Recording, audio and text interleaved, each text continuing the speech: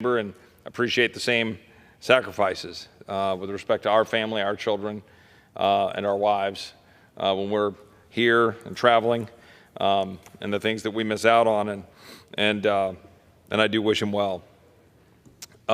Today, in the House of Representatives, we voted by suspension of the rules what's called a continuing resolution to continue the funding of government at its current levels. Now, that's just another way in D.C. speak of saying we aren't doing our job to pass appropriations bills through what we call regular order, the way that you would expect us to do it, send it to the Senate, negotiate back and forth, and then take that and do our job to do the work of the people and how we spend their money. Last year, we set out to change the way the House works. The gentleman from Arizona knows. And we made some progress, actually. I had hope. We had moved it in the right direction. We passed 10 appropriations of 12 out of committee. We had 2 ready to go. 7 we passed off the floor of the House. We passed them not at the level I would prefer, a lower level, but we did pass them at the agreed upon level last year under the FRA, the debt deal that capped spending. Again, should have capped it a lot lower. It represented a mere 1% cut from last year's bloated level of spending under Speaker Nancy Pelosi, passed at the 11th hour in December of 2022. Every member of the Republican conference here today, except for 2, opposed that bill, voted against that omnibus spending bill, spoke out against it, put out press releases against it, said that it was enormously expensive, adding up to our debt, passing policies we didn't agree on, done at the 11th hour right before Christmas. Massive opposition. Only 2 in this chamber on the Republican side voted for it. Fast forward, last year, deal is made, caps are put in place. We get our appropriations bills sent over to the Senate, trying to do it at those levels, even though it's a mere just 1% cut. I'd like to see a 10% or 20% cut. We wanted to get to pre-COVID spending levels. But this body, bipartisan basis, majority of Republicans, majority of Democrats, sent to the Senate a debt deal lifting the debt $4 trillion. For that, we were supposed to get a 1% cut. But then there was something in this town called side deals. Does that sound swampy?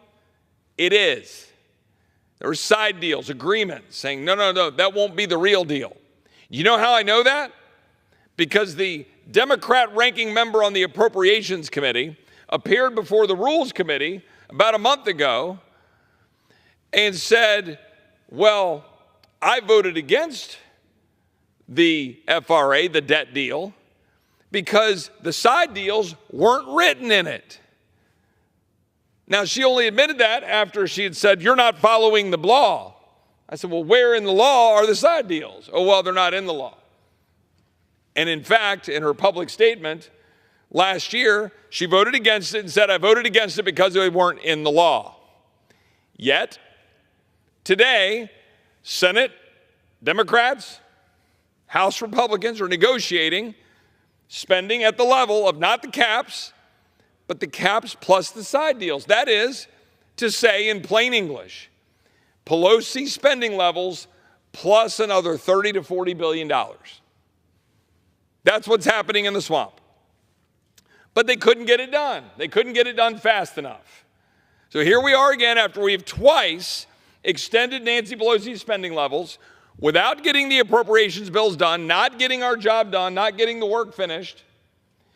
And we are today, we just agreed, the Senate sent over here, we passed another continuing resolution to fund government at Nancy Pelosi's levels.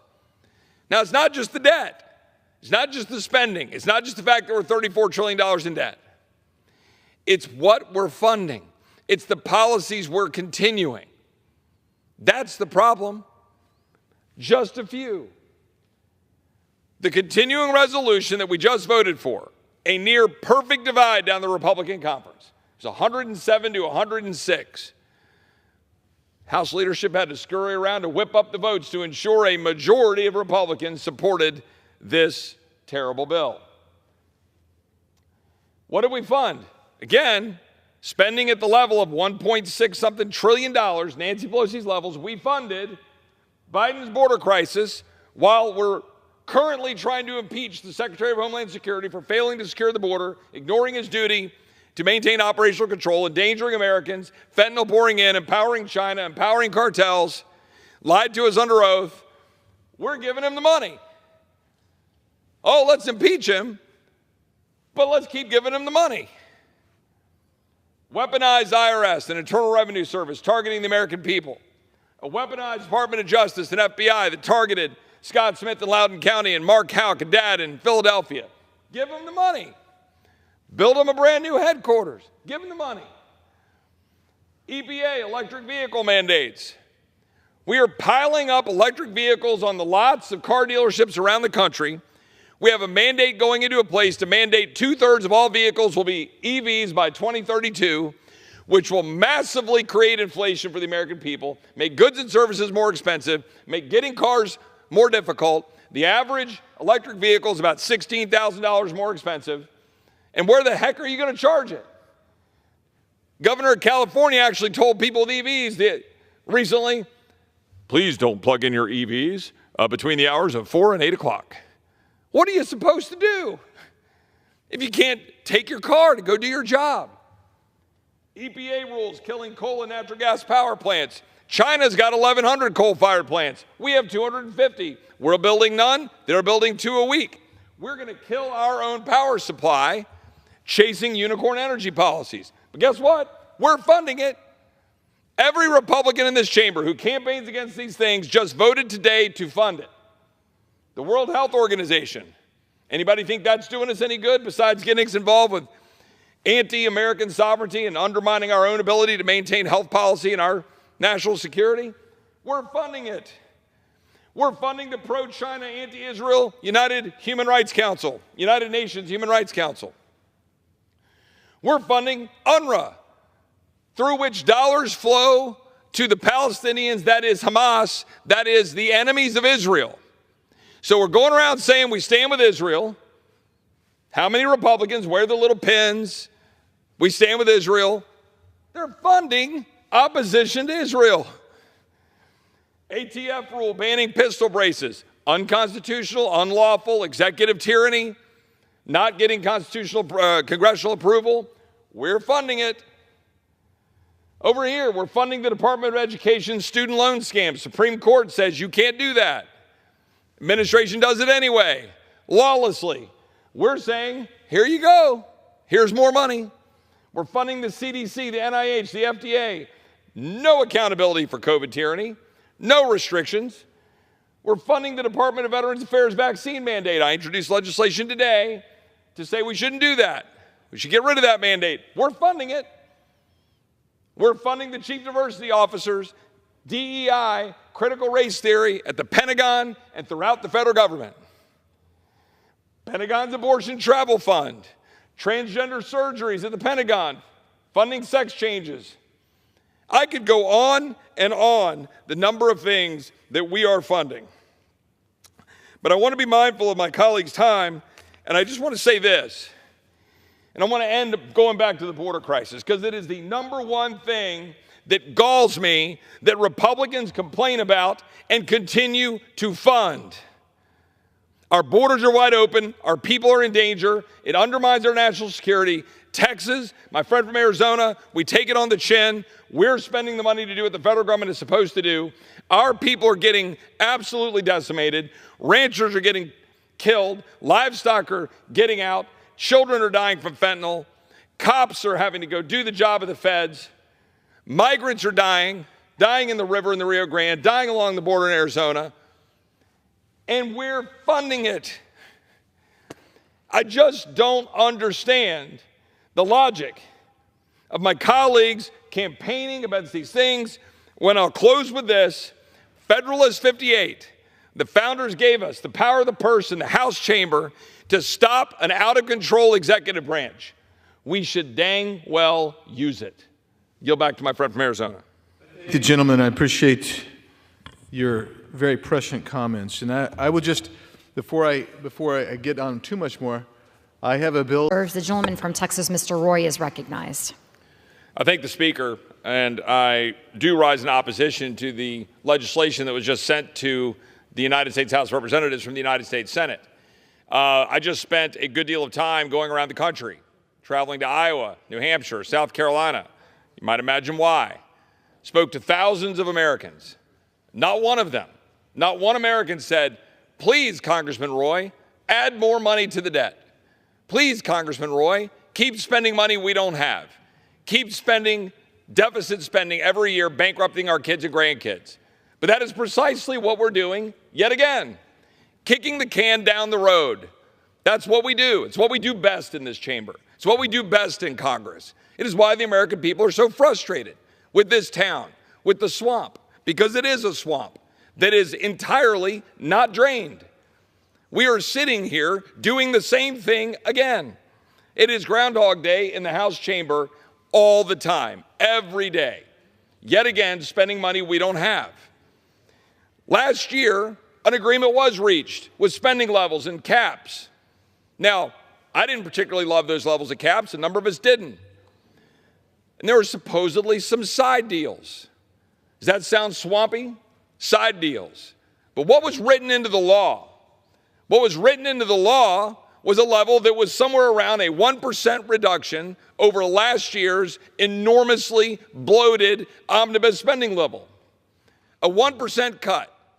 So can this body possibly adhere to those caps? No. No, we can't do that.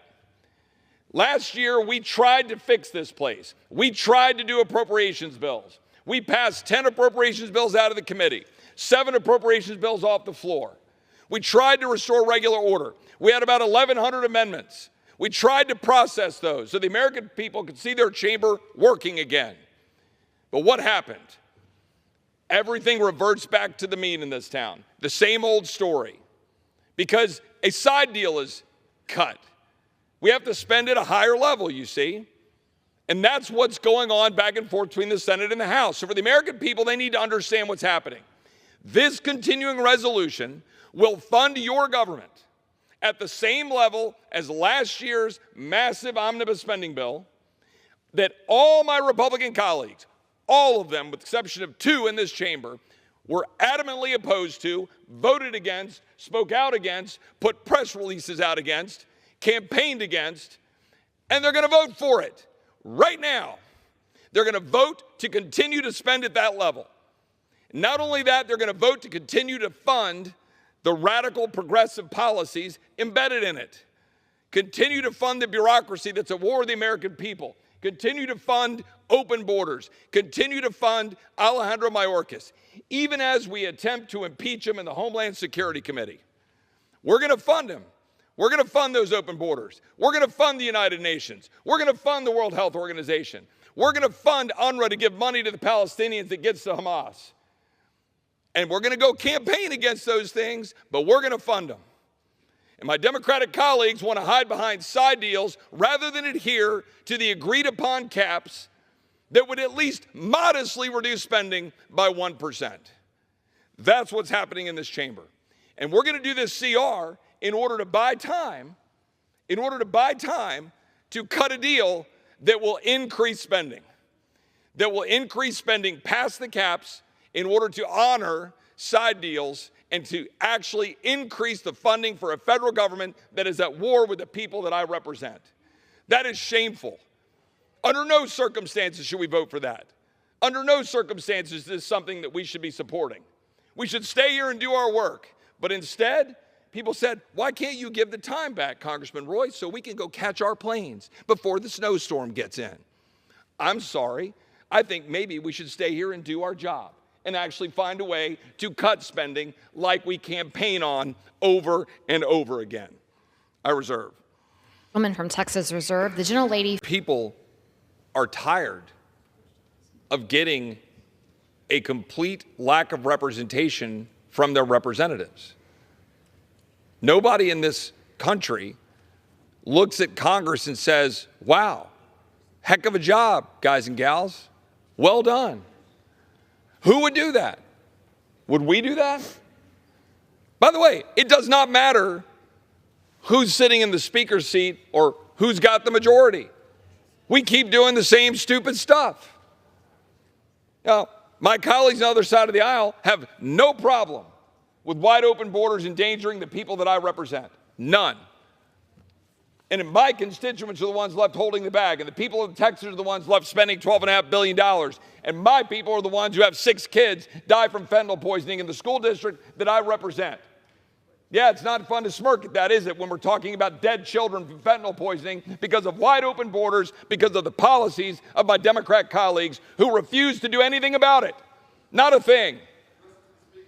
Not a thing do my colleagues do about the wide open borders. And I will continue to speak to my colleagues because... This will be in order. The gentleman will address his comments to the chair. Well, Madam Speaker, I am addressing my comments to the chair. The House will be in order. I'm addressing the chair on behalf of the people that I represent who are dying in Texas because of Democrats. Directly because of Democrat policies. And they can shake their heads all they want, but the blood of the people in Texas are on their hands. My colleagues flippantly dismiss the fact that people in Texas are dying because of their policies and that the migrants that they pretend to care about are dying because of their policies, and then lie and say that Texas is responsible for migrants who die in the Rio Grande River when their own Department of Justice offers the truth, which is those migrants died in the river and were pulled out by Mexican authorities before Border Patrol was ever contacted. But they have no problem lying to the American people, just like Alejandro Mayorkas lied to the American people about Border Patrol agents whipping Haitian migrants. It is something that happens over and over and over again. But the question for my colleagues on this side of the aisle is, what are we going to do about it? Keep writing them a blank check? Keep saying, here you go, here's more money, Secretary Mayorkas? Leave us exposed? Leave people dying? Leave children dying from fentanyl? Migrants dying in the Rio Grande? So we can go out and campaign on border security? Why don't we do something about it? But here we are again. Catch your flights. Get on out of Washington, D.C. before the snowstorm comes in, but give them all the money in the world they need to do to endanger the people that we represent. I reserve. Gentleman reserve. Thank you, Mr. Speaker.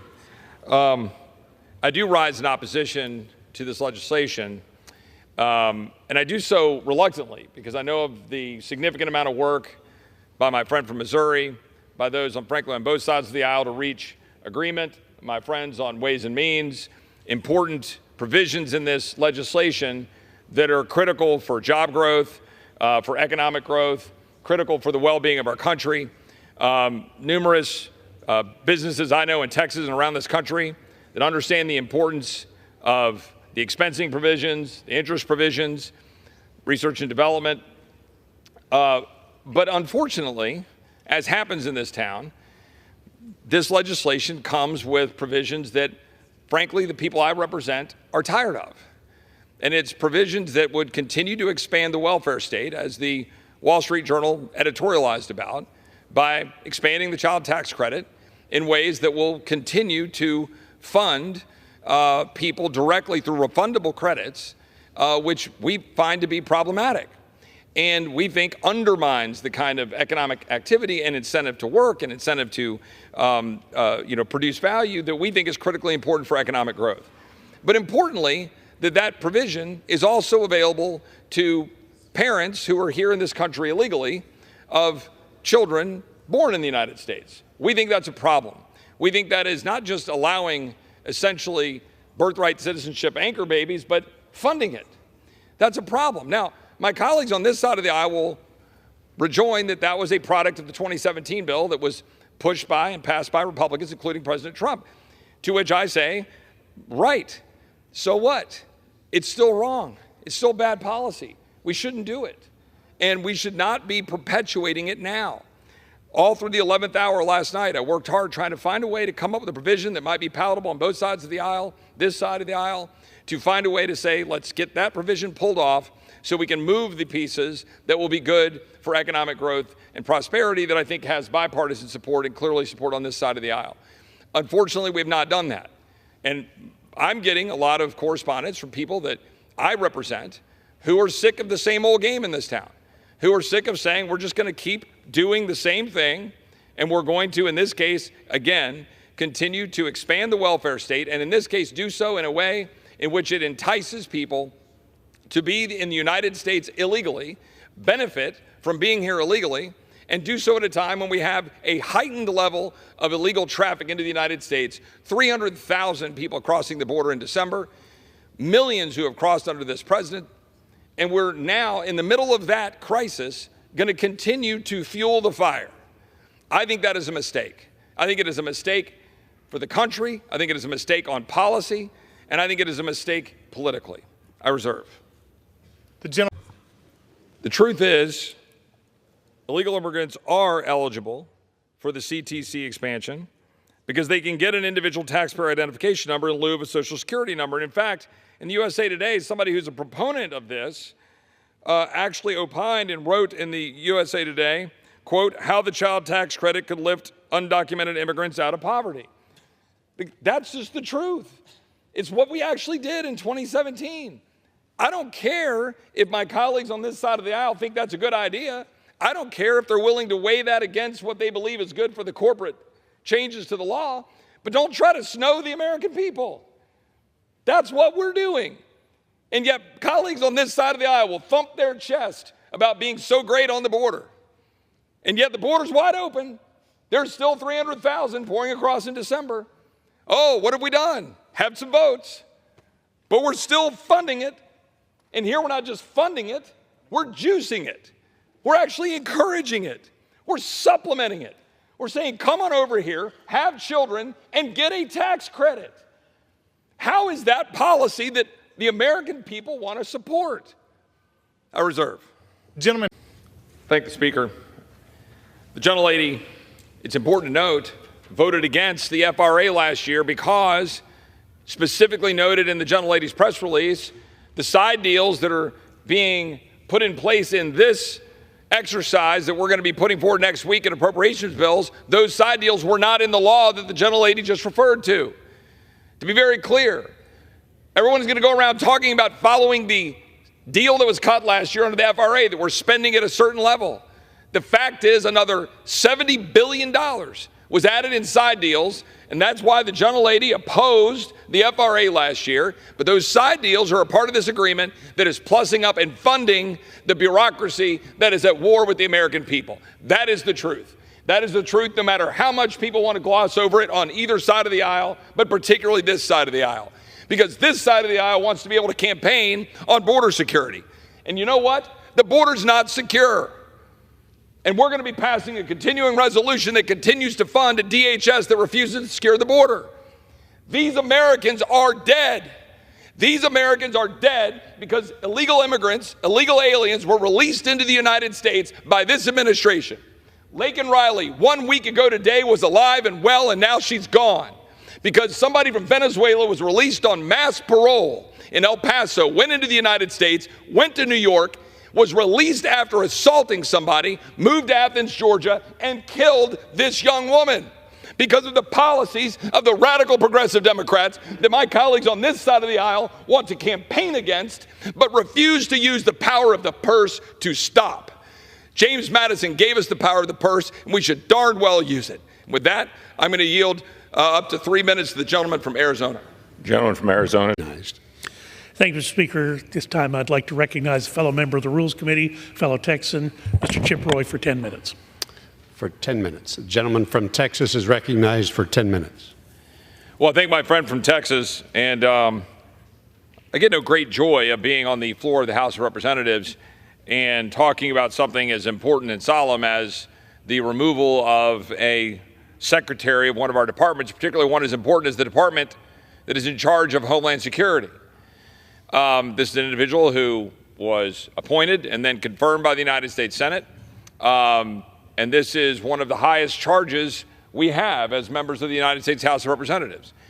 The charge by my colleagues on the other side of the aisle, particularly the ranking member on the Rules Committee, that this is a political exercise or that there are individuals taking, quote, orders from former President Trump, I think indicates the extent to which my colleagues on the other side of the aisle desperately want to make this political.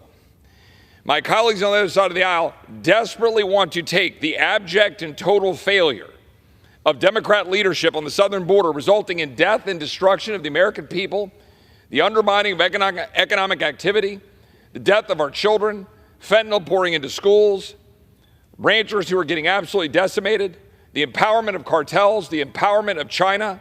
This has all happened at record levels, record numbers, and my colleagues on the other side of the aisle know this. So they're desperately trying to deflect to legislation that was political and never had a chance to move from the Senate to the House, never had a chance to move, but they want to be able to deflect. They want to deflect an entire conversation about the failures of President Biden and the failures of Secretary Mayorkas to secure the border by not having a serious conversation about why we would be bringing articles of impeachment against a sitting secretary. The reason is simple. The Secretary of Homeland Security has blatantly ignored the laws of the United States he is charged to faithfully execute. He has done so with reckless abandon. He has done so in a way that has led directly to the death of American citizens, to the death of the very migrants that the Secretary suggests they want to try to help. 1,000 migrants along the southwest border last year dead. 53 migrants in a tractor trailer in San Antonio last year in the district where I represent. 75,000 Americans dead from fentanyl poisonings last year. These numbers are off the charts at levels we've never seen before, and they are the direct result of the policies enacted by the Biden administration, but very specifically by the Secretary of Homeland Security. It is his leadership of that department that has led to an abject failure of the department to secure the border. It is not the line men and women of the Border Patrol or ICE who are out there trying to do their job, but they're being denied the ability to do their job because the Secretary won't let them. The Secretary has turned them into processing machines. He's done so intentionally to flood the zone, and they basically acknowledged that. He's turned the law upside down, that the basic law of requiring that they have operational control of the border, that we stop the flow, that you have papers coming to the United States, has been turned upside down. And in its place, the administration, and specifically Secretary Mayorkas, has used exceptions to swallow the rule. Exceptions for asylum, exceptions under parole that are supposed to be on a case-by-case basis, based on our benevolence as human beings to try to help people, bipartisan desire to do so, has been made to swallow the rule of actual border security. And as a result, the numbers have been astounding. And a key consideration, of course, are the types of individuals that are coming into the United States. We're not talking about some workers who want to go from Nuevo Laredo to Laredo or Juarez to El Paso. We're talking about dangerous individuals from all over the globe, including 331 that have been encountered that are associated with terrorist organizations under this administration, under Mayorkas' watch, which compares to 11 under President Trump. Now you say, well, aren't they doing their job? They encountered them. No. Those numbers indicate who we're finding, not the 50,000 a month or so gotaways that are pouring into the United States. Now we see cops being beaten in the streets of New York by people who are here illegally, walking out of the court with no bail and flicking off the American people. We have a woman being dragged out of a parking garage in New York by migrant gangs, dragged through the streets of New York. We have all sorts of danger to the American people. People like a cheerleader getting killed in Texas by somebody here illegally. An illegal who posed as an unaccompanied child who lived with a family in Florida and then killed the family.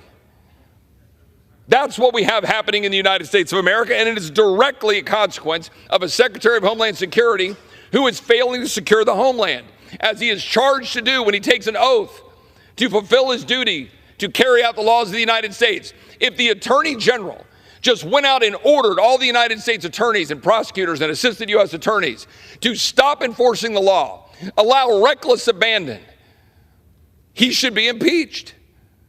That is, in fact, a high crime and misdemeanor. And this is where I disagree with my colleagues on the other side of the aisle, and a few, I think, on my side of the aisle.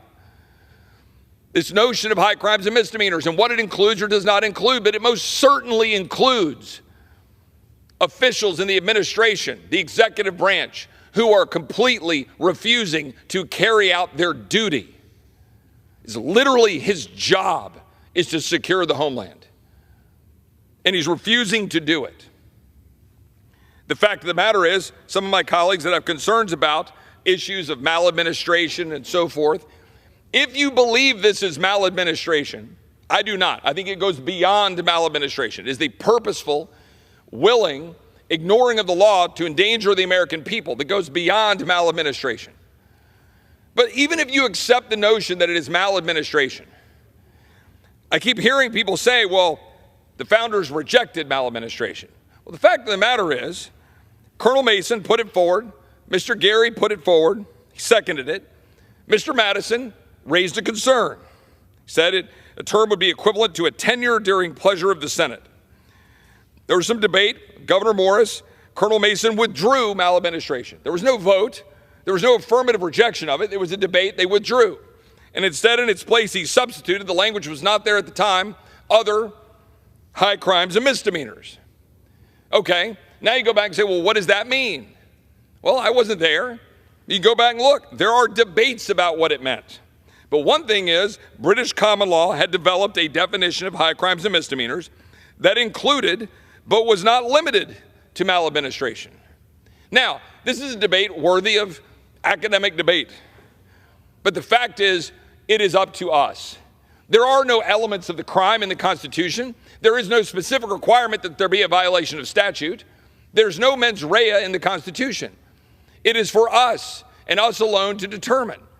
And when the Secretary violates his duty to the Constitution, violates his oath to defend the people of the United States and secure the homeland, then it is incumbent upon this body to call out and reject that secretary. And in this case, that secretary being Secretary Mayorkas. There are other tools at our disposal, but there are not many. We have the power of the purse. We should use it. That is a speech for another time.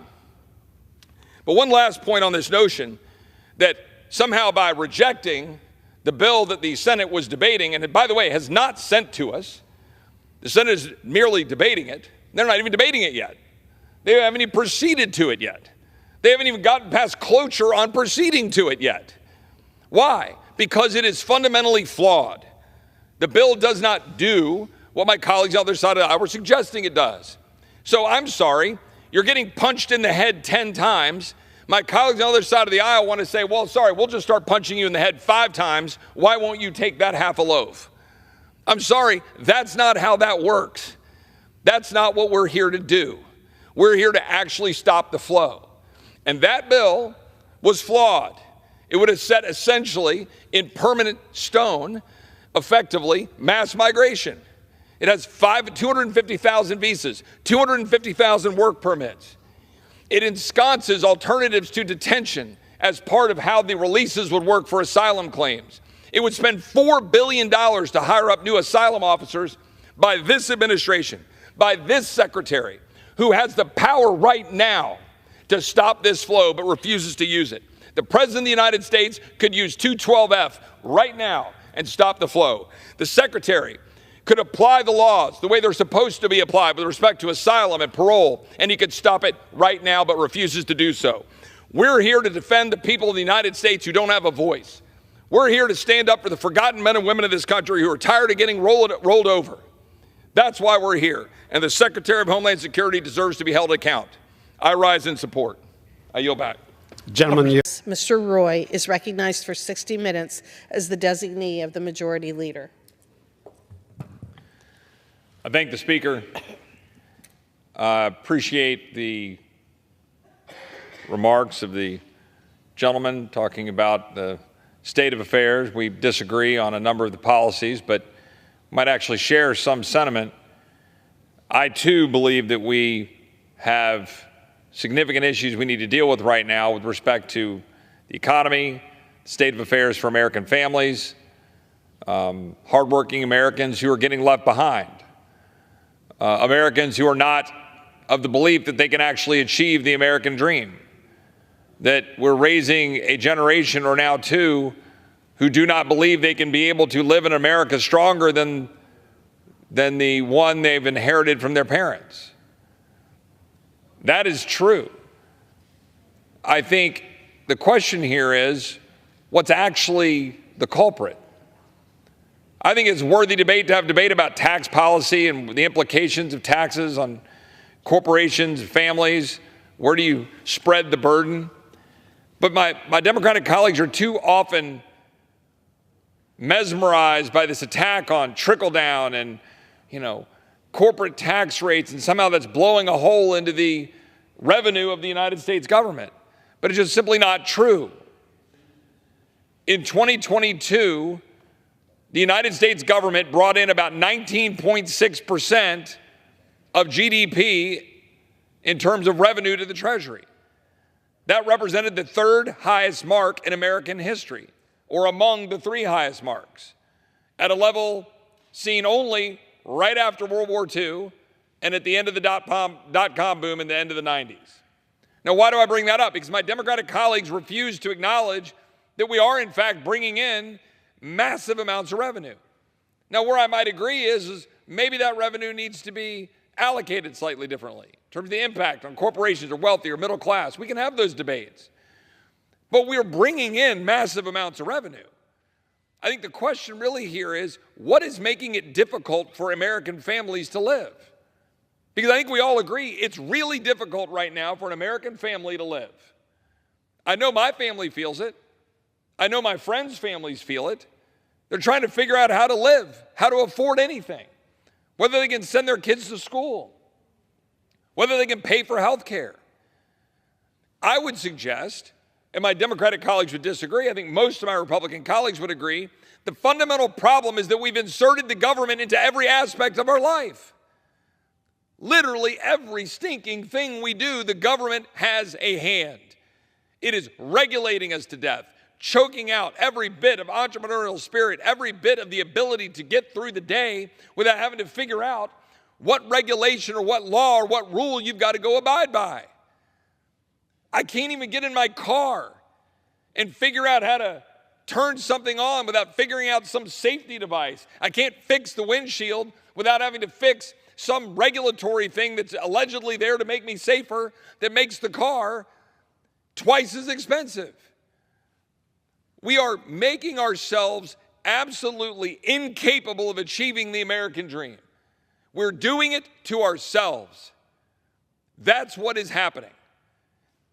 And yet we just keep doing it over and over and over again.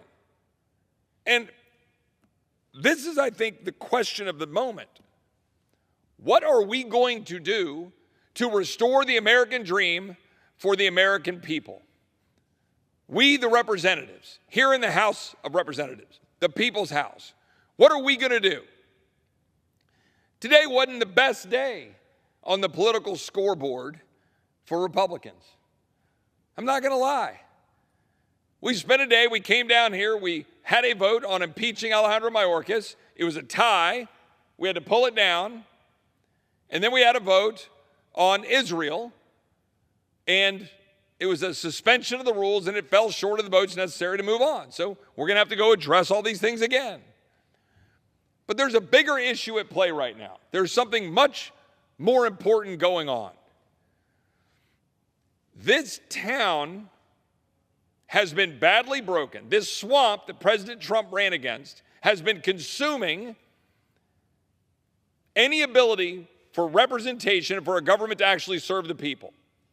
What we have instead is effectively a bipartisan uniparty for decades now that has been driven almost entirely by spending massive amounts of money for government programs and for foreign aid and for, most importantly, the defense complex, the defense world, driven heavily by war. We have done that, and we have then messed around with tax policy. Like, what else? We pass a bill here and there, we do something here and there. The fact is, this whole system has been focused entirely for too long on spending other people's money, borrowing money to try to buy votes with programs or to use the threat and the fear of war or supposedly our need to stand with some other country. All of that has been used as a political weapon every year to spend your money and spend us into oblivion and grow government and not do the things we say we will do otherwise. All right, so what do I mean by all of that?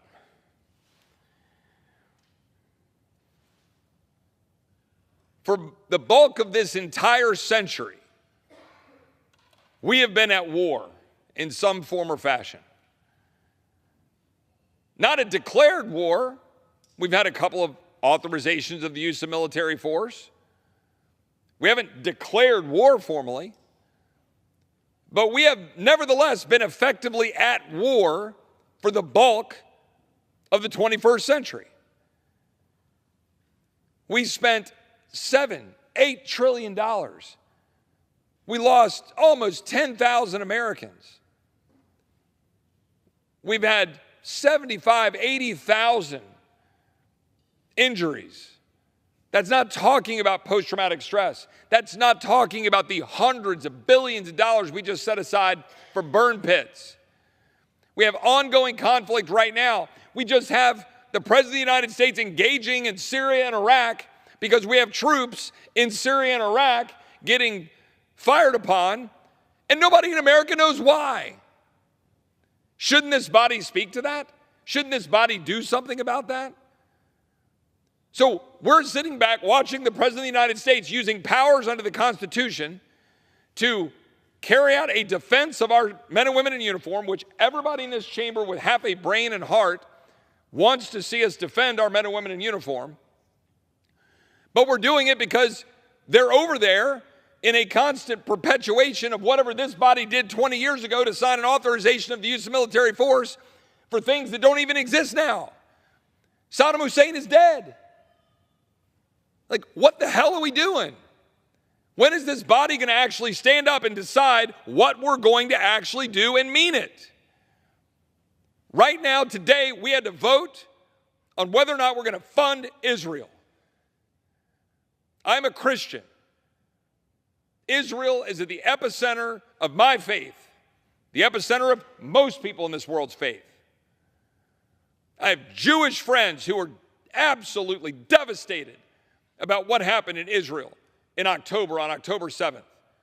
Of course, we must and should stand alongside Israel because the attack against them isn't just an attack against Israel. It's not an attack against our ally. It is an attack on our way of life in Western civilization. Nothing less. Of course we should stand by Israel. I voted to fund Israel in November, $14.3 billion. Today I voted no. I did not want to vote no with respect to a vote about standing alongside our brothers and sisters in Israel, but the people I represent at home, the American family trying to get by, are sick and tired of this town continuing to do the same thing over and over again. Pick a conflict, fund it. Pick another conflict, fund it. Send our men and women in uniform overseas, fund it with money we don't have. We're not passing war bonds. We're not limiting sugar. We're just rolling around acting like nothing's actually happening while we have $34.2 trillion of debt, and it's adding up something like $80,000 a second. Like, what are we doing? We should pay for that. It's now not $14 billion, but $17.6 billion. We have loads of slush funds around this town just sitting there. We could go grab and pay for it. Our Democratic colleagues refused to do it. Republican colleagues tried to do it. Now we're walking away from that. I disagree. I disagree with walking away from that just so we can try to send a political message over to the Senate and embarrass Schumer and embarrass Biden. I think we should actually mean it when we say we should pay for supplemental spending.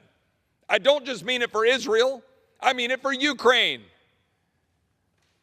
Senate Democrats with a handful of Republicans tried to just jam the American people with a $118 billion monstrosity that would fund Ukraine $60 billion, fund Taiwan, fund Israel $17.6 billion, fund allegedly border security to the tune of $20 billion.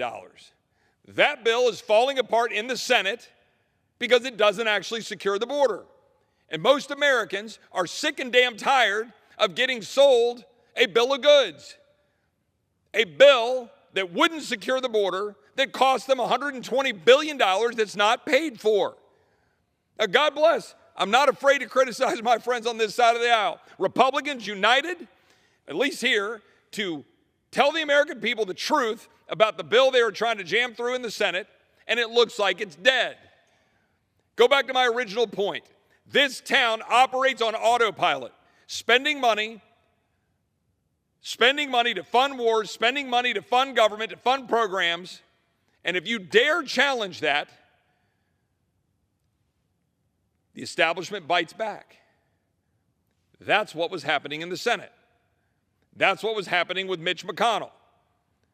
That's what is happening with the cadre of people in this town who desperately want that $60 billion of funding for Ukraine. It's not about the border.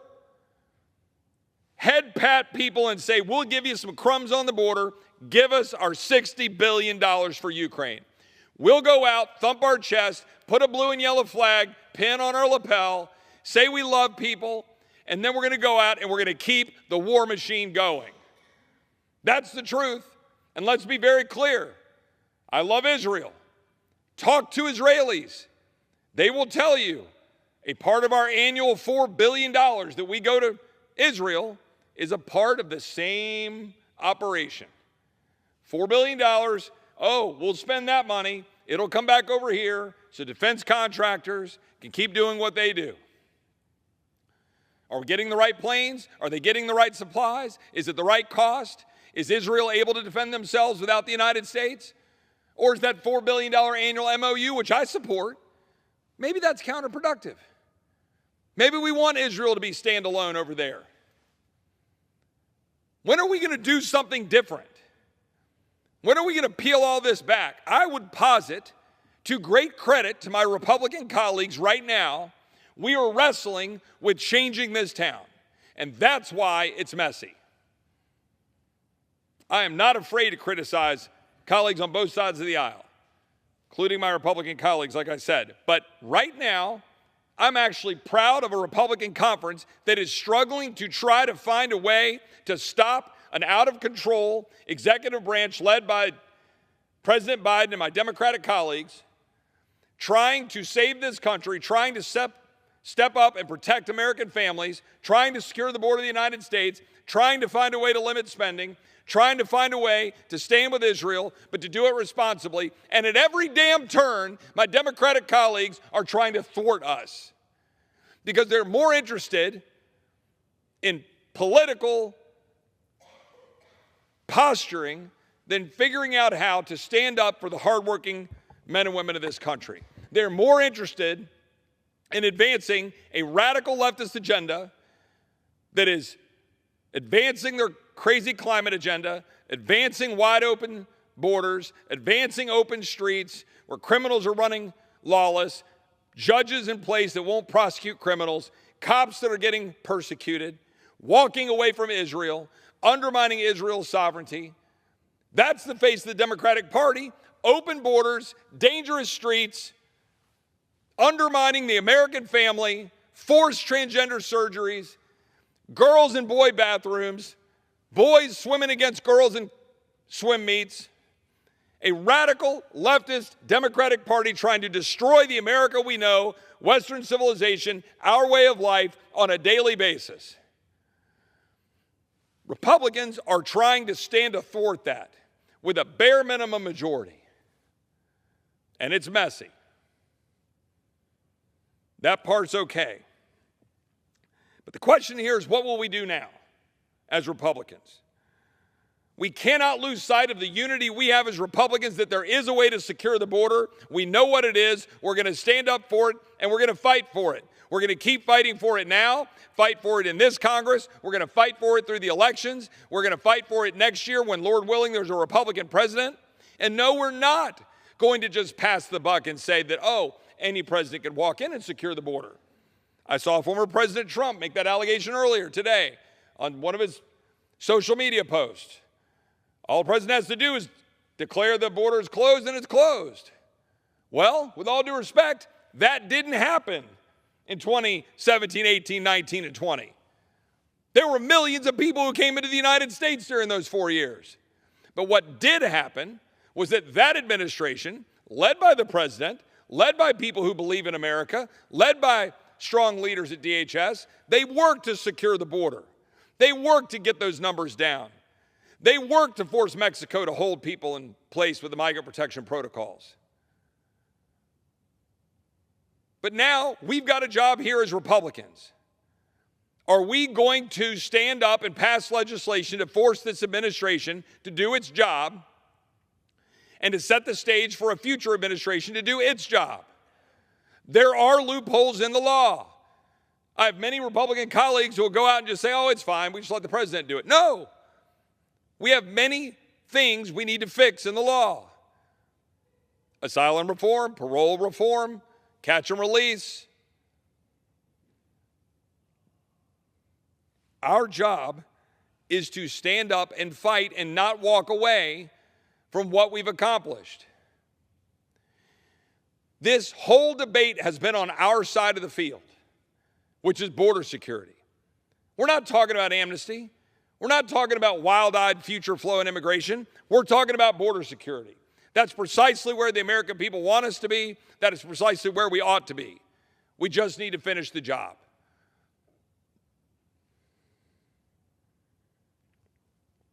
You're not going to get solutions to this town with gangs of 8 coming out of the Senate.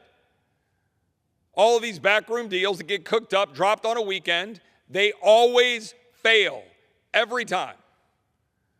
They come through the hard work of doing the process. Let's rewind the clock to last year for a second. People criticize the debate over the speaker. Well, we had a fight over the speaker a little over a year ago, and then we started working. We started working to pass bills through regular order with single subject, with 72 hours to review it, and with amendments in committee. Guess what? We passed the best border security bill that's ever been passed, and it was focused on border security, and it would work. We passed the best National Defense Authorization Act, and it undid all of the woke nonsense that's destroying the military and refocused it on its mission. We passed caps to spending. Not what I wanted, but through Limit, Save, Grow, we set the standard, and we ended up working out a deal that Democrats signed on to that put caps in place. We passed 7 appropriations bills off of this floor and sent it to the Senate. We passed 3 other appropriations bills out of committee and to the floor. We had 2 others ready to go. We moved the ball forward. We processed 1,100 amendments. We were doing what we should do, and it created unity. That is the process we must go back to. For the last 3 months, we've been passing legislation through suspension of the rules, jamming through big bills for political points. And that is when you fail. That is when things fall apart. Because the eyes of the world, the eyes of the American people are now on this place. There is no more hiding. There is no more cooking up backroom deals. The deals will be exposed. The truth will come out. The bills that say they secure the border but don't will be exposed, as the one in the Senate just was. The big spending bills, the eyes of the world will see. People are capable of making a decision. They're able to look up and say, you know what? I love Israel. I want Israel to wipe Hamas off the face of the planet.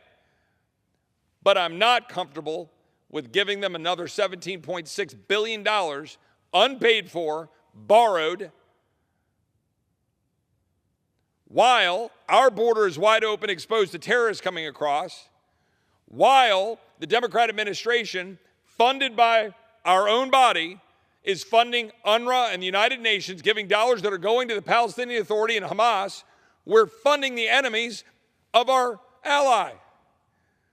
While Secretary Blinken is going to Israel and going all around the world and undermining Netanyahu, undermining the domestic tranquility of Israel purposely.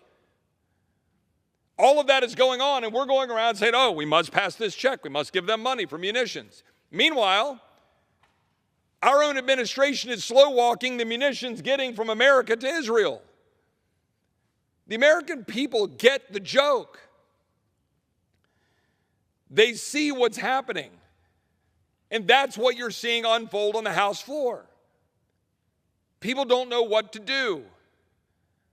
The normal machinery in this place was designed to move large bills driven heavily by lobbyists, driven mainly by defense spending and some negotiation of defense versus non-defense in order to get a massive bloated bill that would buy votes in November.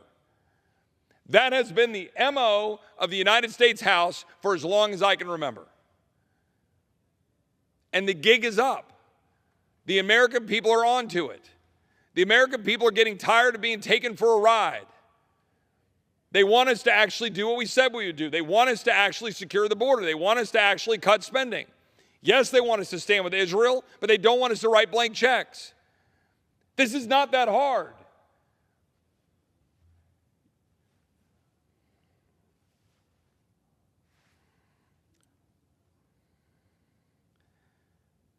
Our colleagues in the Senate want to jam us here in the House. Democrat colleagues and some Republican colleagues in the Senate want to send over now, with their border effort, not to secure the border, but border political effort, very specifically designed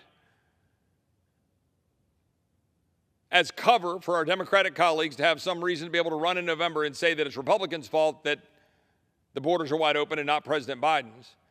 Our Senate colleagues want to send to us now Ukraine package with Israel. So for all of the viewers at home, what's happening is we're responding by saying, well, we're going to jump in front of that by sending a clean Israel bill so we can separate Ukraine. None of this is the regular order that the American people would expect. Put a bill on the floor, offer amendments, let it rise or fall. Put Israel on the floor, put an amendment that would pay for it, see what happens. Put an amendment on it that would cut UNRWA funding, because why are we funding Israel while we are also funding their enemies? Why don't we just put that on the floor with amendments and see what happens? How about FISA? All you Americans out there love being spied on? Let's put FISA on the floor. Let's put 4 or 5 amendments on it. See what happens. See if the American people want us to have warrants when people's information is being looked at. Put the bills on the floor. Ukraine, put the bill on the floor. Make a decision, yes or no.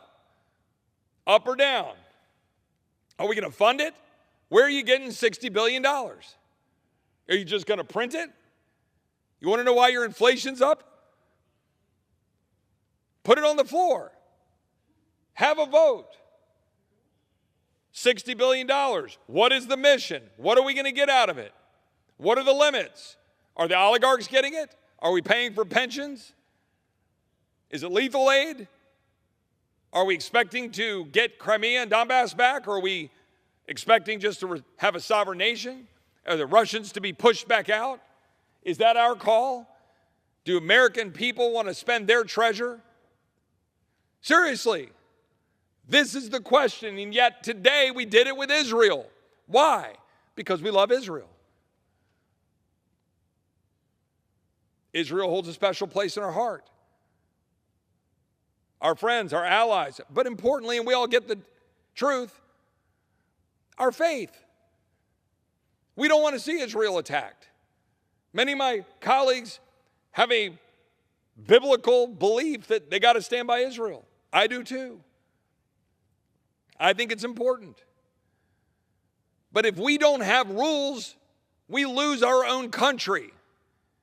There will be no America to stand with Israel if we don't have sovereignty and we have open borders and terrorists coming in that are undermining our security.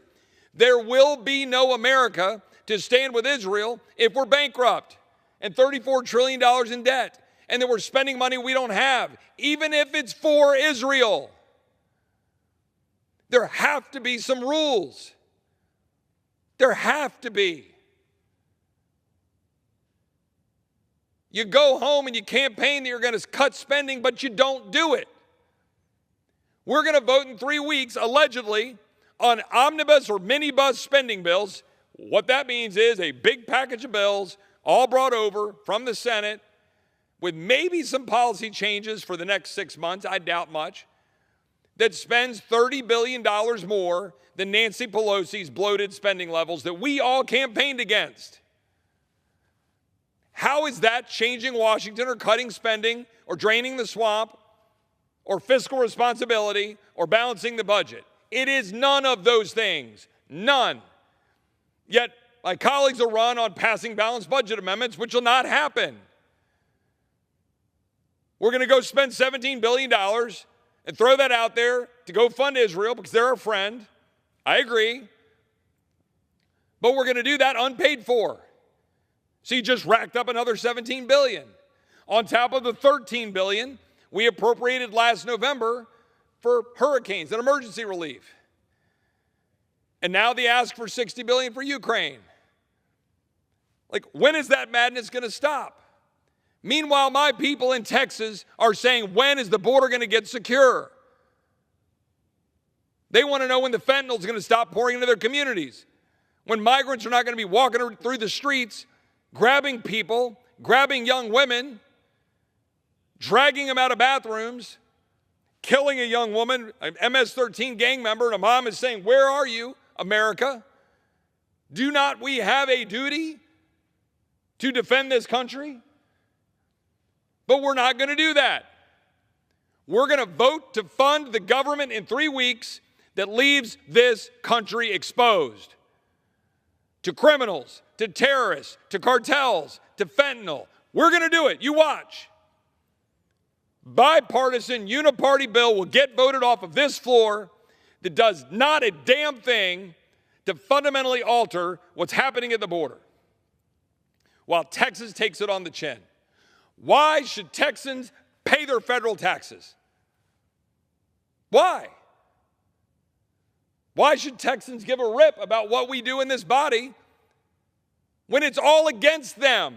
It's all against us as Texans. For that matter, why should anybody pay taxes? The rule of law matters if you want people to follow it. If you're printing money, destroying the dollar and destroying the economy and bloating the government and hiring and funding bureaucrats to undermine your liberty, to pass regulations, to take away your happiness and undermine your ability to prosper, you're printing money and borrowing money to do that. What is the point of paying your taxes? It hurts to write that check. It hurts to lose that money to go to the federal government. But if the federal government is just going to spend money anyway, why do Americans believe that they have a duty to go pay the taxes? So we pay $2 trillion in taxes but borrow $2 trillion, or pay $4 trillion in taxes but borrow $4 trillion? That's crazy.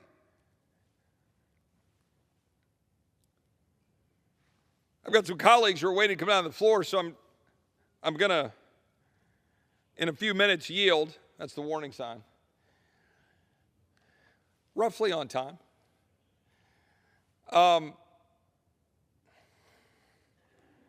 Look, here's the thing.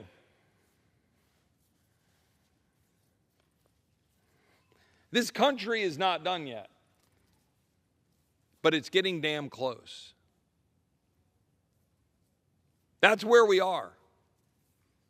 You cannot be a free and secure country if you are $34 trillion in debt and bleeding $2 trillion a year.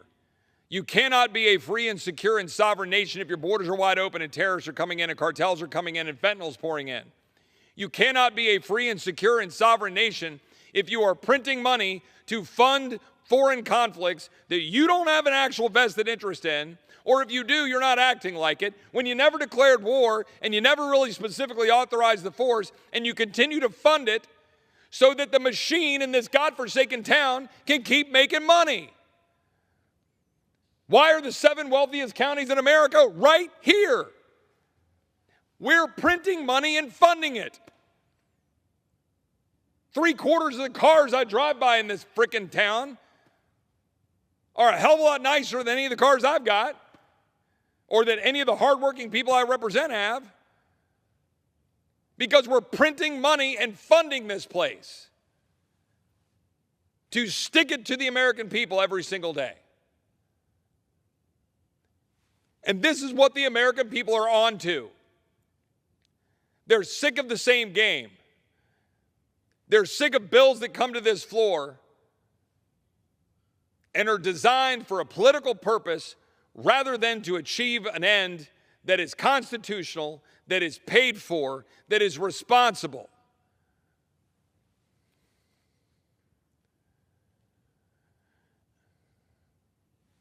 I was spending a lot of time in the last month out on the campaign trail, and my friend, the governor of Florida, Governor DeSantis, would talk about his time in service in the United States Navy, but more importantly, he would talk about when flying into Ronald Reagan National Airport, looking out of the left side of the plane and seeing the Washington Monument and the United States Capitol and the Lincoln Memorial and the Jefferson Memorial and the White House and all of these monuments to our ideals, who we are as a people, the inspiring white buildings. But then he would point out that if you look out the right side of the plane, when you're coming in that northern route down the Potomac, you see a whole bunch of other monuments, evenly distributed, small, all identical, of the 400,000 men and women that are buried there, having fought under that flag, the American flag, the 13 stripes, the 50 stars.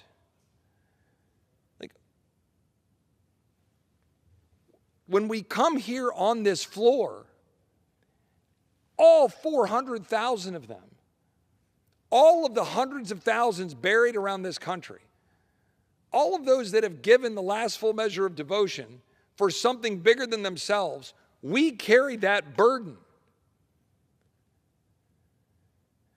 We have to actually do the hard work of representation.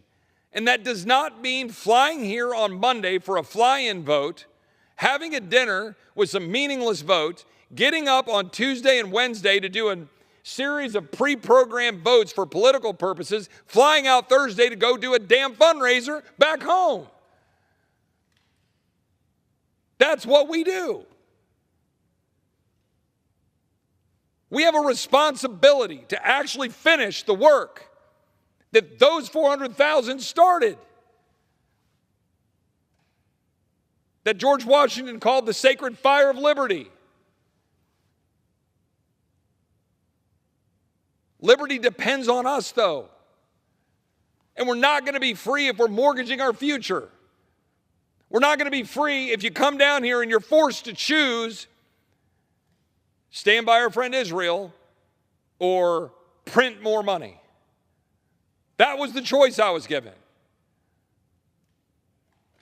That's not a choice. It's not a choice we have to make.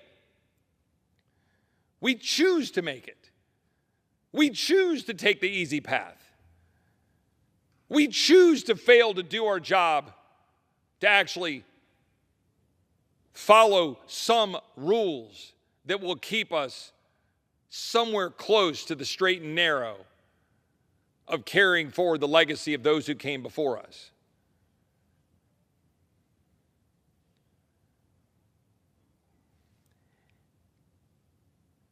The hardworking American family out there today, right now, struggling to get by, is looking to us to fix it.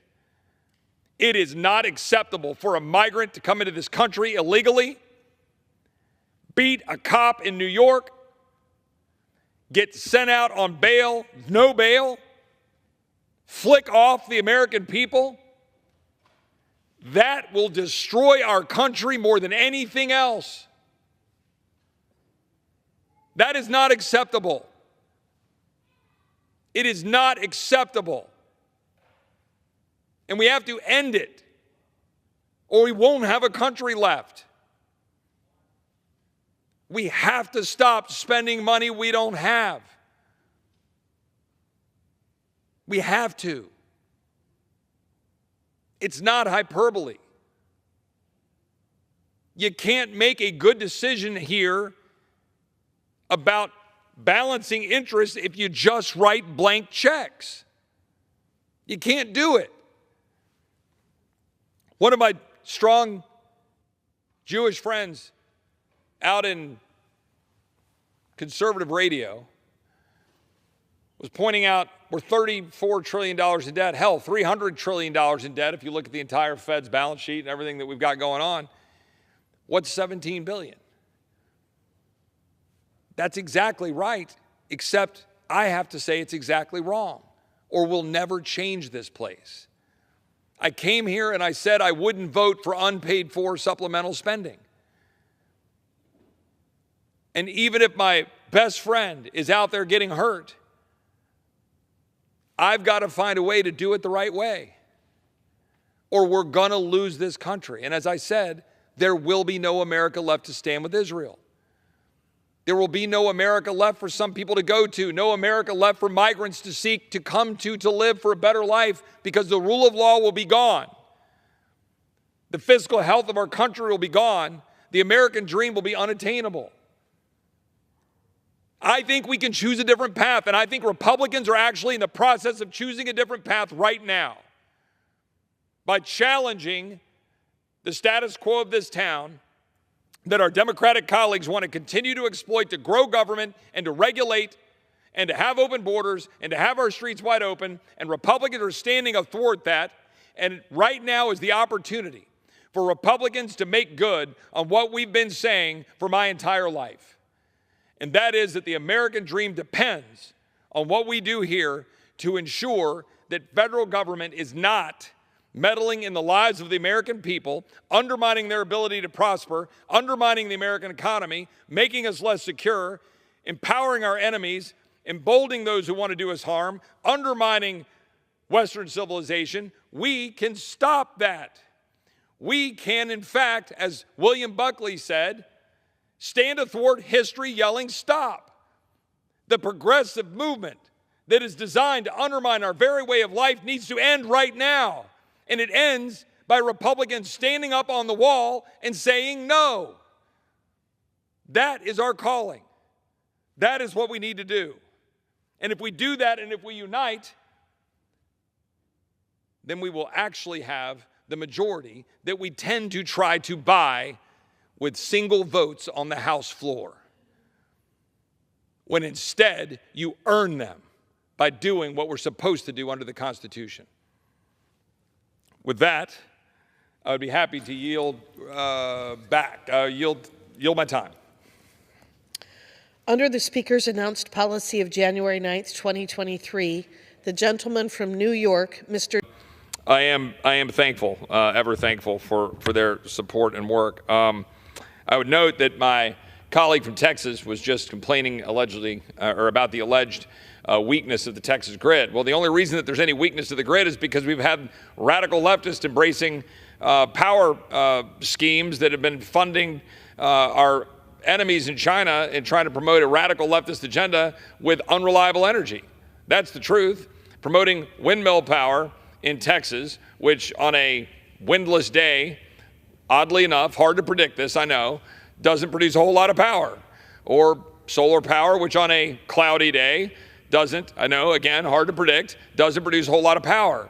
So I don't know, if you have a deep freeze in the state of Texas that shuts down the windmill capacity, and you have some other events going on, like some frozen gas lines, you end up having some difficulties. When you have had a war on reliable power, as my radical leftist colleagues have been doing for as long as I can remember, you end up with problems with the grid. And it's not just in Texas, it's nationwide. We've had rolling blackouts in California. Texas has been able to stave off those kinds of blackouts because we're trying to fight through the federal mandates and the laws that come out of this body and the regulations that come out of the federal government that prevent us from being able to provide the power we need for the people of Texas.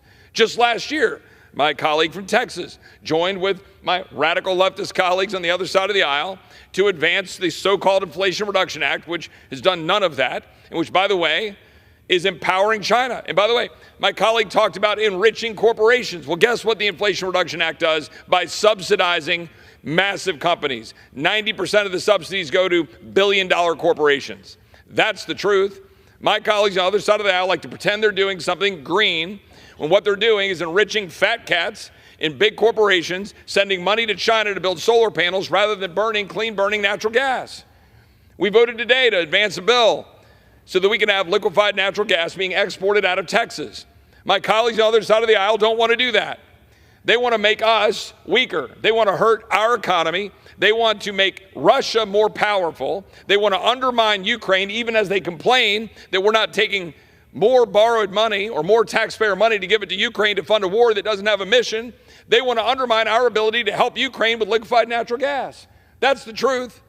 That's the actual facts of what's going on right now, because my colleagues on the other side of the aisle are trying to advance a radical notion of unicorn energy where we can have endless unreliable energy and then wonder why the grid might have a problem.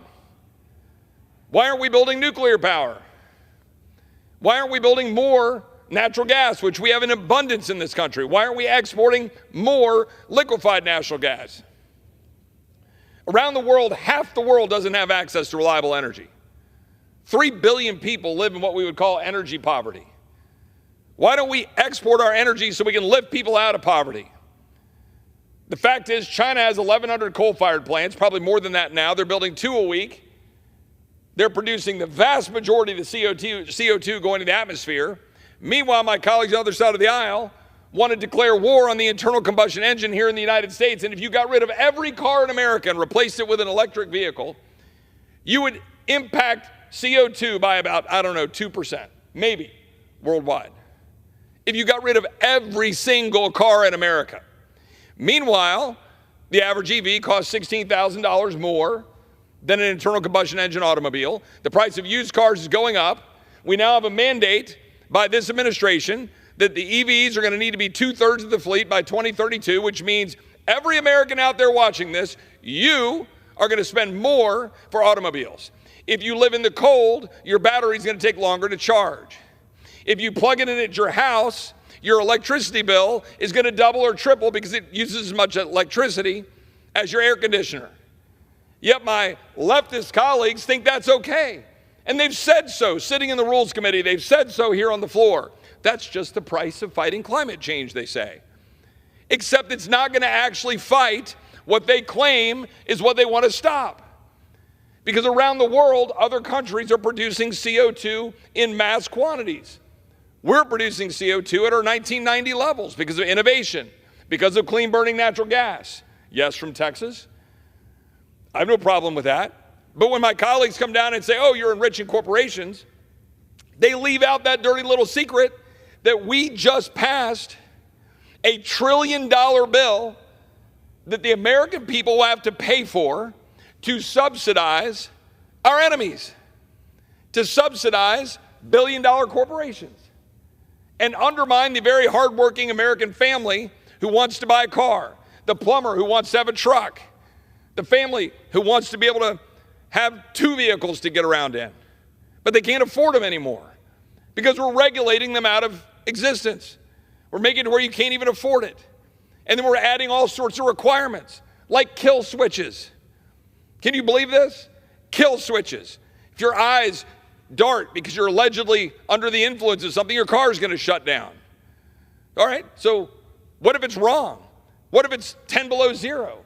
What if you're across a railroad track? You're going to have cars that just shut down, a kill switch. The government telling you cannot get a car that doesn't have the expensive technology built into it to determine whether or not you might be under the influence.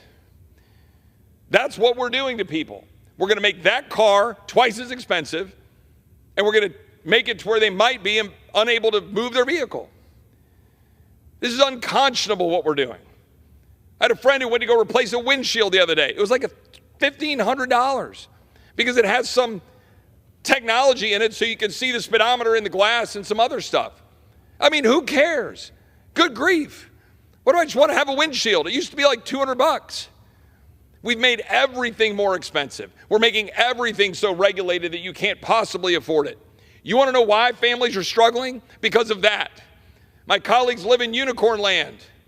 Like, there are no consequences to regulation. There's no consequences to writing checks that we can't afford, funding and subsidizing big corporations all the time to advance their radical agenda. They act like there's no consequences to open borders. The fact of the matter is we have a problem in this town, and it's not, as I think I saw the Capitol Hill reporter Jake Sherman report today, that somehow, Republicans are in disarray. It's been the least effective Congress in history. Well, let me just tell you something about the people I represent. They don't want this body to keep passing more laws and spending more money for the sake of it. They want us to actually stand up and fight for them. And standing up and fighting for them means doing something different. Because I promise you, that reporter and every other Capitol Hill reporter would judge success as continuing the status quo that has delivered us $34 trillion in debt, has delivered us stacks of laws that nobody can even count, literally. I looked up the Department of Justice to count all the criminal statutes. They tried to do a study in the 80s and they ran out and they just gave up because they couldn't find all the laws. Yet we keep passing more laws. Just today, we passed more programs. We passed more stuff on the floor. People are, Chip, why are you always voting no? Because we're $34 trillion in debt and we have reams of regulations and reams of laws. What are those things doing to make the average American family's life better? That's the truth. Is recognized for 60 minutes as a designee of the majority leader. Well, I thank the Speaker, and I want to first recognize and commend someone who's been working in my office most recently as Director of Operations, Corinne Scalise, who is unfortunately going to be leaving us after tomorrow, her last day here in the office, but she's been a wonderful part of our office. She's heading over to work with the former Vice President and do some work with his organization. We will all miss her. I know the scheduling operation is always complex. I know the floor staff will miss working with her. She's been fantastic. She'll be joining another staffer of mine, Jonah Wendt, who was with me from the time I first ran for office in the summer of 2018 all the way until December, who also went to go work in the Vice President's organization. It means I need to have a word with the Vice President about taking my staff, but I'm very delighted to have them going working with them and want to thank them for their service. And I've got the benefit of Corinne for the next 24 hours. So I want to thank her and thank Jonah and all of my staff and all of the great staff on the Hill. I mean, maybe almost all of the staff. It depends on the day. But I joke as a former staffer, but we can't do this without our staff. We can't do it without the floor staff, all the great employees here that keep this place operating. And they tolerate us when we're holding the floor open late and forcing votes. And I don't know, maybe giving a long speech on the floor of the House, which occasionally I might shorten just to make sure they can get home in time to have a reasonable night. But I am thankful, ever thankful for their support and work. I would note that my colleague from Texas was just complaining allegedly, or about the alleged weakness of the Texas grid. Well, the only reason that there's any weakness to the grid is because we've had radical leftists embracing power schemes that have been funding our enemies in China and trying to promote a radical leftist agenda with unreliable energy. That's the truth. Promoting windmill power in Texas, which on a windless day, oddly enough, hard to predict this, I know, doesn't produce a whole lot of power. Or solar power, which on a cloudy day doesn't, I know, again, hard to predict, doesn't produce a whole lot of power. So I don't know, if you have a deep freeze in the state of Texas that shuts down the windmill capacity, and you have some other events going on, like some frozen gas lines, you end up having some difficulties. When you have had a war on reliable power, as my radical leftist colleagues have been doing for as long as I can remember, you end up with problems with the grid. And it's not just in Texas, it's nationwide. We've had rolling blackouts in California. Texas has been able to stave off those kinds of blackouts because we're trying to fight through the federal mandates and the laws that come out of this body and the regulations that come out of the federal government that prevent us from being able to provide the power we need for the people of Texas. Just last year, my colleague from Texas joined with my radical leftist colleagues on the other side of the aisle to advance the so-called Inflation Reduction Act, which has done none of that, and which, by the way, is empowering China. And by the way, my colleague talked about enriching corporations. Well, guess what the Inflation Reduction Act does? By subsidizing massive companies. 90% of the subsidies go to billion-dollar corporations. That's the truth. My colleagues on the other side of the aisle like to pretend they're doing something green when what they're doing is enriching fat cats in big corporations, sending money to China to build solar panels rather than clean-burning natural gas. We voted today to advance a bill so that we can have liquefied natural gas being exported out of Texas. My colleagues on the other side of the aisle don't want to do that. They want to make us weaker. They want to hurt our economy. They want to make Russia more powerful. They want to undermine Ukraine, even as they complain that we're not taking more borrowed money or more taxpayer money to give it to Ukraine to fund a war that doesn't have a mission. They want to undermine our ability to help Ukraine with liquefied natural gas. That's the truth. That's the actual facts of what's going on right now, because my colleagues on the other side of the aisle are trying to advance a radical notion of unicorn energy where we can have endless unreliable energy and then wonder why the grid might have a problem. Why aren't we building nuclear power? Why aren't we building more natural gas, which we have in abundance in this country? Why aren't we exporting more liquefied natural gas? Around the world, half the world doesn't have access to reliable energy. 3 billion people live in what we would call energy poverty. Why don't we export our energy so we can lift people out of poverty? The fact is, China has 1,100 coal-fired plants, probably more than that now. They're building 2 a week. They're producing the vast majority of the CO2 going to the atmosphere. Meanwhile, my colleagues on the other side of the aisle want to declare war on the internal combustion engine here in the United States. And if you got rid of every car in America and replaced it with an electric vehicle, you would impact CO2 by about, 2%, maybe, worldwide, if you got rid of every single car in America. Meanwhile, the average EV costs $16,000 more than an internal combustion engine automobile. The price of used cars is going up. We now have a mandate by this administration that the EVs are going to need to be 2/3 of the fleet by 2032, which means every American out there watching this, you are going to spend more for automobiles. If you live in the cold, your battery is going to take longer to charge. If you plug it in at your house, your electricity bill is going to double or triple because it uses as much electricity as your air conditioner. Yet my leftist colleagues think that's okay. And they've said so, sitting in the Rules Committee, they've said so here on the floor. That's just the price of fighting climate change, they say. Except it's not going to actually fight what they claim is what they want to stop. Because around the world, other countries are producing CO2 in mass quantities. We're producing CO2 at our 1990 levels because of innovation, because of clean burning natural gas. Yes, from Texas. I have no problem with that. But when my colleagues come down and say, oh, you're enriching corporations, they leave out that dirty little secret that we just passed a $1 trillion bill that the American people will have to pay for to subsidize our enemies, to subsidize billion-dollar corporations, and undermine the very hardworking American family who wants to buy a car, the plumber who wants to have a truck, the family who wants to be able to have 2 vehicles to get around in, but they can't afford them anymore because we're regulating them out of existence. We're making it where you can't even afford it. And then we're adding all sorts of requirements, like kill switches. Can you believe this? Kill switches. If your eyes dart because you're allegedly under the influence of something, your car is going to shut down. All right, so what if it's wrong? What if it's 10 below zero? What if you're across a railroad track? You're going to have cars that just shut down, a kill switch. The government telling you you cannot get a car that doesn't have the expensive technology built into it to determine whether or not you might be under the influence. That's what we're doing to people. We're going to make that car twice as expensive, and we're going to make it to where they might be unable to move their vehicle. This is unconscionable what we're doing.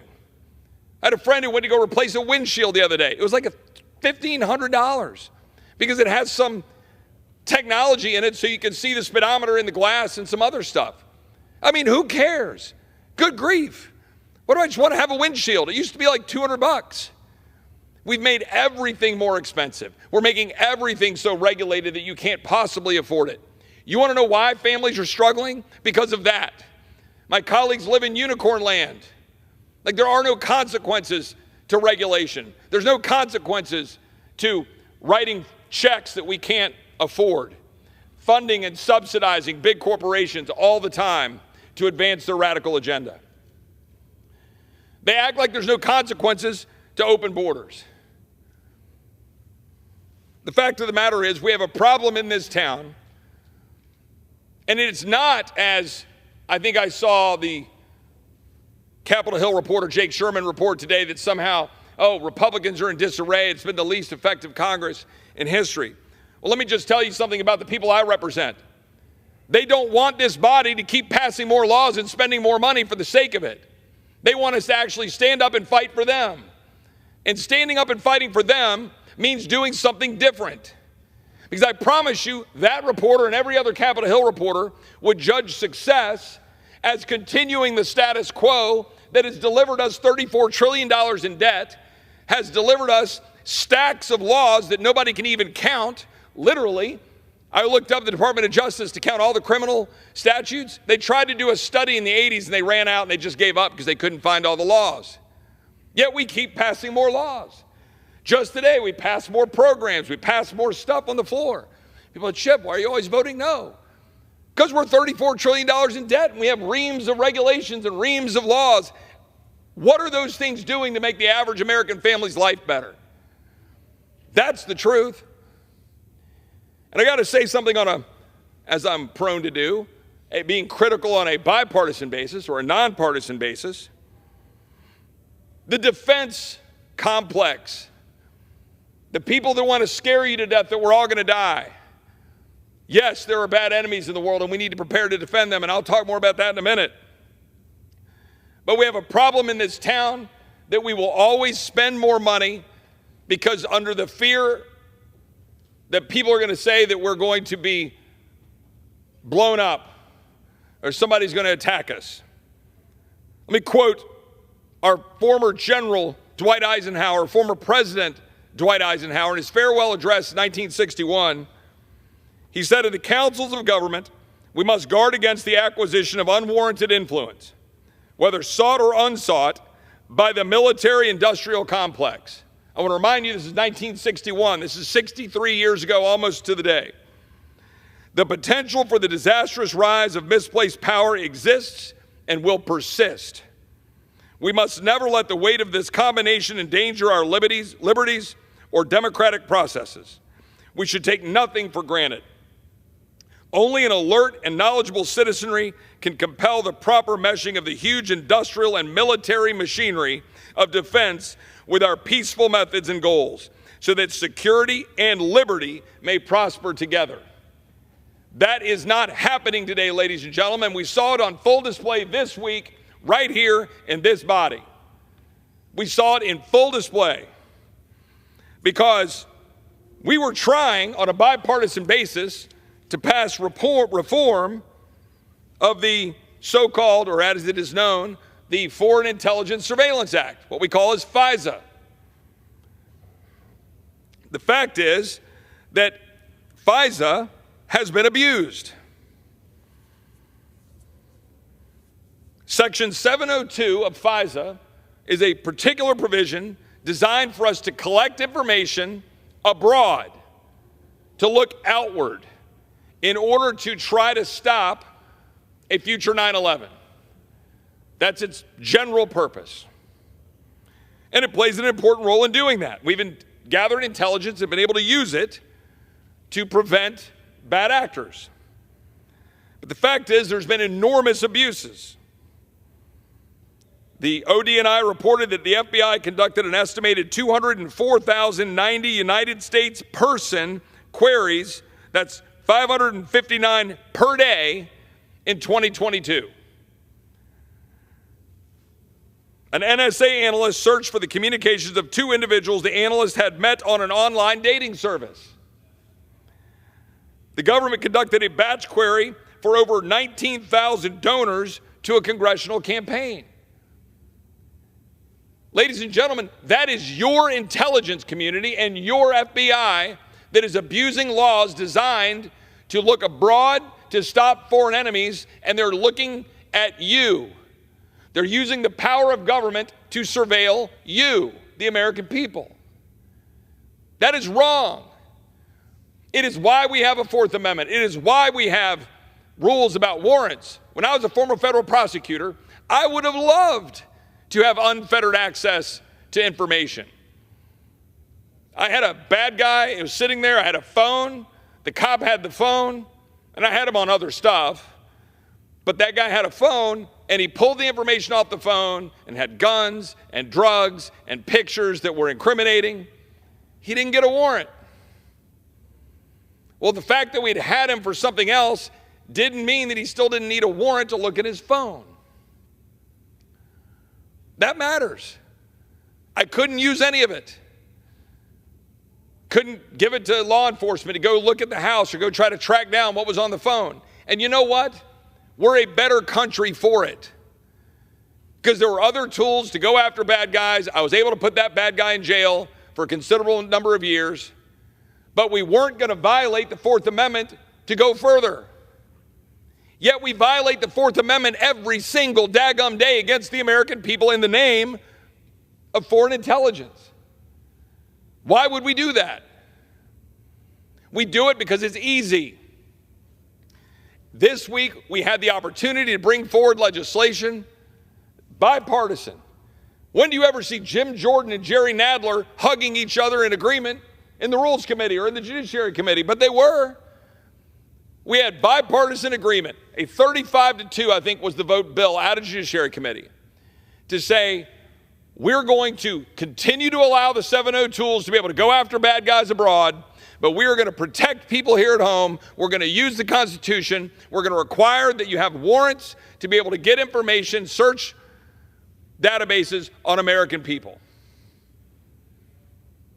We haven't been able to bring it to the floor. You know why? Because the intelligence world, including some on our own intelligence committee, both sides of the aisle, the intelligence world that have worked over in the executive branch in the CIA, DNI, DOD, FBI, they all said, whoa, whoa, whoa, you can't do that or bad things will happen. It's always behind this cloak, this veil. Oh, trust us. We see all the classified information.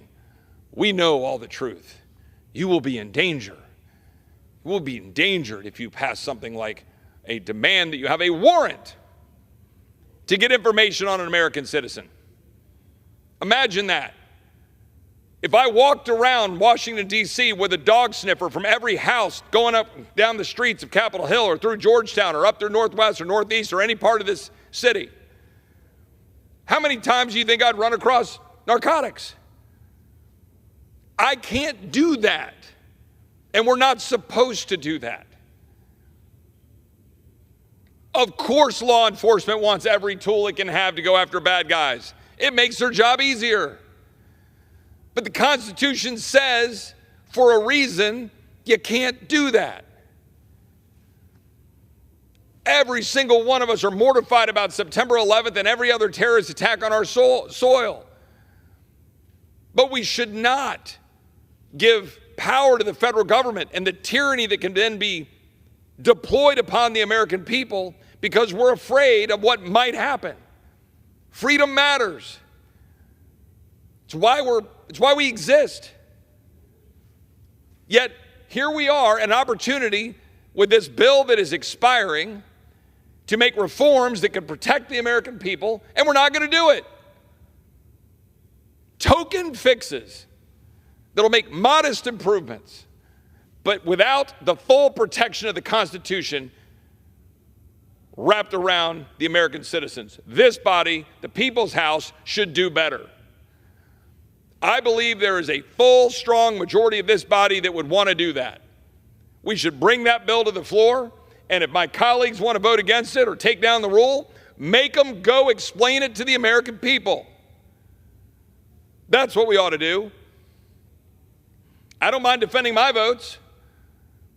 Just last week, I was forced to vote on a suspension of the rules, a vote to give clean funding to Israel. Well, God bless America. I support Israel, and I want to stand shoulder to shoulder with Israel.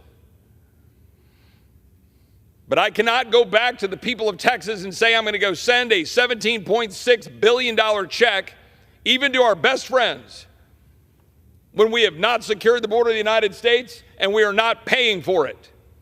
We cannot continue to write checks with borrowed money. We will not have a United States of America remaining to stand next to Israel. It won't exist. We won't have a dollar that's strong enough. It's not just FISA. It's what we saw just unfold in the Senate when they passed cynically, taking out border security, sending over $60 billion for Ukraine, additional funding for Israel, a total package of almost $90 billion. By the way, that $60 billion for Ukraine, do you know how much our entire budget is for the United States Marine Corps? $53 billion. Was one penny of that $60 billion paid for? No. Just printed money. We're printing money every year to the tune of $2 trillion just to keep the lights on. And we're going to go write another $60 billion check to Ukraine? God bless the people of Ukraine.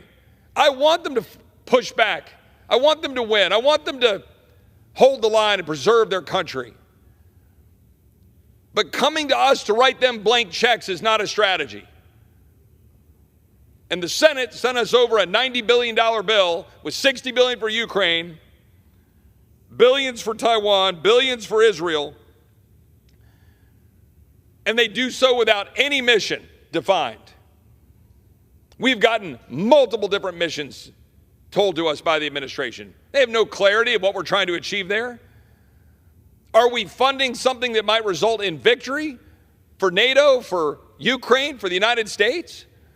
Or are we funding a, yet again, never-ending conflict in a proxy war that none of the people voting for this are going to go put themselves in danger for, after we've already spent $113 billion, by the way, unpaid for? You noticing a common theme here? Almost everything we do around here is unpaid for. Hell, if you look at our annual tax revenues, which in 2022, by the way, were as high as they've ever been, those tax revenues only pay for mandatory spending. That is DC swamp speak for Social Security, Medicare, increasing amounts of veteran spending, all of the things that are on autopilot. All of that basically adds up to the revenues we bring into the Treasury, which I think is somewhere around $4 trillion. All of the other stuff, the Department of Defense, the Department of Education, the Department of Justice, HHS, this building, Congress, Senate, the White House, the FAA, all of that is borrowed money. Every penny of it is borrowed money. How can we look at our kids and grandkids straight in the face and say, we're not killing the country that was given to us? Because we are. And my colleagues on the other side of the aisle always blame it on tax policy.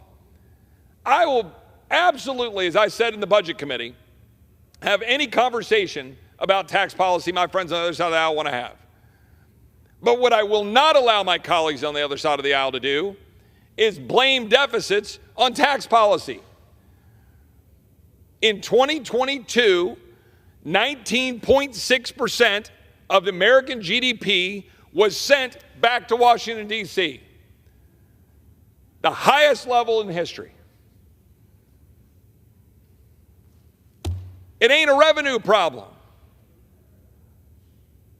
It's not.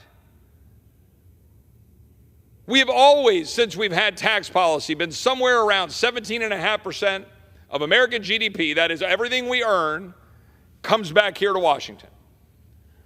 This year, last year, I think it was about 17.5%. It peaked, 2022, came back down. So you got all that money, and yet we can't fund all of the stuff we've promised or that we decide to do. I had friends, people back home, constituents say, why'd you vote no on a bill for ALS? Why'd you vote no on a bill for cancer? Well, I'm a cancer survivor. I've had friends with ALS. I voted no because we don't have any money. I voted no because we're lying to the American people. Both sides of the aisle, but with all due respect, particularly my colleagues on the other side of the aisle, who just blame it on tax policy and then ignore spending like drunken sailors. And on our watch, the footnote in history for my tenure in the House of Representatives is going to be that I destroyed the country. I mean, I'm proud that I voted no for most of this garbage. But for this moment in time, every member of this body, your legacy, your tombstone is going to be that you destroyed the United States of America, the greatest country in the history of the world. That's going to be the legacy of this House of Representatives, of the next House of Representatives, of last Congress's House of Representatives. Because we utterly refuse to responsibly do our job. $34 trillion of debt. When I ran for office in 2018, it was $21 trillion. I've been here for 5 years. 5 years. And it's gone up $13 trillion. I've voted against virtually every penny of it. But that doesn't make me feel any good because we're still up $13 trillion. And I would just say to my colleagues on both sides of the aisle, what are we going to do about it? Have another study? Put together another working group? Or what if maybe we actually did our damn job, set a cap, and spent under that? Novel concept, I know, that every business, every nonprofit, every family in America largely has to contemplate. But we're going to have legislation that is going to come before us in 2 weeks. You know why? Because the government funding is going to expire in 2 weeks. Now again, my colleagues on the other side of the aisle have been driving an agenda through the administration, the Senate, my colleagues here in this chamber that spends more money, regulates the heck out of the entire country, shutting down the internal combustion engine, leaving us with wide open borders, letting immigrants out without bail, making our streets unsafe, perpetuating endless wars, driving up inflation. My Senate Republican colleagues, unfortunately, too often want to join with them. On the bill, the Ukraine bill, Taiwan, Israel funding has no border security, is unpaid for, has no mission. 22 Republicans decided that would be a good bill to join. With friends like these, as they say. So we'll get a bill in 2 weeks to keep the lights on and keep funding government, something most of my constituents question. Most of my constituents come up to me and say, shut down the border or shut down the government. They're sick of open borders. They're sick of fentanyl deaths. They're sick of their livestock getting out. They're sick of having people break into their homes. They're sick of their schools getting filled. their hospitals getting filled, their jails getting filled. They're sick of what's happening to their country. But here's the thing. My Republican colleagues rightly, properly impeached Alejandro Mayorkas for a total failure to carry out his duty, a total failure to faithfully execute the laws of the United States, lying to me under oath in a House Judiciary Committee hearing, lying to the American people about whipping Haitian migrants. The House of Representatives, led by Republicans, impeached for the second time in history a sitting cabinet secretary. That's not a bright moment for our country, but it was the right thing to do. It'll go over to the Senate, they'll hold a trial. He almost certainly will not be convicted. I don't know if it'll be party line vote, it takes 67 votes to do it. But here's the thing. That's not enough. It's not enough for Republicans to send over an impeachment and then walk away, say we did what we could. It's not enough to pass H.R. 2, the strongest border security bill I've ever seen move off of this floor or in any chamber in Capitol Hill. It's not enough to do that. The American people want results. So here's the question. When we have a funding bill that comes before us in 2 weeks, there'll be two versions of it probably. Big omnibus spending bill, multiple minibus bills, a continuing resolution. Are my Republican colleagues going to agree to continue to fund the government that is at war with them? Are they going to fund the salary of Alejandro Mayorkas when Alejandro Mayorkas was just impeached, has been lying to them and endangering the American people with wide open borders? Because that is the power of the purse that James Madison eloquently stated in Federalist 58 is our power to check the executive branch. That's why we have it. Are we going to defund any of that? Are we going to withhold that funding for a secretary run rogue?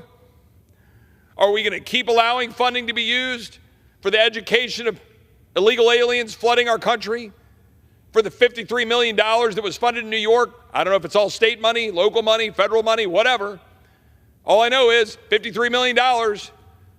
Cards going out to illegal aliens in schools, illegal aliens in hospitals, illegal aliens in emergency rooms. We're the ones left holding the bag, in Texas in particular, but also New York, also Chicago. Are we going to keep funding it? Now, every Republican should have to answer that question if you're going to go campaign on saying that you're trying to secure the border. Why are you funding this? We know our Democrat colleagues don't give a rip, and they want borders to be wide open to flood the zone with people from all over the world. There's no other reason for it. There is no other defense for it. It's a total abuse of asylum laws, total abuse of parole laws, total abuse of exceptions to the rule that you're supposed to have operational control of the border. We all know that. Anyone who can read knows that. But our Democratic colleagues are totally fine with wide open borders, endangering the American people, endangering migrants, empowering cartels, empowering China. What will Republicans do about it? Pass an impeachment bill? Good. Pass H.R. 2? Good. Funding the very mechanisms that are at war with the people of Texas and the American people? Bad. Stop doing it.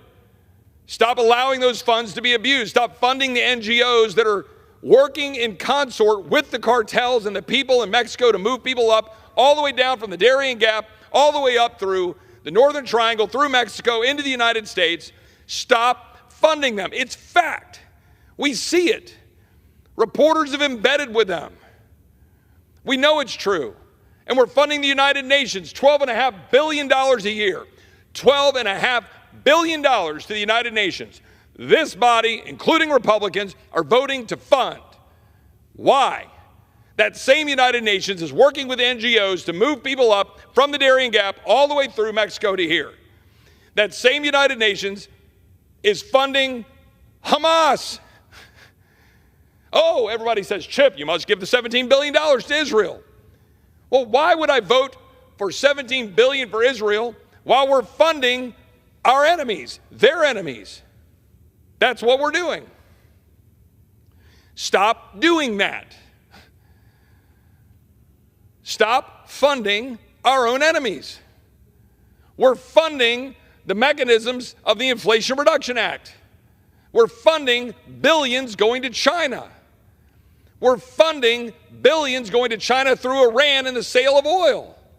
We're funding all of those operations. We're empowering all of those operations that are acting in direct opposition to our well-being. We're funding the implementation of the liquefied natural gas ban on exports. We're funding the implementation of the rule that's going to require that EVs be 2/3 of our fleet by 2032, that will kill the American family with higher priced cars that are less functional. We're funding that.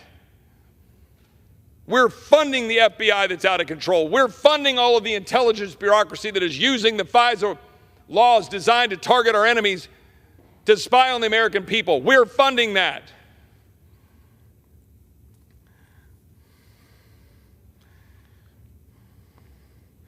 We're funding the EPA's natural gas tax and methane rule, destroying access to reliable energy.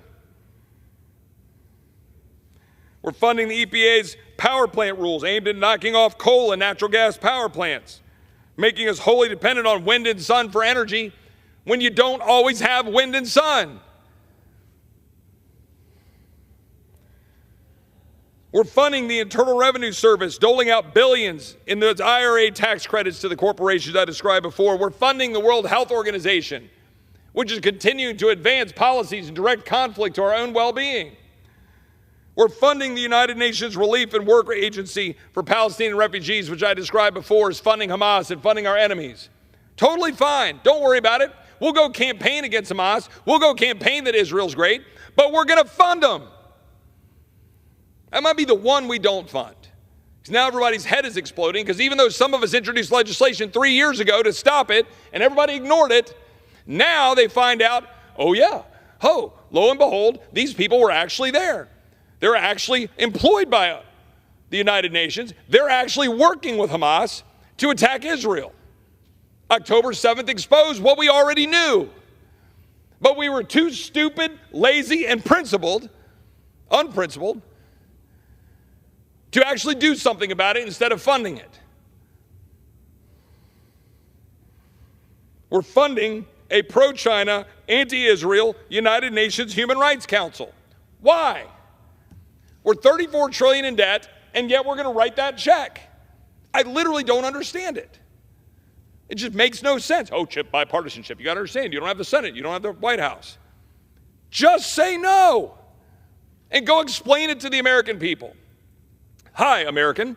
Do you think that we should borrow money that we don't have, indebting your children into the future, weakening the dollar, increasing inflation so we can fund our enemies and Israel's enemies, while also wanting you to borrow more money to fund Israel to fight the enemies that you're funding? That's what we do. That's what Republicans do. That's what Democrats do. Republicans at least try. That's the difference. We're going to fund an ATF rule banning up to 40 million pistol braces. We complain about it. We talk about how bad it is, but we're going to fund it. We're going to fund the ATF rule massively expanding background checks. We're going to fund the Department of Education's student loan cancellation schemes, despite the Supreme Court ruling against them. We're going to keep funding it. We'll keep writing the check. We're going to fund the public health agencies like the CDC and NIH, the FDA, all still unaccountable for shutting down the greatest economy in the history of the world, foisting $8 trillion of debt, sticking our kids in the corner of the classrooms, undermining our economic prosperity, destroying healthcare freedom. We're going to keep funding them. Hold a couple of hearings, walk away. We're going to keep funding the Department of Veterans Affairs vaccine mandate. I have a bill, but who cares if I have a bill? So what? Pass a bill. What? So I can go campaign that I had a bill? Who cares? We should ban the ability to introduce legislation until we actually stop funding all this stuff. So people can't hide behind passing a bill, saying I did something when you didn't. I passed a bill to fund a new position at the State Department that will go after and stop bad things from happening. No, you didn't. You funded another bureaucrat who hates you. You funded another bureaucrat who wants to undermine your way of life. That's what you just funded. And it costs more money. We're going to fund, when we vote in 2 weeks, to fund the government, because people will say, you got to fund the government, can't shut the government down, all the usual stuff. We're going to fund chief diversity officers at the Department of Defense and throughout government. We're going to fund abortion tourism. We're going to fund transgender surgeries. Yeah, your tax dollars, I'm sorry, we've already established, your borrowed dollars are going to go to fund all those things that you don't even want. The vast majority of Americans don't want that stuff. We're going to do it.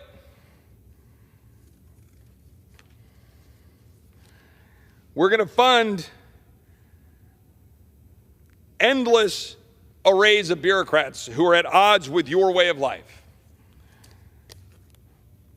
The Democratic Party wants to end, as much as humanly possible, Western civilization as we know it. They want to undermine our way of life. They're totally good with wide open borders. They're totally good with endangering the American people. Totally good with indebting our children and grandchildren with trillions of dollars of debt. Totally good with advancing radical energy policies that will result in energy poverty and the destruction of human life as we know it. Totally fine with unreliable power. Totally fine empowering China and our enemies in the name of unicorn energy. They're totally fine with an empowered government being used against the American people. All of that stuff. And I will say this in response to the chattering class here on the Hill that are attacking Speaker Johnson, or for that matter, were attacking Speaker McCarthy for the dysfunction of the House. This Republican-led House is the only institution in the world right now standing up and yelling, "Stop," to quote William F. Buckley. We're the only institution in the world right now standing against a radical leftist agenda. Yes, I gave a speech saying name one thing because I want to get victories. I want to stand up and stop the radical left. Well, we did something. We impeached Alejandro Mayorkas, and that's good.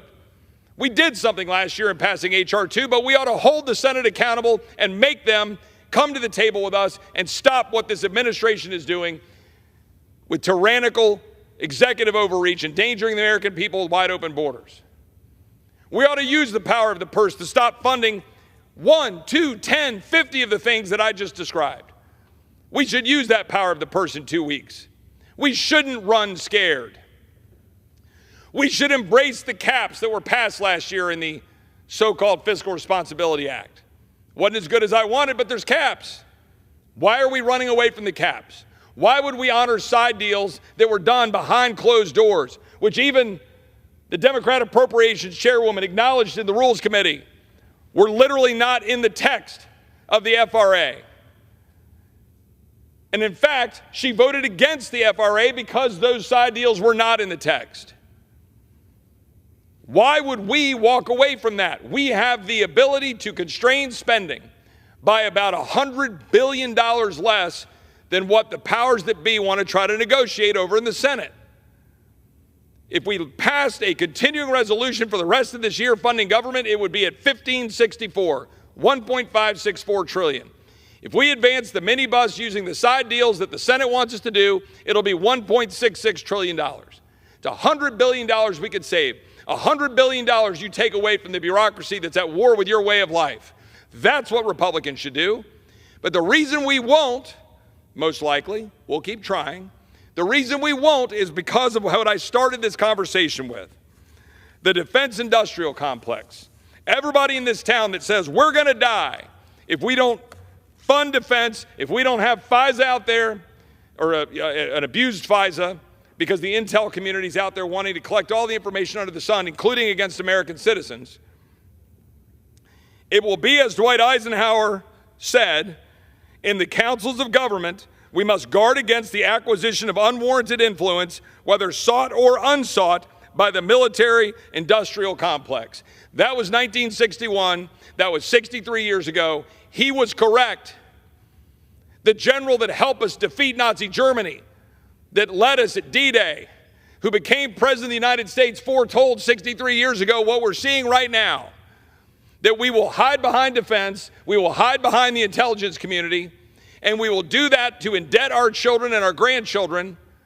In the name of security, we will undermine our security. We will not have the money to defend ourselves, much less the world.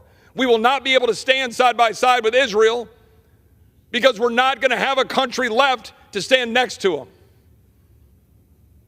We have the opportunity as Republicans to stand athwart a radical left that wants to kill our country. We should do it. We should do it proudly, and we should run on it. We should stop dancing. We have caps in place, use them. We have policies we know we need to achieve, fight for them.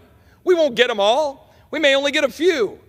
But for the love of everything holy, fight for them, because the other side wants to take away your way of life, is destroying this country. That's what's happening. We have a duty to stand up for the people who sent us here. I embrace what Jake Sherman is saying. I embrace what the Capitol Hill reporters are saying. Because when we stand up and yell stop, to stand athwart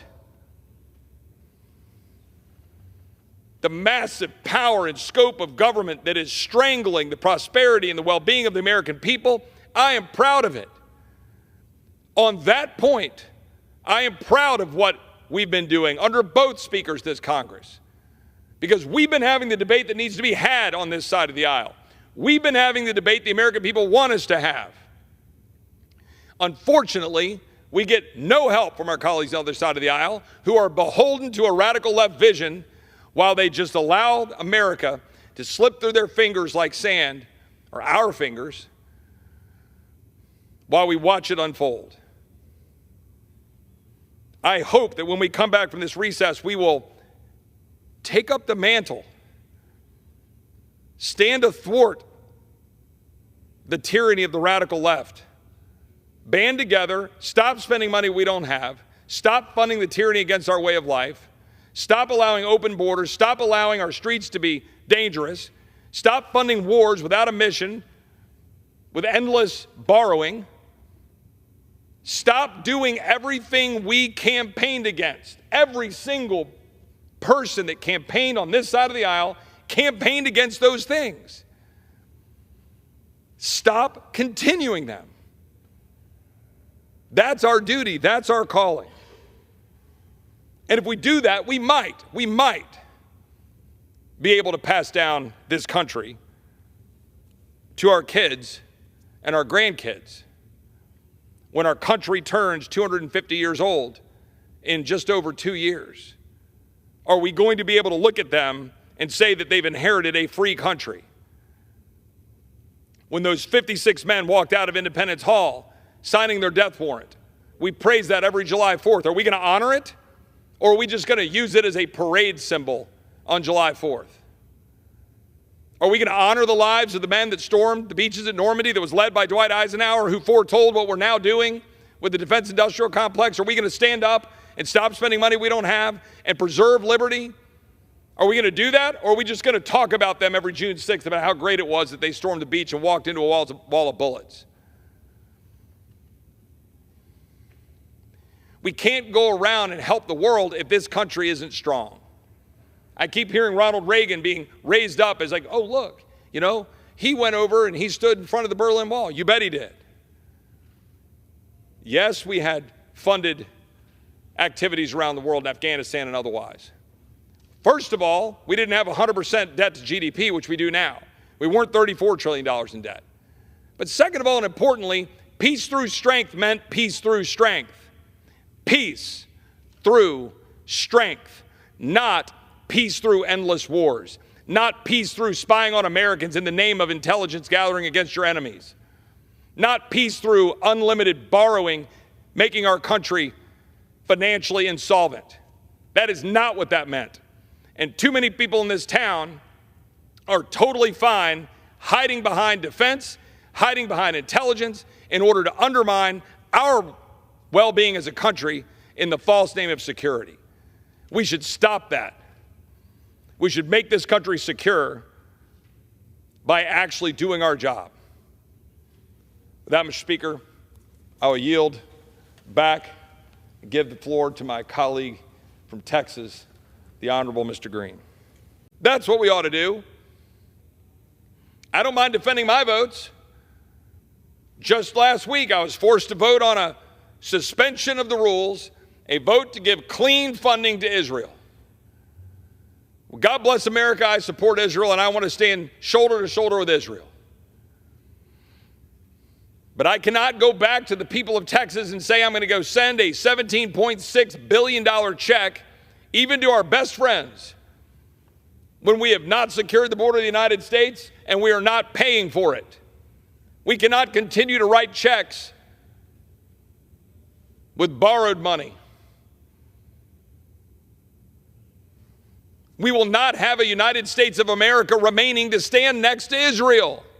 It won't exist. We won't have a dollar that's strong enough. It's not just FISA. It's what we saw just unfold in the Senate when they passed cynically taking out border security, sending over $60 billion for Ukraine, additional funding for Israel, a total package of almost $90 billion. By the way, that $60 billion for Ukraine, do you know how much our entire budget is for the United States Marine Corps? $53 billion. Was one penny of that $60 billion paid for? No. Just printed money. We're printing money every year to the tune of $2 trillion just to keep the lights on. And we're going to go write another $60 billion check to Ukraine? God bless the people of Ukraine. I want them to push back. I want them to win. I want them to hold the line and preserve their country. But coming to us to write them blank checks is not a strategy. And the Senate sent us over a $90 billion bill with $60 billion for Ukraine, billions for Taiwan, billions for Israel. And they do so without any mission defined. We've gotten multiple different missions told to us by the administration. They have no clarity of what we're trying to achieve there. Are we funding something that might result in victory for NATO, for Ukraine, for the United States? Or are we funding a, yet again, never-ending conflict in a proxy war that none of the people voting for this are going to go put themselves in danger for, after we've already spent $113 billion, by the way, unpaid for? You noticing a common theme here? Almost everything we do around here is unpaid for. Hell, if you look at our annual tax revenues, which in 2022, by the way, were as high as they've ever been, those tax revenues only pay for mandatory spending. That is DC swamp speak for Social Security, Medicare, increasing amounts of veteran spending, all of the things that are on autopilot. All of that basically adds up to the revenues we bring into the Treasury, which I think is somewhere around $4 trillion. All of the other stuff, the Department of Defense, the Department of Education, the Department of Justice, HHS, this building, Congress, Senate, the White House, the FAA, all of that is borrowed money. Every penny of it is borrowed money. How can we look at our kids and grandkids straight in the face and say, we're not killing the country that was given to us? Because we are. And my colleagues on the other side of the aisle always blame it on tax policy. I will absolutely, as I said in the Budget Committee, have any conversation about tax policy my friends on the other side of the aisle want to have. But what I will not allow my colleagues on the other side of the aisle to do is blame deficits on tax policy. In 2022, 19.6% of the American GDP was sent back to Washington, D.C., the highest level in history.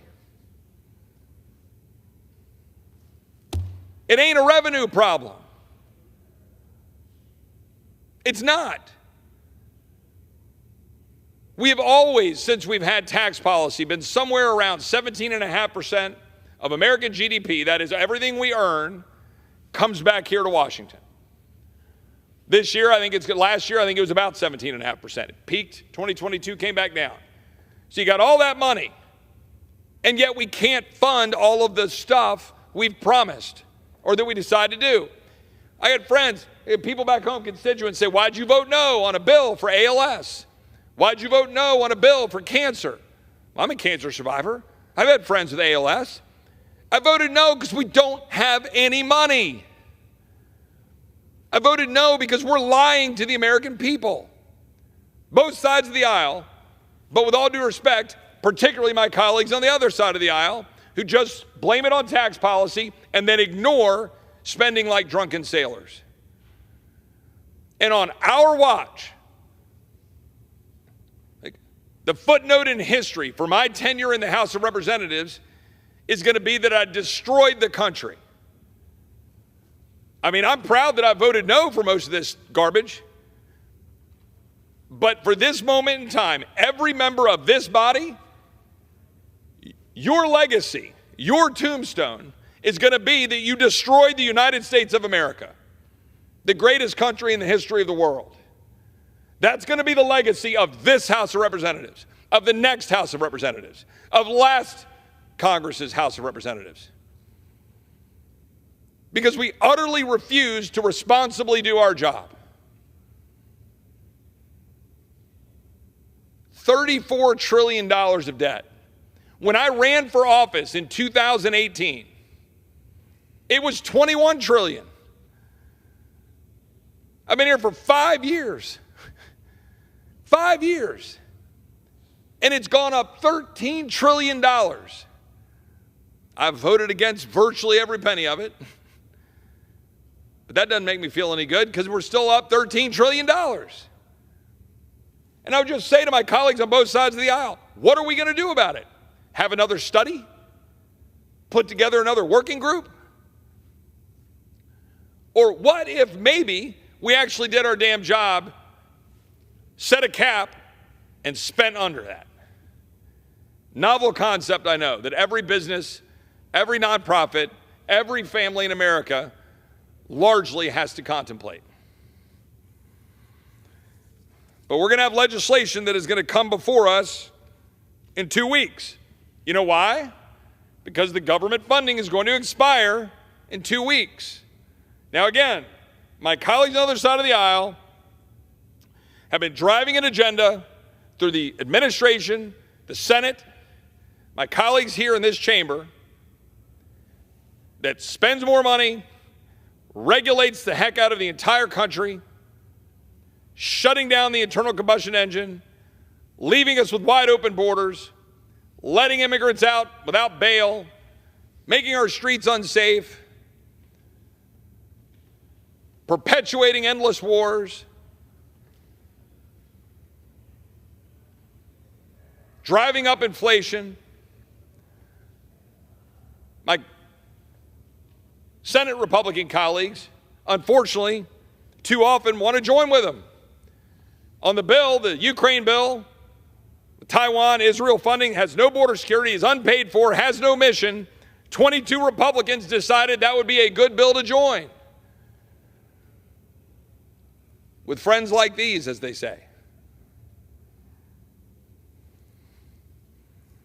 So we'll get a bill in 2 weeks to keep the lights on and keep funding government. Something most of my constituents question. Most of my constituents come up to me and say, shut down the border or shut down the government. They're sick of open borders. They're sick of fentanyl deaths. They're sick of their livestock getting out.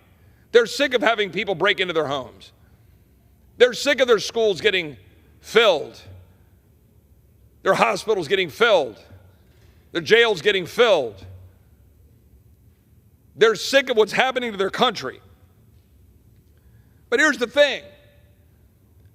My Republican colleagues rightly, properly impeached Alejandro Mayorkas for a total failure to carry out his duty, a total failure to faithfully execute the laws of the United States, lying to me under oath in a House Judiciary Committee hearing, lying to the American people about whipping Haitian migrants. The House of Representatives, led by Republicans, impeached for the second time in history a sitting cabinet secretary. That's not a bright moment for our country, but it was the right thing to do. It'll go over to the Senate, they'll hold a trial. He almost certainly will not be convicted. I don't know if it'll be party line vote, takes 67 votes to do it. Gentlelady from Texas reserves. Gentleman from Texas is recognized. I thank the Speaker. I would note that the gentleman, for whom I have a great deal of respect, was just using a lot of the arguments that I've heard over and over again, and it's something that we've come to understand in this town is what we call the glossary. It's like when you run out of the sort of, what are we actually going to fight over substantively, we just bring out all the terms, right? We talk about, we only have a slim majority. Well, I will remind my colleagues on this side of the aisle, the Democrats had a slim majority when they've jammed through numerous massive bills, whether it's Obamacare, whether we're talking about the Inflation Reduction Act. Yet here we sit, and we're walking away from the majority that we were given to use that majority, to use the power of the purse, to stop an executive branch that is out of control. A continuing resolution will continue to fund Biden's war on our border. And it's not just Biden, it's the radical progressive Democrats as a whole. It's a war on our well-being, a war on our security and safety. That young lady who was killed in Georgia last week, that is happening over and over again in Texas. A young cheerleader that was killed, found in a bathtub by somebody here illegally. A 2-year-old right here in Montgomery County, Maryland, outside of D.C., who was killed by someone here illegally and released. A young person in Louisiana who was raped last week in Louisiana by somebody here illegally from Honduras, released. When are we going to stop it? When is this side of the aisle going to use the power of the purse to stop it? Because I can promise you the radical progressive Democrats want it. They want open borders. We're continuing to fund a weaponized IRS, continuing to fund a weaponized Department of Justice like the DOJ that went after Mark Houck, went after Scott Smith. We're funding an EPA electric vehicle mandate. I heard my colleague talking about energy and water. What are we going to do to preserve American energy while the American people suffer? Because our colleagues on the other side of the aisle are pursuing unicorn energy policy. EPA rules killing coal and natural gas plants, the World Health Organization, the United Nations, UNRWA, the ATF that is banning pistol braces on our Second Amendment rights, the Department of Education student loan scam, that the President of the United States went to the microphone and applauded, ignoring the United States Supreme Court. What are we going to do? Fund it. We're going to keep funding it. What about the NIH and the FDA and COVID tyranny? What about the Department of Veterans Affairs, the chief diversity officers, the abortion travel fund, taxpayer-funded sex changes, transgender surgeries? Your tax dollars are funding all of that. And we're going to continue it with a continuing resolution to do what? Buy time to cut a deal that will do what? Spend even more money, rack up even more debt to continue these policies at war with the American people. With that, I will yield 2 minutes to the chair. Under the Speaker's announced policy of January 9, 2023, the chair recognizes the gentleman from Texas, Mr. Roy, for 30 minutes. Well, I thank the Speaker. Thank my friend from Utah for his time down here on the floor, pointing out some of the things that we most assuredly will not hear from the President of the United States and those that we wish we would hear from him. I can tell you one thing we're not going to hear from the President of the United States tomorrow night in this chamber is any specific actions that he would take or should have taken or apologies for his policies that led to the unfortunate passing 2 weeks ago of Laken Riley. That we know we will not hear because our Democrat colleagues refuse to take ownership of the policies that the President of the United States has adopted and that Secretary Mayorkas has implemented on his behalf in direct violation of their oaths to the Constitution and under the laws of the United States. And as a result, there are Americans who have died. We know that the President of the United States is not going to take ownership over the high inflation that are decimating families, the regulatory state that they put in place that have made the automobiles that the American people need to drive too expensive, allowing EVs pile up on the lots of dealers while we put mandates in place, the extent to which we have now been banning liquefied natural gas exports by shutting down the ability to get them out of terminals, which is making us more beholden to the special interests and the corporate cronyism that was all funded by subsidies under the Inflation Reduction Act, all policies led by the radical progressive Democrats that have complete control of the Democrat Party and that are the puppet masters pulling the strings to which the President of the United States dances. Tomorrow, he won't talk about those things. He'll give a lot of excuses, hiding behind Senate bills and things that allegedly the House of Representatives is not doing. But I think it's really important today. I need to say something that as a Texan, today is Alamo Day, the day that marks the end of the 13 days of the besiegement and fighting and the final sacrifice of almost 200 brave men in the name of freedom in the Alamo. Now, I'm proud to represent San Antonio. The Alamo means a lot to those of us in Central Texas, and particularly in and around San Antonio. But I think it's really important to note what that meant.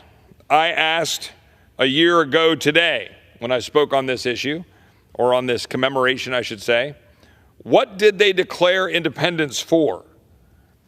What did Travis and the rest of the Alamo, the men at the Alamo, sacrifice for? A federal government that opens our borders to cartels? A group of Republicans who campaign on securing the border, but yet run away in abject surrender, refusing to actually do it?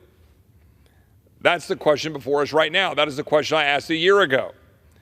I might remind everybody the letter from William Barrett Travis, commander at the Alamo, February 24th, 1836.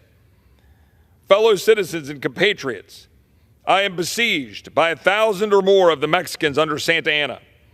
I have sustained a continual bombardment and cannonade for 24 hours and have not lost a man. The enemy has demanded a surrender at discretion. Otherwise, the garrison are to be put to the sword. If the fort is taken, I have answered the demand with a cannon shot, and our flag still waves proudly from the walls. I shall never surrender or retreat. Then I call on you in the name of liberty, of patriotism, and everything dear to the American character to come to our aid with all dispatch. The enemy is receiving reinforcements daily and will no doubt increase to 3,000 or 4,000 in 4 or 5 days. If this call is neglected, I am determined to sustain myself as long as possible and die like a soldier who never forgets what is due to his own honor and that of his country. Victory or death. William Barrett Travis, Lieutenant Colonel, Commandant. Now that was nearly 200 men standing on the wall at the Alamo, knowing almost certain death is what they faced. And it's notable that on this date, today, 188 years ago, William Barrett Travis, who wrote that letter, died. Davy Crockett, fairly well known in the history of our country, served in this chamber, although not in this building, but back behind us in the original House chamber. Davy Crockett, a member of Congress from the state of Tennessee, who, like a number of Tennesseans, came to the aid of Texas at the Alamo. Davy Crockett died that day, today, 188 years ago. We Americans love to have our parades. We love to commemorate these kinds of events. Ask a Texan about the Alamo and they'll fill their chest and stick it out and they'll talk about how great Texas is. Ask an American about D-Day or about our history and what George Washington did in crossing the Delaware, or talking about any of the great battles that our men and women in uniform have carried out on behalf of this great country. They will well up with pride, they will stick their chest out, and they will talk about how great this country is. But the question that I think needs to be asked, sitting here on the floor of the House of Representatives in yet again another empty chamber, what are we willing to do? What are we willing to do? What are the people of this body willing to do? What are my colleagues on both sides of the aisle willing to do in the face of the massive assault on our country that we're experiencing as we speak? What are we actually willing to do? Because I've heard lots of speeches, even tonight, speeches about how much our debt is piling up around us and how we need to cut spending. Every single member of this body, but particularly my Republican colleagues, talk about the debt, $34.4 trillion. Well, tomorrow it's going to be $34.5 trillion. Right? We're racking up $1 trillion of debt every 100 days. And yet, we give lip service to it. So again, I go back to this point about these men standing on the wall at the Alamo, facing certain death if these reinforcements don't get there, and they probably knew full well that they weren't going to get them, and yet willing to stand there and die. For what? To be enslaved to $34.4 trillion of debt? To be told that you can't get the automobile of your choice? To be told that there's going to be a kill switch that will cut your car off if your eyes dart a certain way? To be told that you must accept untold numbers of illegal aliens coming into your country, getting free services, free education, free health care while bankrupting your country? Is that what those men died for? Did those men die for criminals to be let out on the streets? Did they die so that one of these men's great-great-granddaughter could get murdered as a student in Georgia? Or, for example, in Texas, a young woman that was found dead in a bathtub, cheerleader. Her mom wanted to go see her and expect to go see her at a cheerleading event, comes home and she's dead in the bathtub. Is that what these men sacrifice for? Is that what they put it all on the line for? When we all talk about the men that sat in the foxholes at Bastogne, freezing at Christmas so that we could live in this country, did they fight for those things? And I got to be really blunt here. Did they fight so that Republicans could campaign on cutting spending and today, on the floor of this chamber, vote to pass a bill that without question, undebatably, unquestionably, increases spending significantly in the form of tens of billions of dollars over that of Nancy Pelosi's omnibus spending bill, despite the fact that we had bipartisan spending caps put in place last year, passed in this chamber with majorities of both Republicans and Democrats and the Senate, and signed by the President of the United States. We ignored those caps, we spent more than those caps, and then had the audacity to try to claim to the American people publicly that we cut spending. This is what the American people are sick of. Now, let me be perfectly clear standing here. My colleagues on the other side of the aisle are, in fact, radical progressive Democrats, period. They are pushing policies, along with the President of the United States, that is flooding this country with people from all over the world, into Texas, into Arizona, into California, stacking our schools, stacking our jails, overwhelming our system, giving out benefits, paying money, all so that people like Mark Elias can challenge in court to stop Arizona having a law to say that only citizens can vote. Now, why might that be? It's purposeful. It is happening every second, even as we pile up debt around our ears to the tune of $34.4 trillion and counting. $1 trillion of interest in 2026. More interest than our defense this year. It's astounding. And my colleagues on this side of the aisle and that side of the aisle will hide behind either, for my radical progressive Democratic colleagues, they will hide behind taxes. They will say, oh, we've had too many tax cuts, even though 2 years ago we had more revenue to the Treasury than we've ever had. My colleagues on this side of the aisle will hide behind mandatory spending. They will say, no, scratch their beard, right? Beard stroking. They look at you and they say, oh, but Chip, you're getting hung up on 17% of the budget. Can't you do math?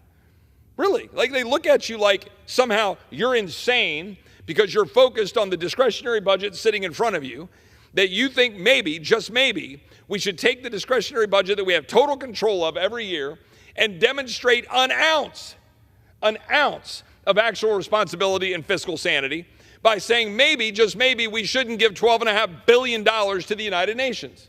Let me just throw that out there.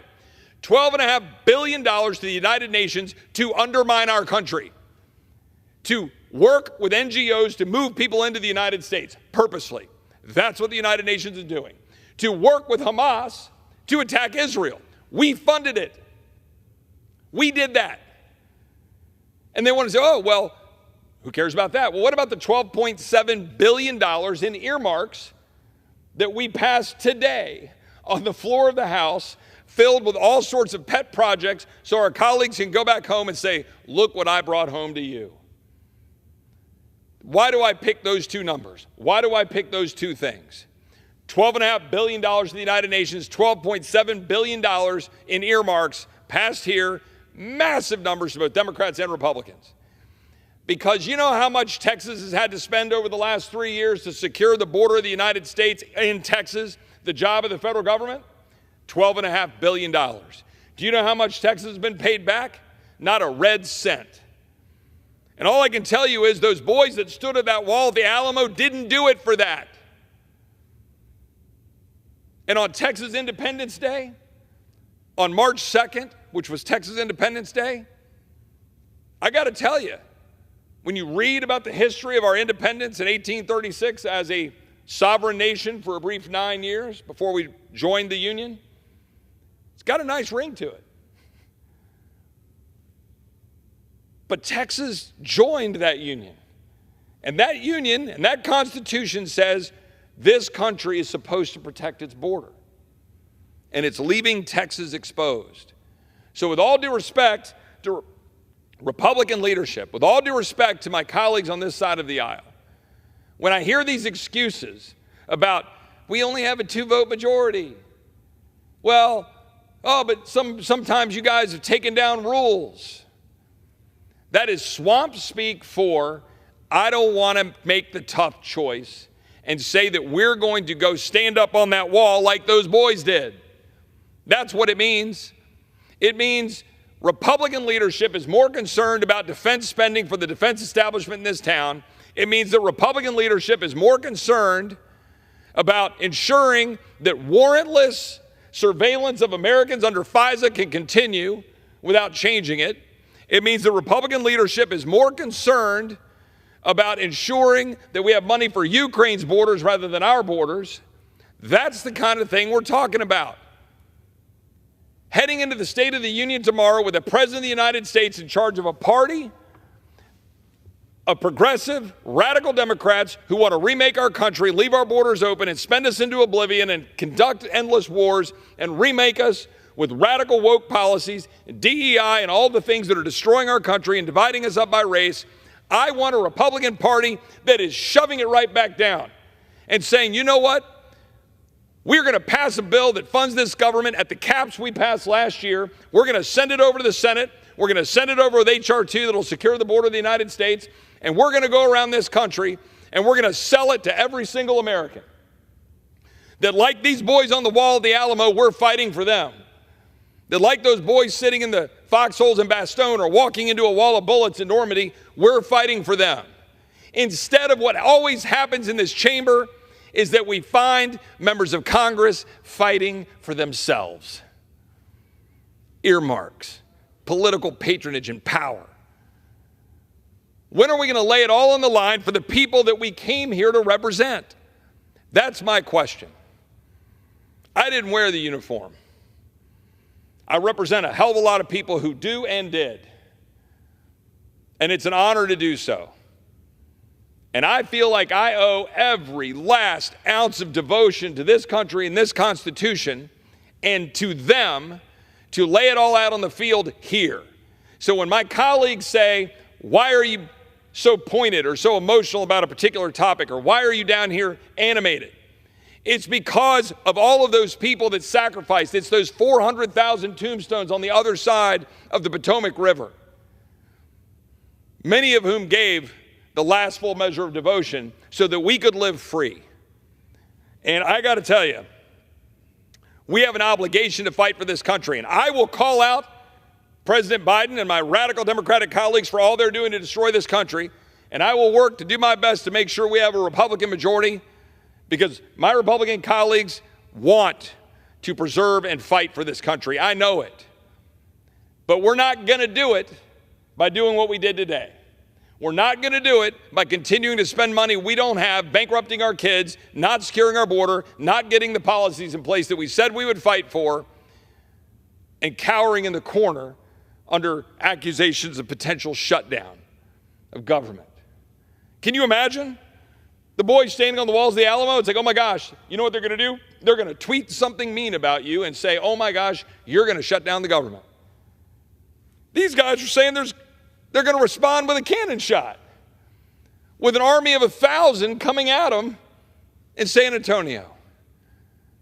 Or all those boys jumping out in the stormy waters in Normandy, going up cliffs, climbing and scaling the cliffs, so that your prize at that point is to try to march to Berlin.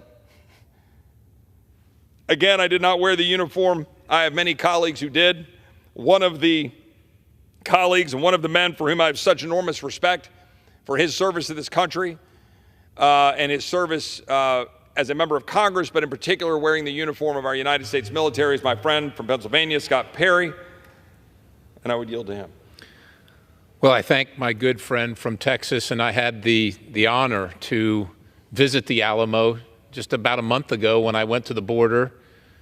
Again, went to the border, and I wonder about William Barrett Travis. And I got to tell you, when you're standing there, where you're reading that, and you know that you're standing on the ground where giants stood, where things in the world meant something and were worth fighting for.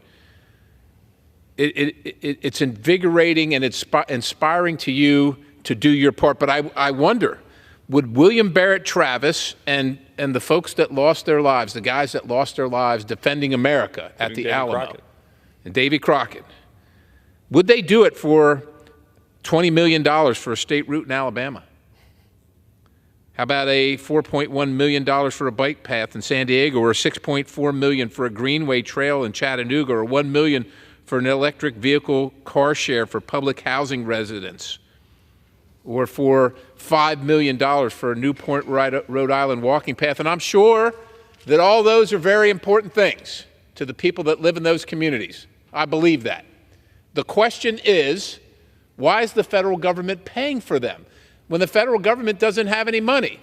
In December to January, we went over $34 trillion, and by May we'll be at $35 trillion. Did the folks at the Alamo, including William Barrett Travis, risk his life and ultimately give his life to watch his country be swallowed up in debt? And to that end, I mean, the invasion coming from south of the border, we didn't stop in this bill that was just passed using taxpayer dollars to represent illegal aliens to get their attorneys, to get attorneys from them. They've come illegally, and the people that gave their lives at the Alamo, I guess we would have asked them, hey, you don't mind paying with your life so that we can represent the people that are attacking you right now. You wouldn't mind that, would you? I bet they would mind. I mean, I got to tell you, my good friend from Texas talked about the folks at Bastogne. Yeah. And I served in the 28th Infantry Division, who held Bastogne, under-equipped, undermanned, surrounded by the Germans, taking the losses, taking the unbelievable losses, being told, hold the line. You stay here and you hold the Germans off until Patton gets here. Everybody remembers Patton came and saved the bulge and all that stuff. Nobody cares about all those guys in the 28th Division that lost their lives fighting for the ideal of the greatest country on the planet. The greatest country on the planet where we just agreed to fund firearm registries so that we can take rights away from Americans, where we agreed to fund vaccine mandates at the Veterans Administration. I don't think they fought for that. I don't think they fought so that we could have another report about China buying up farmland and sensitive land around military installations. We didn't stop them from doing it, but we're sure going to have a report, so that's awesome. How about this? They fought, lost their lives so that we can continue to fund the Wuhan Institute of Virology. Yep. And we also continue to fund sanctuary cities. It is breathtaking to me what's happening in this chamber. The individuals that founded this nation, that pledged their lives, their fortunes, and their sacred honor, they meant it. They knew how serious it was. Pledged their lives, Mr. Roy from Texas, pledged their lives. And we can't even honor their sacrifice. We can't even honor their sacrifice by saying, we're going to hold the line here. We're going to hold the line here and do what we said we were going to do last May. Right. Like literally a year ago.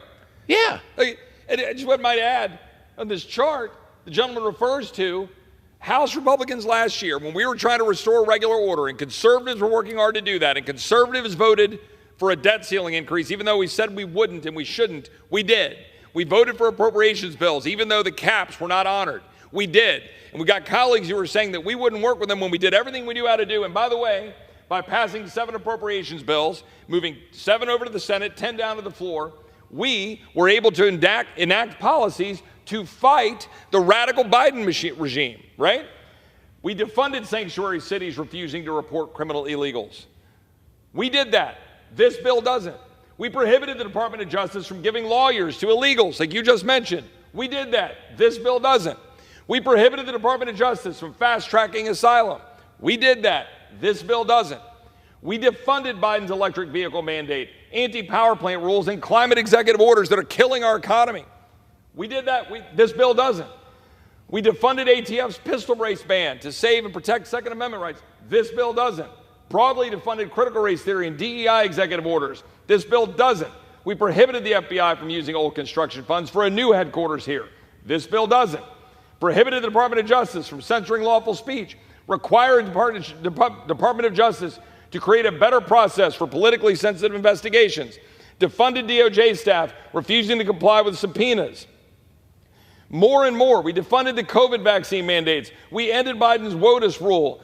We prohibited pride flags from flying over federal buildings. We prohibited funds for the Wuhan lab. We did all of these things. This bill did none of those. And yet... And busted the caps. And yet, we'll have colleagues starting today, starting just moments ago, on both sides of the aisle that will tell you, we can't afford this government. It's spending too much. Right. Our citizens can't afford their groceries. They can't afford housing. They can't afford their credit card bills. How did it happen? It happened in here a couple hours ago. It happened right here when all but 83 Republicans voted for it. I think 132 Republicans voted for it. On the Democratic side of the aisle, I think it was 207 to 2 voted to continue to spend at higher levels, racking up more debt and more interest on our children and grandchildren. Did Davy Crockett and William Barrett Travis, not that they had them back then, but if they had, did they lose their lives so that a federal government could tell them, you must buy this car, you cannot buy this gas stove. You will power your home this way, or maybe you won't power it at all because we're going to shut off the generation that America invented, right? Is that what they died for? These people and the battling bastards of Bastogne died because they wanted us to be free. They wanted the privilege and the honor to run their own lives, to make decisions for themselves. They didn't want a government that decided everything for them, but a government that laid out the framework where each one of them could determine their destiny. And now We just voted for the government to determine the destiny right here and in so many other places. And it is our duty, Mr. Roy from Texas, and the duty of every representative that takes the oath to fight to ensure that the rights to determine your destiny reside with the individual and not an overbearing, out-of-control federal government. And today, we failed at that mission. Those gentlemen at the Alamo who gave their last full measure of devotion did it for an idea. Remember what they were doing, right? They were seeking separation from the federal government of Mexico and ultimately did so, right? A few weeks later, the Battle of San Jacinto, Texas wins. Texas becomes free, becomes its own nation, and they're living freely. They were throwing off the shackles of a burdensome federal government.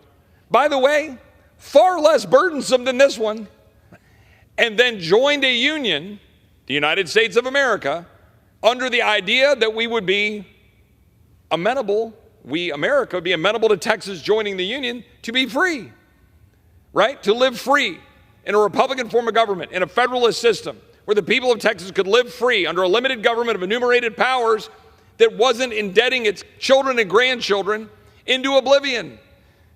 But that's what we just did.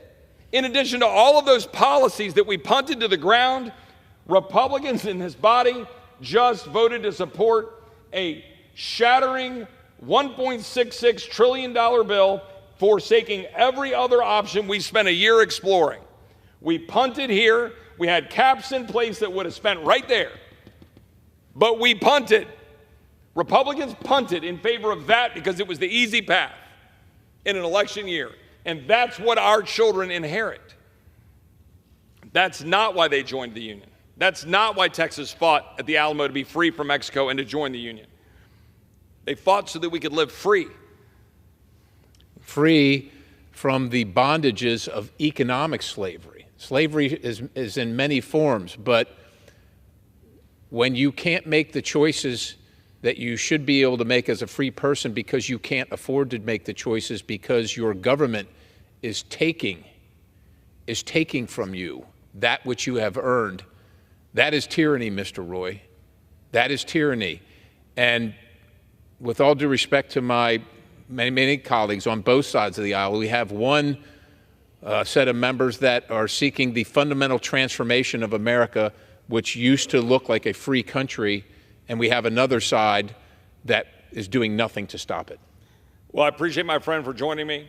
We came here tonight to celebrate what those men sacrificed for the state of Texas, but for our country, and the men like them and the women like them over our history. I hope we will do better. We owe it to the American people to do better. And with that, I yield back. Does the gentleman have a motion to adjourn? Move to adjourn. Thank the gentlelady from Indiana. My colleagues want to, as I said before, hide behind the Senate legislation to try to suggest that House Republicans are not addressing the issue. Well, everybody who's been paying attention to the issue knows that we did in fact pass legislation just under a year ago that directly address the issues that are plaguing American citizens on a daily basis.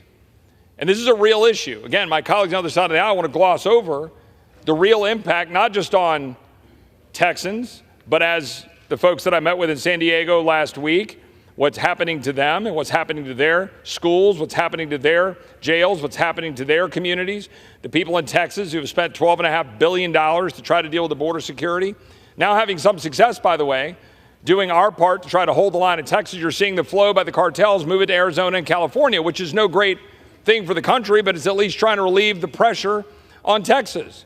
And the number of ranches, the number of people that I deal with all the time, but also the migrants, right? We just gloss over the little girls getting sold into the sex trafficking trade. We gloss over the family in a stash house that my friend, who's a federal judge, had to throw the book at somebody who was using this mom and her daughter to hold for ransom $25,000 against somebody who was here illegally in Baltimore. This is happening every day in our country.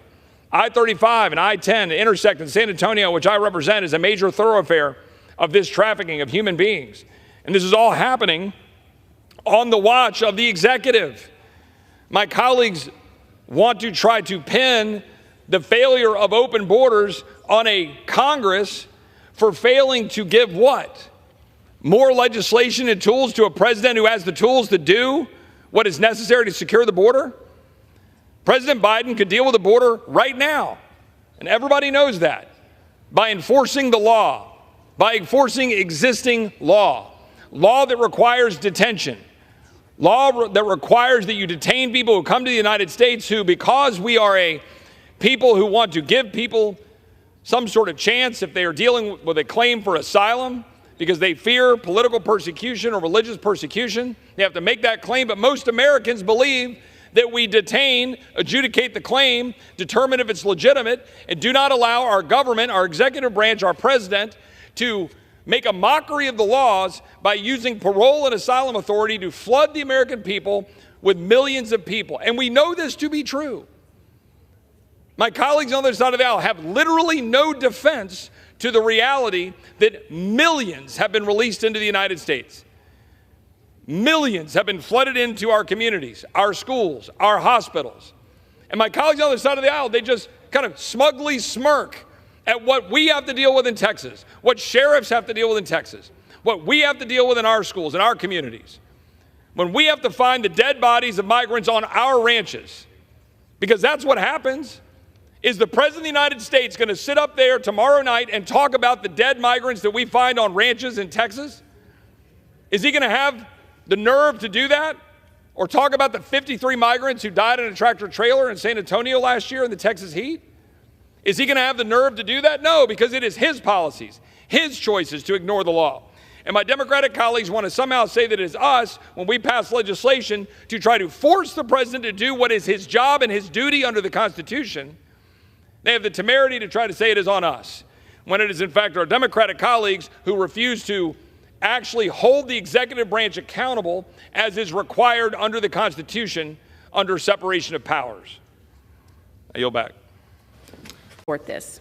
I'd like to yield 4 minutes to the gentleman from Texas, Mr. Roy. The gentleman from Texas is recognized for 4 minutes. I thank the gentlelady from Indiana. I would note, as a point of clarification, the legislation on the floor, there's two main parts. The first part that the gentleman from Massachusetts is referring to did not go through committee. He is correct. The part that dealt with the issue with respect to ICE detainers relative to, no, hold on.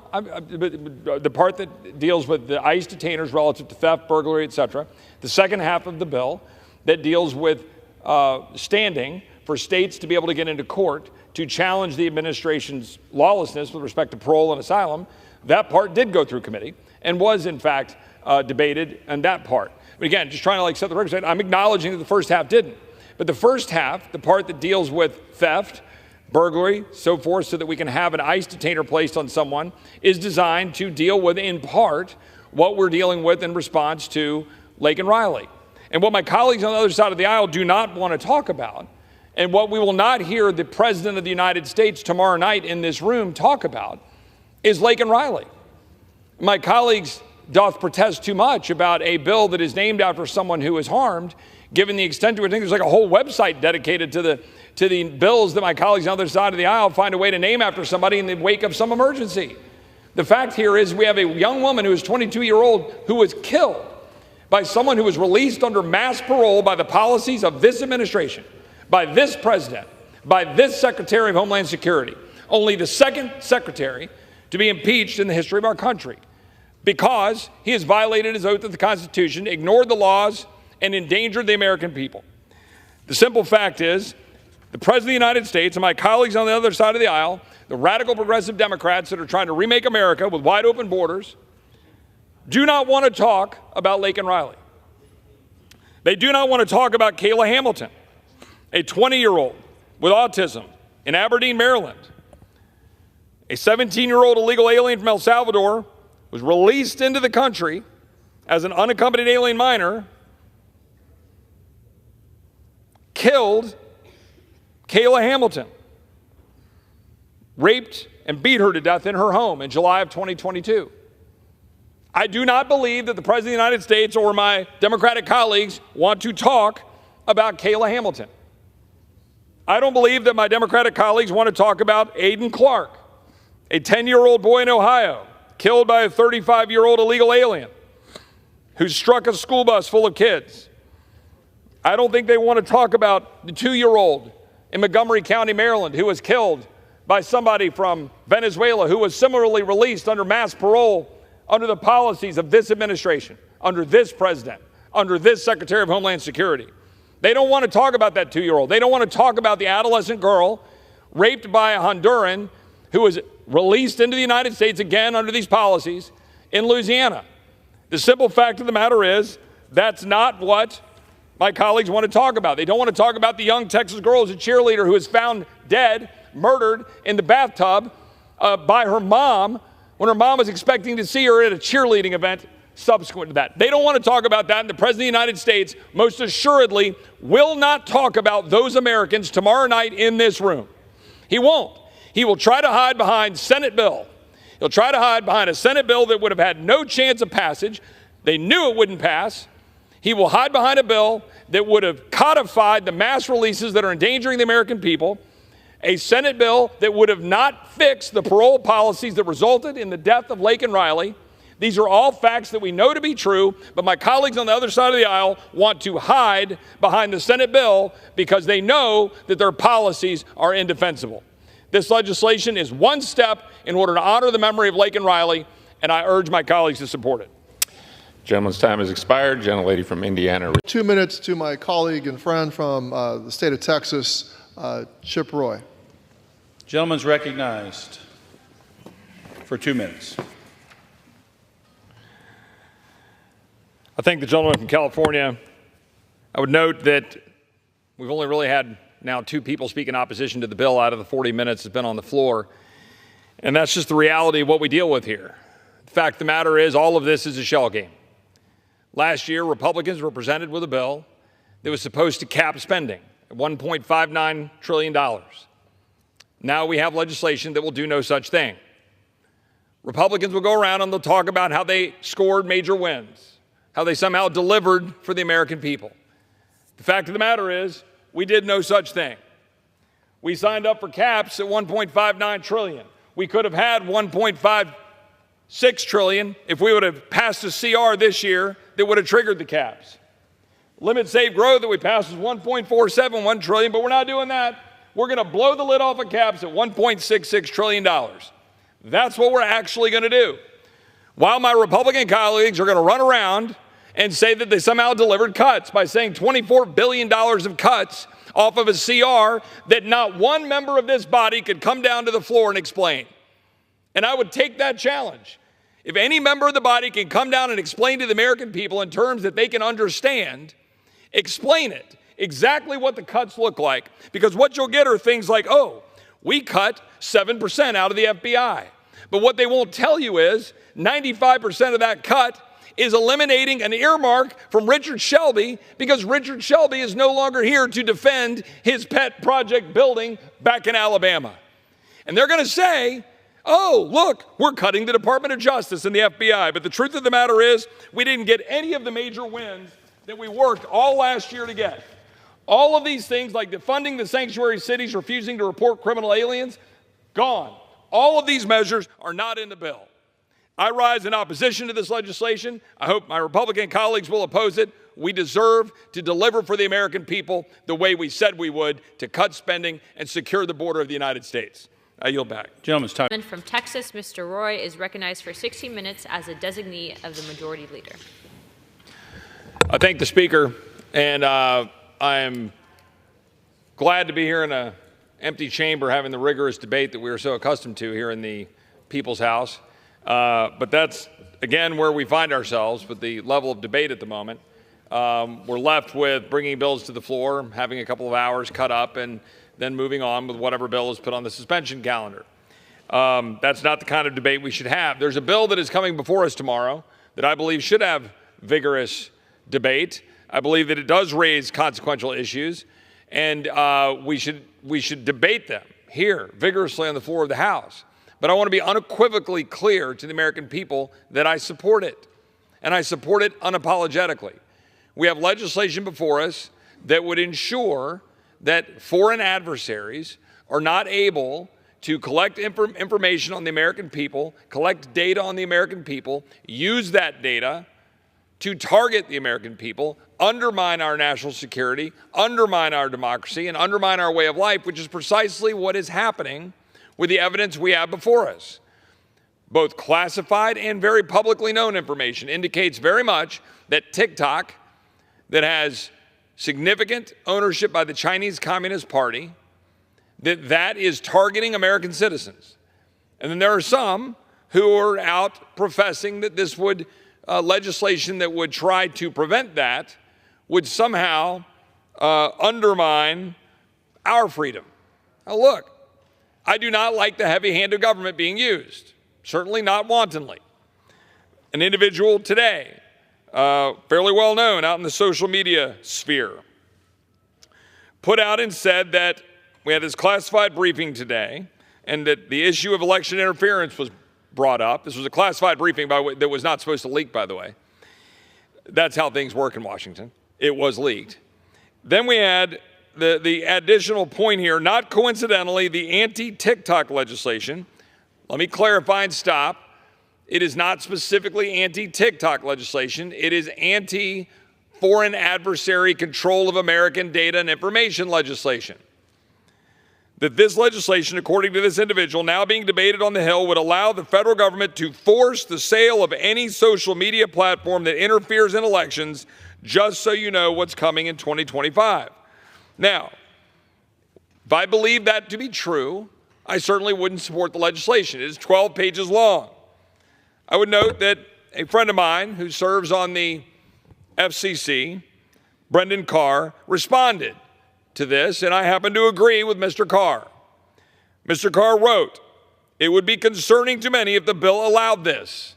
This being the post on X by someone this afternoon that I just recounted. It would be concerning, Mr. Carr says, to many if the bill allowed this. It does not. The text is definitive on this point.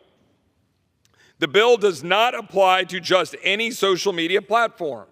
Far from it. Here's the only and targeted application, Mr. Carr writes. 1, if you're an individual user, the bill confers zero authority to the government over you. That is true. 2, the bill only applies to applications controlled by one of 4 foreign adversary governments previously codified in law by Congress: China, Iran, North Korea, or Russia.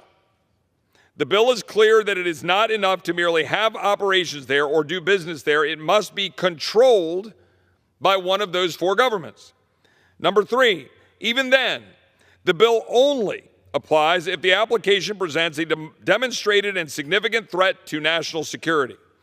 Control by one of 4 foreign governments alone isn't even enough under the bill. So you got to have significant ownership by these foreign governments. You've got to have a demonstrated and significant threat to national security.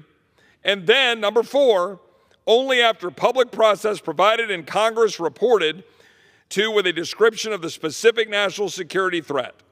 Every single one of those hoops and more must be cleared and met. It is very narrow.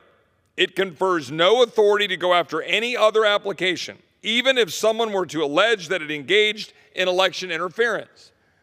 What is happening here is a reflexive reaction and a sort of scaremongering tactic. Now, let me pause. I do believe this legislation should have full debate. This is also why I prefer legislation to go through the Rules Committee. This is also why I prefer legislation to be amendable, amended, debated. But this bill was passed out. It's trying to be moved so that it doesn't open up for the possibility of undermining the legislation that was very narrowly crafted with a 50-0 vote out of the E&C committee. Now, many of my conservative and more libertarian friends say, well, 50-0 vote gives me the heebie-jeebies and I don't like it. Well, you know what? That's my general default position in this town.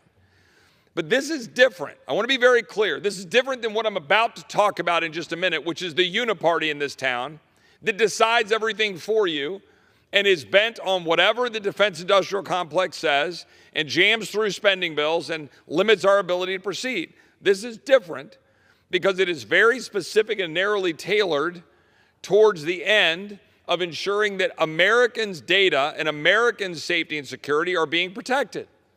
That's it. It may not be perfect. Nothing this body ever does is perfect. But this bill was put forward to address that issue, and it is a giant step forward, in my opinion, to recognize the threat against our freedom and our liberty that the Chinese Communist Party poses to us, to our children, to our grandchildren. The extent to which they are using algorithms to undermine and focus on our kids. That's what they're doing. They are targeting our children. We know it. They are targeting our people. We know it. They are skewing the data and the results. If you do a search for China virus, now just my utterance of that word make my colleagues on the other side of the aisle's head explode. If you search for China virus, the difference between Instagram, which is hardly some paragon of like right-wing reporting, the difference in the algorithm response on Instagram versus TikTok, it's 400 to 1. The responses you get if you search for China virus. If you search for Hong Kong, I think it's 180 to 1. If you search for Tiananmen Square, I think it is 80 to 1. The fact is, you're getting demonstrably shaped information out of TikTok. And what most people don't understand, most parents at home while their kids are out using TikTok, and this is a parental problem, not just China, China is specifically limiting the information that kids can see in China. They're making sure that the kids in China see patriotic, pro-China, engineering, all of this stuff you want to try to have your kids see in order to make them into what you want to make them. In our country, we are allowing freedom to undermine our freedom. And that's what's actually happening here. It's the false name of freedom, to be clear, to undermine our freedom. It's not actual freedom, because the freedom that we have is being attacked by China, and we're sitting back in the false name of freedom saying, oh no, let's not touch that. I hope that tomorrow we will crack through that. I hope tomorrow, on a bipartisan basis, we will send a message that the Chinese Communist Party cannot knowingly attack us and get a response that is a whimper, because that's what we've been doing so far. If you wanted to destroy America, you would set out and do exactly what China has been doing, bit by bit, targeting our people, undermining our access to information, or at least information that they're trying to control, and target our kids with propaganda very specifically. Yes, we have problems with Google, but I'm getting tired of the but Google. Yes, we have problems with Facebook, but I'm tired of the but Facebook, because I get that a lot. The fact is, those things, we want to break up Google? Let's sit down and do it. Happy to have a bipartisan bill to talk about that. You want to deal with Facebook? Happy to have that conversation. You want to talk about the misuse of the power of those big companies, attacking First Amendment rights, targeting people for their political beliefs? Happy to have that conversation. But do you know how hard that is? Because none of us want to use the power of the government to go after companies so that the government is saying what they know is best about what that means for our freedom and our rights here in this country. That's what we're wrestling with under our Constitution, to protect our rights. But when the Chinese Communist Party is actively targeting the American citizens, I'm tired of people hiding behind the flag to let China do it. And that's what's happening. And people are going to do it in the false name of freedom and in the false name of, oh, let's go do this because, I don't know, a former president says so or a media personality says so. How about we do our job here in the House chamber to take on the Chinese Communist Party and not act like they're not doing what they're doing? I think it's important. I support the legislation. I appreciate my friend Mike Gallagher working on it. I co-sponsor it. I will defend it tomorrow. I will defend it in the future. I'm defending it now. I hope we pass it tomorrow on the floor of the House. But I want to bring something up, because that brings up the question of the uniparty in this town. The fact is, we have yet again reverted to the mean. This town has reverted to what it does best, which is a handful of people making decisions, dropping it on the floor, and then walking away from the deliberative process. Now, again, I want to reiterate, the bill I just talked about, I think we should go through committee, and I think we ought to amend it. But we are walking away from our duty that we fought for 14 months ago to have amendments, to open up debate, to run through the normal, regular order, but more importantly than that even, to actually stand up to the powers that be in this town that make all the decisions. 3 years ago, I stood on the floor and I pointed out that our border was in chaos already, a mere 2 months into the Biden administration. In his first full month in office, federal law enforcement had already encountered more than 100,000 migrants at the border. It was spiking. It was spiking rapidly. And we all knew it. And those of us who went down to the southern border in Texas, we went down and we sounded the alarm, and we got a lot of crickets in this town. That was the beginning of the radical progressive Democrats' efforts to reshape America with mass releases into our country. Just in December, we saw 370,000 migrant encounters alone. 3 years into this crisis, now, radical progressive Democrats are trying to blame the crisis on Republicans. You heard the gentleman, Mr. McGovern from Massachusetts, on the floor of the House today. He said something in the zip code of, Republicans own this crisis now, which, by the way, was a giveaway. It was a tell, because it was purposeful, because our radical Democratic colleagues worked to try to get a bill in the Senate so they'd have something to hide behind. And unfortunately, a handful of Republicans, either wittingly or unwittingly, went along. But the bill died because the bill doesn't do the job. But here's the question. We've got a situation in our country where we've got wide open borders. I'm going to go through some of the details in a minute. And yet, today, we passed a resolution. I supported it. I voted for it. I went to the Rules Committee, did my job, defended it, argued for it, came to the floor, debated it, argued for it. I support it. But come on. It's a resolution. Why? You want to know why? Because we refuse to use the power of the purse to stop President Biden. That's the truth. That's what we're actually doing. Next week, in about 8 or 9 days, this Republican Party will saddle up with that Democratic Party filled with radical progressive Democrats who want to remake America, dump people into the country through mass releases. My Republican colleagues will saddle up with Democrats to pass a funding bill that will fund all of those open borders.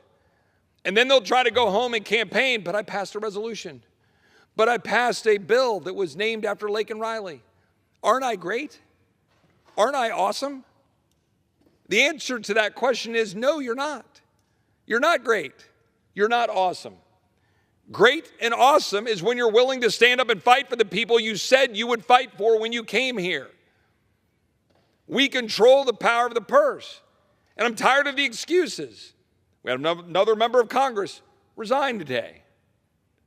So now I'll be told, Chip, we only have a 1-seat majority or 2-seat majority. I don't even know what it is anymore. Let me ask you a question. Does it matter?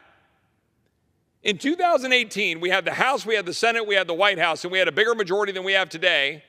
And we utterly failed to secure the border. Totally dropped the ball. Didn't do it. Why? I remember why. They would say, Chip, we don't have 60 votes in the Senate. Let me be very clear to the American people back home. There is always an excuse for why those who campaign to come to this town fail to deliver. Always. Here's a glimpse into what we will be funding next week. Here's a glimpse into what your members of Congress, both sides of the aisle, led by radical progressive Democrats, who, by the way, you will get more votes out of them than you do out of Republicans. Every bill we have passed over the last 4 or 5 months of consequence have had more Democrat votes than Republican votes. Let's be very clear. That's the truth. You can't hide from the truth. You can't hide behind rules votes. You can't hide behind pointing fingers. This institution, the Republicans that run it, we are giving the ability for bills to come off this floor with more Democrat votes filled with radical progressive Democrats who want to remake America than Republican votes. The last bill, the first half of this omnibus spending bill that spends at Nancy Pelosi's levels, no, I'm sorry, more than Nancy Pelosi's spending levels, cracking the caps that we passed less than a year ago, that legislation passed, I think, with only 2 Democrats voting against it. 2. Do you know who is in the Democratic Party? 2 voted no. I think we had 83 Republicans vote no. You do the math. Which way do you think that bill tilts? Here's what we're going to fund next week. We had 1,200 known gotaways recorded at the border on Sunday alone. In this country, 1,200 people came into this country. We don't know who they are. We don't know where they came from. We don't know what they're doing. But I promise you, for at least a large block of them, they ain't up to good. 1,200 on Sunday. 4 human smuggling loads were caught in 48 hours in Kinney County just this week, just south of San Antonio. These are friends of mine that live in that county. Virginia authorities apprehended an illegal immigrant from Mexico in connection with the February 29th abduction of a 15-year-old unaccompanied alien child. Illegal alien. An illegal alien from Mexico was arrested for allegedly crashing into a Washington State trooper while drunk and high, killing the 27-year-old husband and father. I've gone through and recounted all of the deaths. We've talked about Lake and Riley. We've talked about the 2-year-old who was killed just out of the nation's capital by somebody who was released here by Joe Biden. Meanwhile, criminals with ties to MS-13 and other gangs are selling fake green cards and Social Security cards to illegal aliens on street corners in Queens. That's happening right now. You're going to fund that. A smuggler from Sullivan City led Texas DPS on a high-speed chase in Hidalgo County, just recently arrested for evading human smuggling in DWI. An illegal alien from Venezuela has been charged with manslaughter for a wrong-way accident in Missouri that killed a 12-year-old boy. FBI Director Christopher Wray warned Monday this bureau is very concerned, quote unquote, about a human smuggling network with ties to ISIS that utilizes the southern border to gain entry into the United States. 331 known or suspected terrorists stopped at the border under Biden. 169 in fiscal year 23, 58 so far this year. Members of a Mexican cartel shot at migrants who were taking Ubers to cross the southern border illegally, illegal aliens, leaving 1 woman dead. Nobody crosses the border without cartel permission. They have control. 7.3 illegal aliens crossed our border since Biden took office. That's more than the population of 36 U.S. states. 7.3 million. Nearly 1.8 million known migrants escaped Border Patrol, the gotaways I was talking about before. We have released some 4.5 million of the 7.3 million illegal aliens that crossed our border. 4.5 million we've released. Now, I want to stop there for my radical progressive Democratic colleagues who say that nothing is wrong and they're not doing anything.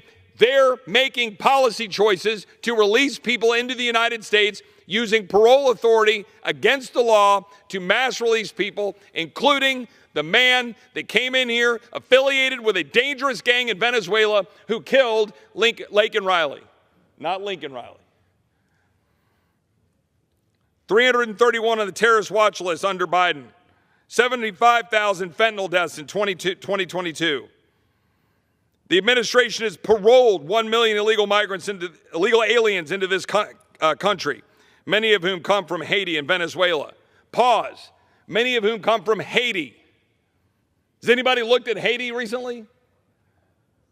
There's some dude named Barbecue who's in charge of Haiti at the moment, basically running the show, a dude named Barbecue. We got people, they're running like gangs of marauders of cannibals in Haiti. And now we're going to get a mass influx of people from Haiti. In fiscal year 2023, DHS released more than 233,000 under the Cuba, Haiti, Nicaragua, and Venezuela categorical parole program. 83,200 Haitians, 65,000 Venezuelans, 49,000 Cubans, 36,000 Nicaraguans. I could go on and on.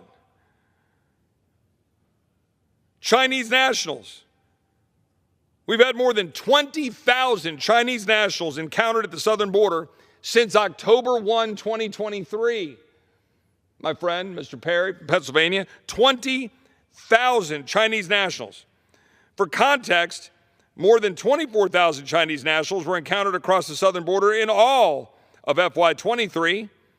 We've had 20,000 since October 1. I could go down and down and down the list, but I want to give time to my good friend from Pennsylvania, Mr. Perry, a man who wore the uniform, who served his country with distinction, who serves his country with distinction now as a member of Congress, my friend from Pennsylvania.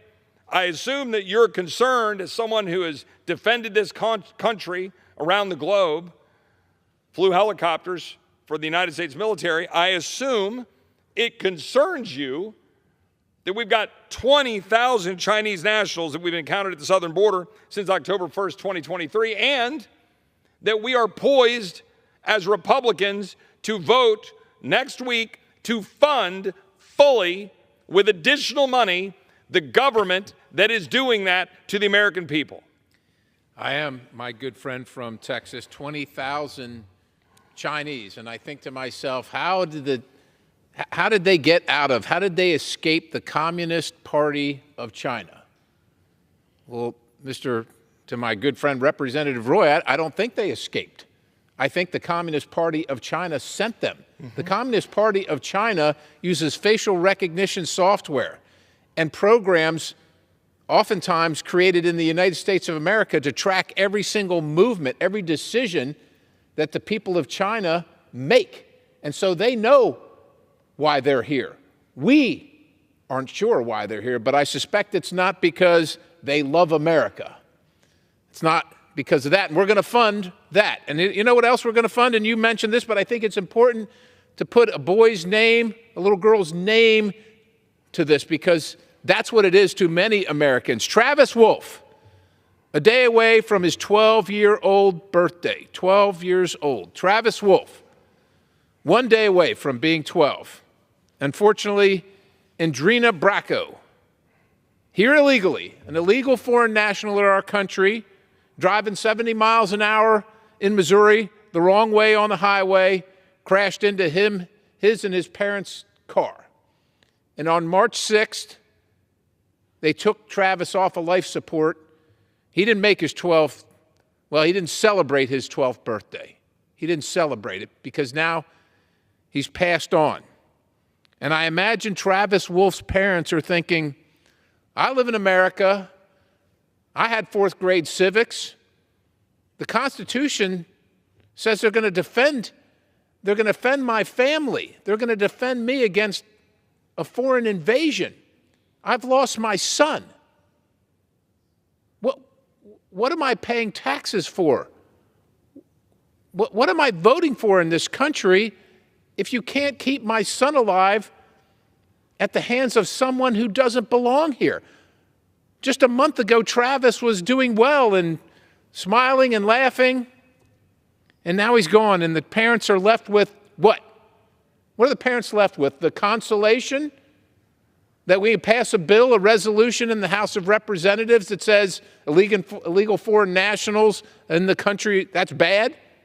Well, that doesn't make up for Travis. I guarantee you. I don't know Travis.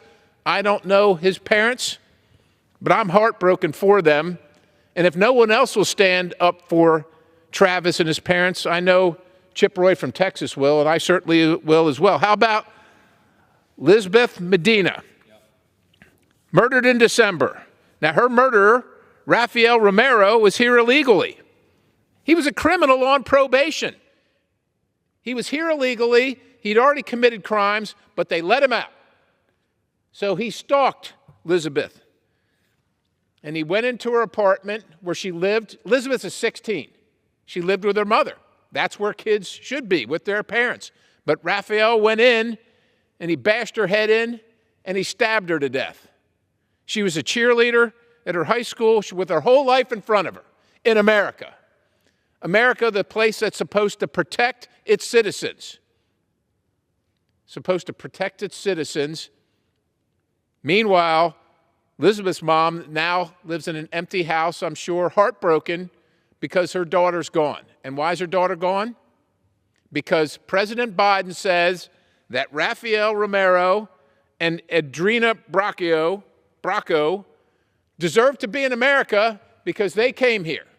And we don't know what their circumstances are, but they deserve to be in America because everybody deserves to be in America. And even though we have a system of legal immigration, the same system that my great-grandmother and my grandmother used to come from Colombia, South America, well, that system's not good enough.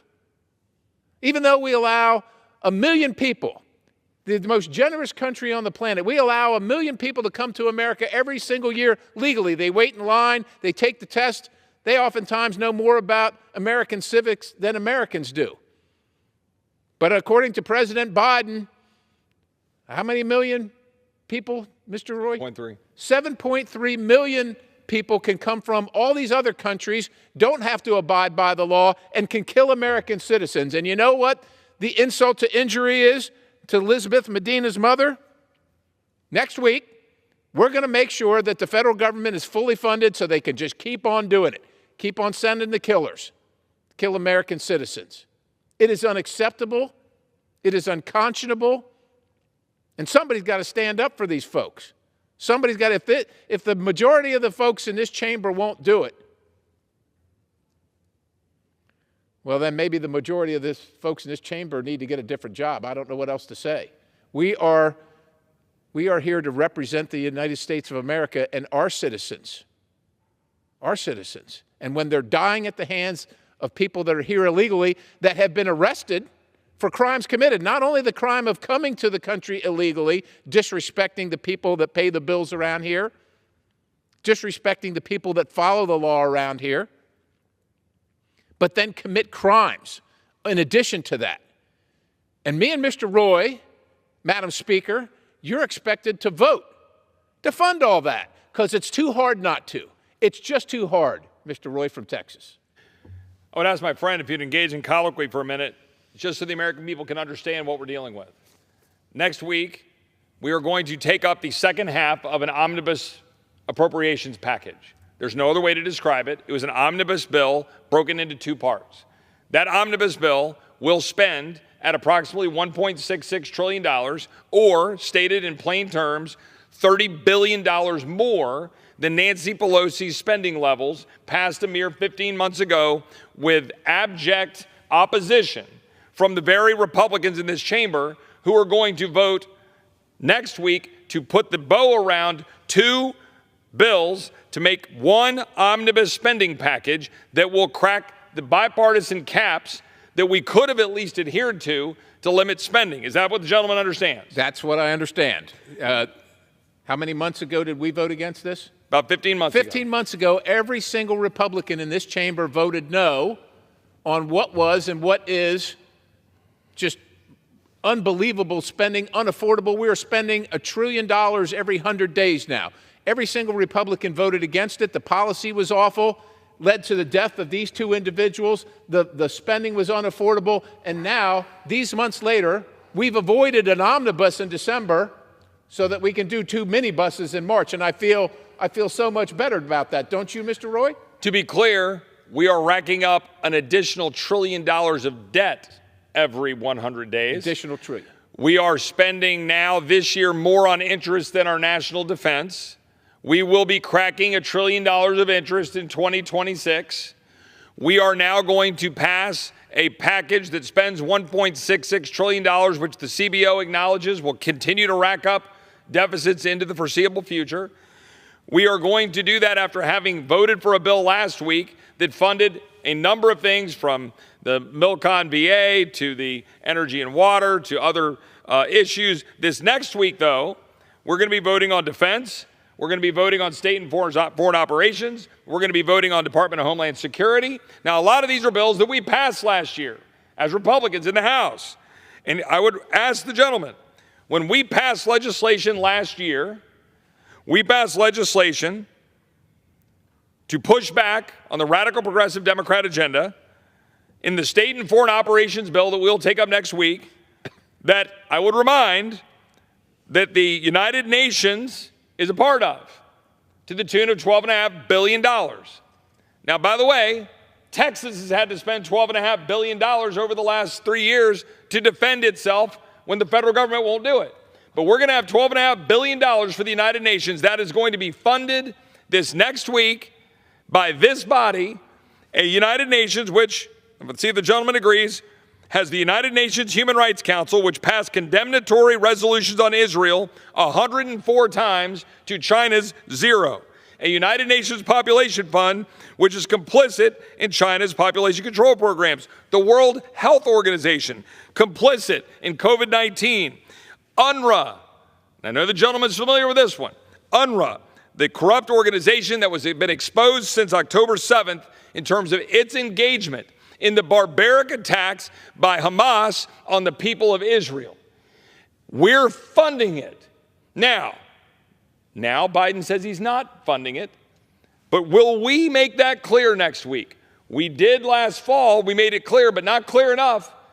Why is that? What did the gentleman do last fall? We had an amendment on the floor to defund the United Nations Relief and Works Agency that funds directly Hamas. Unfortunately, it didn't pass. And then within days of that, Hamas attacked Israel. And it didn't pass because it didn't have unanimity among Republicans. That's correct.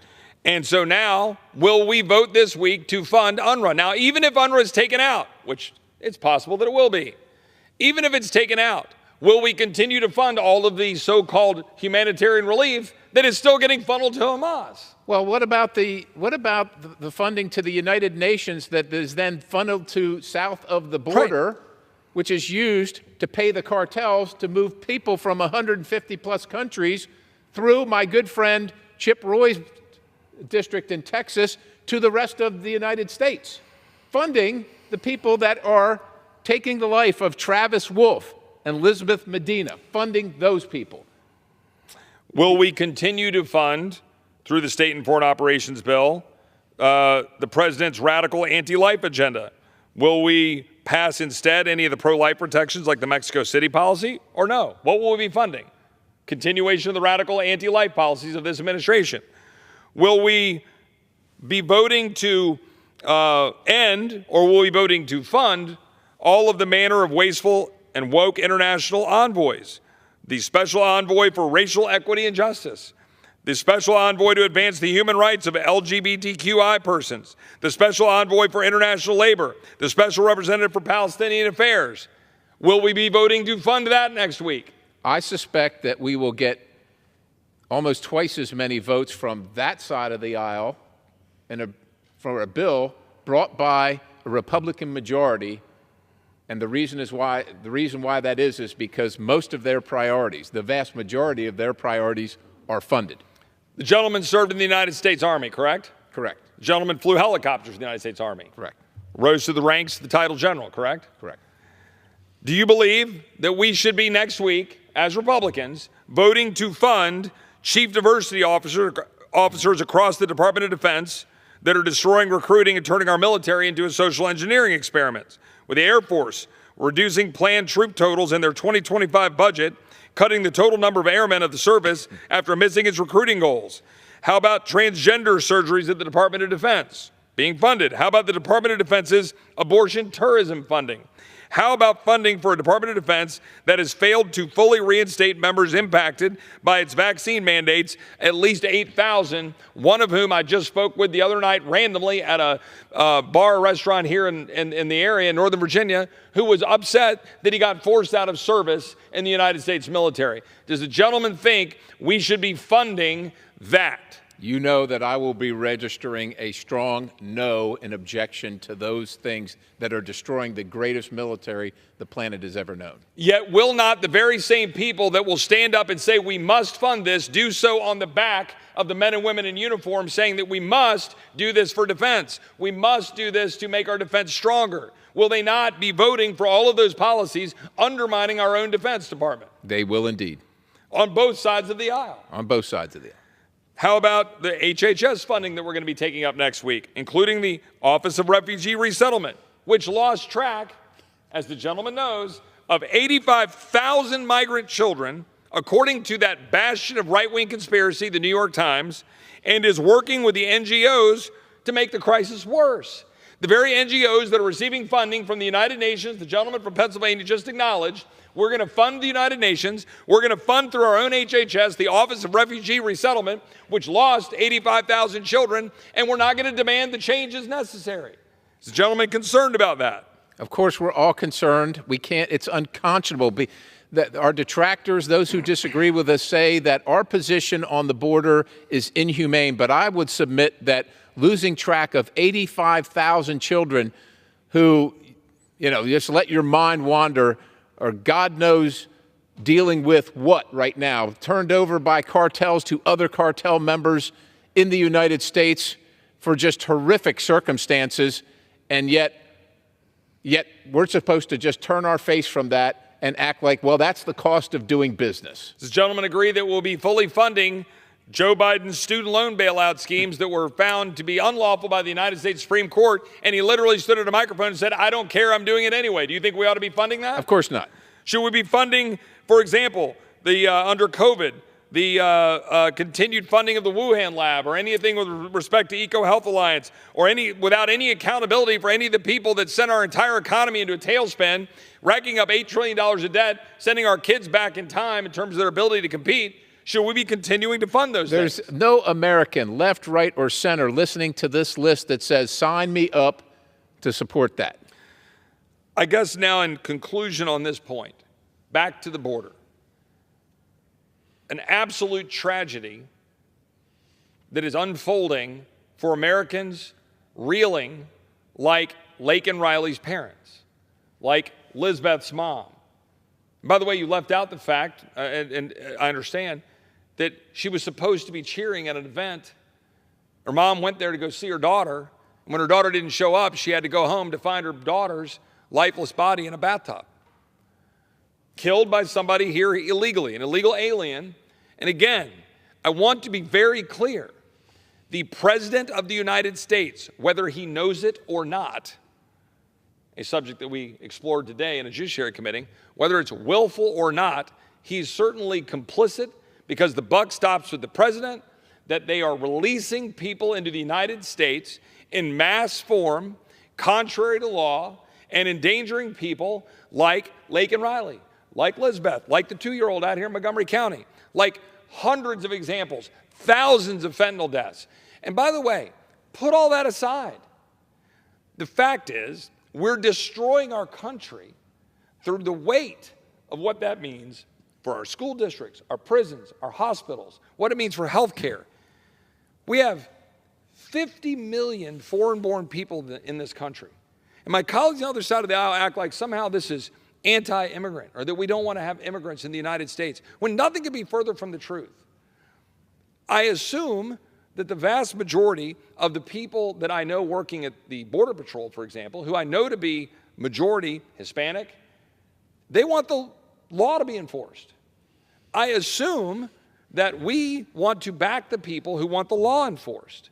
Yet, we're going to, I want to be clear, fund all the things we just articulated and fund a Department of Homeland Security to continue to carry out mass releases in the form of parole, asylum, abuse of the law, undermining our security and safety. And by the way, I would point out, we are going to continue to fund the salary of Alejandro Mayorkas, whom we impeached for violating his oath to the Constitution, violating the laws, and endangering the American people. How does the gentleman feel about that? Just astounding. It is astounding that that is our circumstance, yet that's where we find ourselves, and that's where Americans find themselves. I mean, I have some of the folks that know me say, oh, you're so dramatic. You're so dramatic about it, and it's really not that bad. Immigration's always been an issue. It hasn't changed that much. You're just trying to increase people's anxiety. You're over the top. But I guarantee you, I don't know him, but I guarantee you, Travis Wolf's parents, Elizabeth Medina's mother, there's nothing more dramatic than losing your child. Lake and Riley's parents, there's nothing more dramatic. And the hopelessness that they must feel at the inability to do anything about it, knowing that this is happening in the country, knowing that we know They know we know. We read the news, we see the names, we hear the stories. But we're going to fund it. And what are we going to say to them when we fund it? It's the best we could do? That's the best we could do. I know that Mr. Roy feels the same way. No one else is here. Speaker's here. Mr. Roy from Texas is here. I'm here. I'm sure there's a lot going on in Washington, D.C. tonight. I'm sure there is. We're going to use this time to honor and to acknowledge Travis Wolf, Elizabeth Medina, Laken Riley, the 100,000 Pennsylvanians died of drug overdose last year. That's happening for a reason. It's happening because these drugs are coming across our border. The cartels are running them. China's providing them. And America, under this president, is doing nothing to stop it. The America I know enforces the rule of law. The America I know establishes a rule of law that attracts people from the world to come to our country.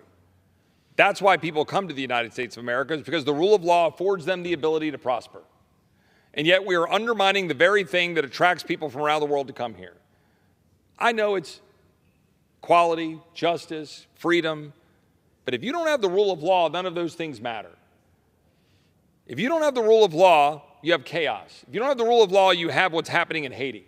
If you don't have the rule of law, you don't have a country. If you don't have sovereignty and borders, you don't have a country. If you don't have that, then there is no America to stand side by side with Israel. If you don't have that, there is no America to even try to come to the rescue of any country like Ukraine or anybody else. If you don't have a country, you have nothing on this earth to be able to organize, to be able to defend the very liberty that we say this country stands for. I would note that this body, Republicans, passed H.R. 2 just under a year ago. That bill would demonstrably change the situation at the border. It would enforce the law. It would reestablish the rule of law. It would still allow people to come here and make claims when they need them if they're being persecuted for their religious beliefs or political beliefs. But they would do so through the normal order. The chaos would end. America would be better off. The Western Hemisphere would be better off. The world would be better off.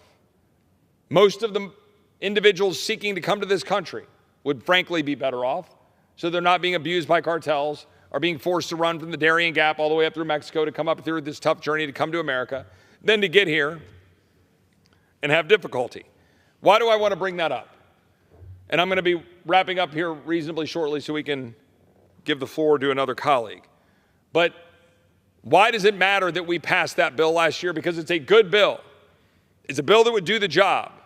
While my colleagues on the other side of the aisle are playing games, trying to hide behind legislation in the Senate that never would have gotten the job done, and our colleague from Massachusetts, Mr. McGovern, today said, and he gave up the game on the floor today, when he said, Republicans now own this. I'm sorry, they said Republicans own this issue now. It was purposeful. He gave it up. He gave away the game. They want to hide behind a bill they knew wouldn't pass. We passed legislation that would make a difference. It would save people's lives, be better for migrants, better for our country. But here's the thing. I hear a lot of my colleagues on this side of the aisle run around and say something like, well, can we just get migrant protection protocols? Can we just get remain in Mexico? Let me be very clear. That will not fix it. Because if you simply pass migrant protection protocol requirements, the president can just ignore them. If you do not end the releases, if you do not force an end to the releases, which, by the way, I did in a 3-page bill, then you have no border security. You cannot implement remain in Mexico and believe that that alone will solve the problem. When parole is being abused, asylum is being abused, unaccompanied children will be abused. But that's what some of our colleagues, even on this side of the aisle, are saying will be a solution if we package it together with Ukraine or Israel to move a bill. Let me be very clear to everybody watching, to any of our colleagues sitting in their offices watching, that is not good enough. It won't work. Don't bring that to the floor. That's not the way we should go. At the end of the day, earlier today, this chamber passed a resolution condemning the Biden administration for its failures at the border, for releasing people into the United States. Every Republican voted for it. Every Republican voted for it. Fine. What will it do? What will it actually do? I voted for it. The president should be condemned. But how many of those same Republicans are going to vote next week to fund fully at a higher level the very things they voted against, or condemned, I should say, in the resolution that they just passed today? What do you think, my friend from Pennsylvania? It's going to be quite a number of, unfortunately, it's going to be quite a number of Republicans that this week they'll say they condemn the Biden administration for dereliction of duty, the lost lives created by wide open borders, and then next week they'll say, well, we didn't have any choice. We had to fund it. We didn't have any choice. There was nothing more we could do. And that's the sad state of affairs. And that's how your country ends up $34 trillion in debt, racking up $100 trillion every 100 days of additional debt, with murderers who have been caught by the law out running around here illegally, killing American citizens. That's how you end up with that. And unfortunately, that's what we're headed for. We're supposed to take a victory lap because it didn't happen in December. It wasn't the pre-Christmas omnibus. So that's a win. That's something to celebrate. That's what I'm told.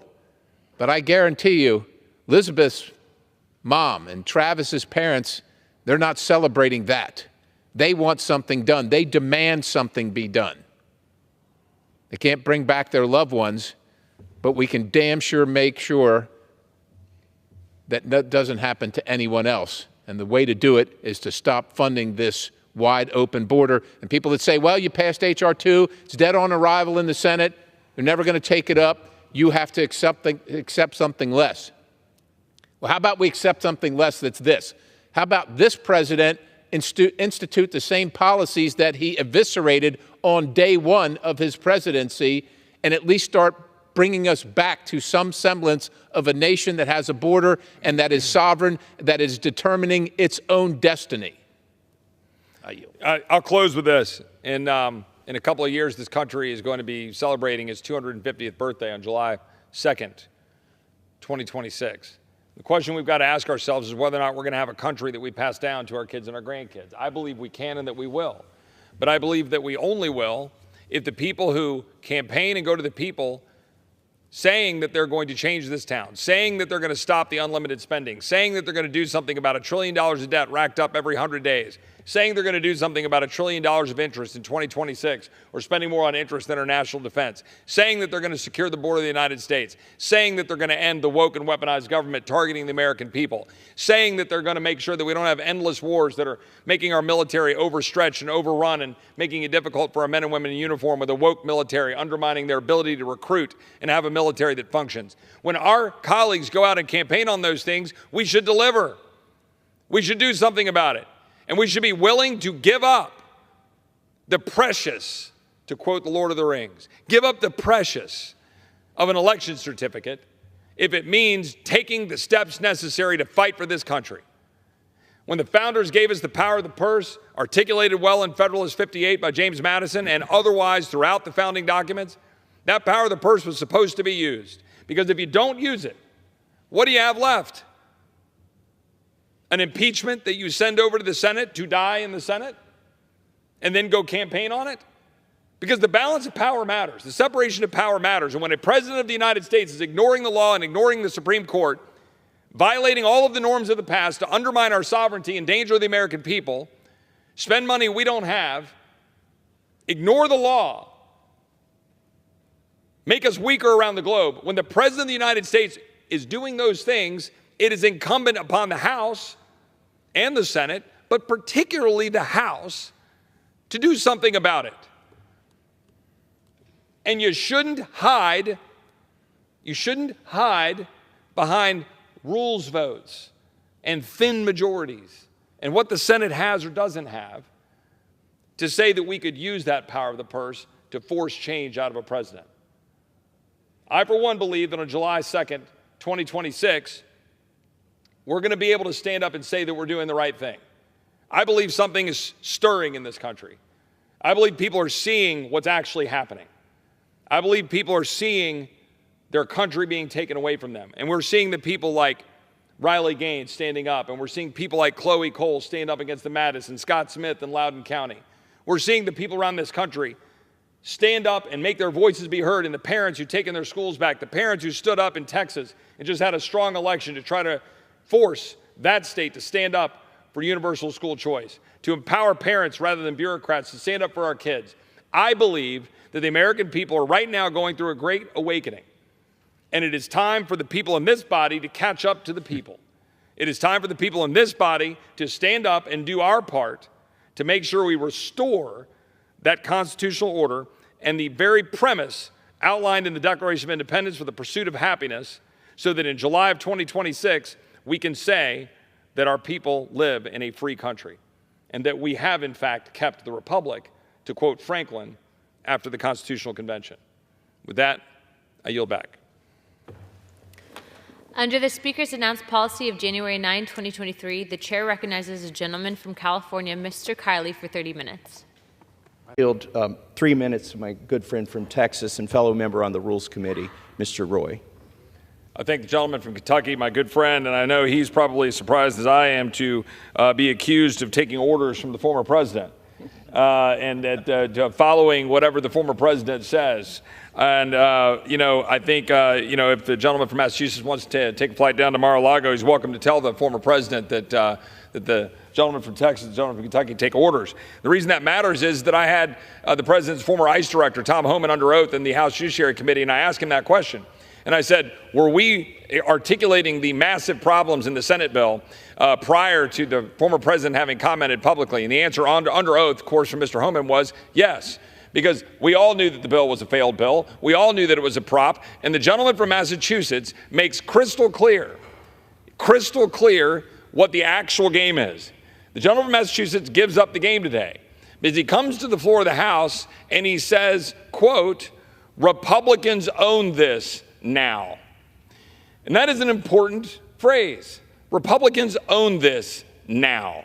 What's really happening is my radical progressive Democrat colleagues who believe in wide open borders allowing mass release of immigrants into the United States that have resulted in the death of thousands of Americans through fentanyl or through the danger of what we saw happen to Lake and Riley. Those radical progressive Democrats are realizing the American people are caught up to them. They recognize the reality that it is their policies that are resulting in the death and the destruction of the American people. So what are they doing? They're putting forward bills that have no chance of succeeding, legislation that will not solve the problem, will codify mass releases, would not deal with unaccompanied alien children, would not deal with any of the issues with parole that the president is using to violate current laws, which requires case-by-case analysis to process people into the United States, mass releases under parole in violation of law that resulted directly in the death of Lake and Riley. My colleagues on the other side of the aisle know this. So they're trying to use a bill that they put forward that won't solve the problem and will make it worse to deflect and push blame politically to Republicans.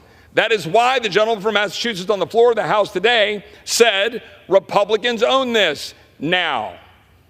Because they're purposely trying to obfuscate the truth. And the truth is, Lake and Riley is dead because the President of the United States, Joe Biden, who stood up in that dais last week and lectured the American people, that president made the decision with the full support and execution by Alejandro Mayorkas to mass release people into the United States that they know contain mass numbers of criminals, terrorists, people from all over the world, including the Chinese Communist Party, that have been released into the United States. And Lake and Riley is now dead, and Aiden Clark is now dead, and Kayla Hamilton is now dead, beaten to death in her own home. Lizbeth Medina, a Texan, is now dead, beaten to death and murdered in her own home, found in a bathroom by her mom, instead of seeing her perform her cheerleading out in a parade. That's the truth. My colleagues on the other side of the aisle know it, and they're now trying to deflect. I support this resolution, and I yield back. I thank the Speaker. And I am glad to be here in an empty chamber having the rigorous debate that we are so accustomed to here in the People's House. But that's, again, where we find ourselves with the level of debate at the moment. We're left with bringing bills to the floor, having a couple of hours cut up, and then moving on with whatever bill is put on the suspension calendar. That's not the kind of debate we should have. There's a bill that is coming before us tomorrow that I believe should have vigorous debate. I believe that it does raise consequential issues, and we should debate them here vigorously on the floor of the House. But I want to be unequivocally clear to the American people that I support it, and I support it unapologetically. We have legislation before us that would ensure that foreign adversaries are not able to collect information on the American people, collect data on the American people, use that data to target the American people, undermine our national security, undermine our democracy, and undermine our way of life, which is precisely what is happening with the evidence we have before us. Both classified and very publicly known information indicates very much that TikTok, that has significant ownership by the Chinese Communist Party, that is targeting American citizens. And then there are some who are out professing that this would legislation that would try to prevent that would somehow undermine our freedom. Now look, I do not like the heavy hand of government being used, certainly not wantonly. An individual today, fairly well known out in the social media sphere, put out and said that we had this classified briefing today and that the issue of election interference was brought up. This was a classified briefing that was not supposed to leak, by the way. That's how things work in Washington. It was leaked. Then we had the additional point here, not coincidentally, the anti-TikTok legislation. Let me clarify and stop. It is not specifically anti-TikTok legislation. It is anti-foreign adversary control of American data and information legislation. That this legislation, according to this individual, now being debated on the Hill, would allow the federal government to force the sale of any social media platform that interferes in elections, just so you know what's coming in 2025. Now, if I believe that to be true, I certainly wouldn't support the legislation. It is 12 pages long. I would note that a friend of mine who serves on the FCC, Brendan Carr, responded to this, and I happen to agree with Mr. Carr. Mr. Carr wrote, "It would be concerning to many if the bill allowed this." This being the post on X by someone this afternoon that I just recounted. It would be concerning, Mr. Carr says, to many if the bill allowed this. It does not. The text is definitive on this point. The bill does not apply to just any social media platform. Far from it. Here is the only and targeted application, Mr. Carr writes. 1, if you're an individual user, the bill confers zero authority to the government over you. That is true. 2, the bill only applies to applications controlled by one of 4 foreign adversary governments previously codified in law by Congress: China, Iran, North Korea, or Russia. The bill is clear that it is not enough to merely have operations there or do business there. It must be controlled by one of those 4 governments. Number 3, even then, the bill only applies if the application presents a demonstrated and significant threat to national security. Control by one of 4 foreign governments alone isn't even enough under the bill. So you got to have significant ownership by these foreign governments. You've got to have a demonstrated and significant threat to national security. And then, number 4, only after public process provided in Congress reported to with a description of the specific national security threat. Every single one of those hoops and more must be cleared and met. It is very narrow. It confers no authority to go after any other application, even if someone were to allege that it engaged in election interference. What is happening here is a reflexive reaction and a sort of scaremongering tactic. Now, let me pause. I do believe this legislation should have full debate. This is also why I prefer legislation to go through the Rules Committee. This is also why I prefer legislation to be amendable, amended, debated. But this bill was passed out. It's trying to be moved so that it doesn't open up for the possibility of undermining the legislation that was very narrowly crafted with a 50-0 vote out of the E&C committee. Now, many of my conservative and more libertarian friends say, well, 50-0 vote gives me the heebie-jeebies and I don't like it. Well, you know what? That's my general default position in this town. But this is different. I want to be very clear. This is different than what I'm about to talk about in just a minute, which is the uniparty in this town that decides everything for you and is bent on whatever the defense industrial complex says and jams through spending bills and limits our ability to proceed. This is different because it is very specific and narrowly tailored towards the end of ensuring that Americans' data and Americans' safety and security are being protected. That's it. It may not be perfect. Nothing this body ever does is perfect. But this bill was put forward to address that issue, and it is a giant step forward, in my opinion, to recognize the threat against our freedom and our liberty that the Chinese Communist Party poses to us, to our children, to our grandchildren, the extent to which they are using algorithms to undermine and focus on our kids. That's what they're doing. They are targeting our children. We know it. They are targeting our people. We know it. They are skewing the data and the results. If you do a search for China virus, now just my utterance of that word make my colleagues on the other side of the aisle's head explode.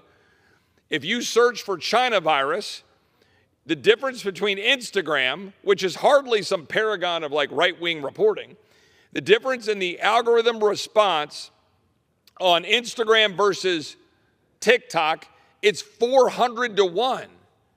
The responses you get if you search for China virus. If you search for Hong Kong, I think it's 180 to 1. If you search for Tiananmen Square, I think it is 80 to 1. The fact is, you're getting demonstrably shaped information out of TikTok. And what most people don't understand, most parents at home while their kids are out using TikTok, and this is a parental problem, not just China, China is specifically limiting the information that kids can see in China. They're making sure that the kids in China see patriotic, pro-China, engineering, all of this stuff you want to try to have your kids see in order to make them into what you want to make them. In our country, we are allowing freedom to undermine our freedom. And that's what's actually happening here. It's the false name of freedom, to be clear, to undermine our freedom. It's not actual freedom because the freedom that we have is being attacked by China, and we're sitting back in the false name of freedom saying, oh, no, let's not touch that. I hope that tomorrow we will crack through that. I hope tomorrow, on a bipartisan basis, we will send a message that the Chinese Communist Party cannot knowingly attack us and get a response that is a whimper, because that's what we've been doing so far. If you wanted to destroy America, you would set out and do exactly what China has been doing, bit by bit, targeting our people, undermining our access to information, or at least information that they're trying to control, and target our kids with propaganda. Very specifically. Yes, we have problems with Google, but I'm getting tired of the but Google. Yes, we have problems with Facebook, but I'm tired of the but Facebook, because I get that a lot. The fact is, those things, we want to break up Google? Let's sit down and do it. Happy to have a bipartisan bill to talk about that. You want to deal with Facebook? Happy to have that conversation. You want to talk about the misuse of the power of those big companies, attacking First Amendment rights, targeting people for their political beliefs? Happy to have that conversation. But do you know how hard that is? Because none of us want to use the power of the government to go after companies so that the government is saying what they know is best about what that means for our freedom and our rights here in this country. That's what we're wrestling with under our Constitution, to protect our rights. But when the Chinese Communist Party is actively targeting the American citizens, I'm tired of people hiding behind the flag to let China do it. And that's what's happening. And people are going to do it in the false name of freedom and in the false name of, oh, let's go do this because, I don't know, a former president says so or a media personality says so. How about we do our job here in the House chamber to take on the Chinese Communist Party and not act like they're not doing what they're doing? I think it's important. I support the legislation. I appreciate my friend Mike Gallagher working on it. I co-sponsor it. I will defend it tomorrow. I will defend it in the future. I'm defending it now. I hope we pass it tomorrow on the floor of the House. To my good friend from Texas, Representative Chip Roy. I thank the gentleman from Georgia. I appreciate him getting this time on the floor for us to address such a pressing matter as the national security of the United States and the well-being of her citizens. And the truth of the matter is, the national security of the United States and the well-being of her citizens in terms of safety and security is not well. We are in danger in our country, on our streets, in our homes, from people who are being let into the United States under the not just misguided, but purposeful policies of radical progressive Democrats led by Joe Biden and as exemplified by my colleagues on the other side of the aisle in this body and in the Senate, purposely releasing people in the United States they know to be a danger to our people. They are using parole policies and asylum policies that we put in place out of the goodness of our heart to help people around the world. They are using those very narrow exceptions to the rules to secure our border to release thousands of people without vetting them or, frankly, without even caring into the United States. And the result has been the murder, death, rape, assault of American citizens. My friend from Georgia mentions Lake and Riley. I hate to politicize one family's devastation in their last month. She has obviously gained notoriety and caught the attention of the American people, but there are hundreds, thousands of examples of devastated families, whether you're talking about from fentanyl poisoning, whether you're talking about the absolute disaster that is a mom in Texas finding her cheerleader daughter dead in the bathtub in her own home when she went to go see her perform cheerleading in Texas. That happened in December. Where's the bill named after Lisbeth, right? Where's the bill named after Kayla Hamilton, who was raped and murdered in her own home right here in Maryland, just up the road from here at the nation's capital? What about the 2-year-old who was murdered in Montgomery County, Maryland, just outside of the nation's capital by somebody let out on mass parole by radical, progressive Democrats who don't give a rip about our nation's security or the well-being of our citizens? Because that's the truth. But there is a worse truth, in my opinion. In the face of the observable endangerment of the American people by radical progressive Democrats, Republicans who campaign against it are going to fund tomorrow or the next day or whenever they decide to jam us with a bill that we have not yet read. They are going to fund Republican colleagues who will spend this year campaigning against open borders and campaigning against the destruction of the lives of Americans at the hands of open borders led by Democrats. I want to be very clear. It is led and being carried out by radical progressive Democrats. But my Republican colleagues will campaign against it, yet tomorrow they will fund it. Tomorrow or Friday or Saturday, whenever we get the bill, we haven't seen it yet, they will spend $1.2 trillion funding defense, which, by the way, is woke, funding state and foreign operations, which, by the way, includes the United Nations and the World Health Organization, funding all manners of programs that are not good for this country, but notably the Department of Homeland Security carrying out these mass paroles, carrying out these mass asylums, carrying out the release of people into the United States, issuing memoranda saying that ICE should not actually pull these people up and then deport them from the United States. We will be funding that. Now, not all of us. My friend from Georgia, my friend from Virginia who's joined us, my friend from Louisiana who spoke a minute ago, we won't vote for it. Republicans could stop it.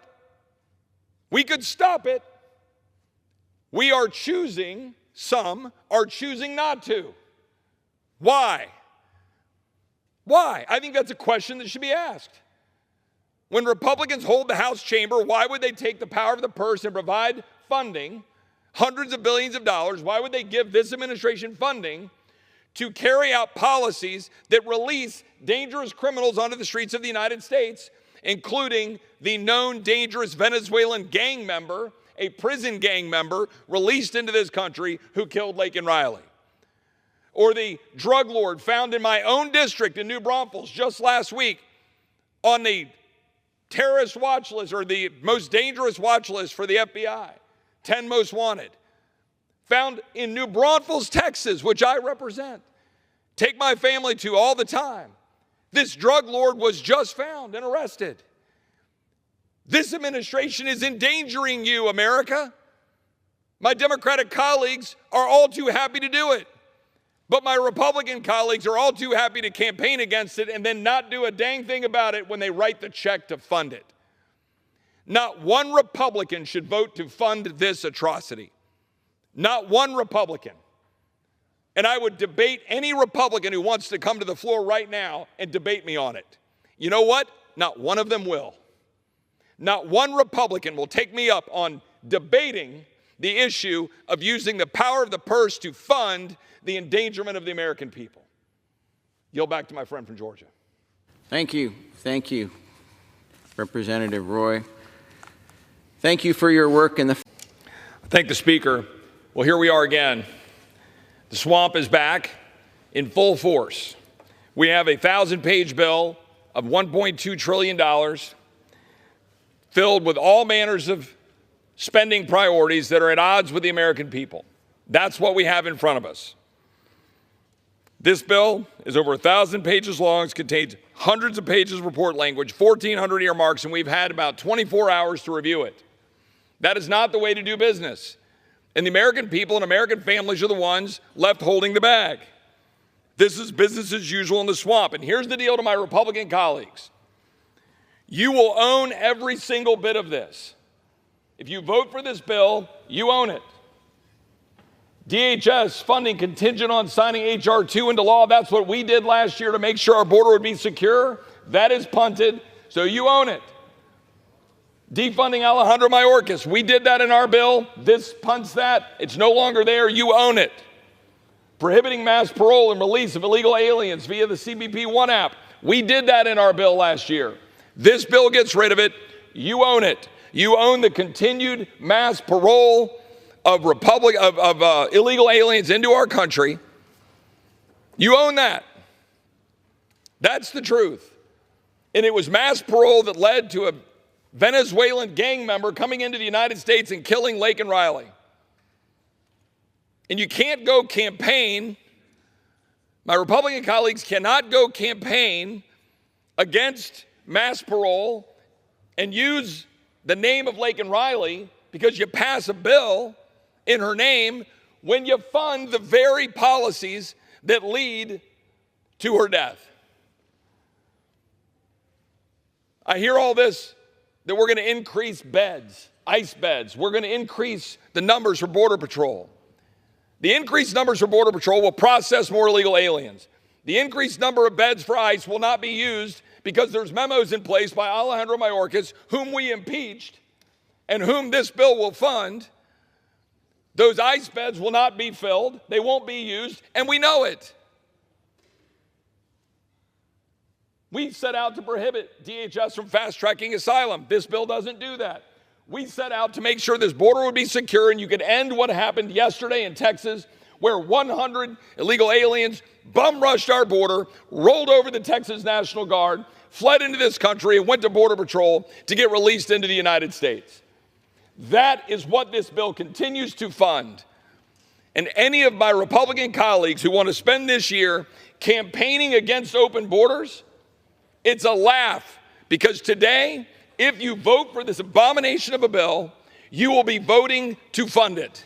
You will be voting to fund the very policies that you will campaign against. The gentlewoman reserves. Thank you. The Democrat leader talks about the mosaic.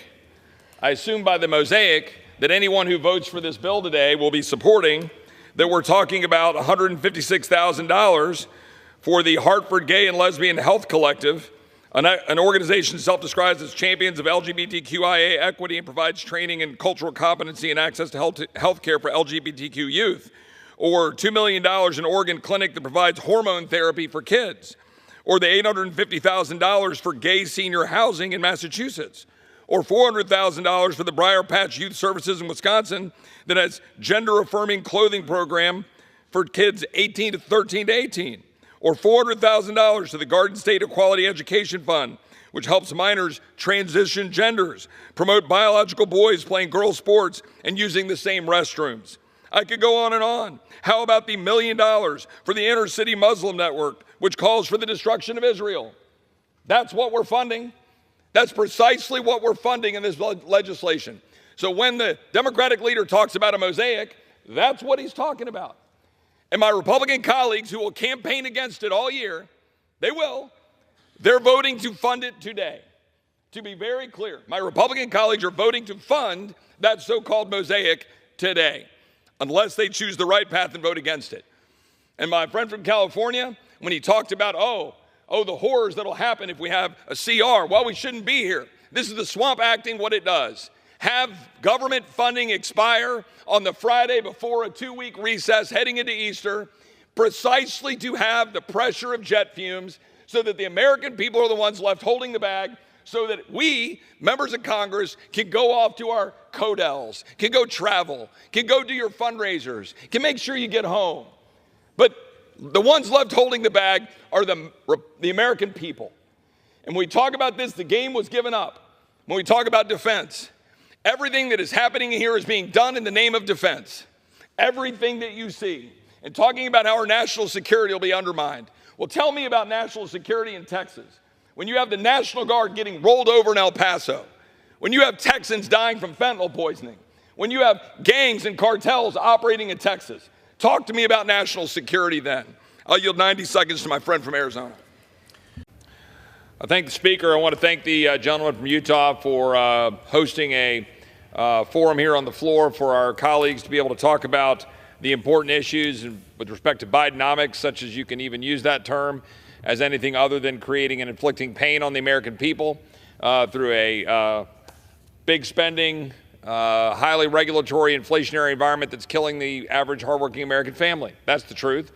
My colleague from Utah brought a number of our other colleagues down to make that point very clearly, in addition to making the point that, and the point that I've come to the floor of the House to underscore and reiterate, and that is the importance of the United States of America standing side by side, shoulder to shoulder, with our friend Israel.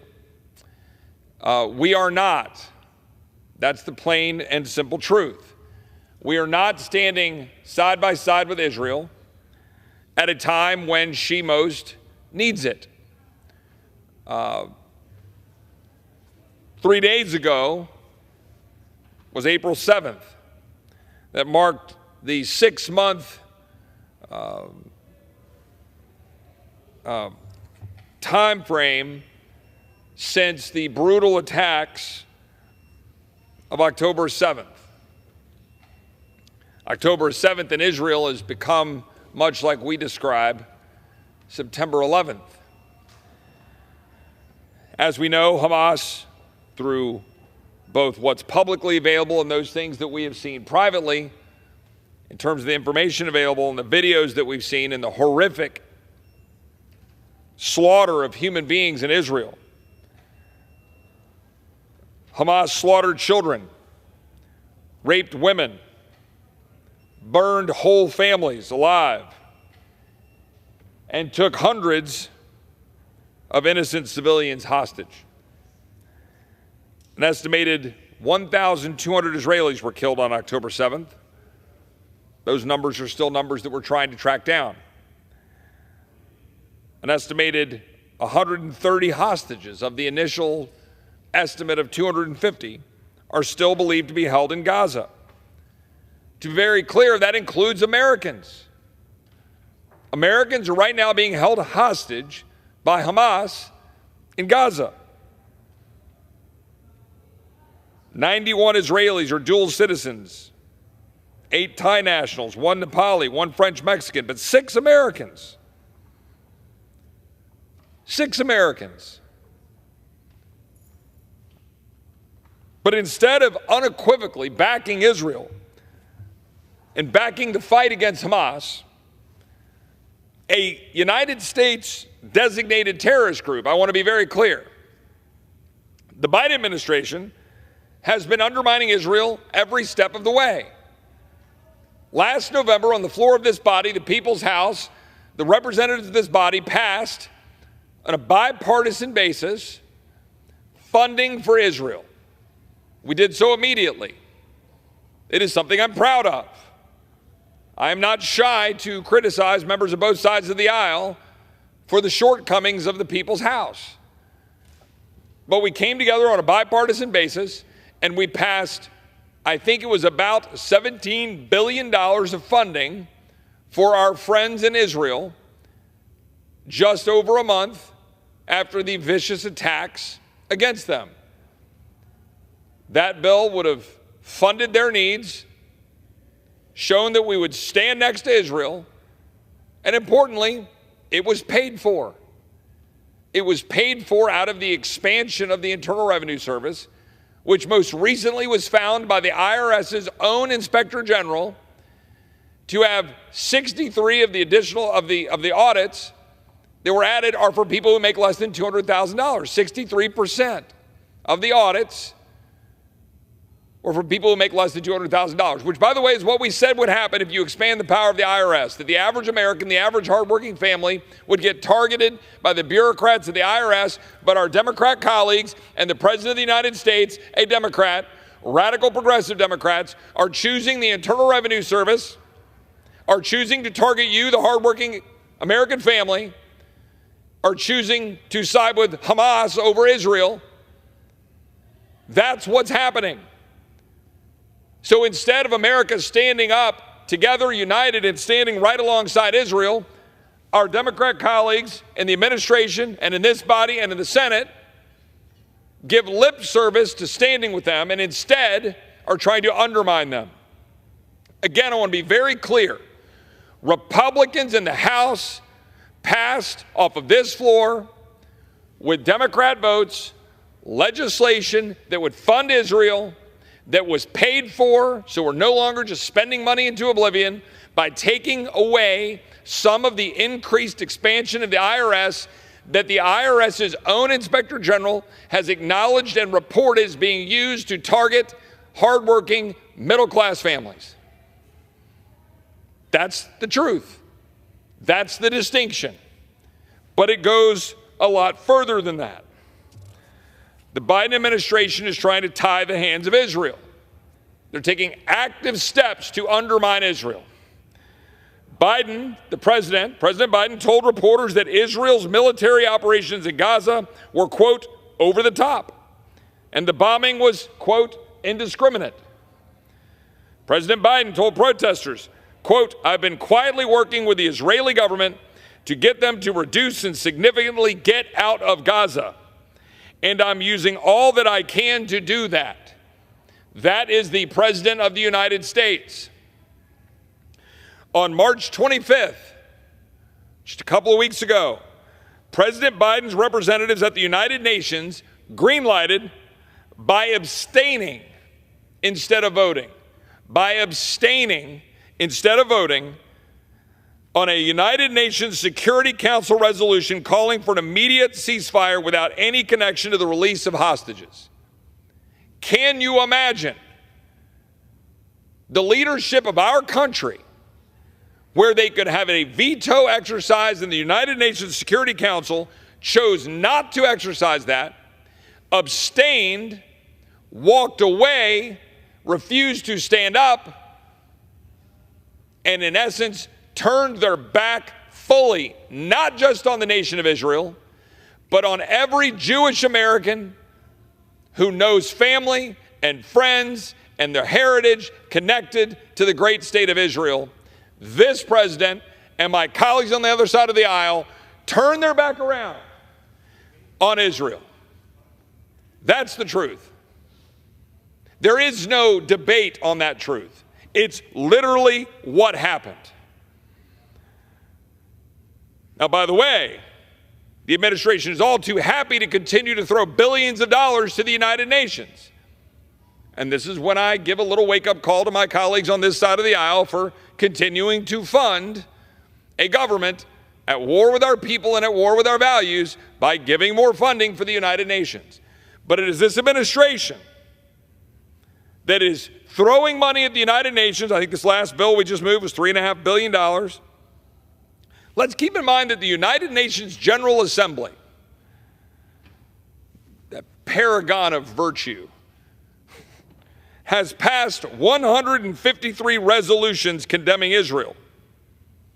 0 on China, 0 on Cuba, 0 on Turkey. I could keep going down the list, but 153 resolutions condemning Israel. Anybody with eyes can see what is happening. The Prime Minister of Israel, Prime Minister Netanyahu, was correct when he said, quote, just as the United States would not agree to a ceasefire after the bombing of Pearl Harbor or after the terrorist attack of 9/11, Israel will not agree to a cessation of hostilities with Hamas after the horrific attacks of October 7th. Every member of Congress, the President of the United States, every member of the Senate, we should be standing up shoulder to shoulder, backing Prime Minister Netanyahu, backing Israel with their unequivocal right to defend themselves, their unequivocal right to root out Hamas from the hostile forces that have been attacking them, and to not allow the international community to gaslight the world into saying that Israel is slaughtering civilians, because it's simply not true. The press and the international community will throw out numbers of the casualties in Gaza, but what they don't tell you is that a large number of those casualties are in fact enemy combatants. They are literally operating like divisions, like a military, but they hide because they're cowards. Because Hamas are cowards, and they hide under schools, and they hide under hospitals, and they build tunnels all through the city, all through the streets, making it as hard as it has ever been in the history of warfare for a sovereign nation, Israel, to defend itself against evil terrorists embedded in the civilian communities right underneath the streets in Gaza. But what's amazing is that what will be studied for years to come is the extent to which Israel has bent over backwards, has worked to minimize the casualties.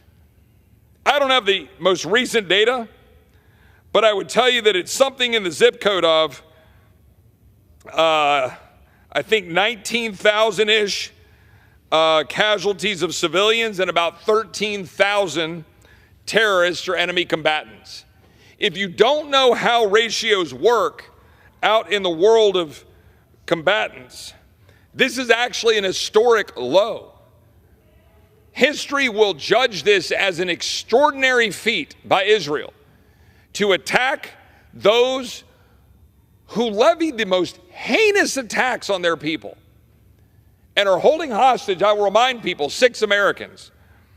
History will view this as an unprecedented success in modern warfare to root out and target evil and try to avoid civilian harm.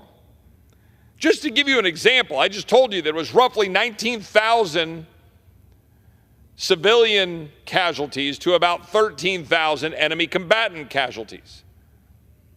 Okay, 19,000 civilian casualties to about 13,000 enemy combatant casualties that I believe the data reflects that we see going on in terms of Israel and their engagement with Hamas in Gaza. Here's a point of reference. According to the United Nations, civilians usually make up around 90% of casualties in war, which would be a 1-to-9 ratio. I mean, think about that. Think about the extent to which that is what the United Nations, that paragon of virtue that has had 153 resolutions condemning Israel, the United Nations says that ratio is normally 1-to-9. And Israel's got it at something in the zip code of like 1-to-1.5. While you have the enemy not marching in a line of redcoats, not getting in the field and just marching at you as the enemy combatants, but hiding as the cowards that they are in the tunnels under the schools and the hospitals and the businesses and the communities in Gaza. My colleagues on the other side of the aisle in this chamber and in the Senate should be ashamed of themselves, as should the President of the United States, for walking away from Israel, going to the United Nations, abstaining from your role in the Security Council to stand aside Israel while buying into the nonsensical lies about what Israel is doing when they're actually doing probably the best job in the history of humankind to root out and target the enemy combatants and the terrorists who are embedded in the communities of Gaza. It's an extraordinary feat. It is something we should hold up as a model of success and then stand alongside Israel. And what we should do is send over the $17 billion that we already passed off the floor of the House and sent to the Senate, which is paid for by shrinking the IRS. An IRS, which is already pointed out, is targeting hardworking American families, as the Inspector General of the IRS noted. Seek the truth. Figure out what's really happening.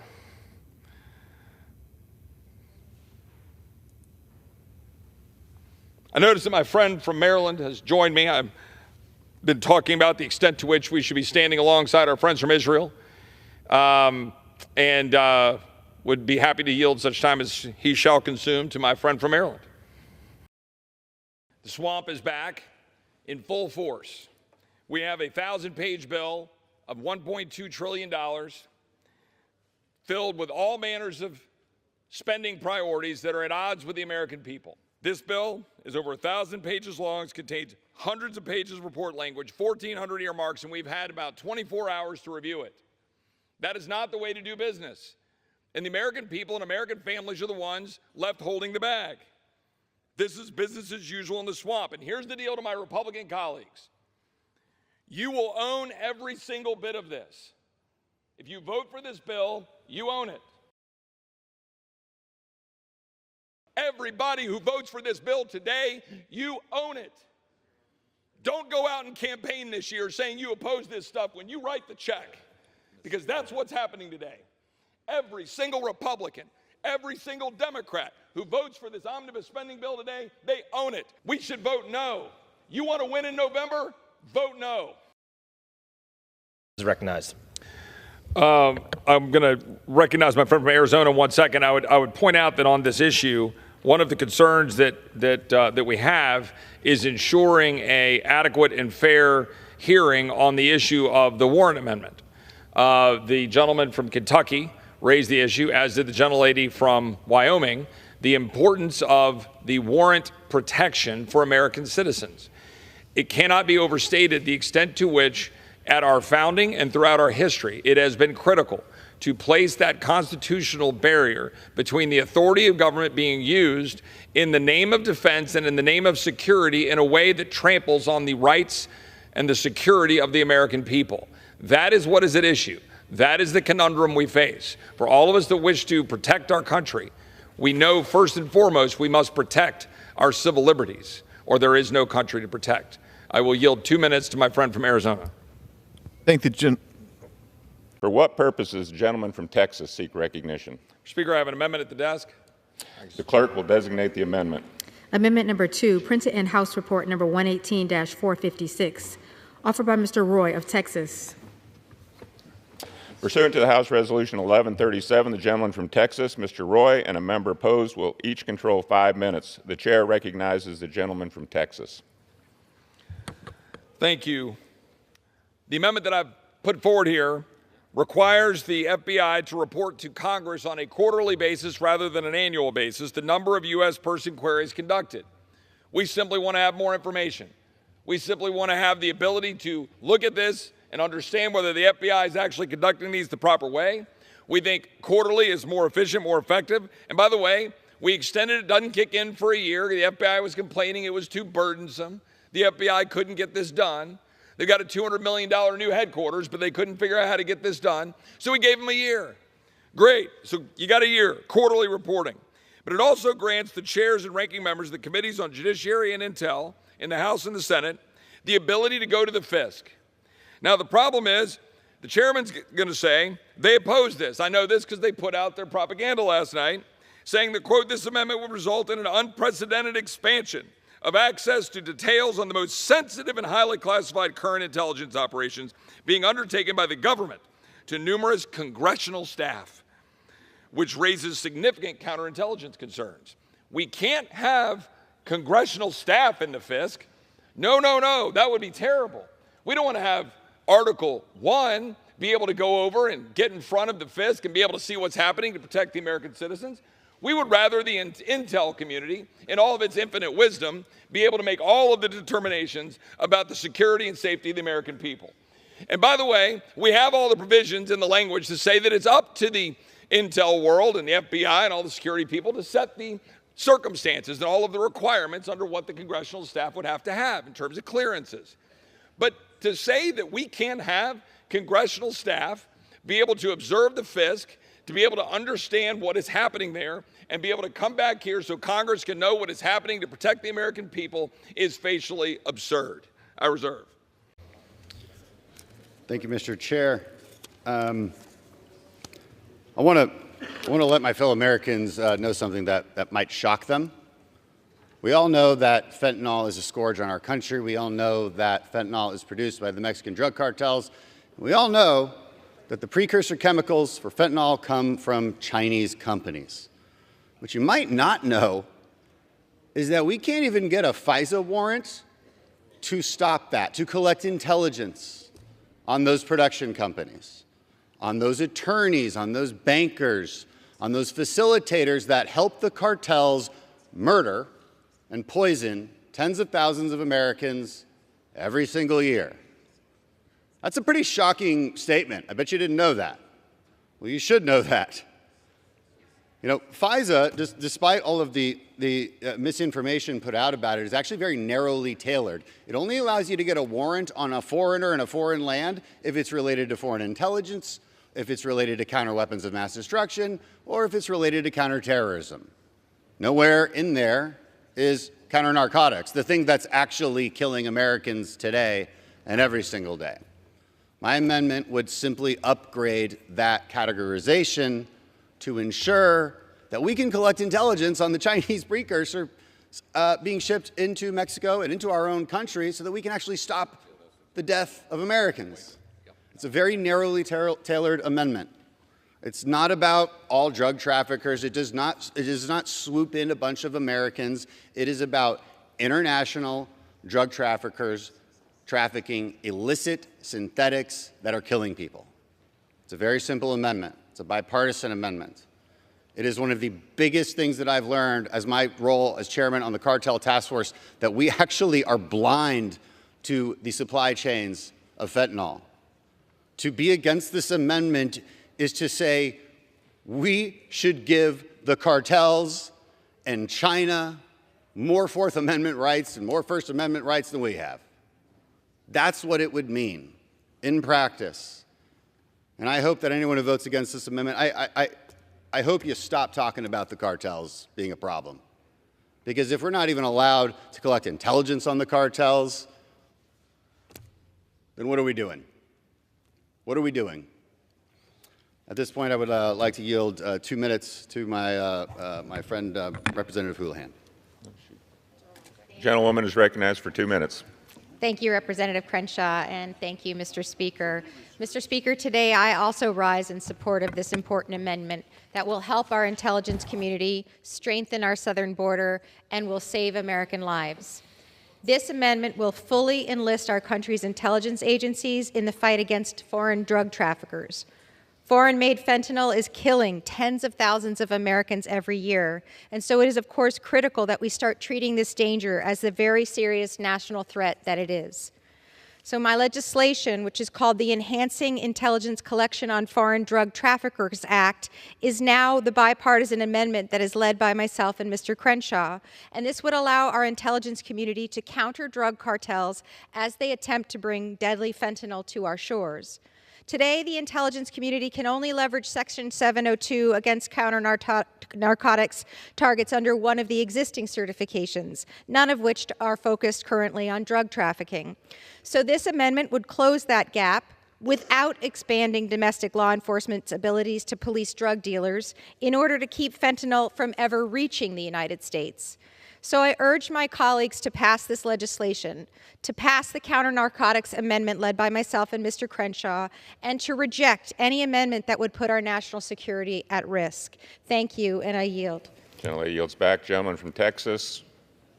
I just want to say to those opposed to the underlying bill, I understand we're going to have to agree to disagree. But I cannot imagine being opposed to this amendment even if you vote against the overall bill. I thought we all agreed that the cartels are one of our #1 threats.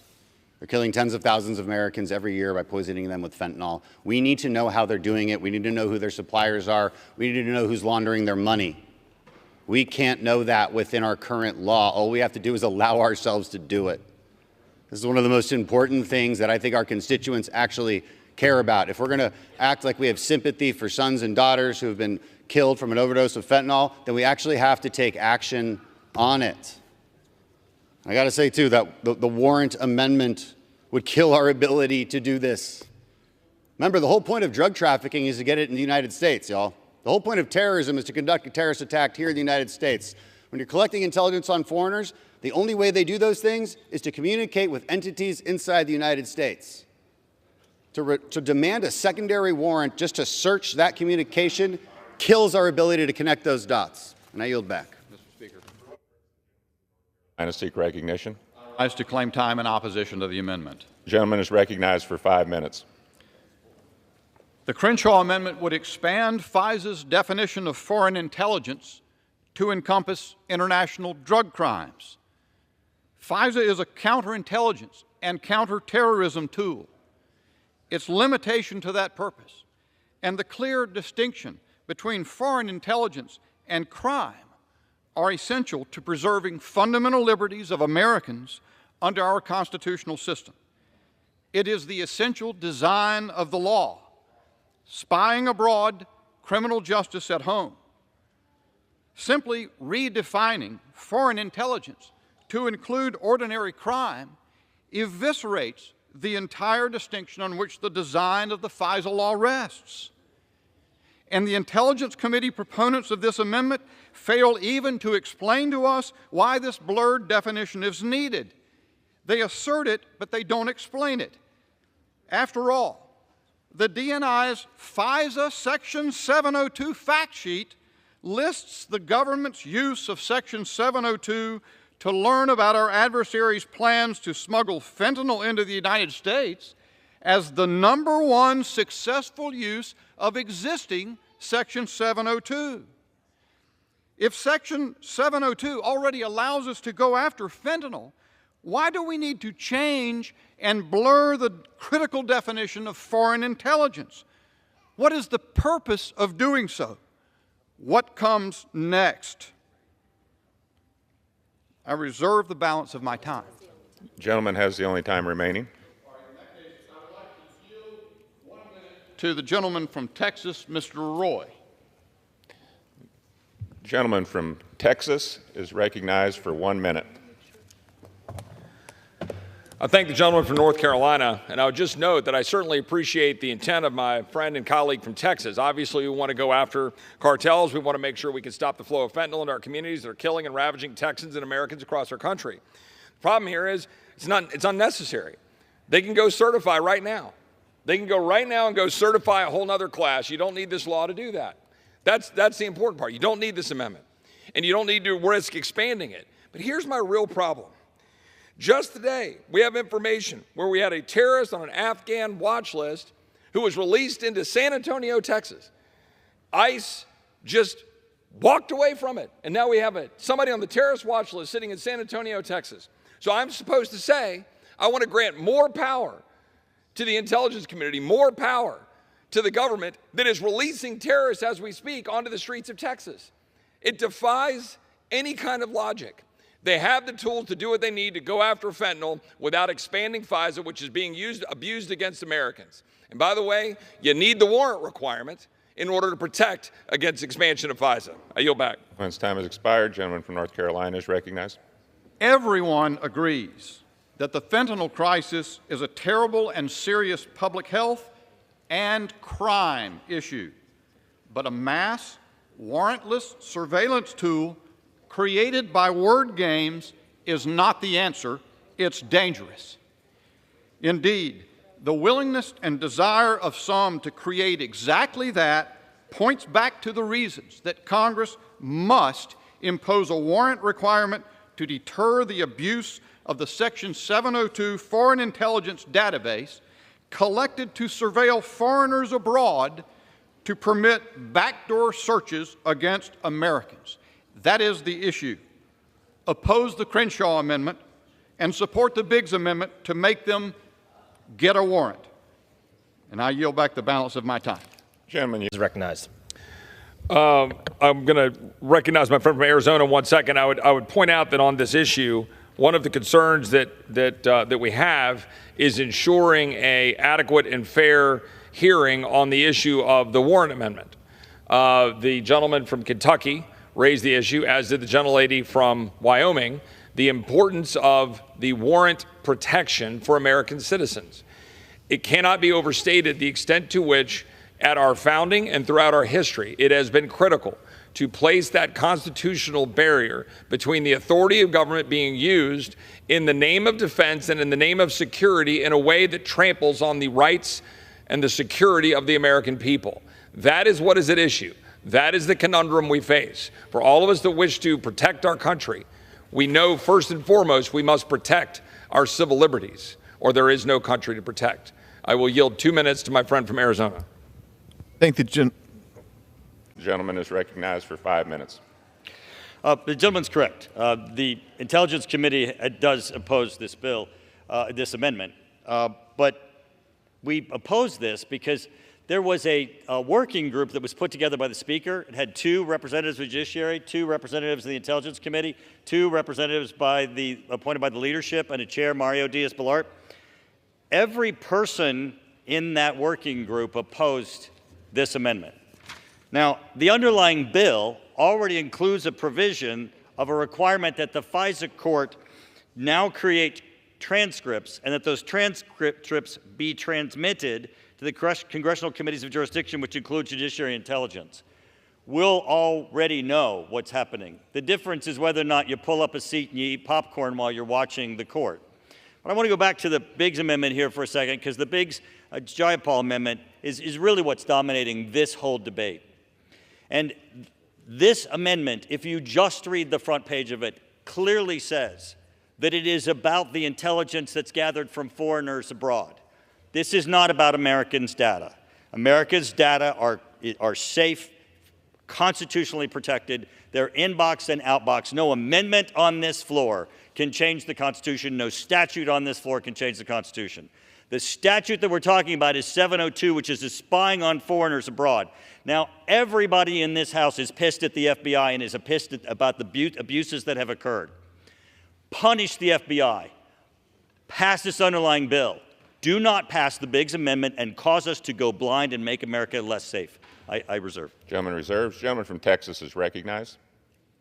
Pretty much the entirety of the debate that has been had down here has been focused on the warrant requirement, right? The reason that we've got this particular amendment here before us right now is simply to just be able to have more reporting and more understanding of what's happening in the FISC.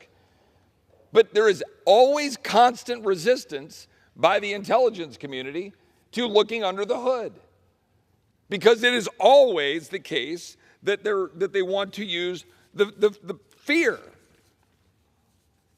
Perhaps it is a universal truth that the loss of liberty at home is to be charged against danger, real or pretended, from abroad. James Madison to Thomas Jefferson, May 13th, 1798. The fact is, the founders knew precisely what would occur. That the government, in the quest to have power in the name of stopping foreign adversaries, that in the name of fear, would use that power against our own citizens. That's what's occurring. That's what's happening. And we have before us real and obvious abuses, 278,000 of those abuses going after the American people. And our response is a bunch of technical stuff that chases the actual core problem. Our friends don't want to get into peeling back the hood of what's happening in the intel community because our friends are the intel community. I reserve. Gentleman reserves. Gentleman from Ohio is recognized. In conclusion, as we look at this debate and this bill, which is about spying on foreigners abroad, Hezbollah, Hamas, the Chinese Communist Party, giving them constitutional protections is unprecedented. There's no court that has ever done it. There's been no bill that has passed this House that gives constitutional protections to foreigners abroad. Americans' constitutional rights are preserved in the Constitution. This amendment undermines our security by giving Americans constitutional rights here in the United States to foreign adversaries. Vote no on the Biggs Amendment. Vote no on this amendment. Gentleman yields back. Gentleman from Texas is recognized. To be clear, this amendment is about reporting requirements. But on the point of the warrant, after the rampant abuses by the federal government, it is clear that we should have a warrant requirement under 702 to protect Americans from the querying of incidental communication collected en masse under a broad grant of power to target foreign entities. That's the truth. This is the FBI that targeted Catholics, put pro-life progressive activists in jail, and targeted President Trump. The proponents give up the game, saying openly the need to target U.S. persons right here on the floor. The only thing that makes this warrantless collection of millions of Americans' international communications lawful, quote unquote, is the government's certification that it is targeting foreigners and only foreigners. If the government changes its mind and wants to go after an American, it should have to go back and get the warrant that it skipped on the front end. This is not that hard. By the way, the argument that we would need 2,000 judges to filter through warrant requirements begs the question, which is it? The proponents' own data indicate they will only get a hit for 1% to 2% via metadata. Some of those will have exceptions under our warrant amendment that we offer, so it would probably be less than 1%. So the 2,000 judges argument is just straight up false. It's just not that hard. If you want to go after an American, if you want to look at their information, get a warrant. The gentleman is recognized for 5 minutes. The gentleman's correct. The Intelligence Committee does oppose this bill, this amendment, but we oppose this because there was a working group that was put together by the Speaker. It had 2 representatives of the Judiciary, 2 representatives of the Intelligence Committee, 2 representatives appointed by the leadership, and a chair, Mario Diaz-Balart. Every person in that working group opposed this amendment. Now, the underlying bill already includes a provision of a requirement that the FISA court now create transcripts and that those transcripts be transmitted to the congressional committees of jurisdiction, which include Judiciary and Intelligence. We'll already know what's happening. The difference is whether or not you pull up a seat and you eat popcorn while you're watching the court. But I want to go back to the Biggs Amendment here for a second, because the Biggs Jayapal Amendment is really what's dominating this whole debate. And this amendment, if you just read the front page of it, clearly says that it is about the intelligence that's gathered from foreigners abroad. This is not about Americans' data. America's data are safe, constitutionally protected. They're inbox and outbox. No amendment on this floor can change the Constitution. No statute on this floor can change the Constitution. The statute that we're talking about is 702, which is spying on foreigners abroad. Now, everybody in this House is pissed at the FBI and is pissed about the abuses that have occurred. Punish the FBI. Pass this underlying bill. Do not pass the Biggs Amendment and cause us to go blind and make America less safe. I reserve. Gentleman reserves. Gentleman from Texas is recognized. Pretty much the entirety of the debate that has been had down here has been focused on the warrant requirement, right? The reason that we've got this particular amendment here before us right now is simply to just be able to have more reporting and more understanding of what's happening in the FISC. But there is always constant resistance by the intelligence community to looking under the hood, because it is always the case that they want to use the fear. Perhaps it is a universal truth that the loss of liberty at home is to be charged against danger, real or pretended, from abroad. James Madison to Thomas Jefferson, May 13, 1798. The fact is, the founders knew precisely what would occur. That the government, in the quest to have power in the name of stopping foreign adversaries that in the name of fear would use that power against our own citizens. That's what's occurring. That's what's happening. And we have before us real and obvious abuses, 278,000 of those abuses going after the American people. And our response is a bunch of technical stuff that chases the actual core problem.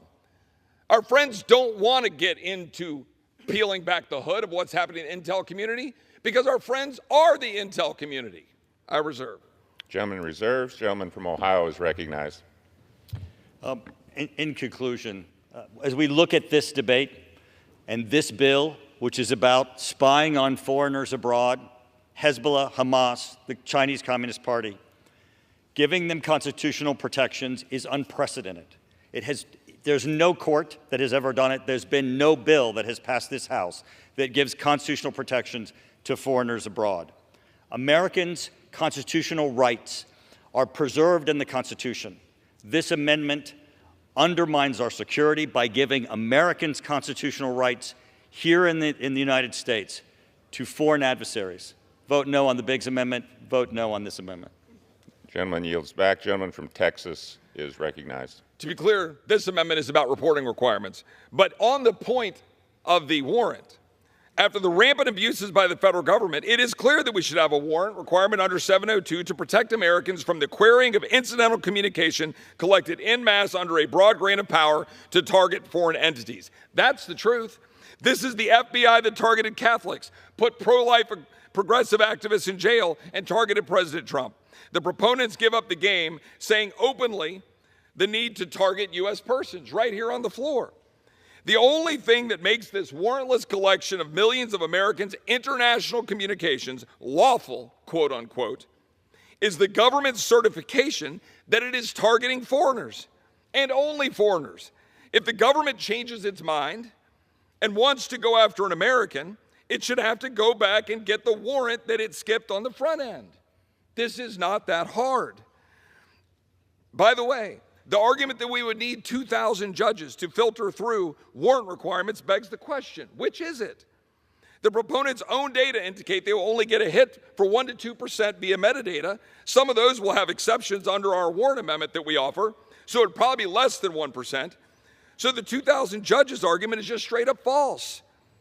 It's just not that hard. If you want to go after an American, if you want to look at their information, get a warrant. Gentleman reserves. Gentleman from Alabama is recognized. Mr. Speaker, I yield 3 minutes to my friend from another border state, Texas, Mr. Roy. Mr. Roy is recognized. I thank my friend from Alabama. The gentlelady's right in part. And we're here for two reasons. Yeah, this bill will not become law. There's no question about that. And it will not become law for two reasons. The first reason is that our Democratic colleagues refuse to address the crisis at the border and in fact want to perpetuate it, encourage it, and cause more of it. The second reason it's not going to become law is because Republicans continue to campaign on securing the border and then refuse to use any leverage to actually secure the border. That's the reason.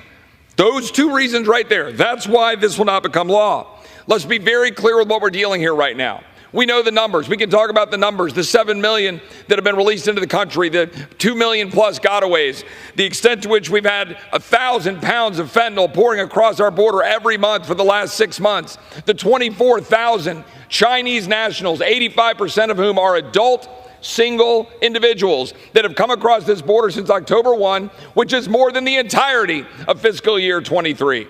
And certainly more than the 381 in the last year that the policies of President Trump were in place. The reality is we are being put in danger. The American people are getting killed. Laken Riley is dead because of the policies of the Biden administration, specifically the parole policies that release people into our country to kill Americans. That is what has been happening. And yet we're going to do nothing about it.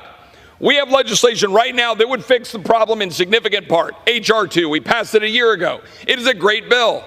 I support the bill. I support what's in it. It changes the policies. Frankly, policies that President Obama and Jay Johnson asked us to change, like TVPRA and Flores. It changes the policies of abuse of parole and asylum by this administration. We should get it signed into law. But the only way to force Democrats to do it is to use leverage. And we're not going to, despite the fact that the Speaker of the House repeatedly has said in January at the border, a trip I didn't take because I knew full well what would happen. It would be a show trip. And that's exactly the truth. If President Biden wants a supplemental spending bill focused on national security, it better begin with defending America's national security. We wanted to get the border closed and secured first.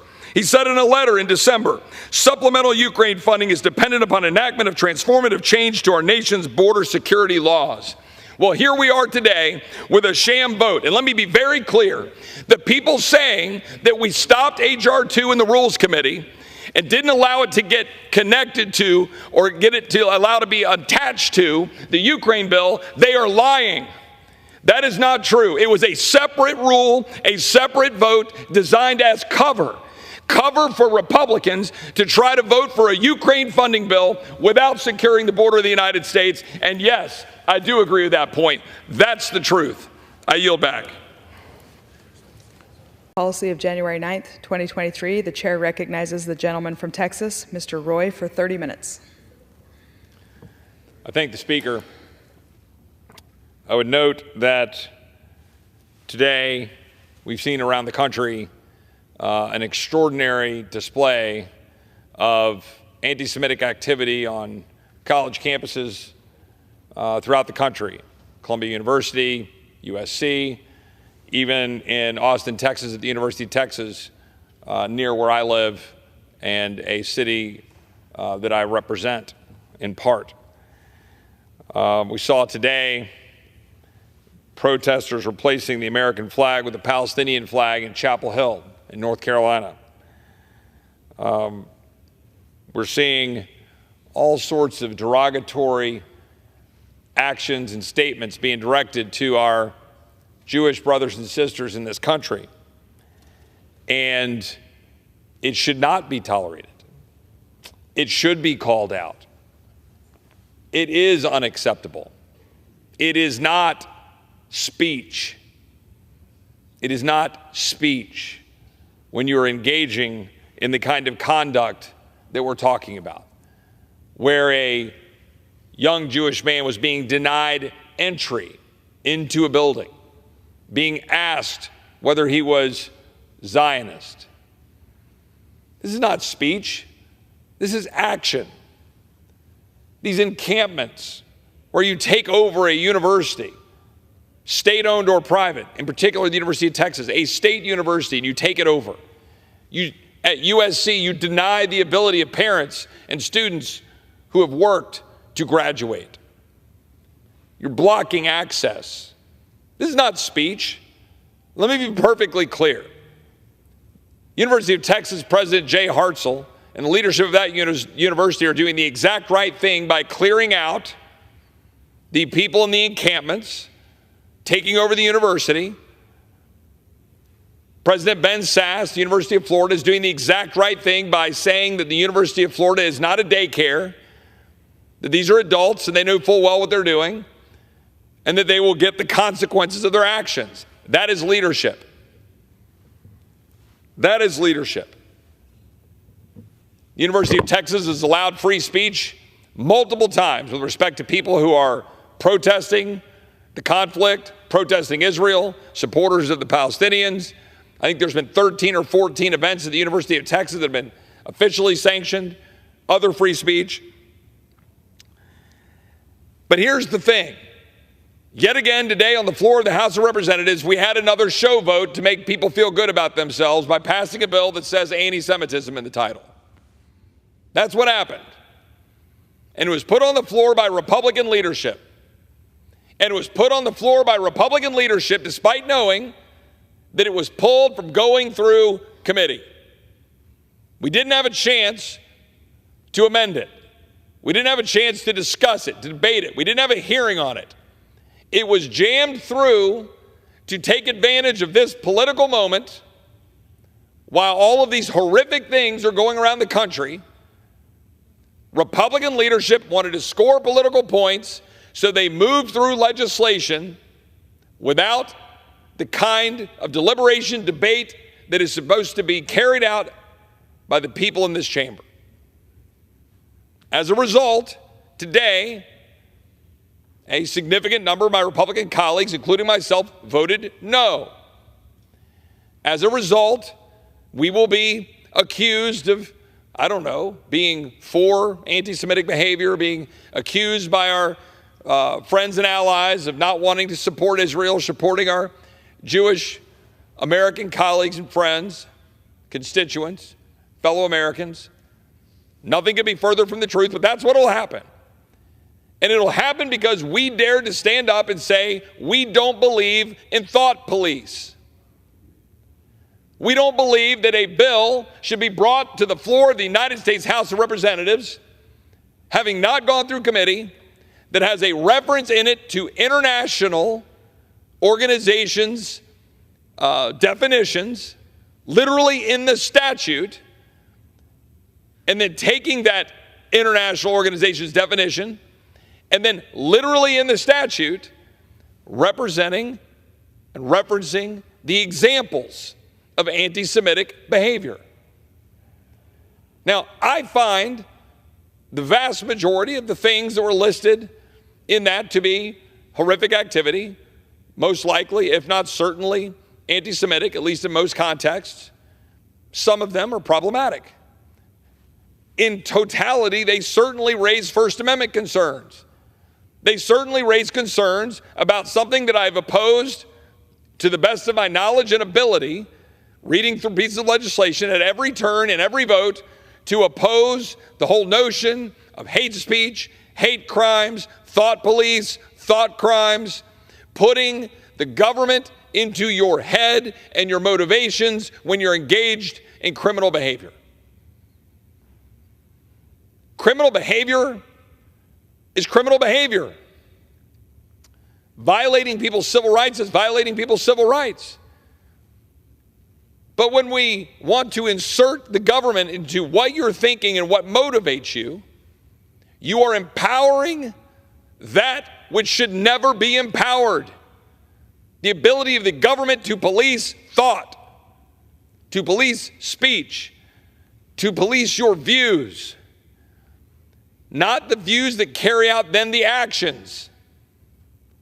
The actions are the problem. Police the actions.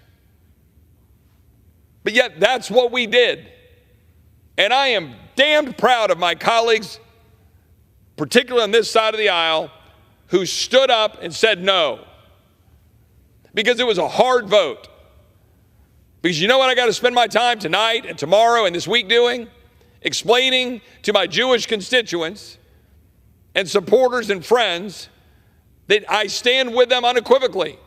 And they'll say, what do you mean unequivocally? You voted against a bill that's entitled anti-Semitism. And I'll say, because the slippery slope of tyranny that have led to the death, that have led to the harassment, that have led to the abject discrimination and oppression of people around this world, those roads lead through the empowerment of government bureaucrats and the expense of liberty.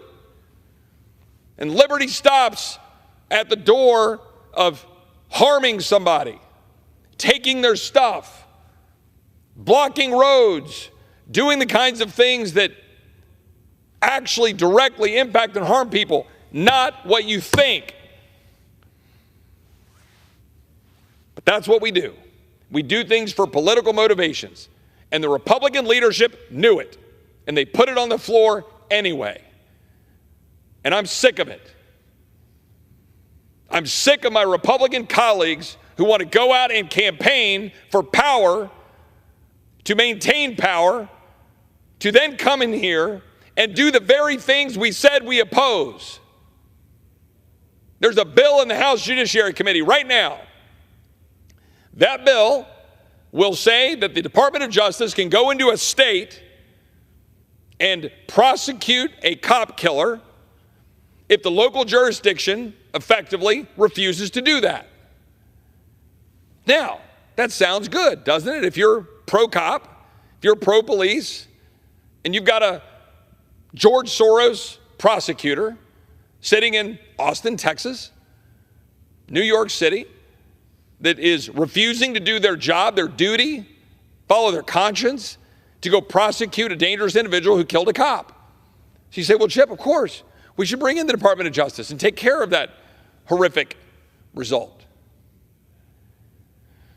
Here's the problem. There's no end. The bill is based upon commerce. If a gun transports in commerce, if the defendant has traveled in commerce. Now, you say, Chip, why does that matter? Because let me ask you a question.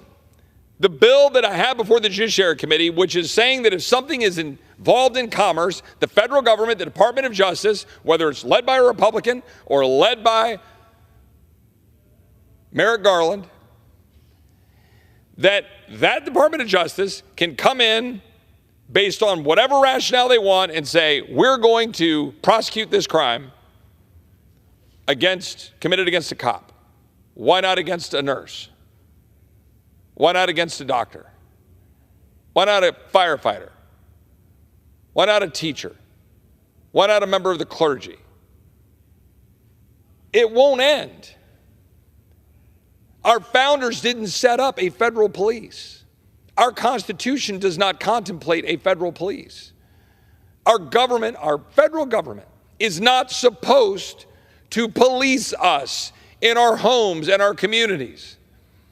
It is egregious that there are cops who have been murdered and there are DAs that refuse to do their duty to prosecute their killers.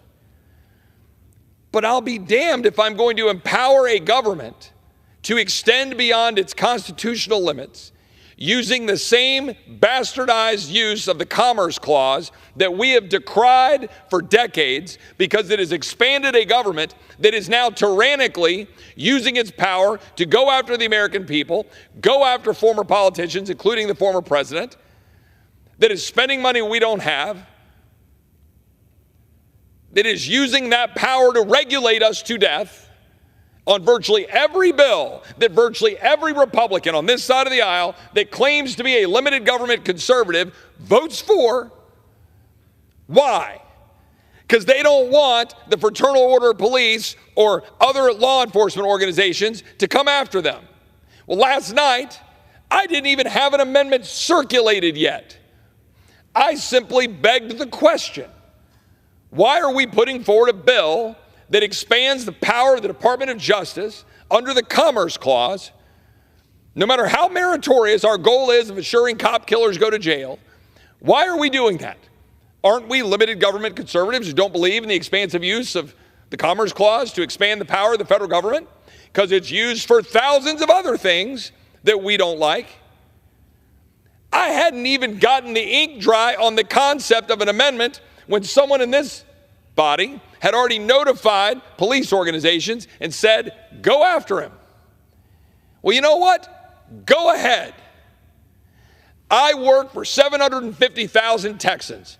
I respond to them, to God, and the Constitution of the United States. I do not work for anybody in this chamber. I do not work for any organization. I don't work for any donor. I work for the people. And I work for a people who are sick and damn tired of this institution run by a bunch of people who campaign saying one thing and they get here and do another.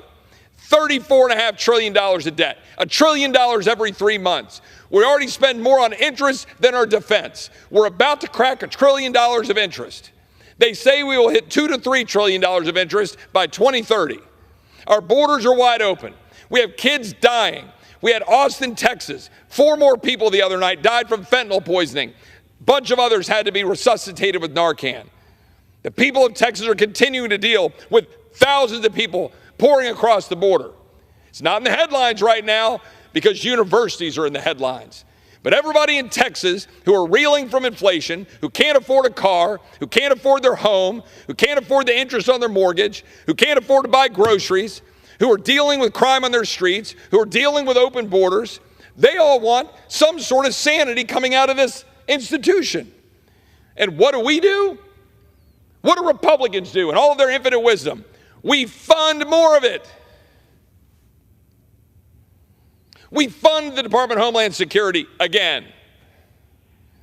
We give the FBI a brand new $200 million headquarters. You can't even make this stuff up. We give more power to the intelligence community to spy on Americans. Don't even protect Americans with warrants. You can't even make it up. Over the last 16 months, there's been a battle which represents the larger war brewing within the Republican Party, because unfortunately my colleagues on the other side of the aisle are so far gone down the rabbit hole of radical progressive policies that absolutely destroy our country every single day, littering our country with regulations, littering our country with all sorts of crime, littering our country with open borders, engaging in endless wars, all of the stuff that is happening because our Democratic colleagues are frankly undermining the American dream and undermining Western civilization and undermining everything we hold dear. There's been a battle going on for the soul of the party and the country within the Republican Party. And I want to tell you, I'm not in the majority. I'm not. You say, Chip, you're in the majority in the House. You get a razor-thin majority. No, I'm not. I'm not in the majority. I'm in the minority. A minority of Republicans who try to wake up here and change this place rather than just campaign on it. That's the truth. Right now, President Biden is considering bringing in refugees from Gaza into the United States. Now, I don't know what the background checks will be. I don't know what we'll do to ensure that these are individuals that are not affiliated with terrorist organizations, since something like 3/4 of the people of Gaza support what Hamas is doing and attacking Israel. Large numbers of civilians were involved with the attacks on Israel. The bill we just voted on last week, the foreign aid package, $95 billion. Is it paid for?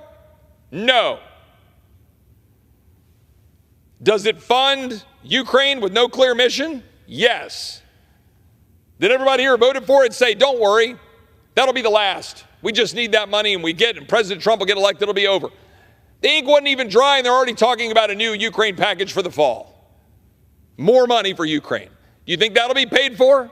No. Was the money that's going to Israel, $17 billion, is that paid for? No.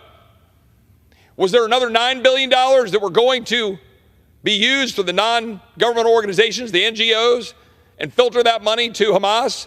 Yes. Was there $5 billion in there that'll go to refugee assistance? Yes. Will that refugee assistance fund moving some of these folks from Gaza to America to be your neighbor? Yes. That's what we voted on. That's what we voted for. Now, thankfully, a majority of Republicans voted against it. But our illustrious Republican leadership brought it to the floor anyway. Why, we are told? We had no choice. There's no choice. That's always the excuse. Always the excuse.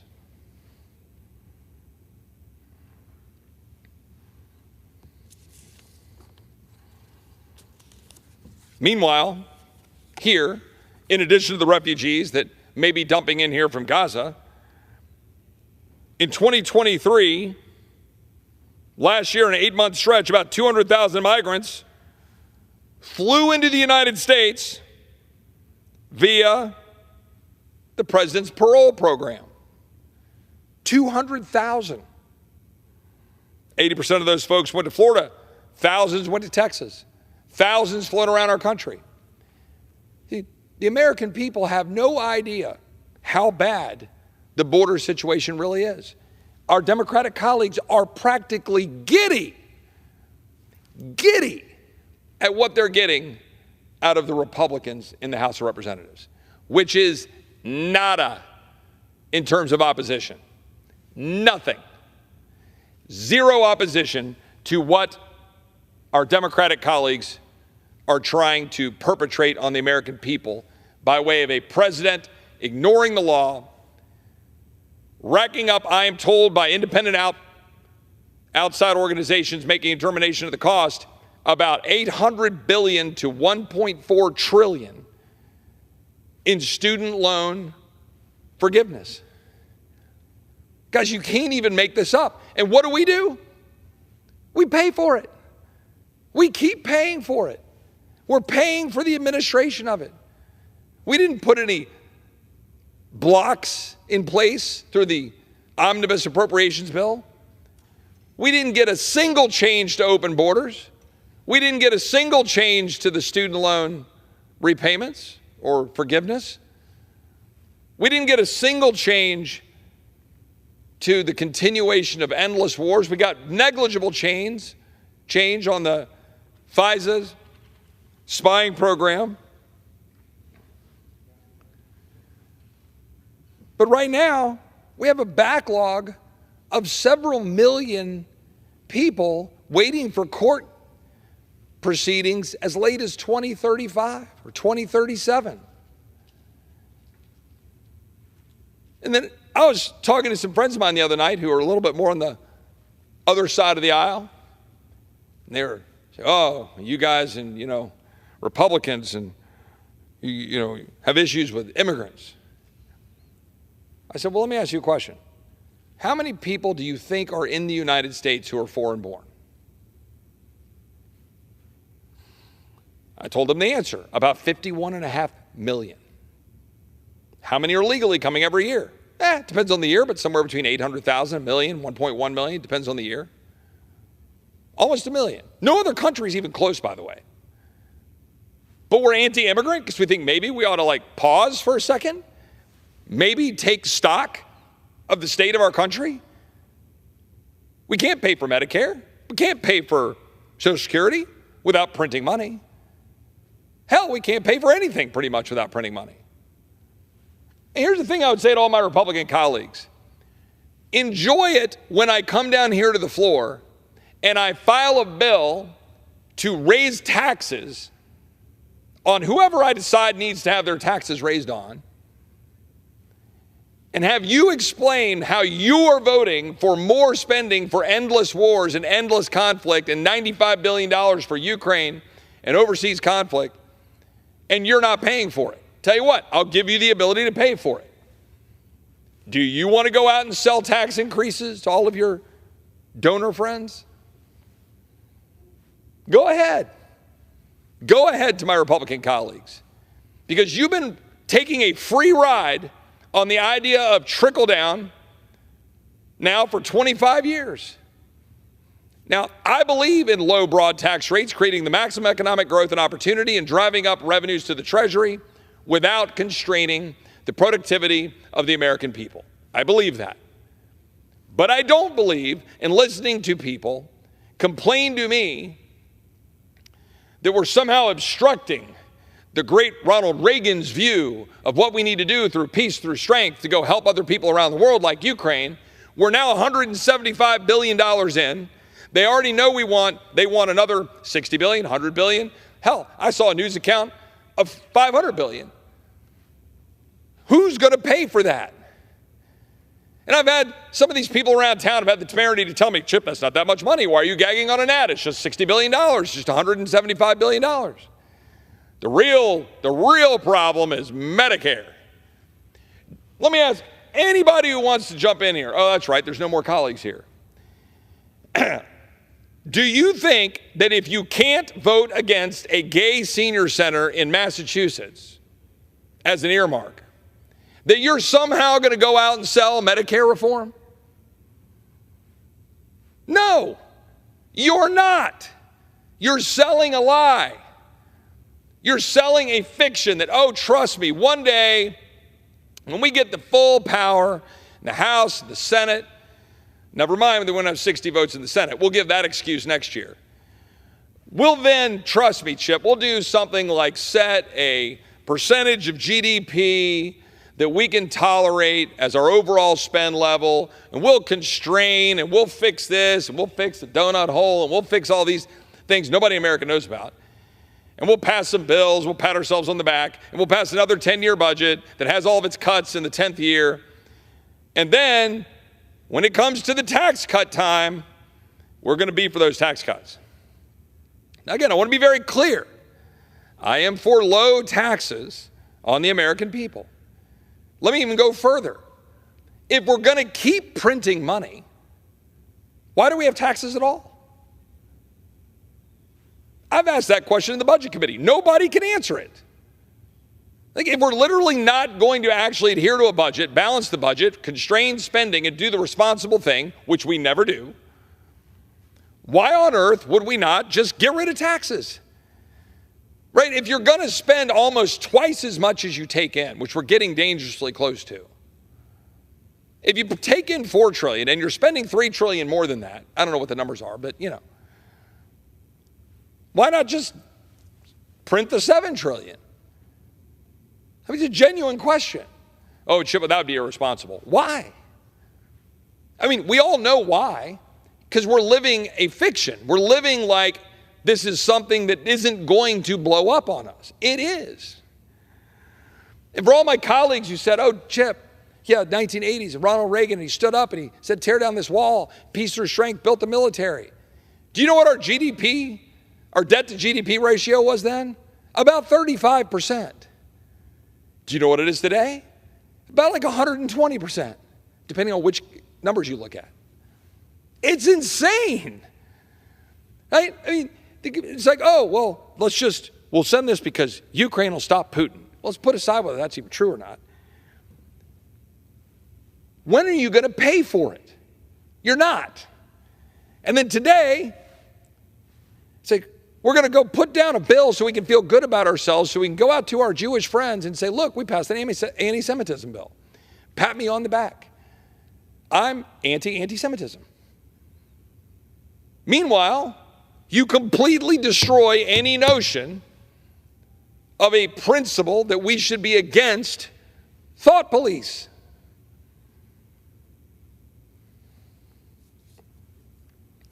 Last year, we set out to change this place. I think we successfully did it for a while.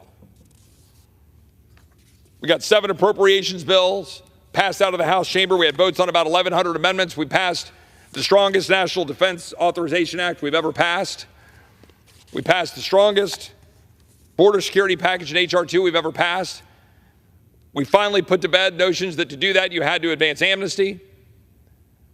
We were able to, over the course of the last year and a half, move all of the spending debate to the point where non-defense spending was held flat. The defense spending that went up was paid for by taking money out of the IRS expansion and COVID funds. We were having serious conversations across the ideological spectrum, getting votes on bills, having regular order, going to committee, voting on amendments, and this place was briefly working again. And right now, I've never seen it worse. Bills being cooked up in back rooms, being jammed through without going to committee, without amendment, many of which have miserable policies in them.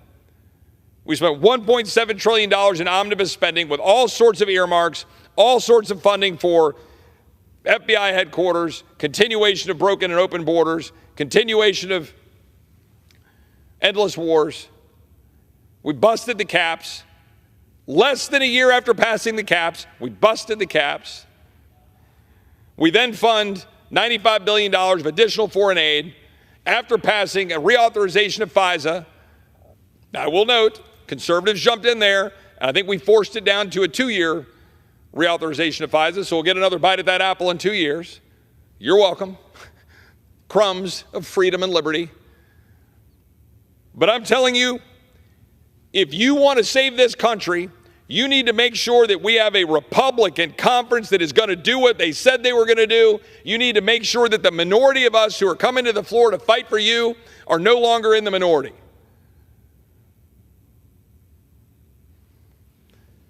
We have a little bit of time. I said goodbye this last weekend to my 89-year-old grandmother. She passed away Sunday morning. I know she's up there with Jesus. No doubt getting a laugh of some of my antics down here. Wonderful woman. Went to church every Sunday. She lived right. She, her generation, all who came before her, they didn't fight as she did. She served for 35 years in the Air Force as a civilian at Barksdale Air Force Base in Louisiana. Neither she, nor any of the other people who wore the uniform, nor any of the 400,000 tombstones at Arlington National Cemetery, nor any of the tombstones that are sitting over in Normandy when we go over there and we celebrate D-Day on June 6th on the 80th anniversary, none of those people gave the last full measure of devotion or were willing to risk the last full measure of devotion to mortgage this country away vote by vote, dollar by dollar, year by year. We have a duty right now to take our country back because the radical, progressive Democrats and leftists who want to destroy it and who are going around city by city and university by university, they're not the majority. They don't represent a fraction of the people in this country who want to go about their job, honor God, take care of their family, work hard, earn a living, take care of their kids, start a business, achieve the American dream. And I'm here to tell you I'm not going anywhere. We're going to take this country back because they don't get to have it. But we have to stand up as a party and do what we said we would do, or we will be in the ash bin of history. With that, Mr. Speaker, I yield back. Does the gentleman have a motion? I move to adjourn. I hope. Yeah.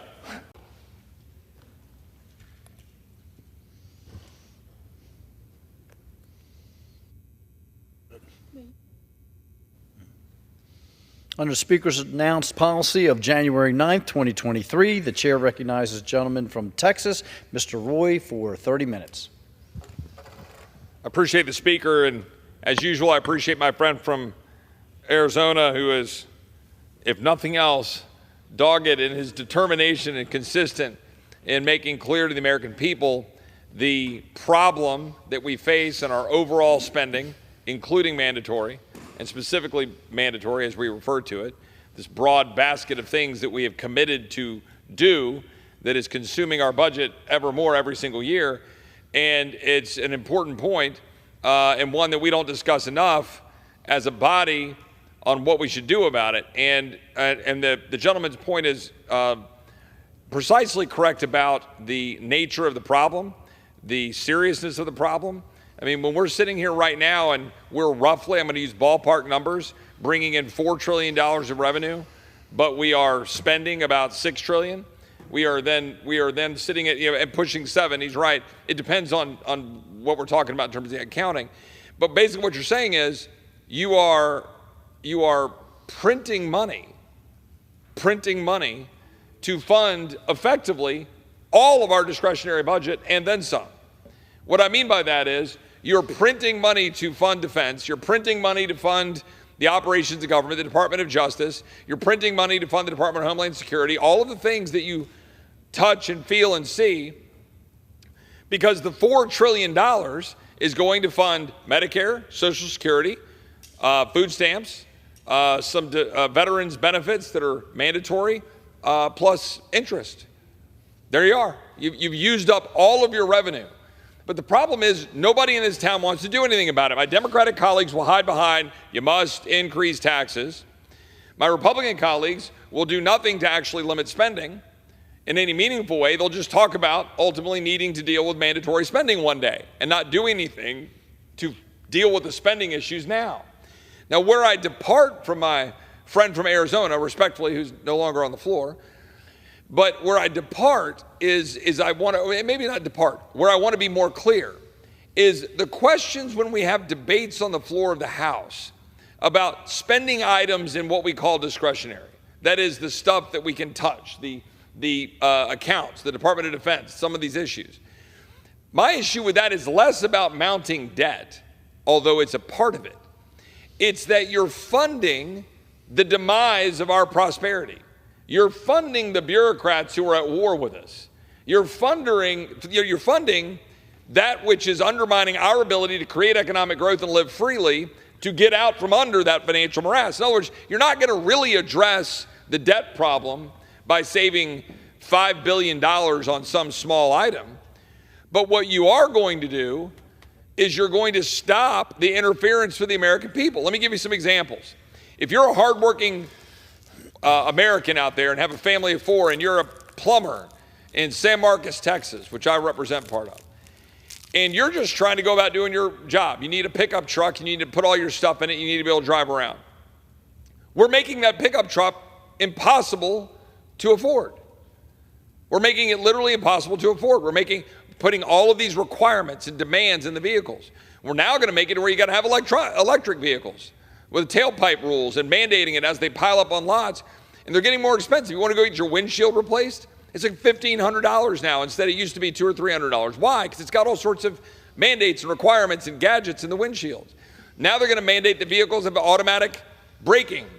Like every time you do that, you make this stuff more expensive. The market should bear that out. The market should sort that out. If you want a vehicle that has automatic braking, great, pay for it.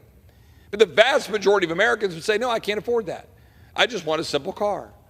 But we're killing the ability of the average family to afford life. And it matters. This is the problem.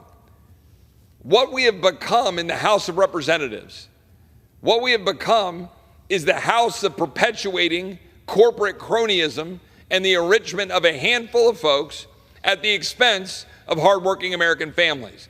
And then I'll have some of my colleagues who will throw out these random statements like, we should read the philosophers of the conservatives of the past who were the traditionalists who are rational in what they believe in limited government, not the radical populists of today. I think that misses the entire point. It is not populist to believe we should stop spending money we don't have, driving up inflation, driving down the value of the dollar, and putting a tax on the hardworking American family. It's not populist to say that we shouldn't regulate our entire lives out of existence with expensive vehicles and all sorts of demands on what you can and can't do, which makes things more expensive, or all of the green climate agenda that is empowering China, undermining our ability to have affordable energy. That's not populism. It's not populism to say that maybe, just maybe, if you're going to send $95 billion overseas to fund war, maybe you should have to pay for that. That's not populist, it's rational. You can question the war. You could say that we should be focusing on America first, securing our borders first. Maybe you could say that's populist. I think it's rational. It's sovereignty.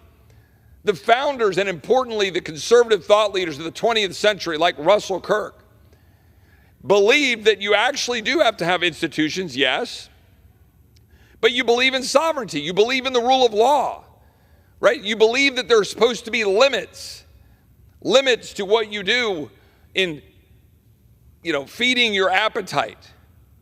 But what are our limits? I'm sitting here in an empty chamber, but my friend who's serving as the speaker at the moment, what are our limits? What limits are we placing on this place?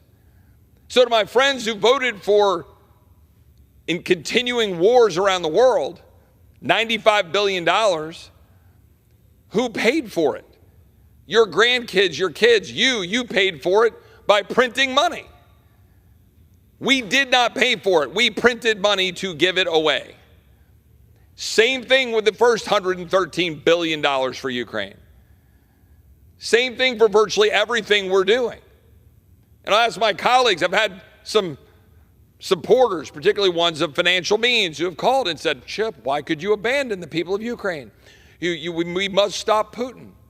I say, great. Are you interested in having a 70% marginal tax rate next year to pay for it? Crickets on the other end of the phone. We've lost perspective on what we're supposed to do here responsibly in this chamber. That's the truth.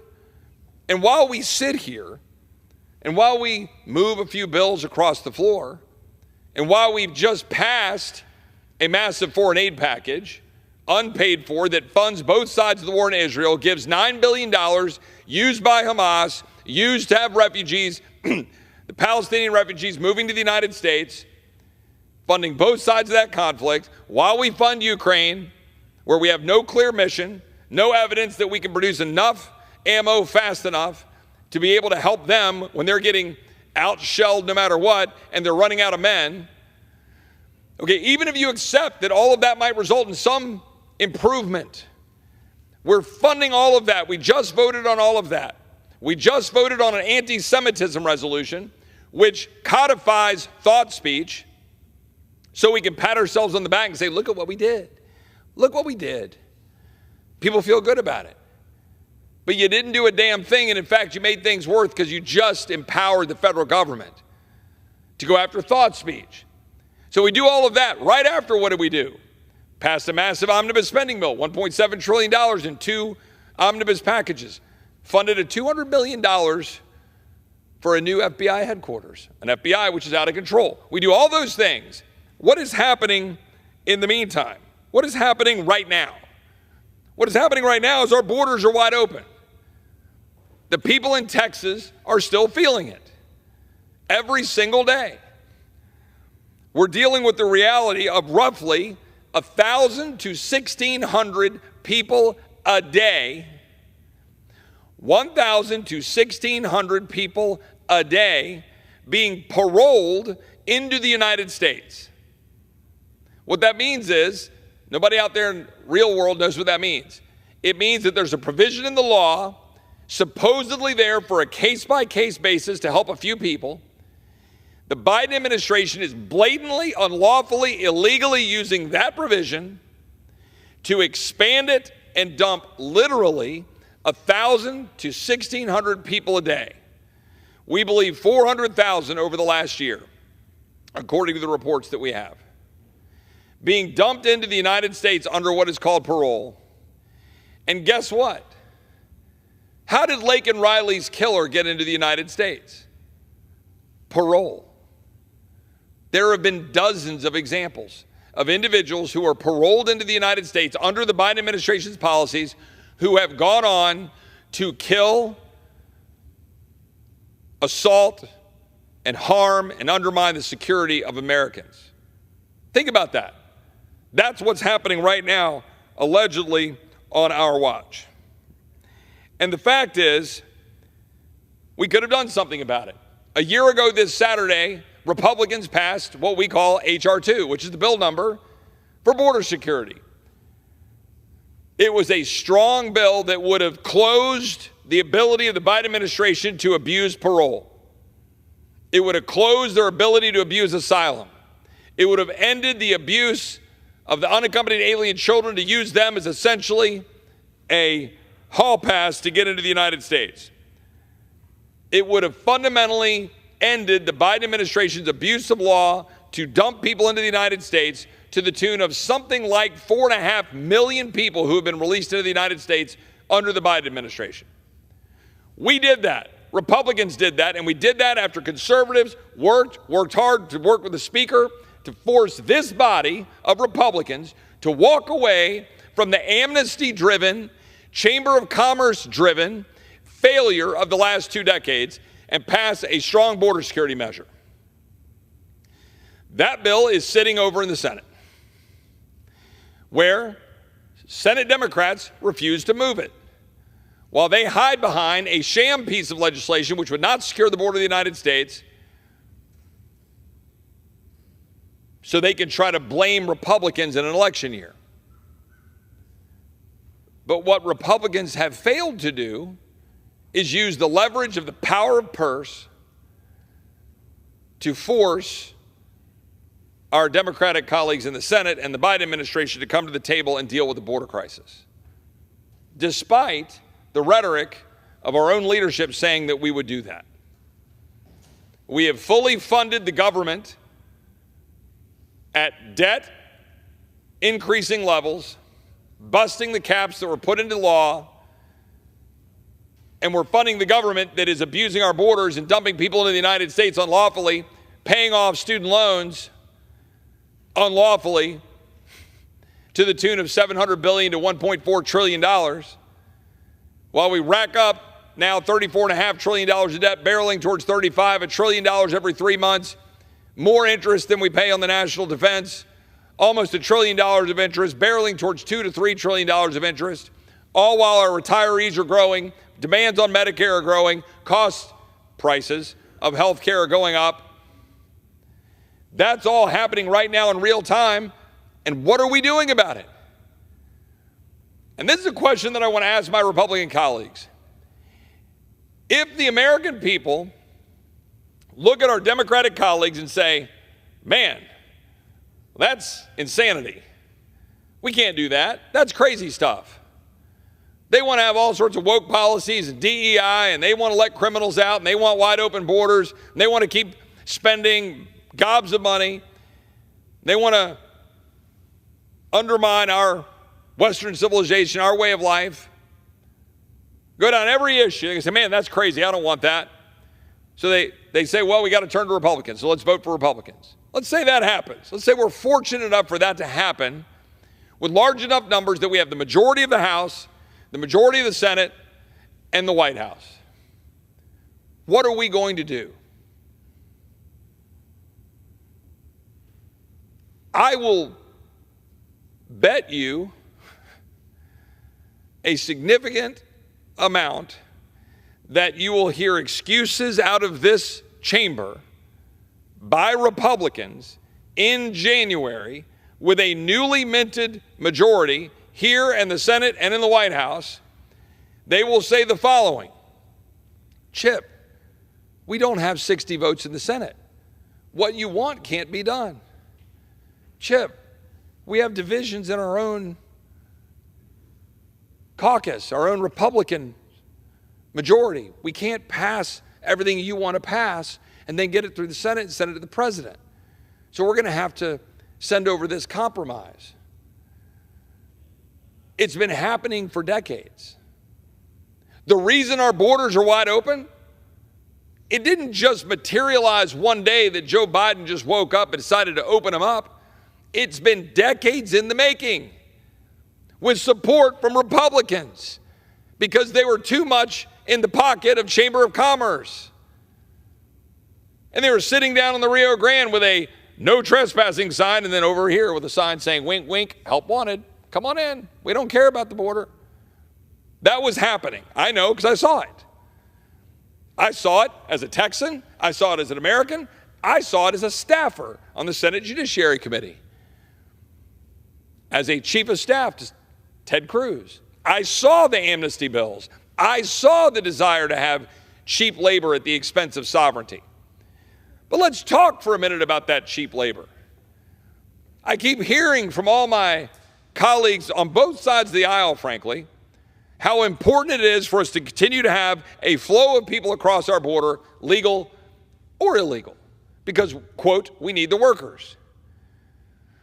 Have you looked at what's happening to jobs?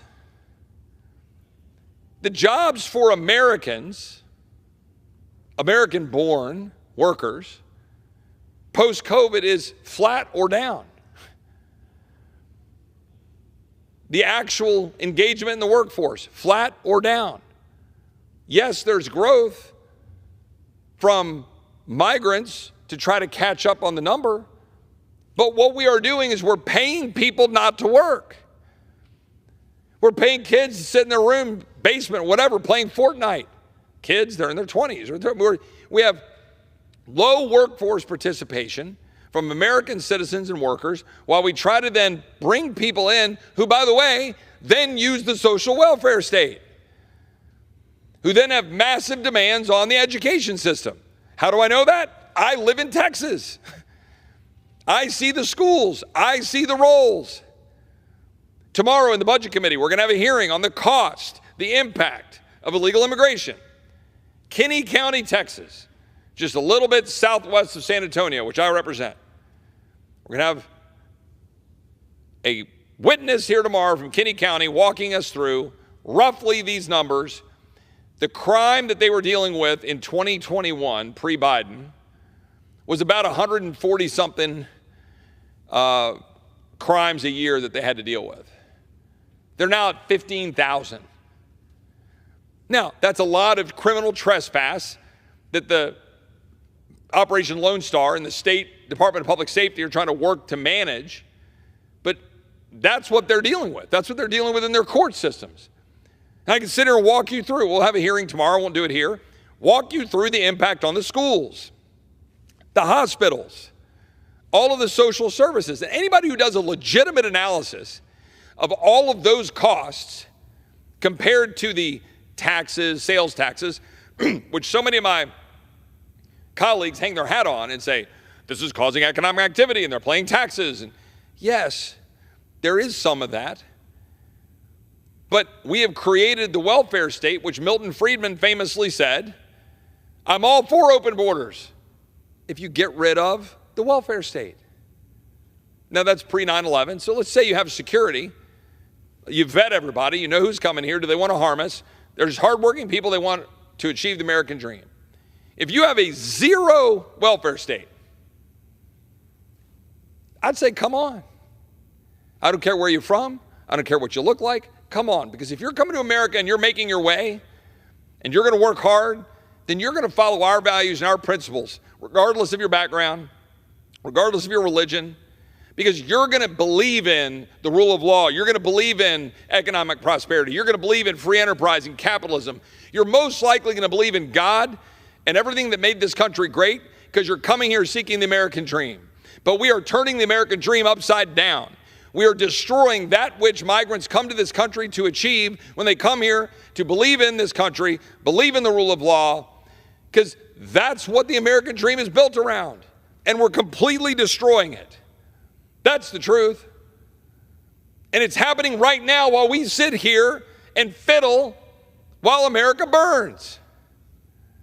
I'm going to say it over and over and over again until at least my Republican colleagues who try to pretend to give a crap about the border actually do something about it. How many campaign ads, how many speeches are going to be given by my Republican colleagues between now and November about what they will do to secure the border? And what are they doing right now? Shrugging. Sorry, can't do anything. It's Biden. What are we going to do? How many more Americans are going to die while we shrug? Well, thank God the founders didn't shrug. Thank God the men at Lexington and Concord didn't just shrug and say, oh, well, I guess there's a tyrant. Thank God the boys at Normandy didn't shrug and say, why the hell are we across the ocean and we got to go take out this crazy guy Hitler? Thank God they did it. Thank God the boys of the Alamo didn't shrug. But we're shrugging it off. We're pretending it's not happening. I mean, is anybody paying attention to what's happening in London? I'm going to say it here on the floor of the House and get the scorn of people when I say, you've got a massive Muslim takeover of the United Kingdom going on right before our eyes. They would say, Chip, well, what is wrong with that? Well, I've got some pretty strong concerns about Sharia law and whether that'll be forced upon the American people. In this case, the people of the United Kingdom. I've got pretty strong concerns about people who want to see Israel's destruction, who were happy about October 7th, who were elected in the United Kingdom. Some might say that we've seen that here in the United States. What are we going to do about that? We have 51.5 million people who are foreign born in the United States. They have about 20 to 25 million kids. That puts that well over 20-something% of our population. It's the highest such number in the history of our country.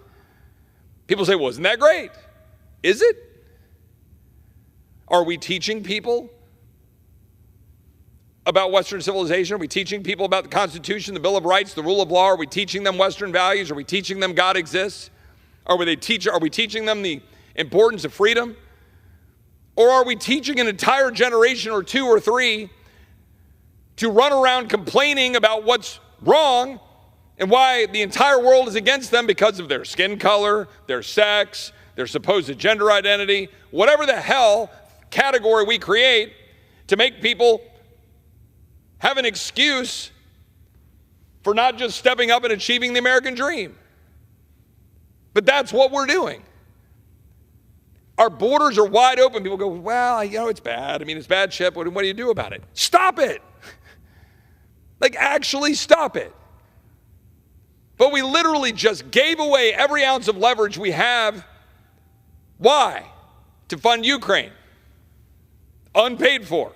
With no clear mission. We said, who cares about America's border? Sorry, Chip, we couldn't get it done. So I got to go back to the people of Texas and say, well, sorry, we'll get them next time. Look, nobody I know, conservative, moderate, Democrat, but nobody comes here expecting to get everything you want. It is a body of representatives. It's the worst form of government except for all the others. I get it. But I'm sick and tired of watching this play out the same way every single time. The American people get screwed and get left holding the bag. That's the truth. Every single hardworking family across this country right now who can't afford groceries, can't afford electricity, can't afford to buy a car, can't send their kid to a school that they can believe will teach them the right thing, teach them God exists, teach them their country's great, even just teach them that there's man and woman. No, none of that. We're funding this radical climate agenda that's destroying our ability to have energy. Right now, you're not going to have an internal combustion engine in 10 years because these radical nuts are killing your ability to do it, and Republicans are sitting back and shrugging. Patting ourselves on the back for increasing mining for rare earth minerals in Minnesota or around this country, rather than fully opening up American oil and gas, building American nuclear power. It's absurd. It's ridiculous. The average American right now is wondering whether or not they can actually achieve the American dream.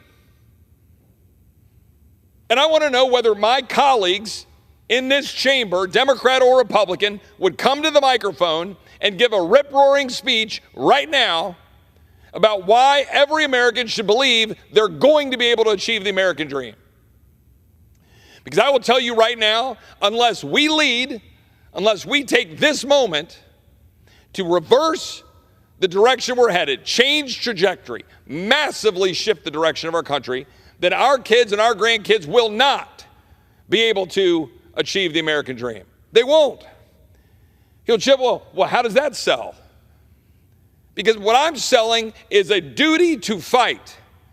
What I'm selling is a duty to go fight to make sure those American kids and grandkids can achieve the American dream, to fight for sovereignty, to fight for citizenship, to introduce legislation to demand that citizens only vote, to stand up and fight for the opportunity to go carry out your life because you can afford to do it because you've gotten rid of all of the regulations that are constraining the hardworking American. Go get rid of the corporate cronyism, enriching the insurance companies, enriching all of the big corporations across this country, and hospitals and pharma, and strip it away. Get rid of the middlemen and empower doctors and patients and get all that crap out of the way so people can actually go get health care. Do that. Cut the government bureaucracy. Get rid of the bureaucrats. Get rid of the DEI. Get rid of the critical race theory. Go to war with the bureaucrats, metaphorically, to stop destroying the American dream. Don't just sit here and come here and give speeches about some basketball team that won the national championship. Go home and say, look at me. I gave a speech about the basketball championship. Who cares? Their parents can't afford to live.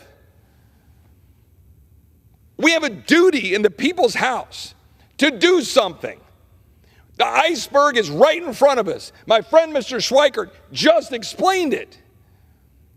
We are massively upside down. We are bleeding out of every pore of our body in terms of money and debt. Our borders are wide open. We are increasingly unchurched. Our schools are indoctrinating our kids. Our universities are indoctrination camps. They're essentially daycares for elitists. And we just forgave their debts, student loans. Every hardworking American out there deserves a representative that represents them. Democrat or Republican, conservative, moderate, liberal. Why are you here? What's the point? Why get elected? Why get an election certificate? The point is to stand up in defense of the rule of law and the Constitution. If you say you believe in limited government, limit it. If you say you believe in cutting spending, cut it. If you say you believe in securing the border, secure it.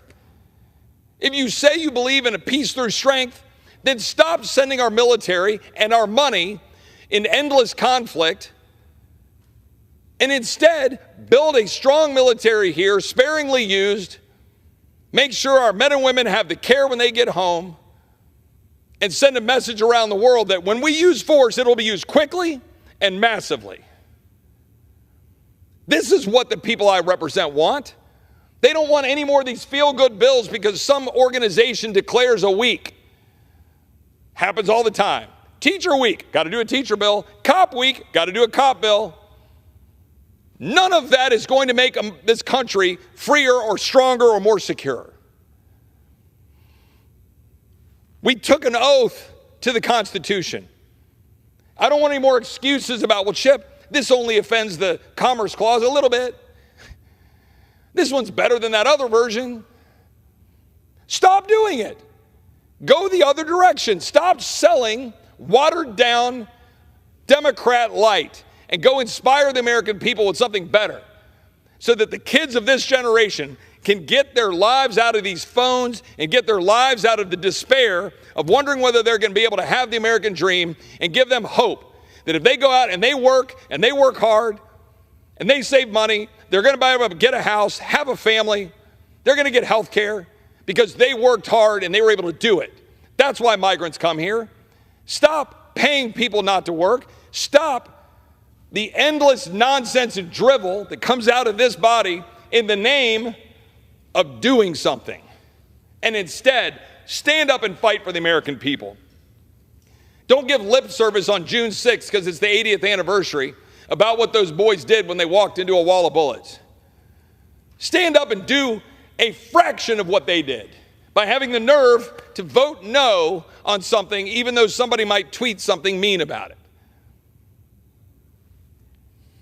I yield back. Thank you. The Speaker's announced policy of January 9th, 2023. The chair recognizes the gentleman from California, Mr. House policy of January 9th, 2023. The gentleman from Texas, Mr. Roy, is recognized for 60 minutes as the designee of the majority leader. Well, I thank the Speaker. I notice it must be campaign season. My colleagues on the other side of the aisle are trotting out the age-old push granny off the cliff campaign talking points. Never fails. You want to have a conversation about how to save Social Security, which the trustees just put a report out this week, or last week, pointing out that it's going to be underwater by 2033. You want to ignore that reality, instead of figuring out how we're going to actually deal with the problem. What do? They trot out the same old story about taxes. By any objective measure, by any analysis by left, right, center, libertarian, conservative, liberal, you could tax literally the entirety of the top 1% earners and you can't possibly balance the budget. The math doesn't work. So we can throw all this around in election year rhetoric, but the truth is our colleagues on the other side of the aisle are not just watching Social Security go bankrupt, but they're bankrupt in ideas on what to do about it.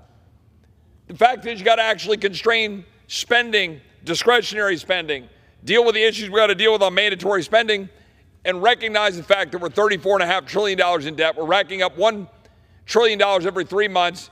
We are now going to crack $1.1 trillion of interest this year alone. $1.1 trillion of interest, which is far more than our entire defense budget. The fact is our retirees are going to have a problem in 2033. And in fact, this trustees report pointed out that they'll be getting 79 cents on the dollar in 2033. So we can have a conversation about what you want to do about taxes, but my colleagues on the other side of the aisle are all too happy to regulate and crush the entire American economy to death and drive up inflation, making all those Social Security recipients have less value in their Social Security dollars. That's the truth. The average American can't afford to live, whether they're earning money in the prime of their earning potential and their earning years, or whether they're a retiree, because the dollar value is decreasing because we're printing money. Because frankly, my colleagues on the other side of the aisle have no interest in actually being fiscally responsible, but I'm an equal opportunity basher of fiscal irresponsibility, nor do my colleagues on this side of the aisle, to be honest. It is a repeating problem that never ends. But it is my colleagues on the other side of the aisle, my radical progressive Democrat colleagues, and there's no other way to characterize them, who want to use scare tactics in a campaign year rather than addressing any of the actual fiscal issues that address our nation. The fact is, they are destroying the American dream, killing the ability of the average American family to prosper. Hardworking American families right now are struggling to pay bills, struggling to be able to buy a car. Why? Because we've regulated them to death. Why? Because chasing climate fantasy, we're killing the ability of an American to go buy a car with an internal combustion engine. We're piling up EVs on the lots of dealerships around the country. We are now embracing, because the Biden administration embraced unilaterally a tailpipe rule that will mandate EV production, 2/3 of the fleet being produced by 2030. You are crushing the American dream before your very eyes. That's what has happened. The so-called Inflation Reduction Act, mandating massive subsidies of so-called green programs, which are actually subsidizing China and the massive corporations that my colleagues on the other side of the aisle decry. They want to increase the corporate tax rate, which will punish hardworking Americans who are trying to create wealth relative to corporations around the world, but they don't want to undo the massive corporate subsidies they gave to Green New Deal recipients. That's the truth. And it's destroying the average American's ability to live. Let's be very clear. Right now, Americans are hurting because of Democratic policies. Right now, Americans can't buy a car, can't go out and afford groceries, can't pay their power bills. Why? Because of my radical progressive Democratic colleagues and their policies regulating our entire economy to death and destroying the average American family. Let's not talk about the price of homes, price of real estate. All these things are things that are increasingly, highly, and heavily regulated. So that's problem number one. But let's talk about what our radical progressive Democratic colleagues are doing to destroy the rule of law. The rule of law is the single greatest thing that attracts people to come to the United States, the single greatest thing that attracts capital to create wealth and to create opportunity. It is the single greatest thing that has distinguished the United States of America and Western civilization from the rest of the world for now centuries, particularly since the founding of this nation. The fact is, the rule of law is being destroyed by my radical progressive Democratic colleagues. Purposely being destroyed. This week, we have bills on the floor and we're talking a lot about our police, our law enforcement officers. But it's not about a week.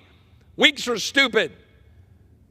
We come down here and we do all these things. We do ribbons and we do all these things to say, oh, we're going to have a week. The fact is, every week is police week. Every week our cops are in danger. Every week our cops are being undermined by radical progressives in cities around this country, endangering the people in the communities while endangering the law enforcement who are supposed to protect them. Every single week, not this one, every week. Last year, November 2023, in Austin, a city which defunded our police by $150 million, driving down our number of cops. We are now at least 350, if not 500, below the level that we're supposed to be at, the level we were at before COVID, because we don't have the ability to recruit law enforcement after decimating the budget. That was the radical city council led by radical progressive Democrats in Austin, which are reflected and mirrored by the radical progressive Democrats sitting right here in this chamber, like Cori Bush, who said we should defund the police, like the ranking member of the Judiciary Committee, Mr. Nadler, who signed a letter along with our colleague, Ms. Ocasio-Cortez, saying we should defund the Metropolitan Transit Authority in New York, signed that letter. And I asked the ranking member in the Rules Committee night before last, well, how's that working out? How safe does New York feel?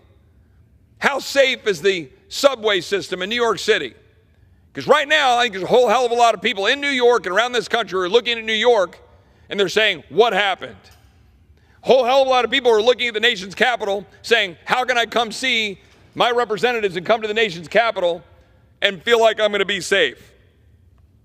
Last year in Austin, where the radical progressive Democrats on the city council defunded the police, we saw the unfortunate and tragic shooting of police department officer Jorge Pastor, who's a hero, who was shot and killed in the line of duty last November.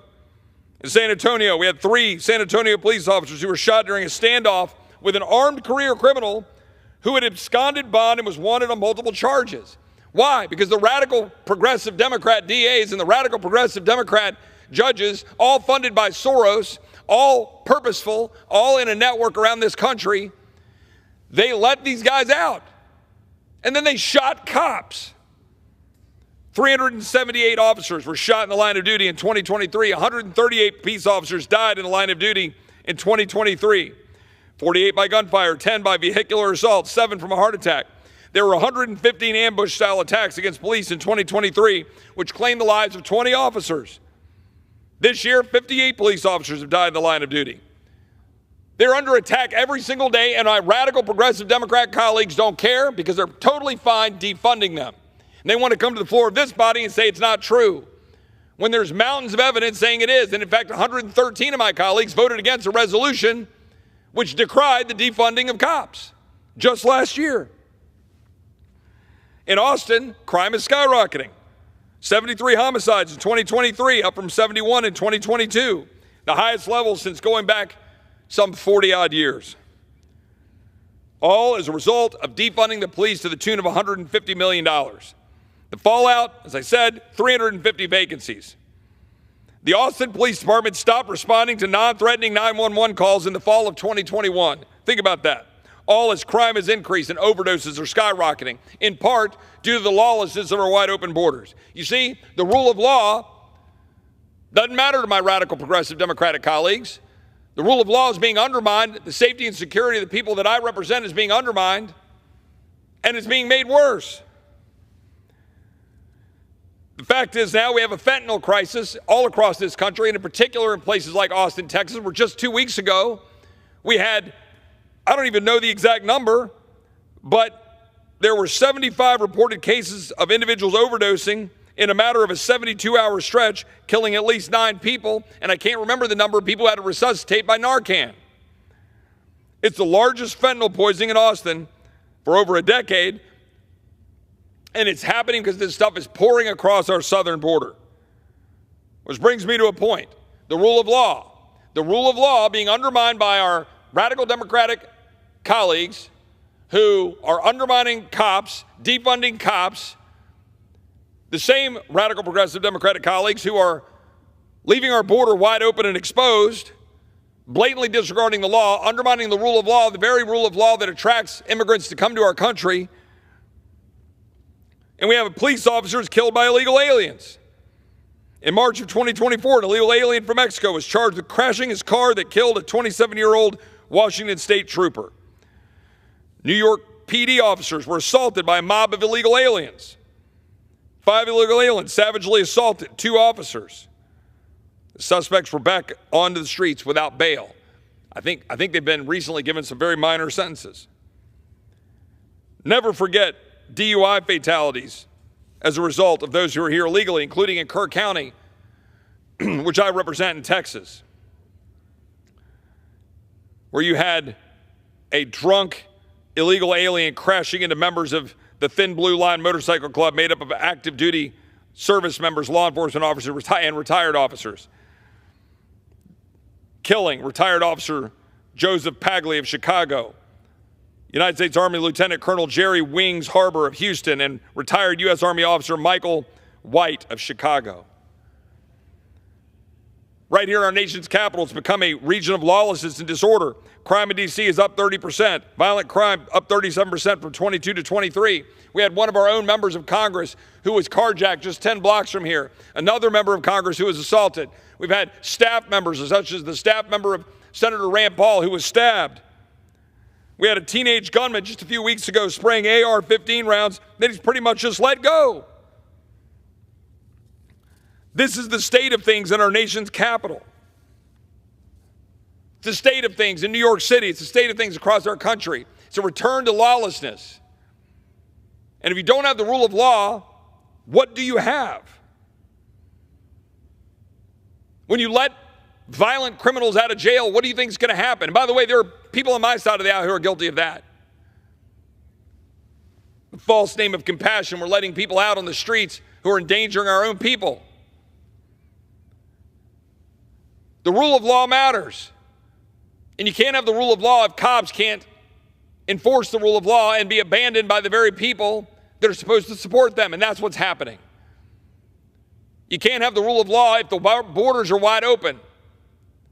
If you're ignoring the law, parole, which is supposed to be on a case-by-case basis to pump thousands of people into our country, including, by the way, the individual who killed Laken Riley, who was unlawfully paroled into the United States by this administration, but guess what?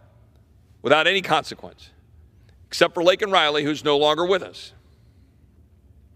That's what happened. That's the truth. Lawlessness, ignoring the rule of law, endangering the American people. And now you have the rank lawlessness of a sham trial against the former president in New York. A bootstrap charge that relies on an unreliable witness being presided over by a biased judge. That's the truth, and anybody with eyes knows it. It's not the rule of law. It's the use of the law for political purposes and gain. It is, as some refer to it, lawfare against the former president of the United States. I don't care what you think of President Trump, President Biden, anybody else. When you weaponize our system of justice for political purposes, you are nothing more than a third-rate banana republic. And that is precisely what is happening in the state of New York right now by a lawless judge, a biased judge, frankly, who should be investigated himself, who's targeting the former president for political purposes. It is clearly obvious. No citizen would be treated to the same attack as what is happening right now to former President Trump. Again, I am not afraid to call out members of both sides of the aisle. I'm not afraid to call out President Biden. I'm not afraid to call out former President Trump. I am not paid to be a loyalist. I'm not paid to be biased. I'm not paid to wear a red shirt versus a blue shirt. I am paid to represent 750,000 Texans, to follow the Constitution, to honor my duty to the Lord, and to do my job. That's what I'm paid to do. But to watch the former president of the United States being hauled into court day after day with a sham trial, and you cannot describe it as anything but a sham trial.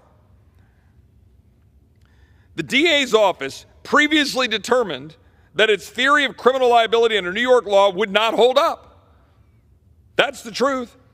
So they bootstrapped it into a felony because it frankly would have been time barred if they hadn't done that. And so you got to have the felony charge proving that Trump was concealing another crime. That's why they're now trying to pull in a federal campaign charge. But the campaign laws in question are federal. And when New York's penal code speaks of concealing, quote, another crime, it must be referring to a crime under New York law. But they're trying to bootstrap it into federal law. That's the truth. It's hard to see how the government could meet the burden of proof.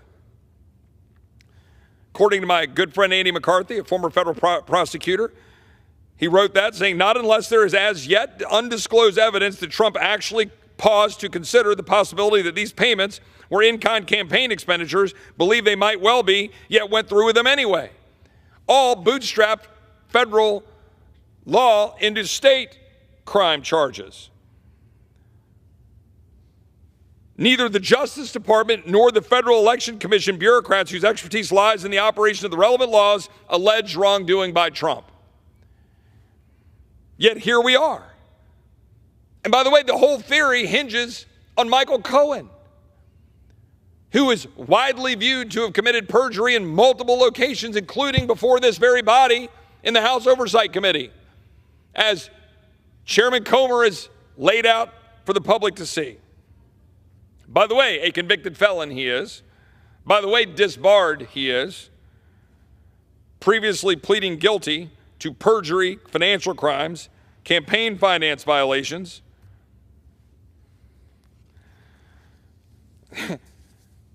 Southern District of New York decided it was not best to give him a cooperation agreement because they'd have to rely on his testimony.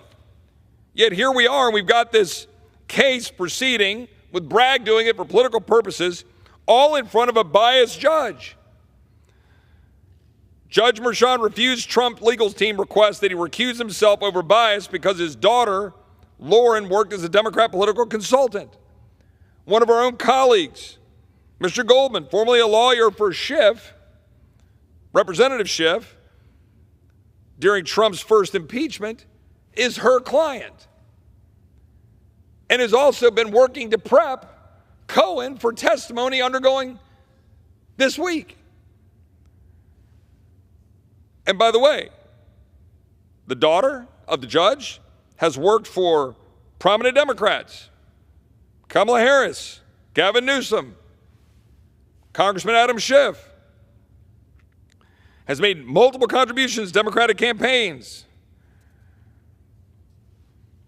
Meanwhile, Bragg continues.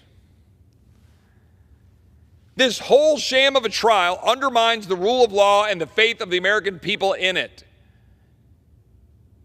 You do not have to love the political target, in this case, former President Trump, to recognize the extraordinary damage that this is doing to the rule of law and our institutions.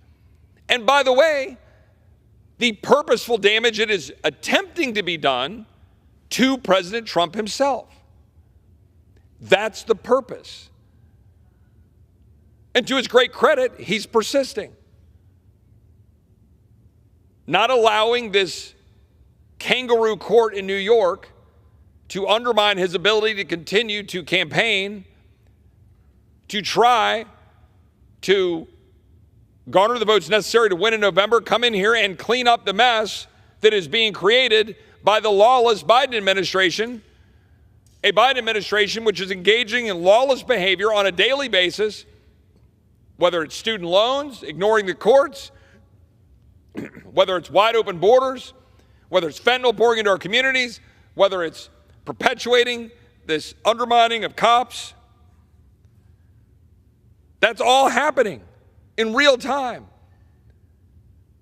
It is hard to keep up with the rampant level of lawlessness coming out of the current administration and the abject failure of my radical progressive Democratic colleagues on the other side of the aisle to do a thing about it. I might note, as an equal opportunity basher of all members of Congress, that nor has really the Republican side of the aisle done much to check the current president. Wide open borders, funded. FBI lawlessness, political witch hunts, weaponized against the people and the former president, $200 million new headquarters. If you fund it, you own it. But I can tell you that this lawlessness is demonstrably undermining the faith of the American people in the institution of Congress and of our institutions upon which our entire society rests. Right now, people do not believe that our political system is working. They do not have faith in elections. They do not have faith that our borders are being protected. They do not have faith that our police are being supported, that our streets are safe. They do not have faith in a system of justice that will target a former president for political purposes, a Department of Justice that will be weaponized against the people. A woman just yesterday or 2 days ago that was sentenced to 57 months in jail, almost 5 years, because she protested at an abortion clinic in Washington, D.C. Maybe she committed it. By the way, a progressive activist in jail for 57 months. It is extraordinary. And what are we doing about it? We're Congress. It's right here in D.C. Does anybody care about this woman's life? Maybe it's a misdemeanor. Maybe she should pay a fine. I don't know, maybe a misdemeanor like 30 days in jail if she did something that was blocking people's access or something. I don't know, but 5 years in jail under a FACE Act federal prosecution? That is extraordinary.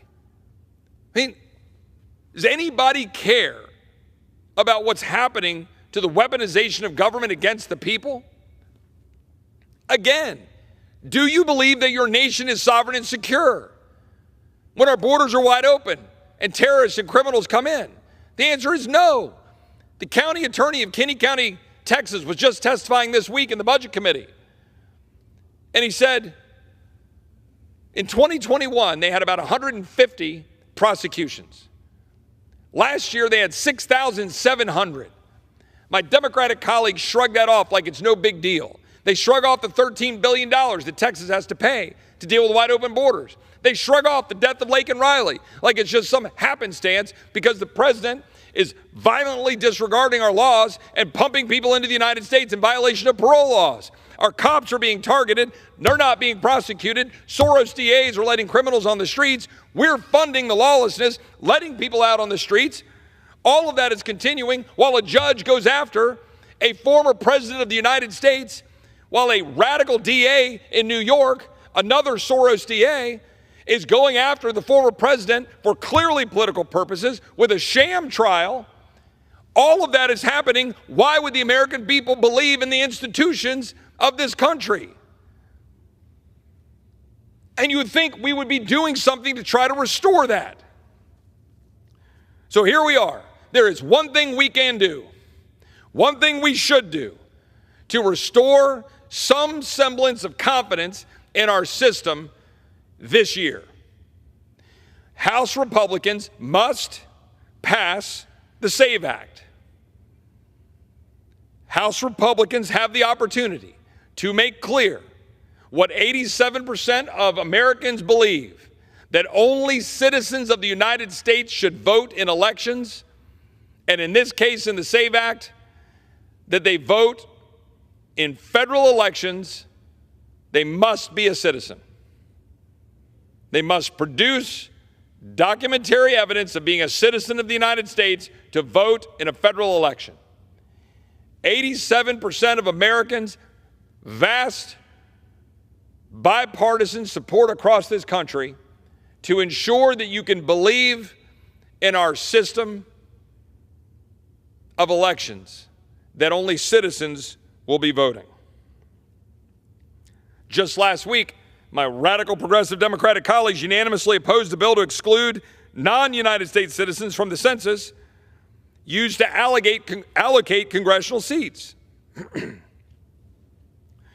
Also last week, in a very clearly Freudian slip, President Biden described the millions of illegal aliens he's allowed into the United States as, quote, voters. Washington, D.C., fairly notoriously, just had a training program just in April, training people to be able to make it possible for illegal aliens in D.C. to vote. Now, they'll all say, Chip, it's already unlawful for people to vote in federal elections if you're not a citizen. Do you believe it? Do you believe that the jurisdictions across this country, including the nation's capital, including San Francisco, including Oakland, including multiple places around this country who have embraced allowing illegal aliens to vote in local and state elections, do you believe that they're being checked to ensure that they're not voting in federal elections? Well, let me tell you this. Current law, in all of our infinite wisdom as Congress, since we get so many things right here, current law put forward by the Congress restricts the ability of states to check to make sure that you're a citizen. True story. The brilliance of your United States Congress. They say by law you must be a citizen to vote. But then they say you, state, can't check to make sure that the voter is a citizen. Arizona has 2 systems for voting. State-based, why? Because they passed a law saying only citizens can vote. So they have a system to check state elections, state races, Local races, they require to check the citizenship for that. For federal elections, they don't. Now, how messed up is that? The Constitution gives authority to the Congress to be able to ensure the integrity of our elections. Yes, the states can set the time, place, and manner of how the elections are carried out. But Congress has the power to step in to ensure that our elections are carried out appropriately. So we have a simple bill, the SAVE Act. It has 50-odd co-sponsors in the House and growing. My colleague, Senator Mike Lee in the Senate, introduced it over there. Has multiple co-sponsors and growing. This bill is simple. Every single Republican should support it. And if they don't support it, they should answer why. Should voters in the United States who are voting in federal elections be citizens of the United States? 87% of Americans say yes. Anybody sensible says yes.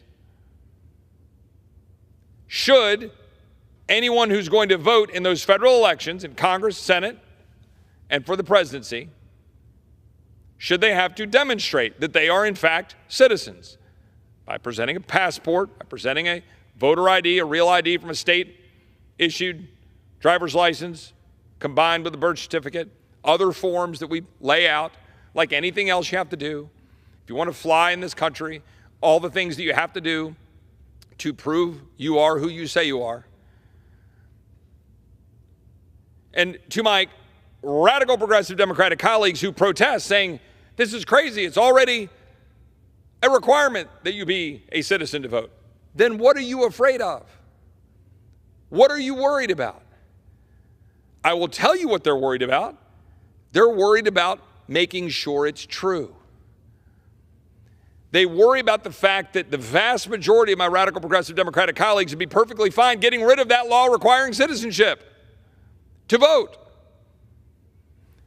So we need to call the question. So we have a piece of legislation that is supported by vast numbers of election law experts and groups, supported by the Speaker of the House, supported by 50-odd Republicans and growing. This bill needs to be brought forward. It needs to be brought to the House Admin Committee. It needs to be brought to the Rules Committee and to the floor of the House. It needs to be voted out by my Republican colleagues, or they need to explain why. It's a simple question.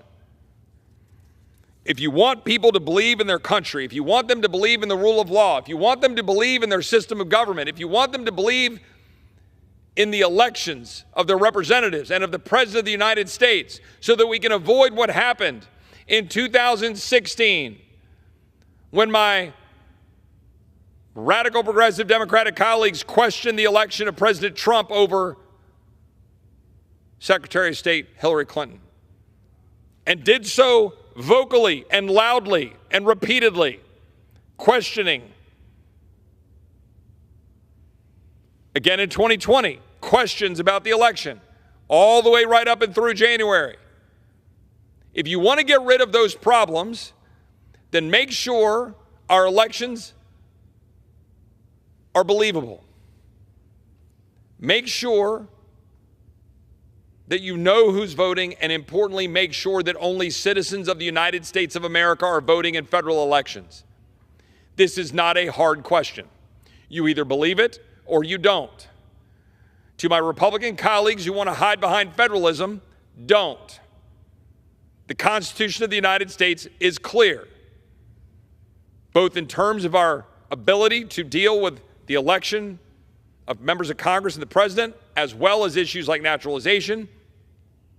Our power in this area is clear. Our ability to make sure that we can do it without unduly burdening the ability of a citizen to vote is clear.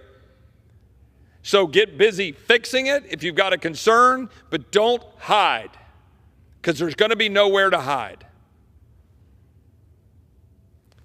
The future of our country depends on the faith the people of the United States have in our institutions.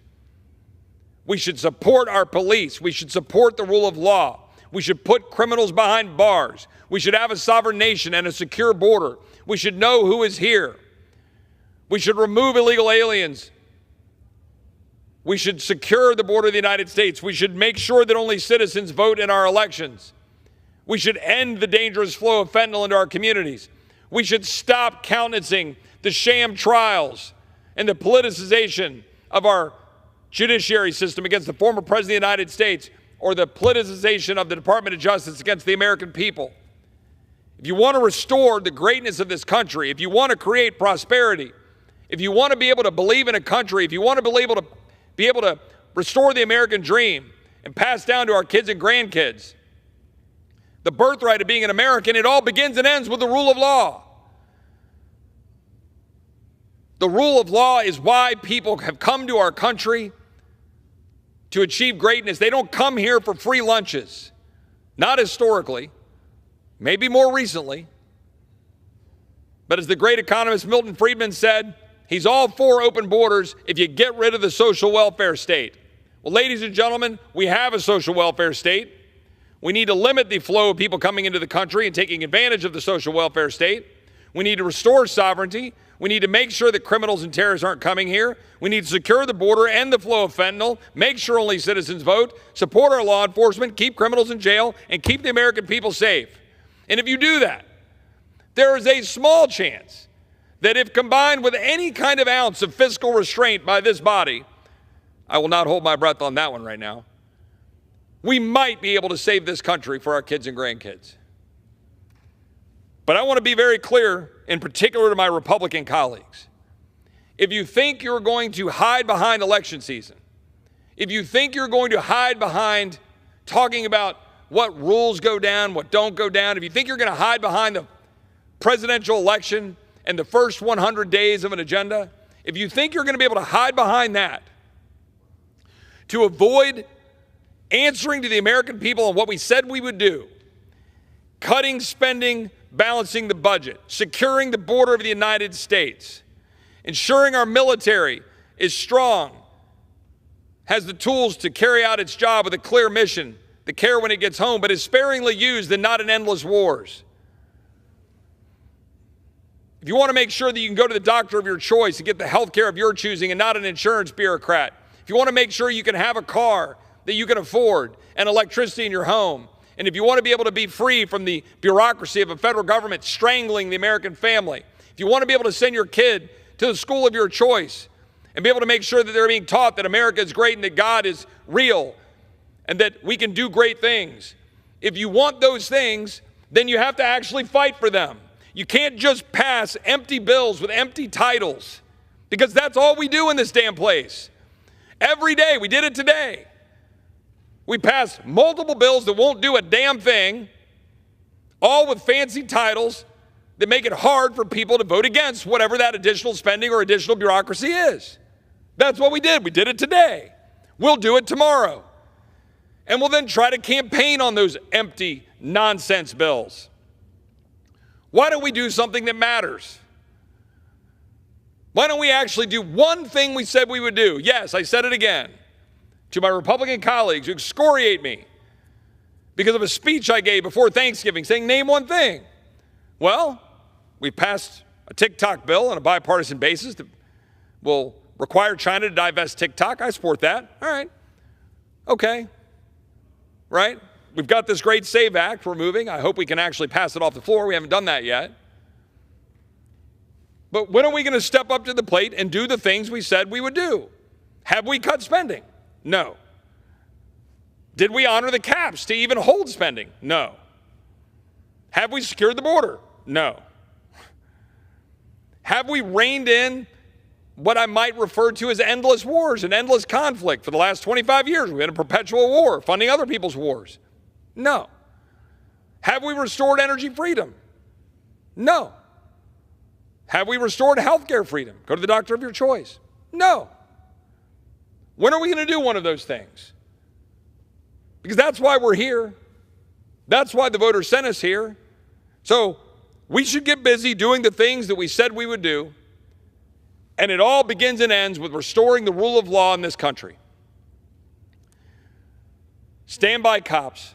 bad guys in jail, sovereign nation, stop letting people come in, stop letting fentanyl come in, required that only citizens vote, pass the SAVE Act to ensure that we can believe in our elections and that only citizens are voting in them. With that, I yield back. Members are reminded to address their remarks to the chair and not to a The rule of law matters. And you can't have the rule of law if cops can't enforce the rule of law and be abandoned by the very people that are supposed to support them. And that's what's happening. You can't have the rule of law if the borders are wide open. If you're ignoring the law, parole, which is supposed to be on a case-by-case basis to pump thousands of people into our country, including, by the way, the individual who killed Laken Riley, who was unlawfully paroled into the United States by this administration, but guess what? Without any consequence, except for Laken Riley, who's no longer with us. That's what happened. That's the truth. Lawlessness, ignoring the rule of law, endangering the American people. And now you have the rank lawlessness of a sham trial against the former president in New York. A bootstrap charge that relies on an unreliable witness being presided over by a biased judge. That's the truth, and anybody with eyes knows it. It's not the rule of law. It's the use of the law for political purposes and gain. It is, as some refer to it, lawfare against the former president of the United States. I don't care what you think of President Trump, President Biden, anybody else. When you weaponize our system of justice for political purposes, you are nothing more than a third-rate banana republic. And that is precisely what is happening in the state of New York right now by a lawless judge, a biased judge, frankly, who should be investigated himself, who's targeting the former president for political purposes. It is clearly obvious. No citizen would be treated to the same attack as what is happening right now to former President Trump. Again, I am not afraid to call out members of both sides of the aisle. I'm not afraid to call out President Biden. I'm not afraid to call out former President Trump. I am not paid to be a loyalist. I'm not paid to be biased. I'm not paid to wear a red shirt versus a blue shirt. I am paid to represent 750,000 Texans, to follow the Constitution, to honor my duty to the Lord, and to do my job. That's what I'm paid to do. But to watch the former president of the United States being hauled into court day after day with a sham trial, and you cannot describe it as anything but a sham trial. The DA's office previously determined that its theory of criminal liability under New York law would not hold up. That's the truth. So they bootstrapped it into a felony because it frankly would have been time barred if they hadn't done that. And so you got to have the felony charge proving that Trump was concealing another crime. That's why they're now trying to pull in a federal campaign charge. But the campaign laws in question are federal. And when New York's penal code speaks of concealing, quote, another crime, it must be referring to a crime under New York law. But they're trying to bootstrap it into federal law. That's the truth. It's hard to see how the government could meet the burden of proof. According to my good friend Andy McCarthy, a former federal prosecutor, he wrote that saying, not unless there is as yet undisclosed evidence that Trump actually paused to consider the possibility that these payments were in-kind campaign expenditures, believe they might well be, yet went through with them anyway. All bootstrapped federal law into state crime charges. Neither the Justice Department nor the Federal Election Commission bureaucrats whose expertise lies in the operation of the relevant laws allege wrongdoing by Trump. Yet here we are. And by the way, the whole theory hinges on Michael Cohen, who is widely viewed to have committed perjury in multiple locations, including before this very body in the House Oversight Committee, as Chairman Comer is laid out for the public to see. By the way, a convicted felon he is. By the way, disbarred he is. Previously pleading guilty to perjury, financial crimes, campaign finance violations.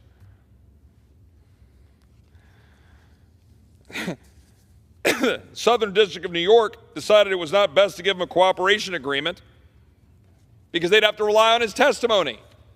Yet here we are, and we've got this case proceeding with Bragg doing it for political purposes, all in front of a biased judge.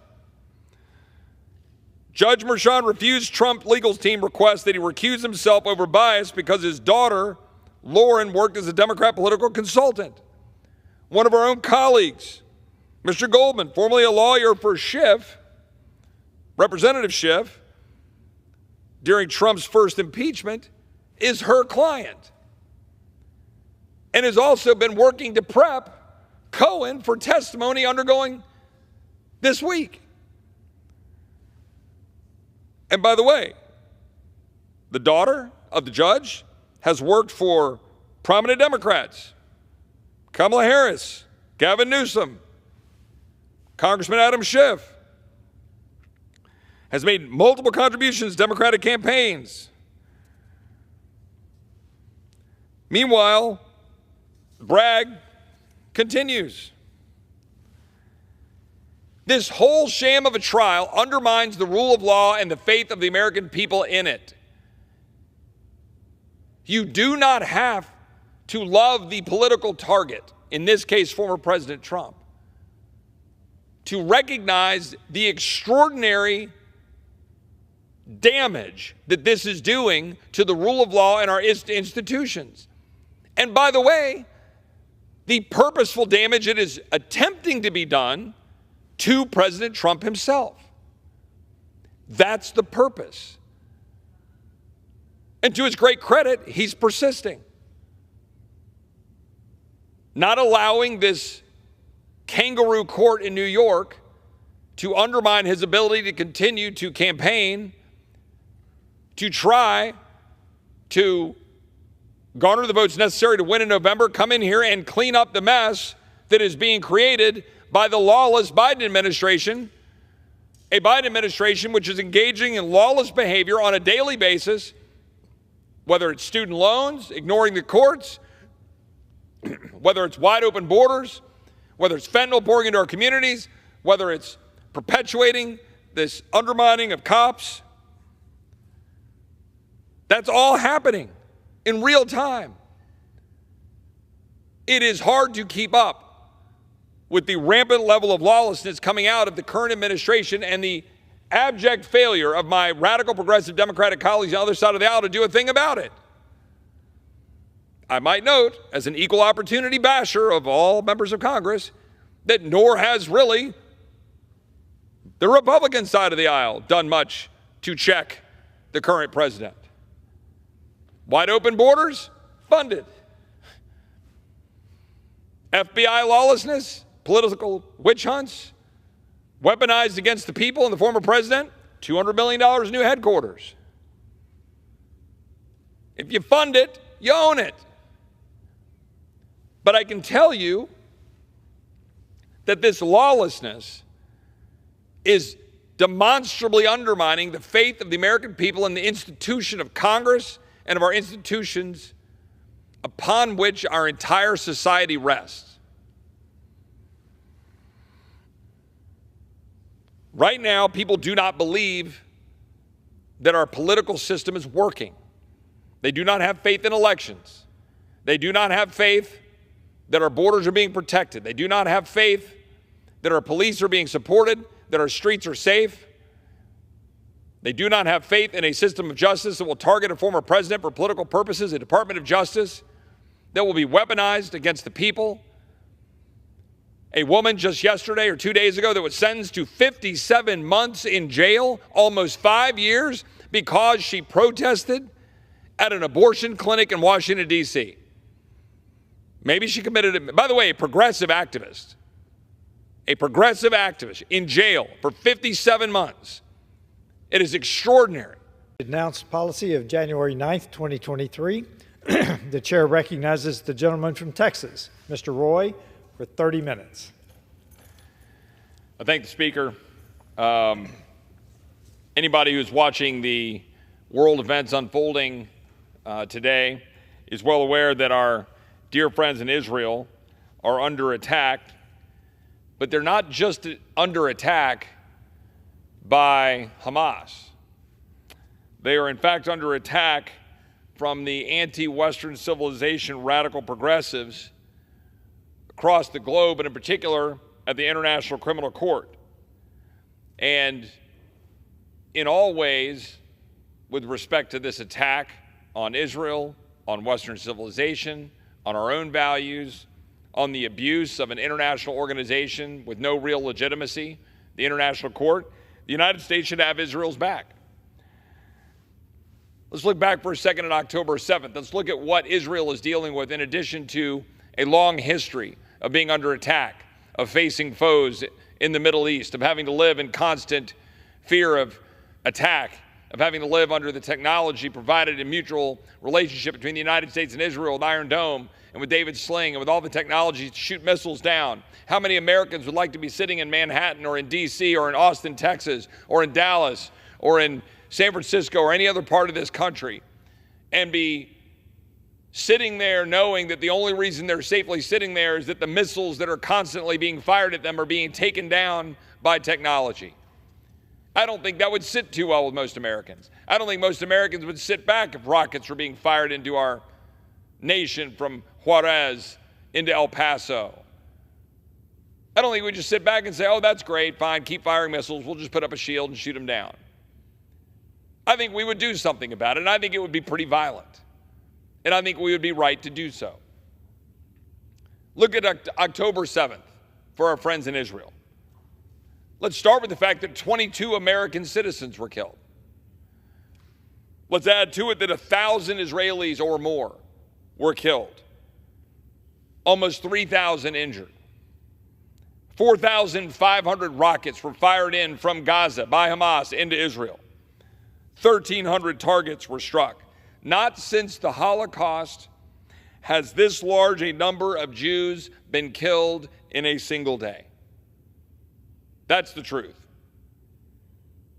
Hamas beheaded at least 40 babies. Let that sink in for a minute. Hamas beheaded at least 40 Israeli babies.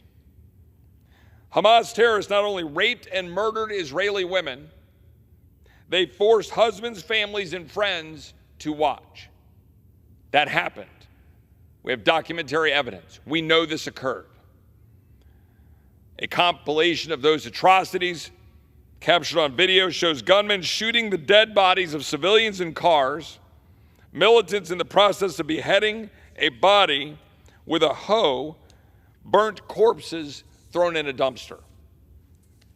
Eyewitnesses on October 7th, quote, "To be afraid for your kid's life and your wife, it's a whole new level of fearing," a survivor of the attacks in Israel on October 7th said. Quote, "I just waited pretty much that they will come and murder me, my wife and my kids inside our house. I thought maybe if the terrorists enter my house, I will go out so they will kill me and they will leave my family aside." There's another one. "It was the worst, horrific war scenes that you see only in movies around us," said another survivor. Another, "The gunfire was nonstop and we're waiting and waiting and it's continuing. You hear the only weapons of Hamas and realize no one is here to save us." Another one, "As a woman who was there, I can say that the fear is endless. It can't be described in words. To be a woman in captivity is to be in constant fear, but the men there also undergo abuse," said one who was abducted during the October 7th attack. There remain today over 100 hostages being held. So now steps in the International Criminal Court, the ICC.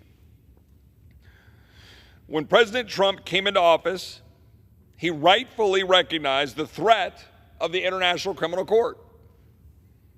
The International Court was created under the guise of investigating and prosecuting the world's most serious crimes, but actually represents a significant threat to our nation's sovereignty.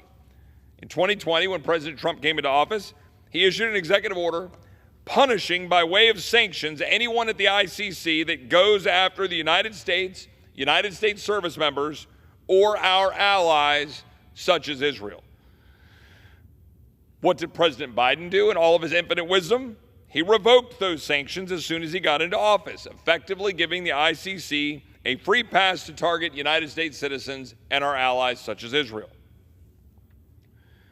They made an escalatory and unprecedented step just recently, threatening to issue illegitimate arrest warrants for Prime Minister Netanyahu and other Israeli officials for alleged war crimes in Gaza. The application marks the first time the ICC has sought to prosecute a major United States ally or the leader of a democratic country. What you are seeing happen is an unprecedented assault on Western civilization, on Israel, and by extension on our sovereignty as America. Now, we view this court, or I view this court, as an illegitimate court. It has no authority over America. Technically, we are a signatory to the court because President Clinton signed on, but did not submit it to the Senate for any kind of ratification, so it has no legal force in America. But do you think that the ICC will target Americans? You bet they will. If we don't act right now to quash what is occurring with the ICC targeting the Prime Minister of Israel, think about that. An international court with no real legal authority in the United States is targeting the Prime Minister of Israel for responding with military force to the attacks, rockets, murders, rapes, beheadings levied against the citizens he represents as the Prime Minister, levied against them directly from Hamas. A nation, by the way, Israel, which has taken the unprecedented step in history to give warnings to citizens, civilians in Gaza, up to 2 weeks advance notice. In one case, dropping 15 million leaflets across Gaza to warn them, you need to clear out because we're going to take out these Hamas facilities. Leaving text messages, voicemails, taking every step possible to warn civilians to move away from Hamas targets. This is going to be studied for years to come, what Israel's been doing to keep the civilian to combatant casualty as low as it is. We believe somewhere between 1 and 2. Frankly, well below the norms and the standards the United Nations talks about, well below some of the historic norms even for the United States. This must be stopped because when they're going after the Prime Minister of Israel, they're going to go after us. But even put that aside, we can't stand by and allow an international tribunal to be targeting our ally and friend Israel for simply defending itself against attack. This is why I was proud to join with Representative Mast from Florida, Representative Stefanik from New York, to introduce the Illegitimate Court Counteraction Act to impose sanctions on the ICC officials who seek to go after U.S. citizens or our allies, modeled very similarly to the Trump executive order. Also mirrored in legislation offered by Senator Tom Cotton from Arkansas over in the United States Senate. As I've stated, the ICC, the International Criminal Court, is an illegitimate court. It represents a threat to the United States and our sovereignty. Frankly, we should be more aggressive than what we've put in this legislation. But we're seeking to move quickly in a world in which the current administration is at war with Israel while they're trying to contend that they're allies. In 2021, President Biden reportedly ignored a request for a phone call with the Israeli foreign minister. Earlier this month, President Biden threatened to cut off Israelis' military aid while they're fighting a war against Hamas. Now he's actively criticizing Israel's military strategy on the world stage. In a Politico article, top officials are publicly calling Israel's strategy in Gaza self-defeating and likely to open the door to Hamas's return, a level of criticism of the Middle East ally not seen since the war began in October. The Biden administration betrayed Israel and, frankly, our own well-being as a nation when at the United Nations earlier this year, when America abstained from a vote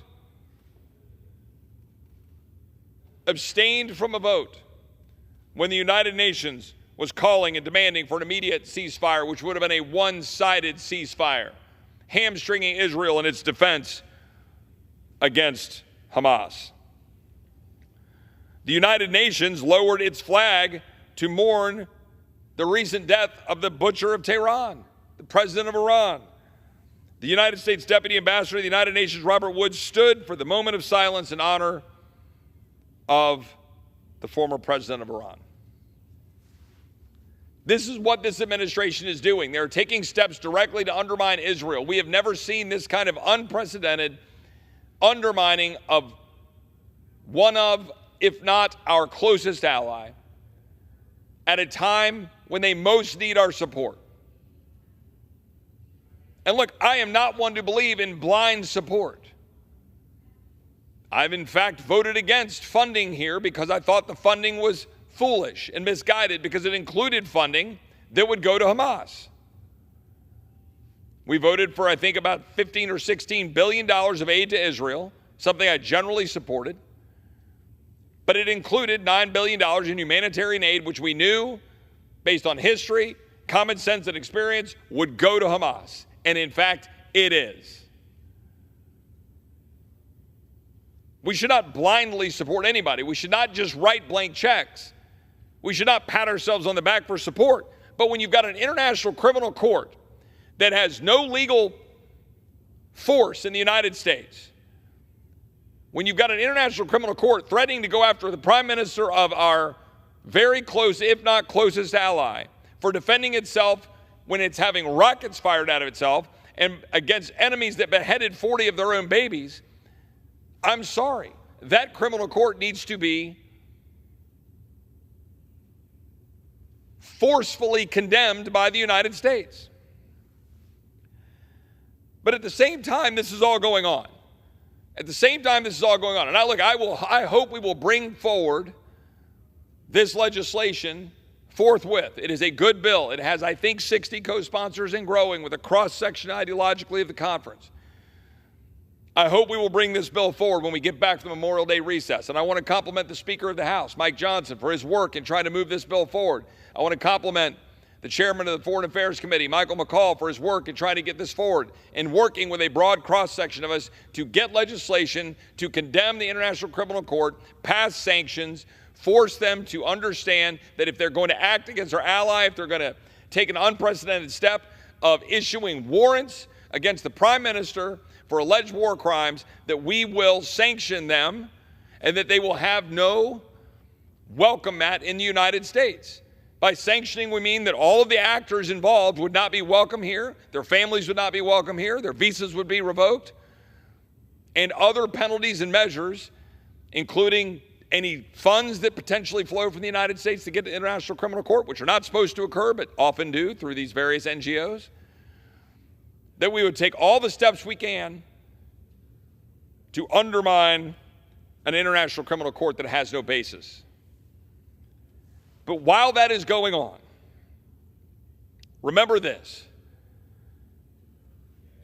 At every stage of the war from October 7th, the regime of Egyptian President al-Sisi has undermined Israel's war effort in a bid to prevent the Jewish state from defeating Hamas. Now, the financial interests of the al-Sisi family appear to have been advanced significantly through cooperation with Hamas efforts to build tunnels across the border with Egypt. Now, how do we know that? Well, in the last 10 days or so, going back to May 11th, Israel revealed that during the early stages of the IDF, the Israeli Defense Forces, operation in Rafah, now pause for a second. The world geniuses, all of the elites in the world body said, no, Israel can't go into Rafah. They were adamant about it. These are war crimes. You can't go into Rafah. There are, civilians there. Well, Israel's been going into Rafah. They need to root out the battalions there. They need to kill more Hamas. They need to destroy Hamas, leveling it to the ground, minimize civilian casualties, and find every way they can to restore peace and well-being by destroying their enemy. We would want nothing less as Americans, I assure you. Israel revealed that during the early stages of their operation in Rafah, IDF forces discovered more than 50 underground tunnels that traverse the international border between Egypt and Gaza. This story is not getting nearly the attention that it deserves.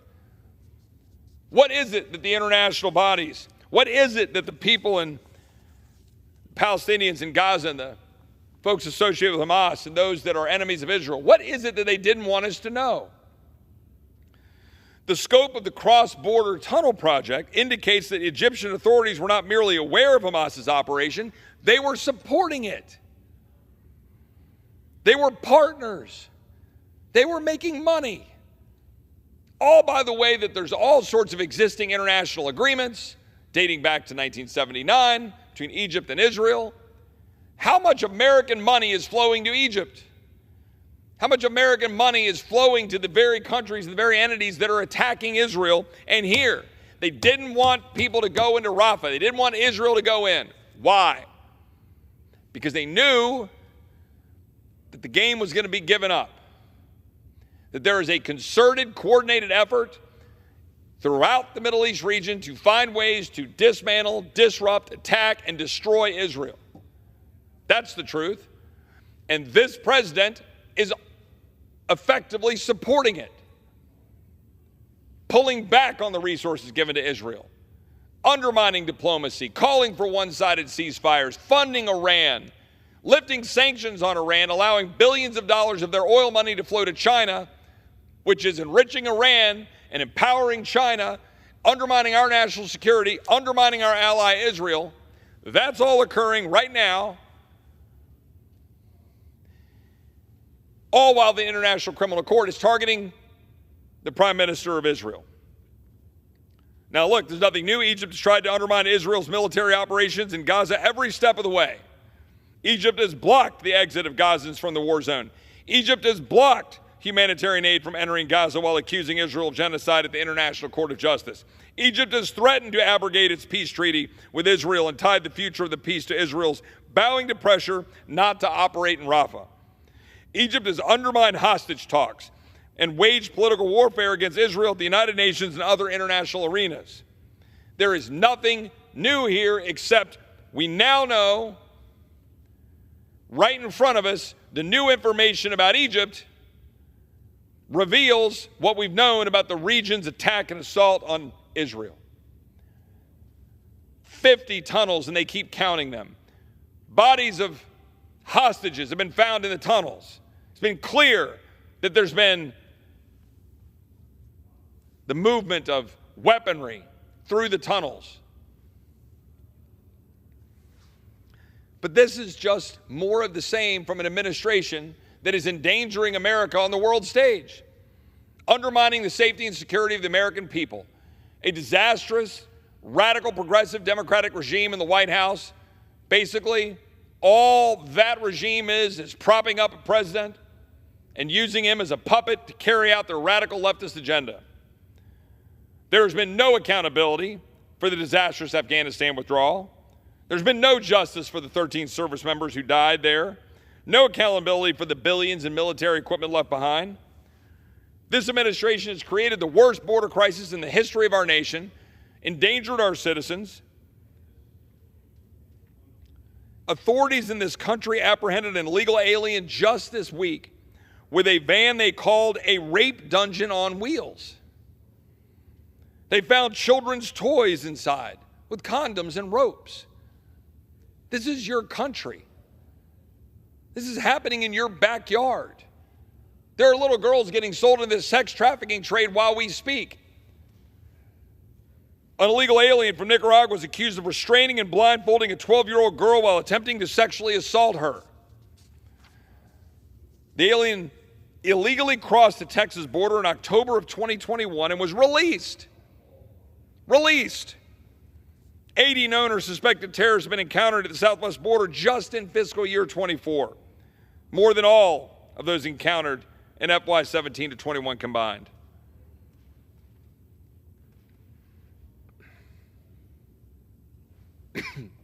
Meanwhile, we've sent $175 billion for a proxy war in Ukraine. We have no clear strategy and no defined objective, no oversight on spending. This administration is endangering the citizens it is supposed to be taking care of under the Constitution and defending our borders and securing us against enemies, foreign and domestic. That's the truth. There is no defense. If organizations like the ICC, the International Criminal Court, if organizations like the United Nations, if organizations like the World Health Organization and the rest of them actually cared about human rights, they'd be going after the real war criminals. They don't care about Hamas's crimes. Yeah, they say the ICC, they're issuing warrants for Hamas. But they're trying to constrain Israel from going out and attacking and destroying Hamas. What they care about is attacking and tearing down everything that is great and good with Western civilization that has done more for more people around this world than any other civilization in history. And whether the president knows it's going on or not, that's what the Biden administration's actions have all been driving towards these past 3 years. They're destroying our sovereignty and weakening us on the outside while pushing chaos, economic ruin, and moral disintegration domestically. I hope my colleagues will support the ICC sanctions bill. It's important. I hope we'll all support it. But I have to address one other thing, because while I think we'll have unity among Republicans in pushing back on this International Criminal Court that's undermining our sovereignty and targeting our friend and ally Israel, and while I hope that we will be able to speak with one voice when we get back on that subject, there's another thing that's going on consistently here in this town. 18 months ago, some of us set out to change the institution. We set out to change the rules and open up the process and be able to have more amendments, have more voice for the entirety of the majority in the decision-making of the leadership. And for a while, that resulted in some changes.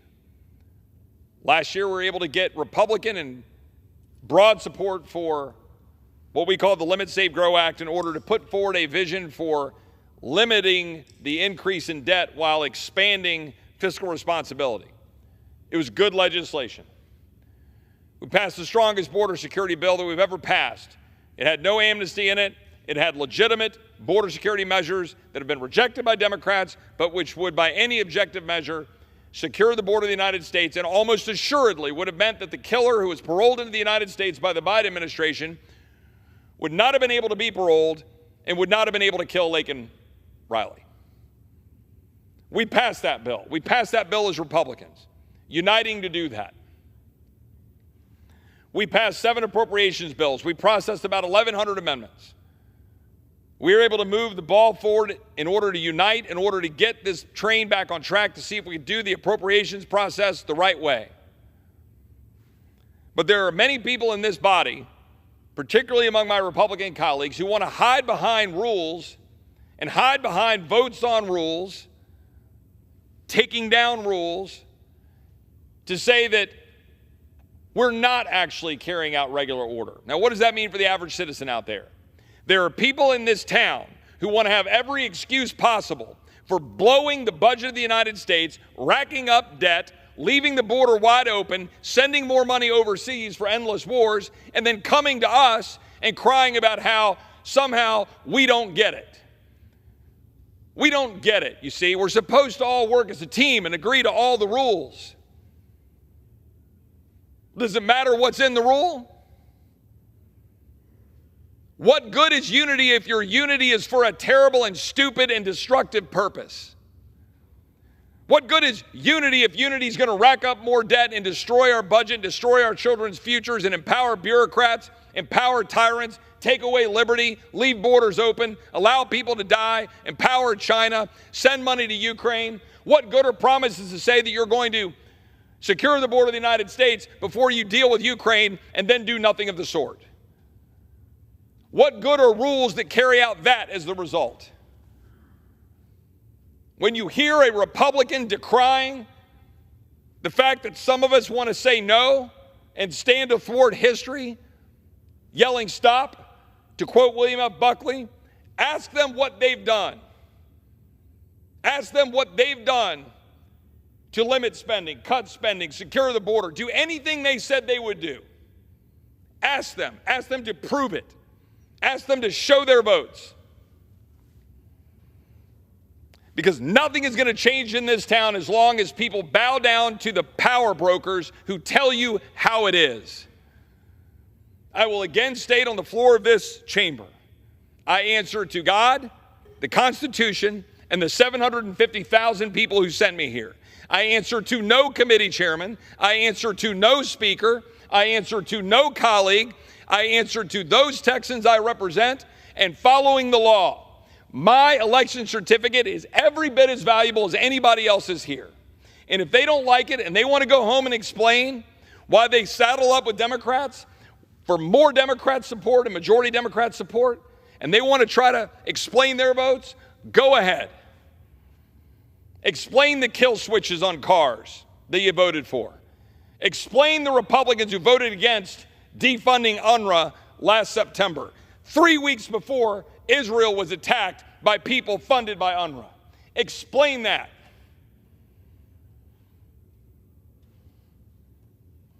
The American people sent us here to change this place. I had a colleague just a minute ago in a meeting who was just saying, been here 14 years, and we've done nothing of the things that we set out to do. Amen.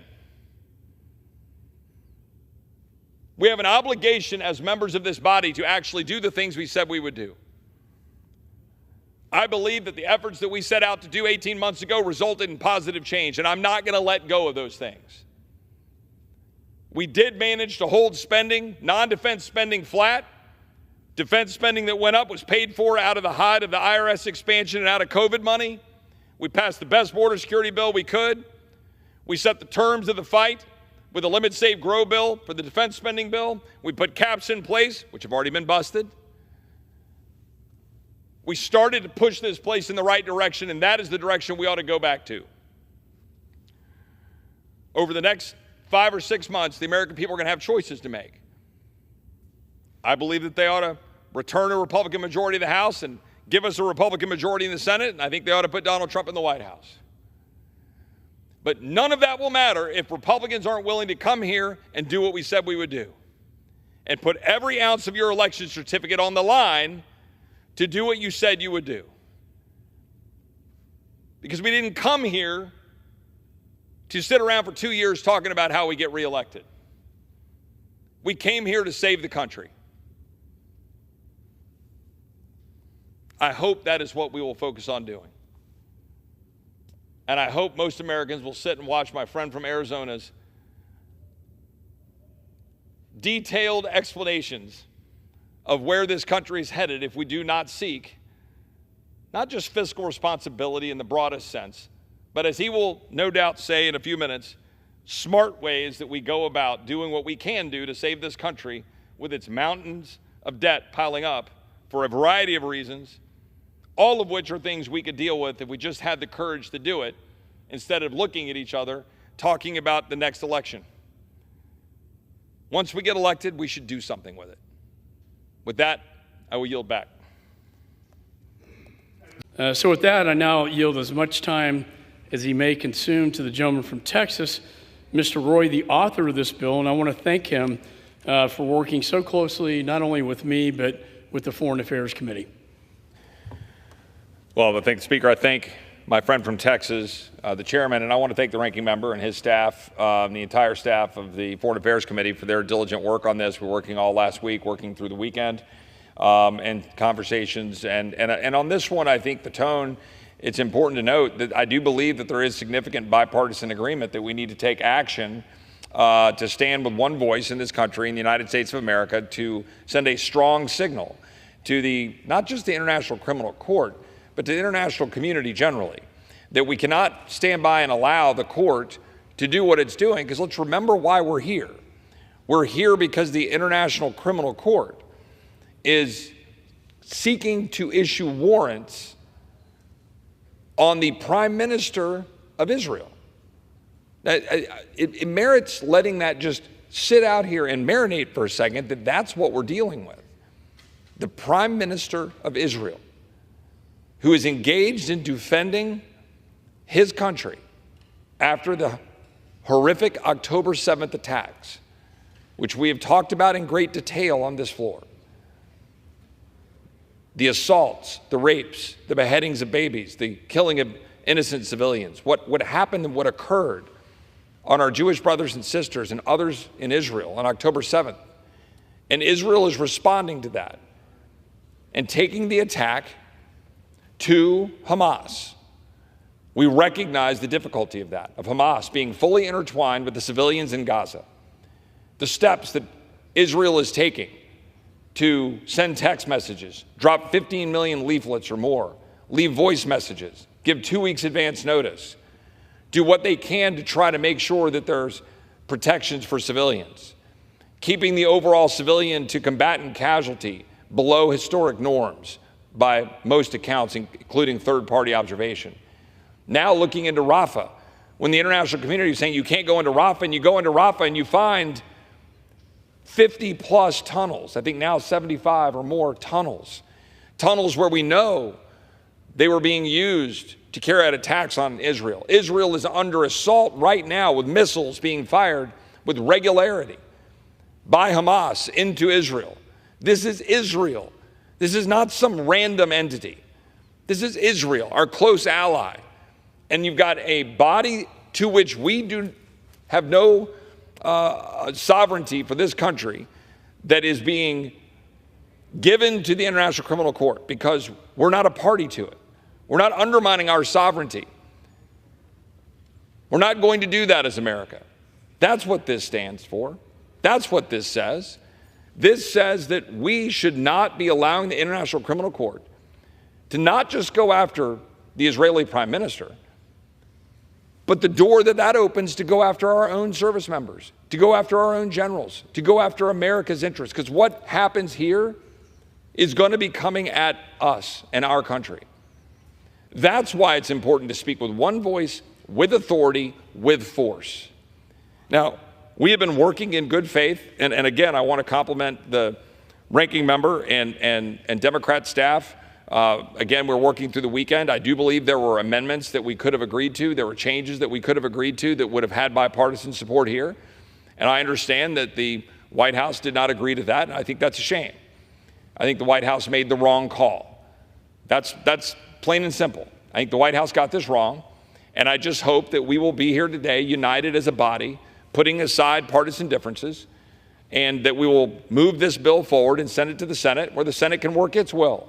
And if the Senate wants to modify it and send it back to the House and try to address any of the concerns that have been raised by my colleagues on the other side of the aisle or on this side of the aisle, great, the Senate can do that and they can send it back to us, then we can send a product to the President. But we need to address this, and we need to address it quickly. Because if we allow this to fester, then we undermine our own national security.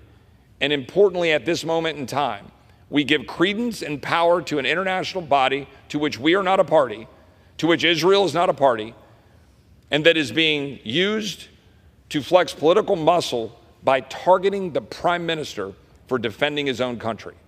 That we cannot stand for. I hope that my colleagues will support H.R. 8282. And with that, I would yield back to the distinguished chairman. The gentleman from Texas reserves. The gentleman from New York is recognized. Under the Speaker's announced policy of January 9th, 2023, the chair recognizes the gentleman from Texas, Mr. Roy, for 30 minutes. I thank the Speaker. I do want to thank my colleague from Arizona, my friend, Mr. Schweikert, for his steadfast dedication to ensuring the American people are informed, at least the the 72 people that were watching C-SPAN while you were extemporaneously educating them. But in all seriousness, we're able to push this out. We're able to do clips. It is important that we continue to have this conversation. The gentleman is correct in very broad terms and very specific terms about the extent to which we've got a fiscal crisis looming, and it is incumbent upon this body to do something about it. And we have structural reforms we can put in place that the gentleman's talking about. And I think we've just covered that quite nicely, but we also need to be aware of what we need to do with our discretionary spending and using the power of the purse both to constrain the bureaucracy that is still a third of that annual spending, and constrain that spending also for the purpose of limiting tyranny over the American people. This is one of those things that frustrates me among my colleagues, both Democrat and Republican, is that they'll come to the floor, and the gentleman from Arizona is not in that group, by the way, because the gentleman from Arizona, I think, largely would agree with what I'm getting at here. But I've got colleagues who will always slip into the, it doesn't matter, stop worrying about discretionary, stop having a fight about $100 billion or $30 billion or whatever your debate is about constraining discretionary spending. When I say that, for the average listener, what I mean is what we spend every year on the stuff you see in the bureaucracy, the Department of Justice, the Department of Commerce, the Department of Homeland Security, the Department of Defense, all of those things that make up the alphabet soup of government that, frankly, are the things impacting your life every day and or undermining, frankly, your freedoms every day. So the thing that drives me crazy in this town is you'll hear members of Congress, they come down here and they say, Chip, we have a razor-thin majority. Don't you understand? Chip, it's all mandatory spending. You don't have to focus on this $100 billion. We're talking about $35 trillion in debt. That happens all the time. I assume the gentleman from Pennsylvania would agree with me that I assume in his career, he's been here a few years longer than I have, that we hear that as an excuse for ignoring our job to constrain the bureaucracy using the power of the purse. Almost every single day that we come down here to the floor, we're in committee, we're in our conference meetings. I assume the gentleman agrees with me on that point. Of course I do. We have fought bitterly. I mean, even if you just look at the last few years here, since the pandemic was unexpected, and decisions were made in hindsight that looked like, made obviously some wrong choices. Be that as it may, it was expensive. People were out of work. The government forced them out of work, forced them to close their businesses. It was only right, since a government had the authority and the power to do that, to make them as whole as possible. Now, we can debate that as long as we want to, but subsequent to the end of the pandemic, it should have been reasonable for the people in this room on either side of the aisle to say, well, let's just reset back to the pre-pandemic. And believe it or not, at that time, if we had just gone back to that number, the budget would have balanced. We would have actually taken in enough revenue to pay for the things that we were buying. But a substantial portion of this body, unfortunately, my colleagues on the other side of the aisle said, no, we're going to keep spending now at the pandemic level, even though the pandemic's over. The gentleman is correct. I mean, and I think this is one of the things that I want to stress. I came down here not to talk about spending, but on the heels of our friend from Arizona, I want to make the point and then pivot to what I think is important to talk about, and I'm sure the gentleman will agree.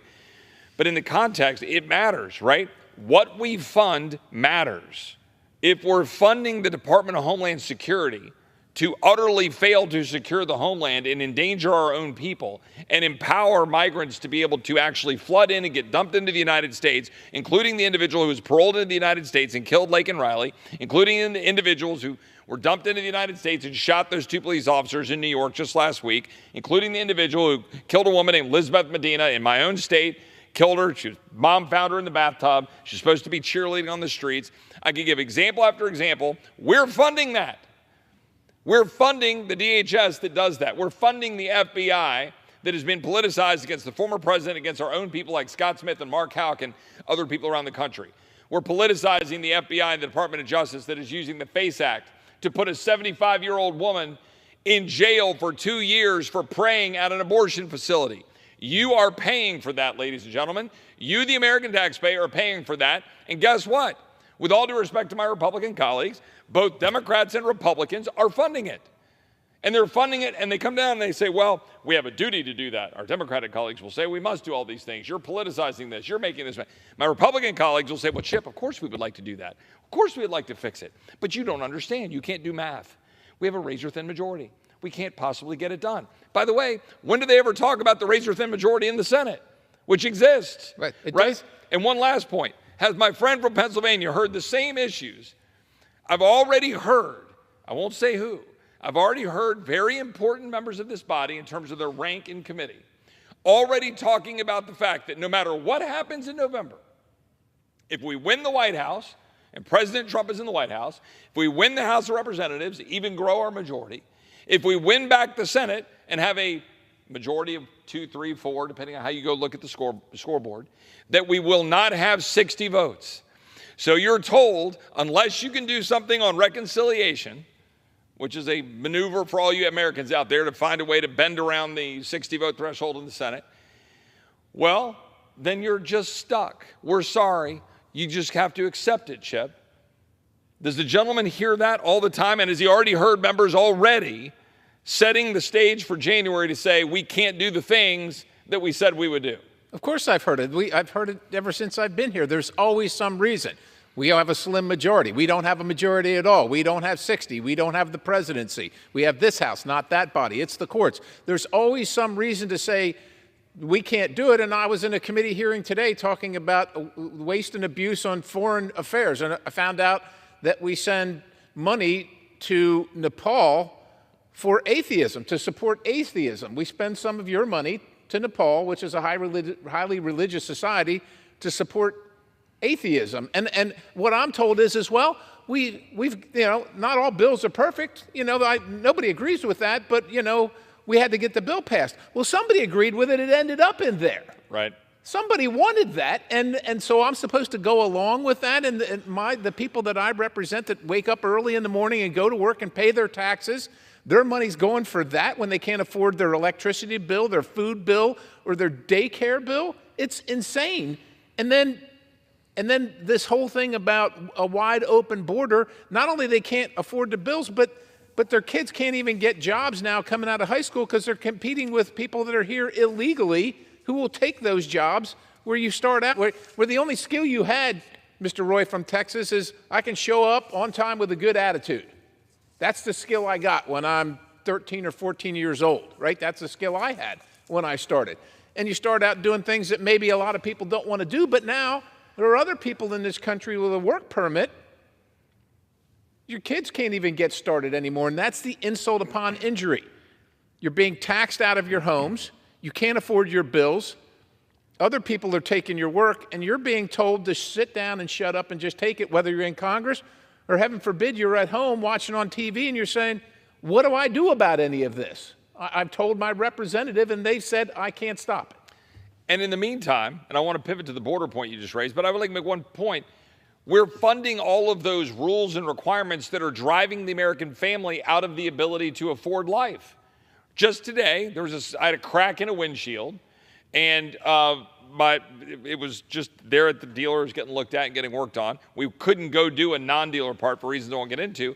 It was $1,100 for a windshield. That used to be like $200. You call like Safelite or somebody, they come out and they replace the glass. Now it's like, well, you can't just replace the glass because it's got all these sensors in the windshield. Mandated by the government. Right, and guess what? Now increasingly all of these things are mandated by the idiots in this chamber. Like a kill switch. Right. The idiots in this chamber voted to cause that to happen and back up what the regulators down the street are forcing the average American. So here's what I don't get, right? I'd like all my colleagues here, if I forced my colleagues one by one to go down to the microphone on any one of these issues and explain to their constituents, I am going to vote, as some Republicans did last fall, I'm going to vote against eliminating a kill switch in a car, which is going to dramatically increase the cost of that car, dramatically increase the cost of that windshield, dramatically increase the chance that car is going to shut down in the 20 below zero cold in North Dakota and leave you on the side of the road because you've got a computer determining whether you can start the car. If I made every member go defend that, they'd start to think twice about it, because that is a hard thing to defend. But they didn't want to vote against it because MAD came around and lobbied for it. And they didn't want to be against that. So 19 Republicans say, no, sorry, I can't vote against killing the kill switch. But if you put it out there in stark, you tell the American people, hey, should we have something in there that protects the people of drunk driving? They say, well, I guess so. Oh, what if that would cost you another $10,000 for the car? They'd say, are you out of your friggin' mind? But we do it. And we do it for the same reason Mr. Schweikert was talking about why our health care costs are high, because there's an army of lobbyists in town, or there's an army of people who are going to go out and say certain things. And people, and the one thing Mr. Schweikert said when he talked about how we are going to make sure that we are protecting incumbents, he didn't mention about protecting the incumbency of the people in this room. People who hold on to their election certificate like it's the most important damn thing they'll ever have in their life, instead of the opportunity to come here and do what we said we would do. Does the gentleman agree? I do agree. I do agree with that completely, protecting that. And of course, what we're seeing right now is the protection, or the attempted protection of that at the presidential level. For 3.5 years, I've watched the president say, I can't do anything about a wide open border. I can't take any action. There's nothing I can do. It must come from the legislature.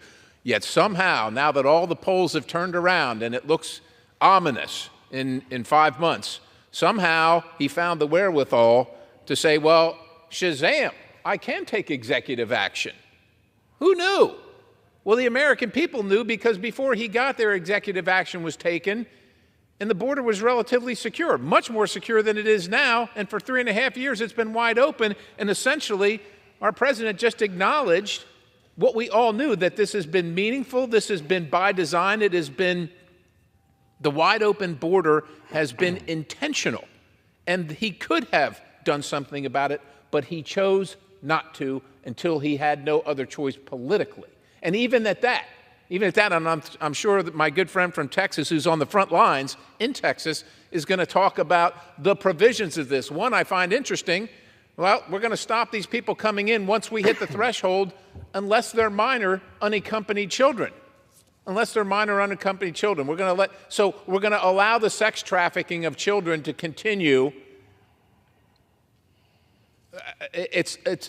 Even as we know that our federal government has lost track of literally tens of thousands of children illegally in our country, unaccompanied. 85,000 documented in one case for sure. Right? 85,000, right? Yeah. And I'm glad the gentleman brings this issue up, because I would note that today, while I was sitting in the House Judiciary Committee with the gentleman from California, Mr. Kiley, who just came to join us, who's going to take the microphone, I'm sure, in a little bit, we had the Attorney General before us, and we were questioning the Attorney General in the House Judiciary Committee.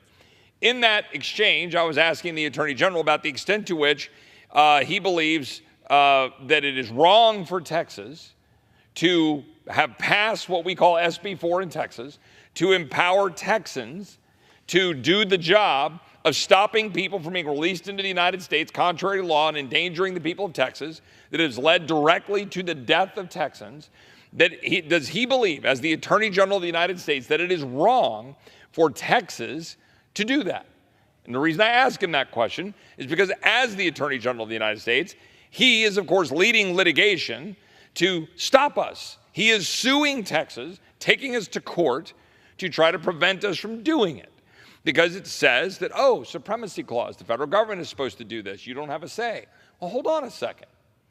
If the federal government is supposed to secure the border of the United States and manage this inflow of people, and it is violating the laws and dumping people into the United States, are we saying that the people of Texas can't, under the invasion clause or otherwise, say it is our duty as the people of Texas to protect our citizens and our people? The Attorney General, of course, said, no, he's got to take us to court and go sue us. And the fact is, he's therefore ignoring. When is the invasion clause operable then?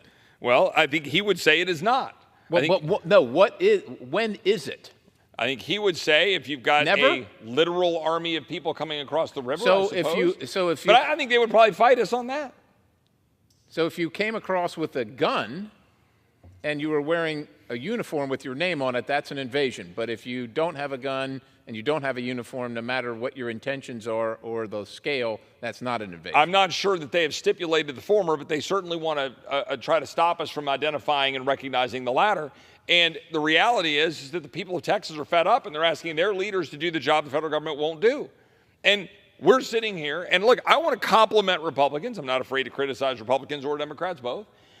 I want to compliment Republicans for having done a year ago what we've never done, which is set aside the absurdity of saying you've got to do amnesty and setting aside the absurdity of saying you've got to open the floodgates to more people coming into the country, even though we allow about 1 million people a year to come in. Legally. Even legally. Even though we have 51.5 million people in the United States who are foreign-born, you have the Chamber of Commerce, you have all of the big interests coming down here saying, you guys have got to open up more immigration. You have to do it. And we always bow down, and we always say, okay, we'll do that, and we'll do amnesty, but can we get just some security? Beg for crumbs. A year ago, we did something different. We came together as Republicans, and we passed the most comprehensive, the strongest border security bill we've ever passed. My colleagues, frankly, I don't think fully understand the historical importance of that. Even many who support it and talk about it and tweet about it. Because I've been here for some various forms. Now, 5 years as a member of Congress. I was here as Chief of Staff, Senator Ted Cruz. I was on the Senate Judiciary Committee as a lawyer. And I watched the debates and the failures and the gangs of 8 and all of the machinations. I watched in 2017 when we had 2 different bills, so-called Goodlatte 1, Goodlatte 2. We left President Trump stranded. We blew it. Last year, we came together. We set the terms of what we will now do next year. That matters. When Republicans unite to achieve something, not unity for the sake of it. I get so tired of hearing my colleagues talk about unity, and I say something like, to do what? Well, it doesn't matter. We've just got to unite. But to do what? Right? When we unite to say we're going to stand up and say we're going to secure the border of the United States, we did it. We didn't always agree, by the way. People sweep aside our differences of opinion a year ago. We fought through it. We met. We worked. And we passed the best border security bill we've ever passed. The Senate has sat on it. And they tried to pass a sham bill, which the president today went to the microphone and gave up the game. Yeah. He went to the microphone. Remember the Senate bill?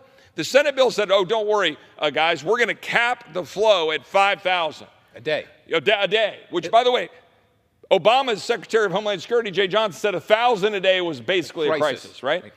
Oh, we're going to cap it at 5,000 a day. Rest easy. But we're going to have all these exceptions. We're going to have exceptions for unaccompanied children. Exceptions for parolees when we're violently just dumping people into the United States under parole. Exceptions for foreign nationals who use the CBP One app, which is another version of parole. We objected, and all the Democrats are like, you guys are not doing this bipartisan bill. Guess what the president did today? He went to the microphone and he looked at America and he said, we need to regain control of the border. The President of the United States today acknowledged to everybody watching and to every American that we do not have control of the border. That is what the President did today. The President also went to the microphone today and he said, hey, I'll cap it at 2,500. If the President of the United States has the authority today to issue an order to cap it at 2,500, did he not have that authority 2 months ago, or 6 months ago, or 2 years ago, or 3.5 years ago? Of course he did. And that gives up the game on the Senate bill when they said they'd cap it at 5,000 and the president comes in 3 months later. Why? Because he's looking at polls and he's looking at his butt getting kicked and he's looking at losing the House and the Senate and he's like, oh crap, I got to do something to actually look like I care about the border when everybody in America knows I don't. So he did it, and he went to the microphone and he said it, and he made a joke of the Senate bill that all of those Senate Democrats and all of our Democratic colleagues have been lying to the American people that we've been obstructing good bills when they're the ones that put forward a sham bill, and the president made it clear today.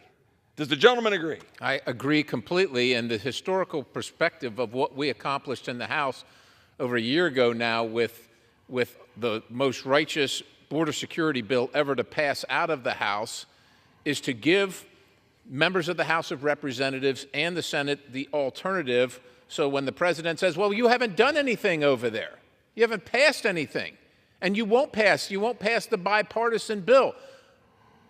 Ladies and gentlemen, Madam Speaker, it doesn't matter. I mean, it's awesome when it can be bipartisan, but what's more awesome is when it can be correct, when it actually is the solution to the problem. The Senate bill, so-called border protection bill that allows 5,000 people every single day to hemorrhage across our border illegally, is not a solution. It's not a solution to an open border. It's just a codification of an open border. The fact that some of my friends on the other side of the aisle didn't want to vote in favor of securing the border shouldn't be a reason for the president to say, you haven't done anything. We get that he doesn't like it. He doesn't like it because it actually would have secured the border. That goes to the point. It was always his intention. It's always been his intention. It's always been the intention of my friends on the other side of the aisle to leave the border wide open as long as they possibly could and get away with it. And the only reason it's changing now is because the polls reflect that the American people are, number one, sick of it, and number two, know they are being lied to, and know that the president has the authority and the ability to secure the border. I yield to the gentleman from Texas. I want to ask the gentleman a quick question, and then I want to leave both of us a little time in the end. We've got about 9 minutes left, I want to give a chance for us to talk a little bit about June 6th, which is coming up in a couple days. But I want to ask one thing today, and that we just talked about the border. We've just talked about the extent to which they're wide open, being ignored, endangering the American people. It's purposeful. We just talked about the Attorney General suing to get in the front of the Texas, being able to try to secure our borders. I just want to point out the extent to which the current administration is defying and undermining the rule of law on a daily basis. And all of this is wrapped up in undermining. We sit here in this chamber, and we sit here under Moses, and we sit here in recognition of the importance of the rule of law. This administration is at war with the rule of law. The borders are open, ignoring the law. Student loan repayments, ignoring the Supreme Court and the law to try to buy votes.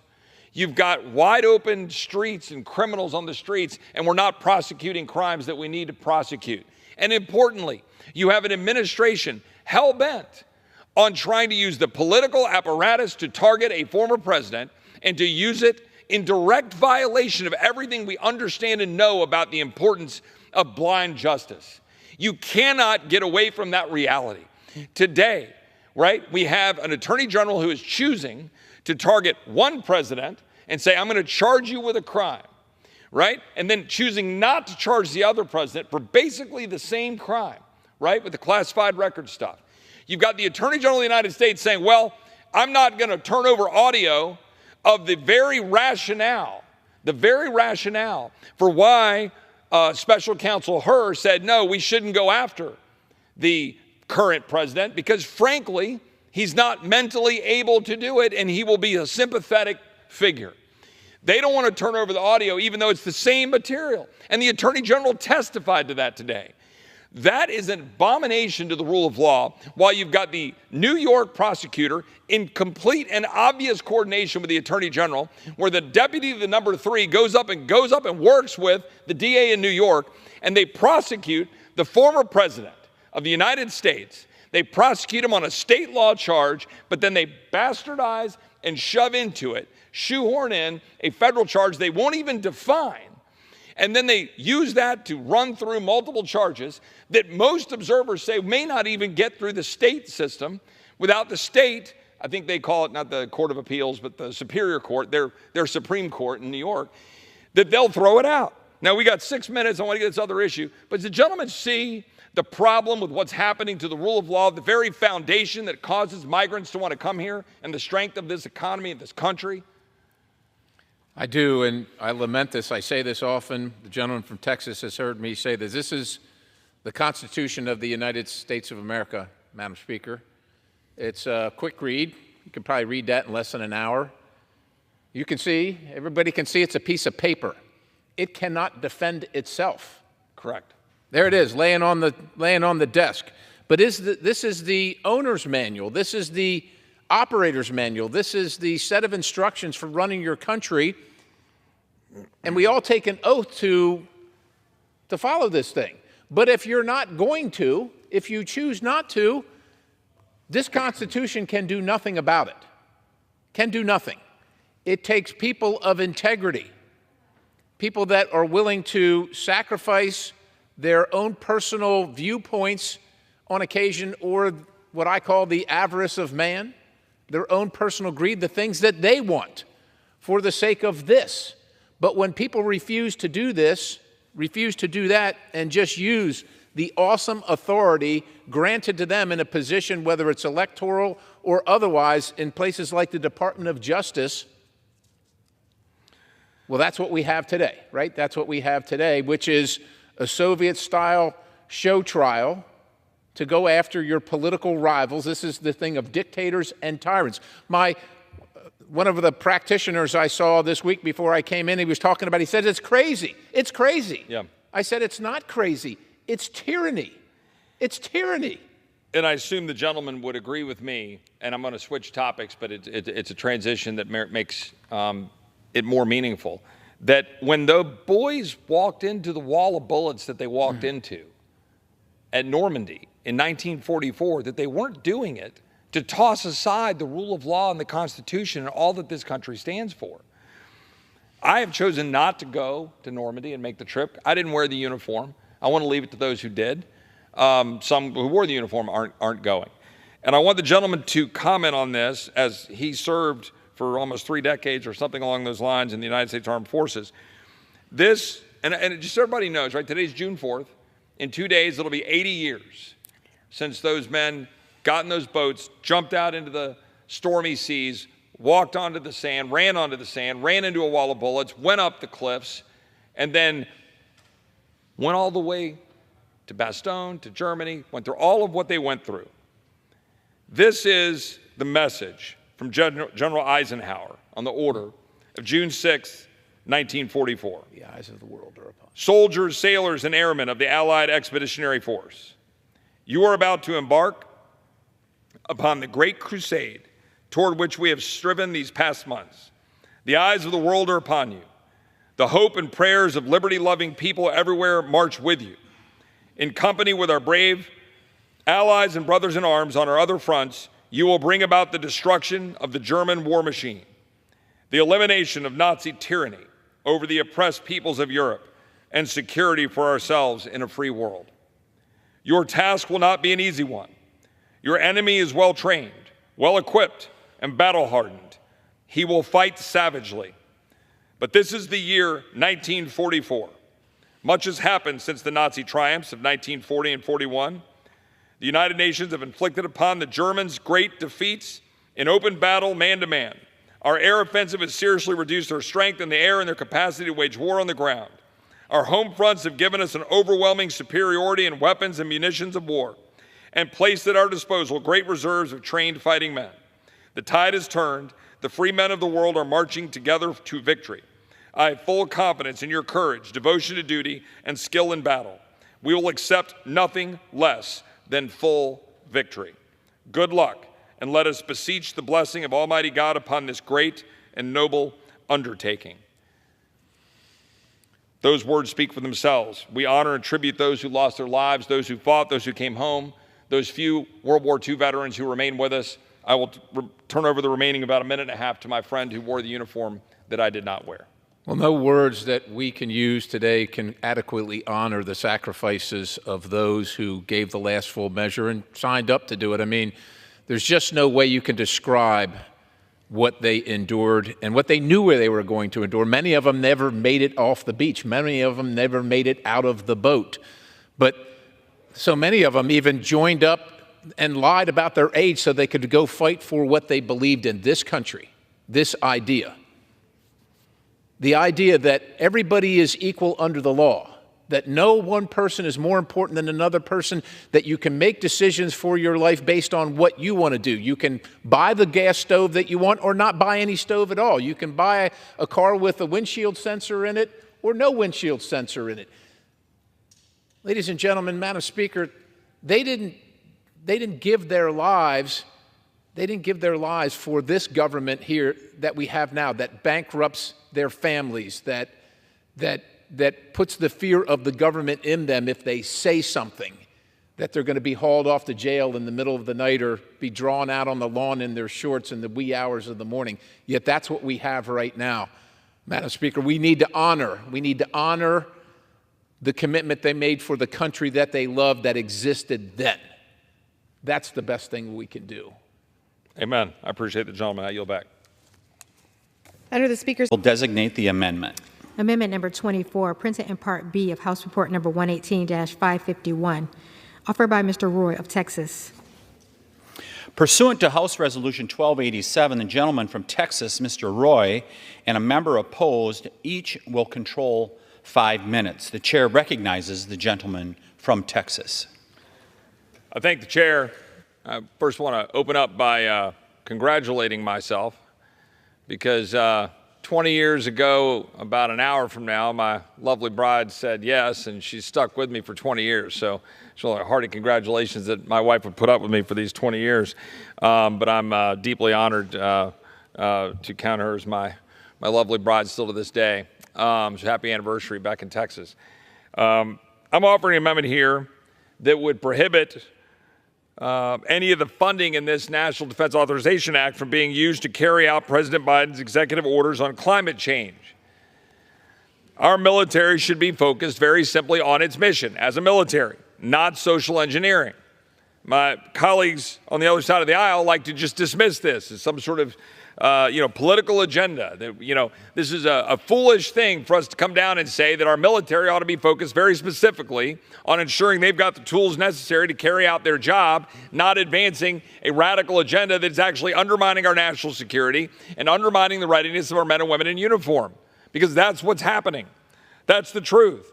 In 2021, the Department of Defense spokesman, John Kirby, refused to say that China was a bigger national security threat to the United States than climate change. He called them, quote, equally important. Secretary of Defense Lloyd Austin has said climate change is an existential threat to our nation's security. 5 senior officials at the Department of Defense proudly explained in an op-ed that they attended the United Nations Climate Conference, COP28, citing the Biden administration's 2022 national security strategy as justification. Just this point, Biden's executive orders have served as a catalyst for reforms at the Department of Defense that compromise national security in order to advance the climate fetish of our colleagues on the other side of the aisle. While China, again, as I said in a previous amendment, is literally building 2 coal-fired plants a week, and we're doing nothing. And I mentioned this point, I said, one of my colleagues on the other side of the aisle said, well, you're so committed to fossil fuels. Well, how about we produce more nuclear power? We've done one in my lifetime. I'm 51 years old. The United States of America, the greatest country in the history of the earth, has only produced 1 nuclear power plant in 51 years. If you're so committed to producing energy without producing CO2, why not build more nuclear power? But the fact is, it's not about that. It's not about that.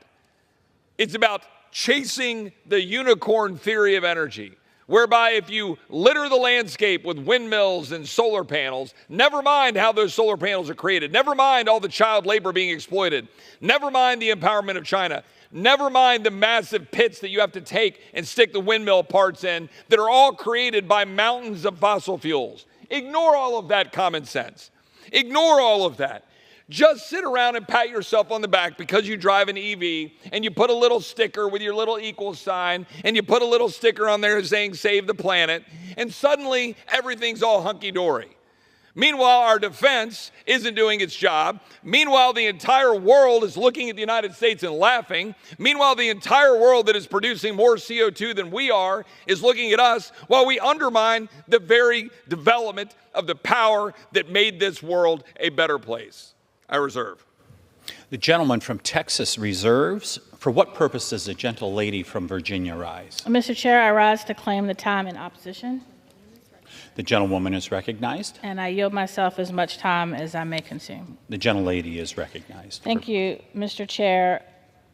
Climate change and sea level rise and increased temperatures and increased storms have a direct impact on military readiness, operations, and the health and well-being of our service members.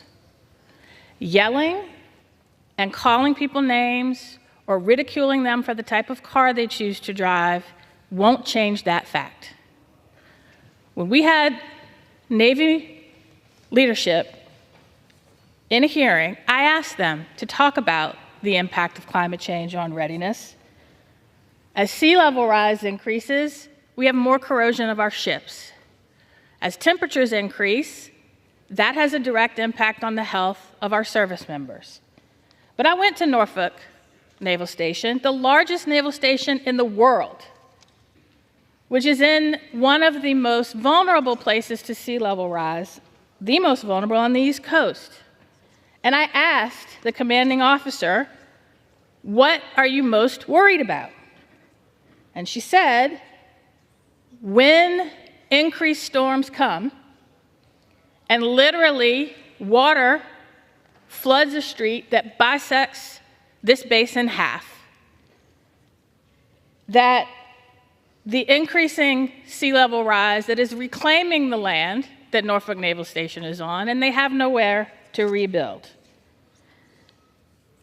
Now, this amendment would prohibit the Department of Defense from expending funds to implement a broad spectrum of Biden-Harris administration executive orders, everything from job-creating clean energy projects to ensuring that rural, low-income, tribal, and minority communities are not continually inordinately impacted by pollution from our military installations, which, oh, by the way, in Norfolk at one time killed the Elizabeth River, which is slowly starting to come back because Norfolk Naval Station has decided to be a better neighbor and steward of the land that it's on.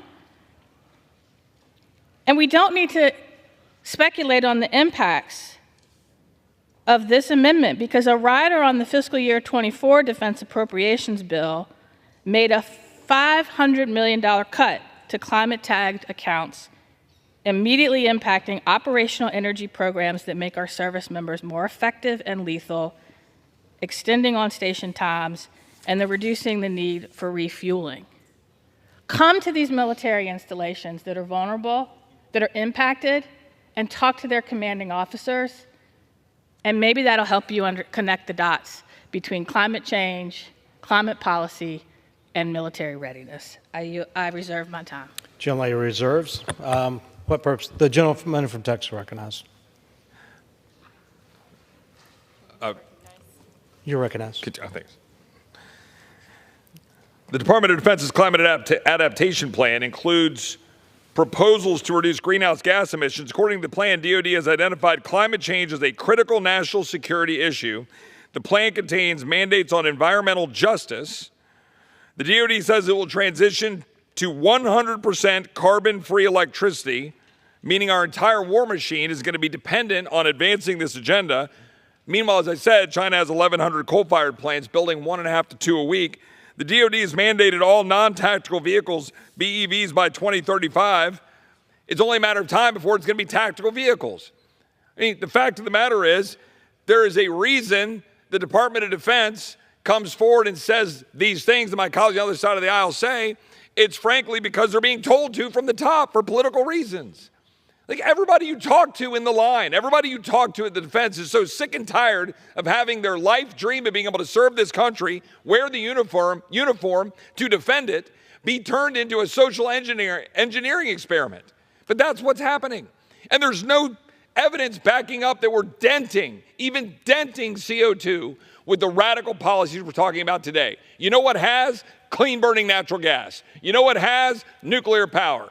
These fanciful unicorn policies are doing garbage, nothing, but they're destroying the military and destroying our economic competition.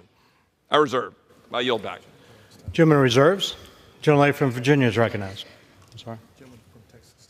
How much time do I have? Time's expired. Gentlelady from Virginia is recognized. How much time do I have? 2 minutes. Thank you, Mr. Chair. You know what I teach my children? I teach them the ripple effect. Your simple act of kindness today may not change and lead to world peace tomorrow, but it'll have a ripple effect. What we do today to reduce our carbon footprint will have a ripple effect. And the military has been one of the largest, not just contributors to greenhouse gases, but pollution that has damaged mostly low-income, rural, tribal, and minority communities who didn't at the time have the power to contribute or consult on the decisions that were being made.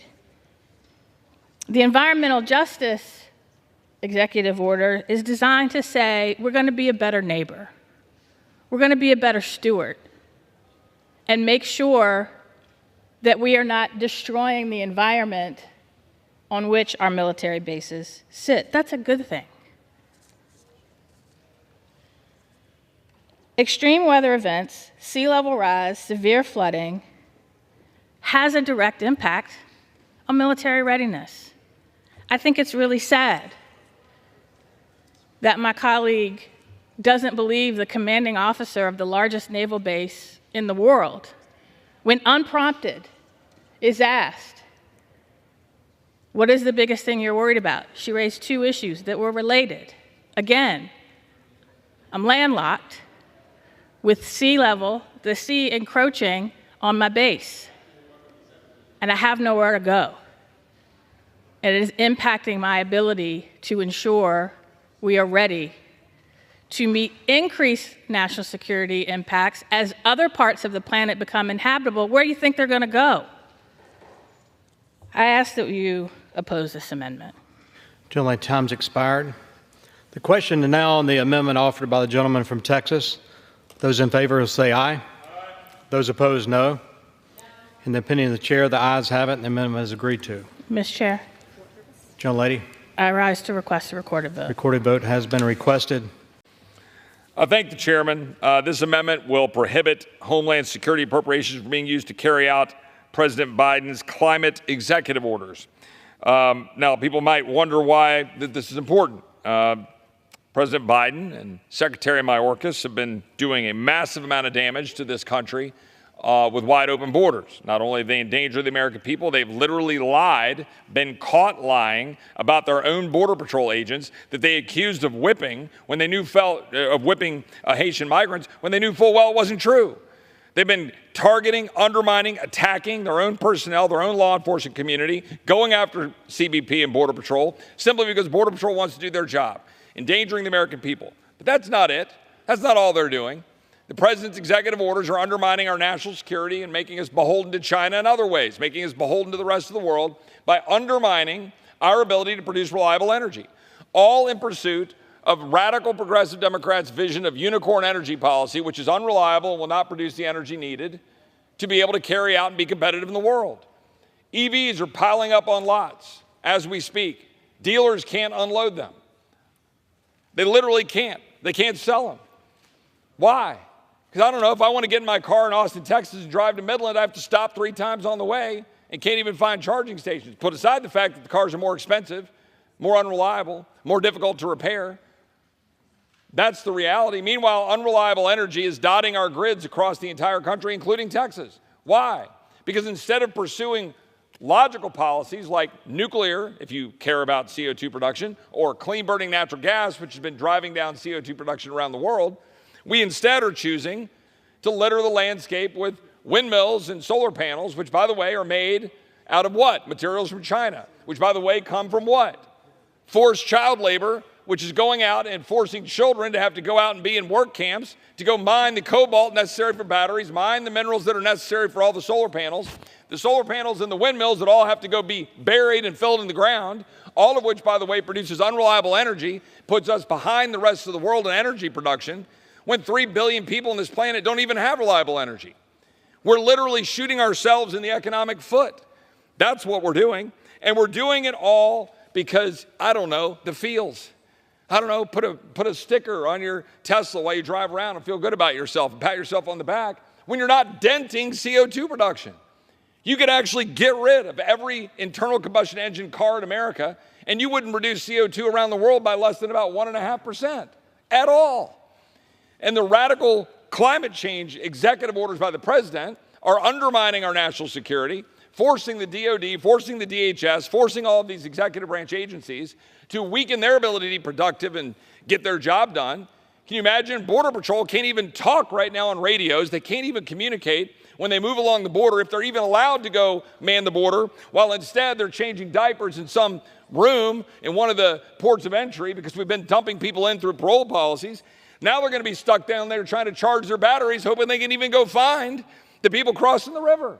You can't even make this crap up. If you set out to destroy a country, if you set out to literally destroy a country, I don't know how you could come up with policies better than the radical progressive Democrats who want to remake this country in their radical leftist image. I reserve.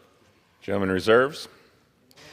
For what purpose does the gentlelady from Illinois seek recognition? I claim time in opposition. Gentlelady is recognized for 5 minutes. Thank you, Mr. Chairman. This is yet another attempt by my colleagues across the aisle to defend any effort by the Biden administration to tackle the climate crisis and help our communities become more climate resilient. It is obviously misguided, anti-science, and will put all of us at greater risk of harm as a result of climate disasters. Only flawed and short-sighted thinking would presume that the climate crisis does not intersect with so many of the issues relevant to the department's mission, including migration, national security, and disaster relief. I will vote no, and I encourage my colleagues to do the same. I yield back. Back. The gentleman from Texas is recognized. Yeah, I would just note it's critically important that we adopt these amendments to restrict the executive branch from carrying out the executive orders. They're undermining our efficiency and effectiveness, and I would urge adoption of this amendment. I yield back. Gentleman yields back. The gentleman from Georgia, I would point out, and I would agree with the gentleman from Georgia, that in all that spending that is being bemoaned by our colleagues on the other side of the aisle, by the previous administration, show me the opposition from our colleagues on the other side of the aisle. I'll wait. The truth is, that was a bipartisan spend-a-thon. Some of us opposed a good chunk of it, but it was bipartisan. The reality here is we have legislation before us that is designed to constrain spending in a world in which we're $35 trillion in debt, in which we have $1.1 trillion in interest, more on interest than we're spending on the entire spending of the national defense. A world in which we are racking up another $1 trillion of debt every 2 or 3 months. This is an unsustainable course that we're taking, and this is what is definitively occurring with the rampant support of our colleagues on the other side of the aisle. But what we've also done is put forward legislation to enact policy changes, because the power of the purse is supposed to be used by Article 1 by Congress in order to do what is necessary to constrain an out-of-control executive branch. The truth is, on June 13th, 2024, an illegal alien from El Salvador raped a 13-year-old girl at machete point while recording it in Queens, New York. The illegal alien was released from the border in June of 2021. On June 14th, 2024, an illegal alien from El Salvador was charged with the rape and murder of Rachel Marin, a Maryland mother of 5. He illegally crossed the southern border in February of 2023 as a getaway. But that's not the first instance in Maryland. Kayla Hamilton was raped and murdered in 2022 by an illegal alien. Her mom is begging for this Congress to stand up against the Biden administration to stop doing what is unconscionable with open borders that are endangering the American people. On June 17, 2024, 12-year-old Jocelyn Nungare was murdered by 2 illegal aliens from Venezuela in my home state in Houston, Texas. On May 14, 2024, an illegal alien from Honduras who was released from the border in April 2022 under this administration, pleaded guilty to 3rd-degree sexual abuse of a 12-year-old girl in Waterloo, Iowa. I could go on and on. I have pages and pages, and my colleagues on the other side of the aisle want to hide behind legislation which even the current president couldn't stand behind when he said he could. You know how we know that? Because he went to the microphone saying that he now has magically the power for an executive order, saying he will now say, well, when we have 2,500, that's when we'll set in effect the stop at the border.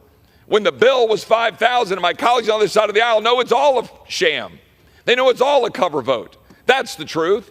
We have legislation here that would have Congress step in front of an out-of-control executive branch to secure the border of the United States. And it is not unprecedented to hold a bill at the desk. We have done it before. And we should do it because we should use the power of the purse to stop an administration an additional that is minute. endangering the American people in the United States. It is unconscionable what this administration is doing. It's unconscionable what they're doing in the Department of Defense. It is unconscionable that they've turned it into a woke social engineering experiment that is more concerned about transgender surgeries and pushing a radical agenda than ensuring that we have the military that is necessary to defend the United States of America. There's no wonder that recruiting levels are down. There's no wonder that we have a morale problem at the Pentagon. This legislation is designed specifically to refocus our military on doing its job, exactly what the American people want us to do. Secure the United States, secure our border, secure us without giving money to organizations all around the world. I am proud that we restrict funding of the ICC, of the ICJ, of UNRWA. UNRWA, by the way, which my Democratic colleagues want to continue to support, when it was in fact UNRWA that was funding and putting people on the ground, literally, that were killing our friends in Israel. This bill is a responsible effort to restrain an administration that is endangering the American people, and I'm proud to support it. Thank the Speaker.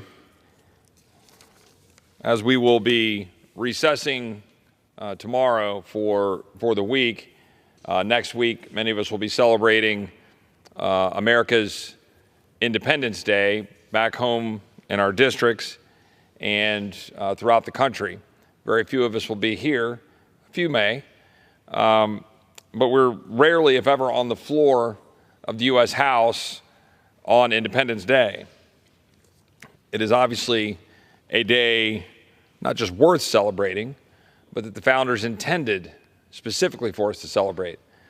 I recall now 4 years ago, in the summer of 2020, in the midst of some of the protests and riots and burning of buildings, tossing of statues and damaging of statues throughout the country in the summer of 2020, there was a lot of efforts to tear down monuments and memorials. And I took my staff and I drove to Philadelphia on July 2nd. We were here late, right up through that day. I think we'd finished voting on the 1st. So on July 2nd, I went up and I drove with my staff and went to Philadelphia, and I went to Independence Hall and visited with the National Park Service there, who were caring for Independence Hall. Fortunately, there was nobody at that point threatening to damage Independence Hall. There were some rumors and concerns. And I recorded a video there and talked about the importance of Independence Hall.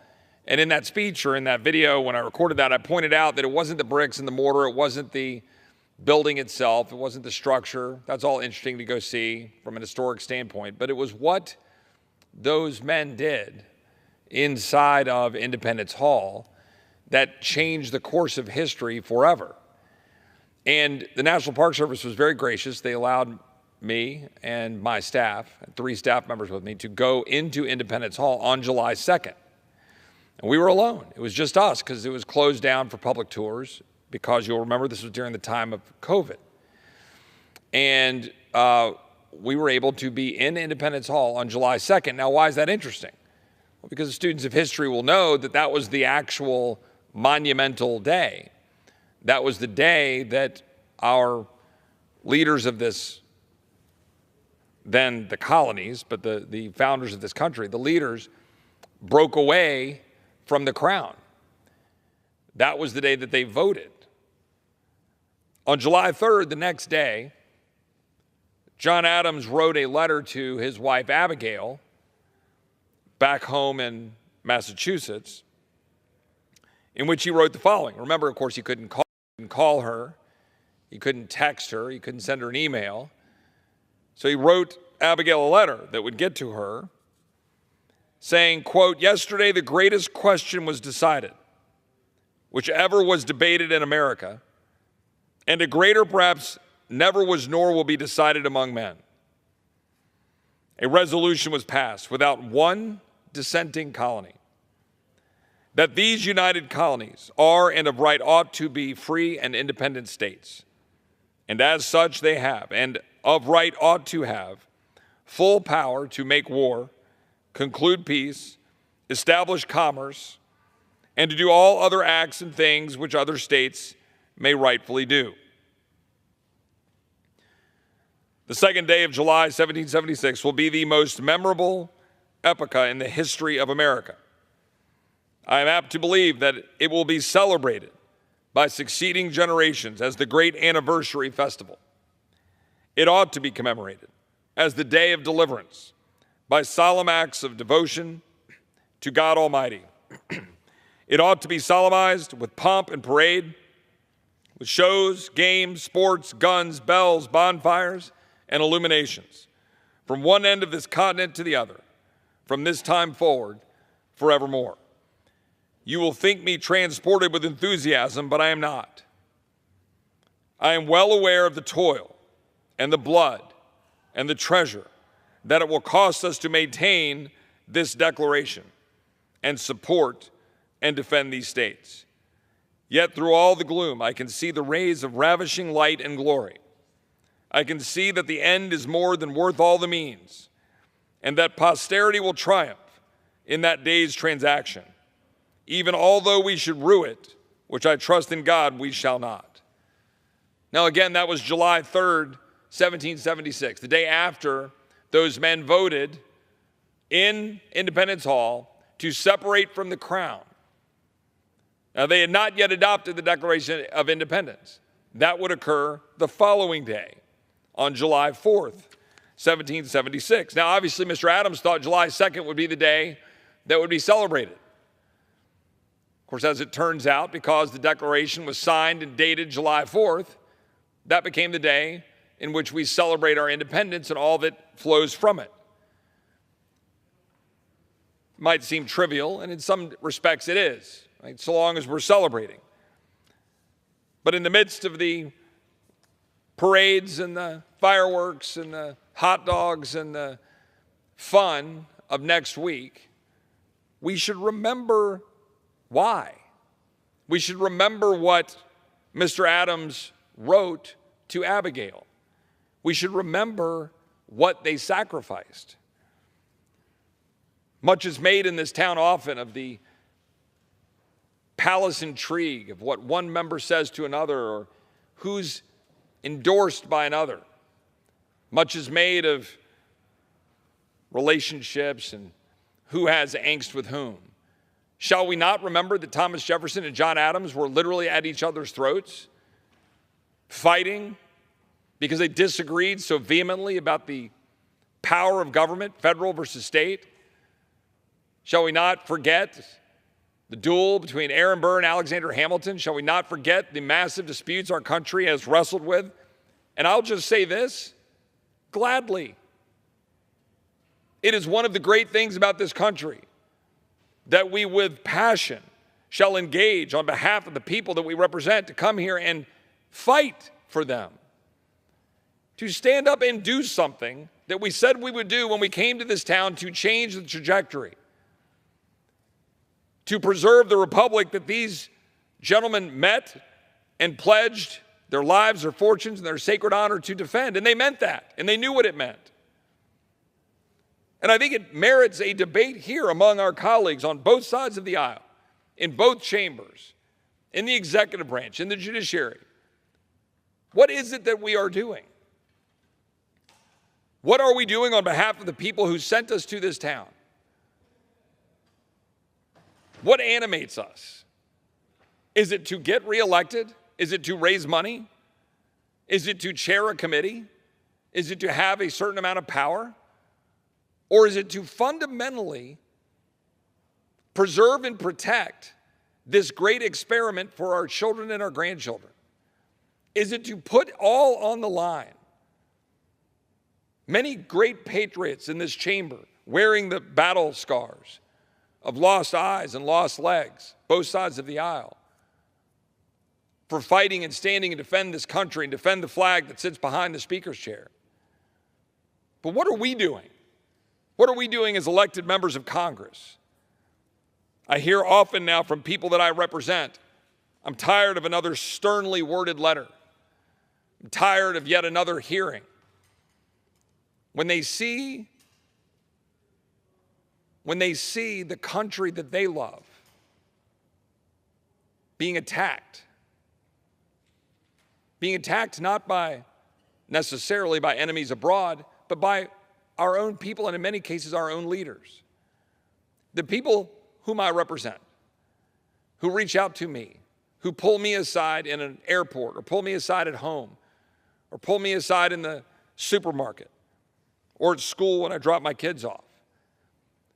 They don't come to me asking about some endorsement or some conversation had among members on the floor. They come to me and they ask, why am I not living free? Like, what's happening? What is wrong with our country? And in this week in which we're going to celebrate freedom and celebrate independence, 248 years removed from what I just described in the letter from Mr. Adams to Mrs. Adams, are we free? It's a legitimate question. Are we a free people? Some people might superficially just say, well, sure, of course you're free. You can walk out of the chamber, Mr. Roy, and you can walk out and say what you want, do what you want. And superficially speaking, compared to certain other places and times in history or other parts of the world, you could argue that we're free. But are we free? Can we say what we want?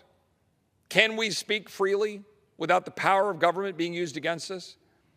Can we pray at an abortion clinic without being put in jail for 2 years if you're 75 years old, as the Department of Justice just did? Can you speak your mind and say that you believe in the institution of marriage without being threatened with losing your job or potentially punished with hate speech?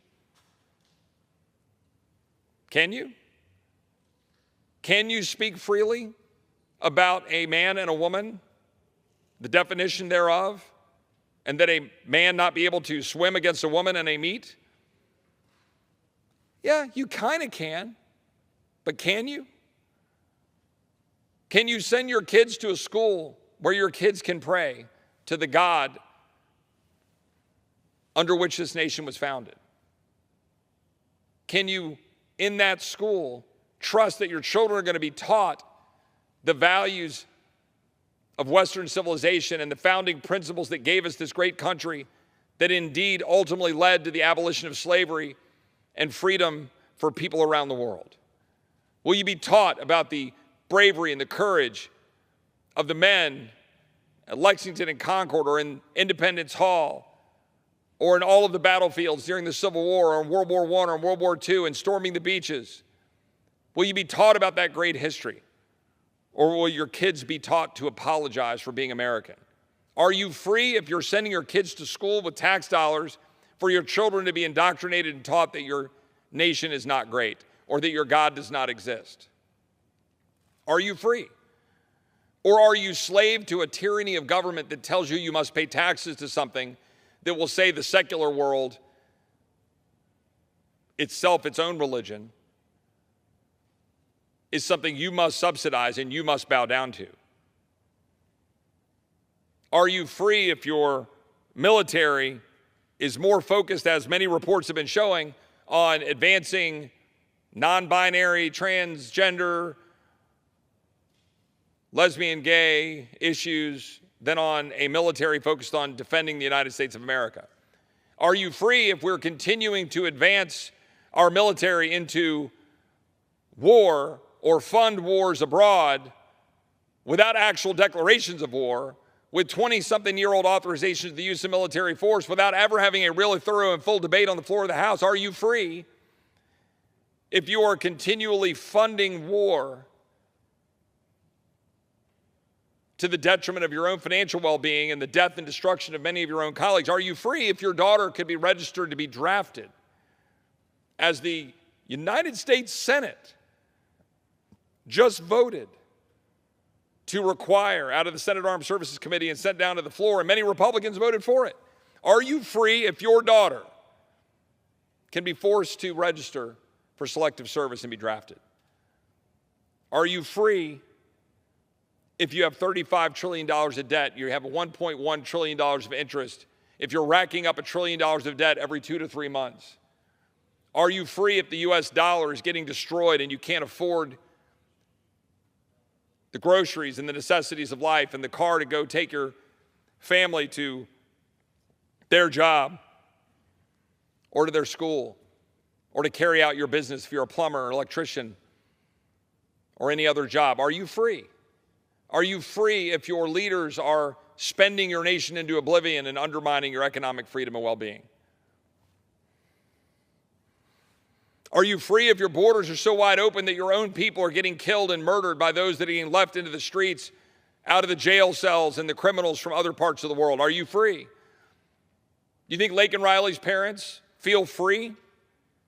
Do you think the little 12-year-old girl that was just raped in Iowa by 2 illegal immigrants led into the United States and paroled by this administration, do you think they feel free? Do you think that the parents of the 13-year-old girl that was raped, murdered, do you think that the families of the Maryland women, Rachel Marin, Kayla Hamilton, that these individuals, do you think their families who lost their loved ones, do you think they feel free? Because without security, how are you free? Do you think all the parents who've lost their loved ones to fentanyl poisoning with fentanyl pouring into the communities, are they free? Are we truly free?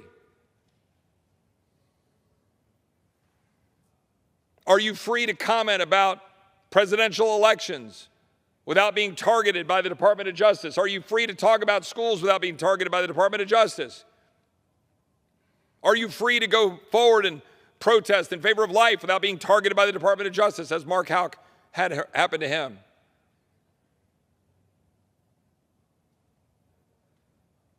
Are you free to speak freely about the abuses of transgender surgeries in a hospital in Texas Children's Hospital, and not have the Department of Justice come in and prosecute you, as just happened in Texas?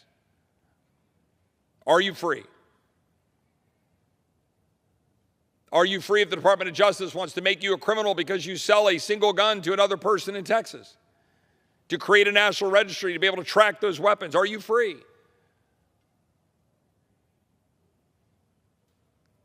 Are you free if you can't go buy the automobile of your choice because a bunch of people in Washington have said, no, we've got to regulate it and make it more expensive, we've got to mandate electric vehicles, and now they're piling up on lots and you can't afford the internal combustion engine that you used to be able to go get?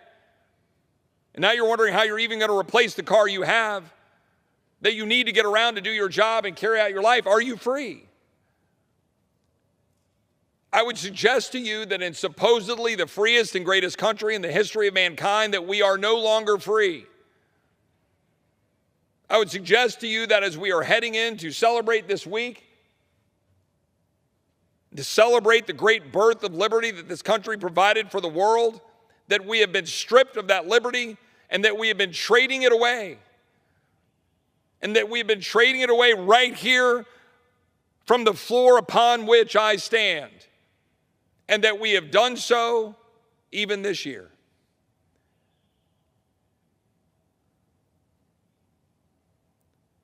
These are the questions with which we should wrestle. These are the great debates we should have. I'm exceptionally proud to be an American. I'm exceptionally proud to be in Congress. I believe that this country can and must be free again. But a country that has no borders, a country that is $35 trillion in debt, a country whose government is weaponized against its own people, a country that doesn't even know how to define man and woman or pay honor to the God upon which this nation was founded,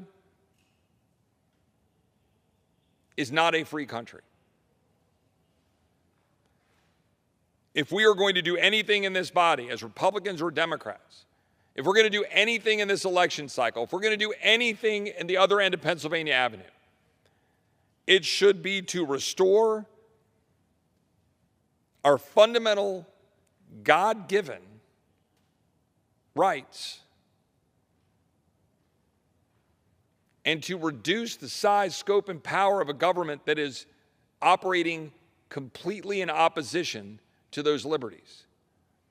The people who struggle today in this country struggle primarily because of the government that is operating against them, not because the government is protecting or helping them. The people who struggle in this country today, it is because of a burdensome, large, indebted government that has lost sight of the reason it exists and the fact that it is through the consent of the governed that it has its power.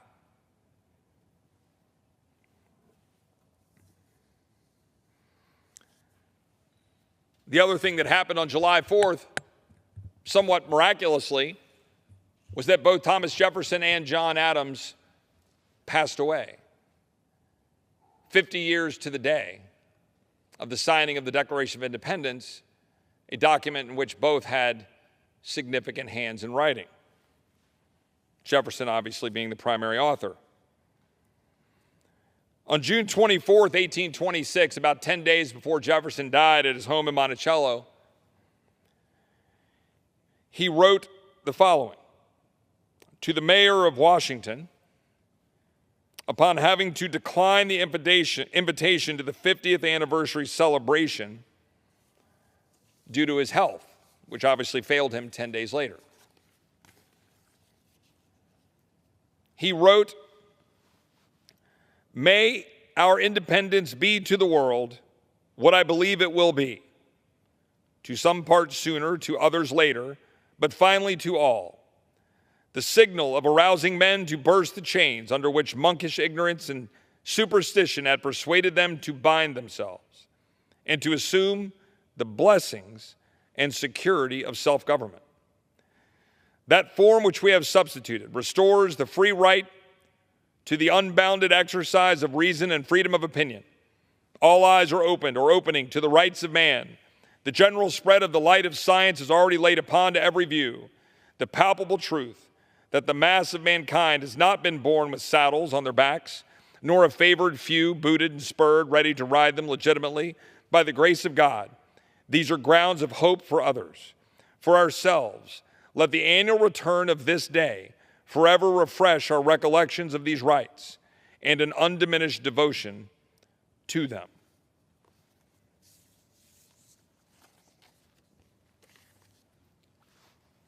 I hope that as we go out as representatives of the people in this great republic over the next week and go home to our districts, I hope we will remember those words. But that ultimately doesn't mean much.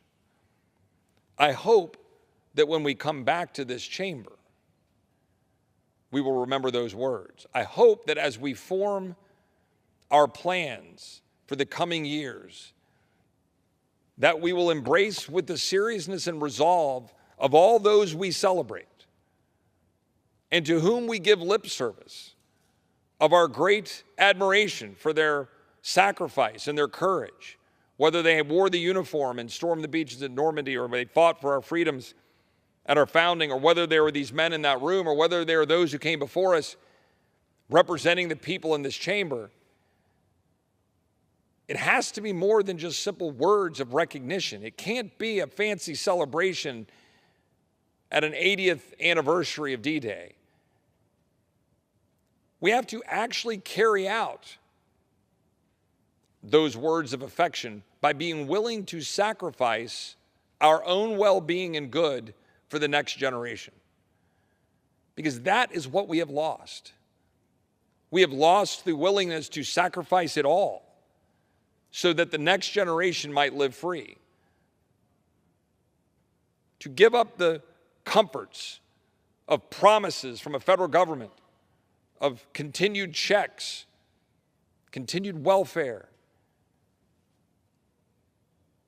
to give up the trappings of, frankly, a heavily falsified world of comfort in suburban America, propped up by profligate government spending, waiting to teeter off the edge.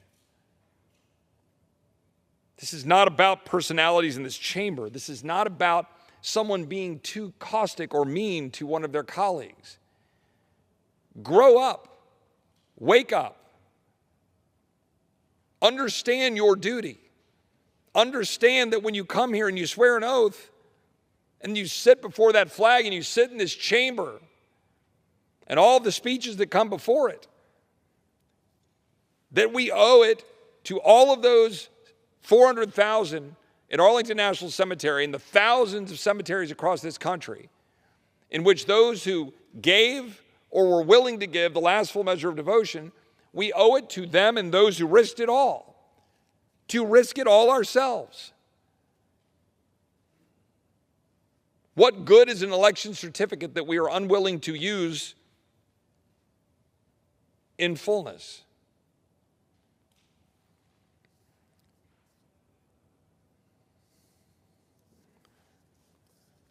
This next week,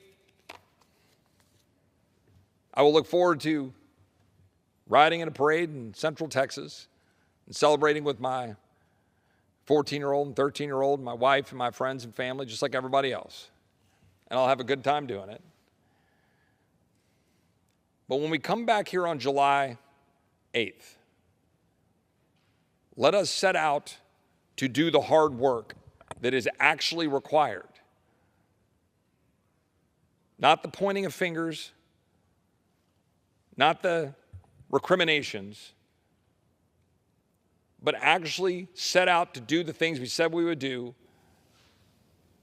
to cut the profligate spending, secure the border of the United States, make our military the strongest military it can be, sparingly used, giving them the care when they get home, the tools to carry out their jobs, healthcare freedom, going to the doctor of your choice, energy freedom, being able to get reliable energy in the cars of your choice without dictates from the bureaucrats in this town that are crushing the American dream.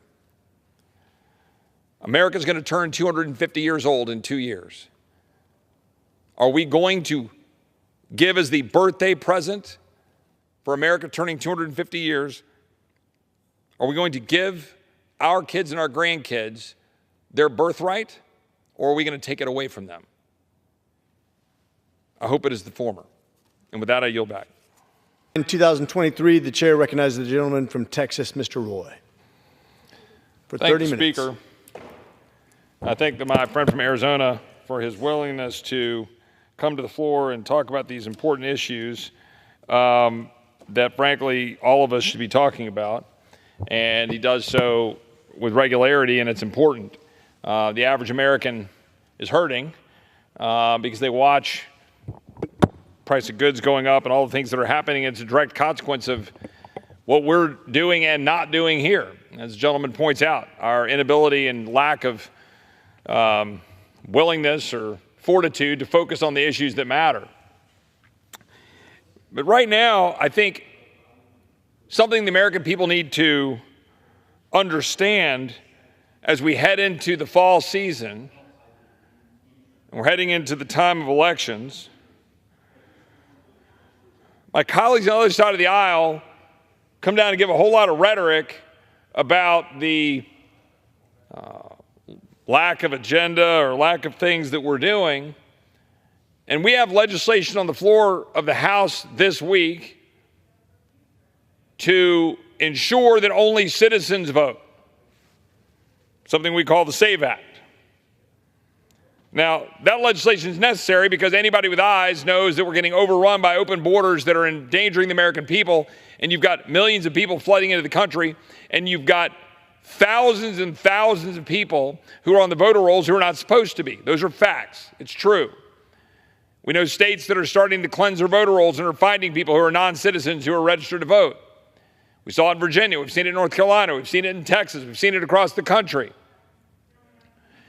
But the truth is, it goes far deeper than that. The question that we have to ask ourselves is, what does it mean to be an American? What does citizenship even mean anymore? We have an administration, Joe Biden, and the people who work for him and our Democratic colleagues on the other side of the aisle who are at war with the whole idea of American exceptionalism and what it means to be an American, and at war with the whole idea of what it means to be an American citizen. They're undermining the whole purpose, the whole intent behind citizenship. Citizenship is supposed to matter. But this week, we're going to be voting on the floor on a bill to require a simple thing, that we know that only American citizens are voting in our American elections. That's what we're voting on this week, tomorrow. Now, you would think that some number of our colleagues on the other side of the aisle would be willing to work with us on such legislation. They bemoan that they're not getting an amendment offered. Well, let's be very clear. They offered one amendment, one, in the Committee of Jurisdiction, the House Admin Committee. You know how many Democrats were present? One, the ranking member. The ranking member offered the amendment. It went down 6-1. There was no real debate from our colleagues on the other side of the aisle because the only purpose of the amendment was to gut the bill. That was the only purpose. And then I heard bemoaning by our Democratic colleagues and the ranking member of the Rules Committee when we were up in the Rules Committee. And he said, well, we should be able to offer this amendment. Why? Your Democratic colleagues didn't even show up to the debate in the committee.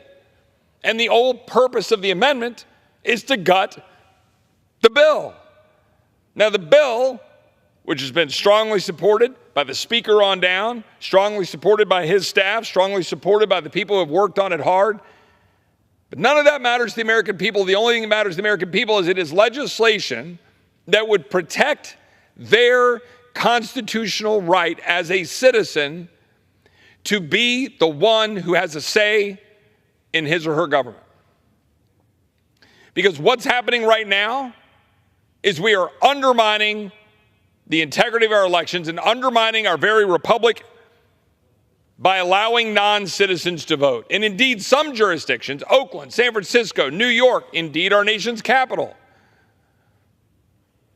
is purposely or are purposely registering non-citizens to vote. Now they say, wink, wink, nod, nod, don't worry about it. We're only going to do that in state and local elections. We will not, of course, put them over in federal elections because that's against the law. Because my Democratic colleagues want to say, hey, you guys don't need this bill. It's already against the law for a non-citizen to vote in federal elections. True. However, number one, then what are you worried about? Why are you concerned?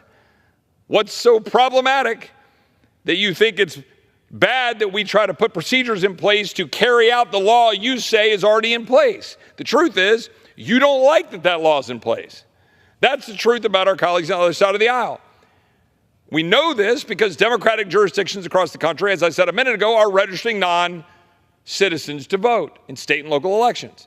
They want them to vote in federal elections. The problem is they have this pesky little issue with the American people, 81 to 87% of whom believe that only citizens should vote in American elections. Only American citizens should vote. So we have a bill before us on the floor of the House tomorrow that I believe is going to be opposed by virtually all or all of our Democratic colleagues. We'll see. I kind of dare them. To vote no on a bill supported by 81 to 87% of the American people. I dare them to vote no against a bill that says that only citizens, American citizens, should vote in American elections. Kind of dare them to go ahead and follow a president who has put out a policy against a bill, the purpose of which is to guarantee citizens are the ones who get to vote in American elections. We'll see. We'll see if our Democratic colleagues want to go to the polls in November, having rejected what clearly the vast majority of their constituents, even in the most liberal jurisdictions in the country, believe is right.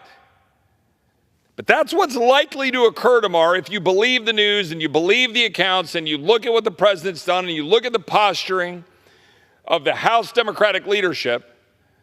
They are on the precipice of staking out a position of belief that non-citizens should be able to vote in our elections.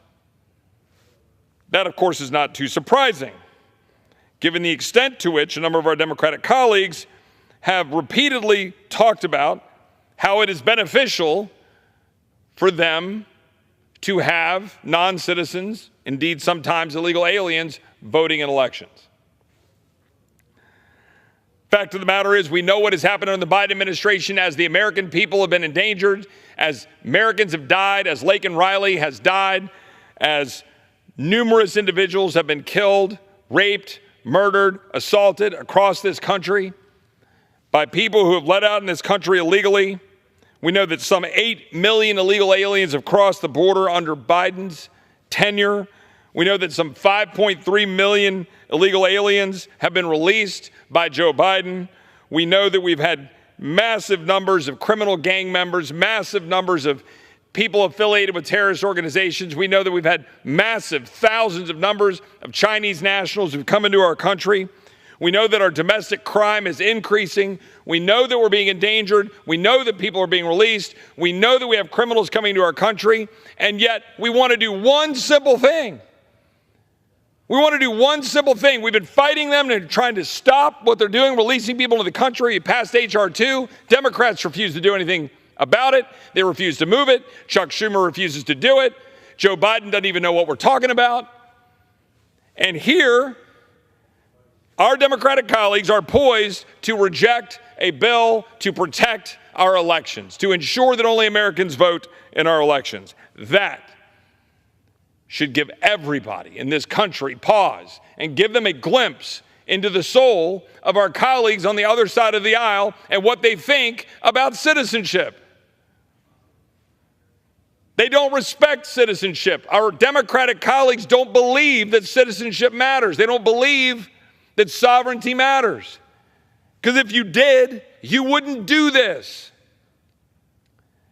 If our colleagues on the other side of the aisle, if our Democratic colleagues had some small fix or even significant fix to believe that we could make our system better, we'd be all ears. If it was a legitimate exercise to say, yes, of course, we want to not only have it against the law for non-citizens to vote in our elections, as is currently the case, we want to make sure that we remove all federal barriers and indeed improve the situation and have requirements in place to guarantee that we can check and know and ensure that only citizens vote. But that's not what they're doing. The legislation that we put forward is pretty simple, the SAVE Act. It'll allow you to come forward prospectively. If you are going to vote this fall, you can go vote. You're in the system. But something changes, you move your address, you get married, something changes. At some point over the next few years, we require states to clean their voter rolls. But you go forward, you go want to register to vote, take a passport, take a military ID, take a real ID, all of which demonstrate your citizenship.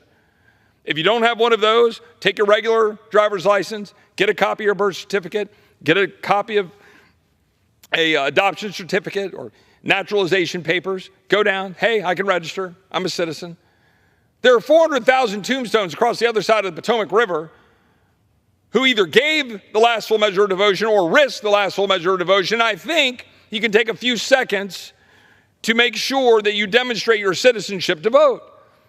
But more than that, we put in massive safeguards. We give flexibility to states. We say, hey, if you want to do it and you come up with a better way to do it, you can bounce and check the federal systems. You can sign an affidavit as a government official saying, hey, we believe this is a citizen. We've checked this is a citizen. They provided all the information necessary. Great. There are no barriers, no undue burdens, no restrictions on an ability of an American citizen to go and vote under our plan.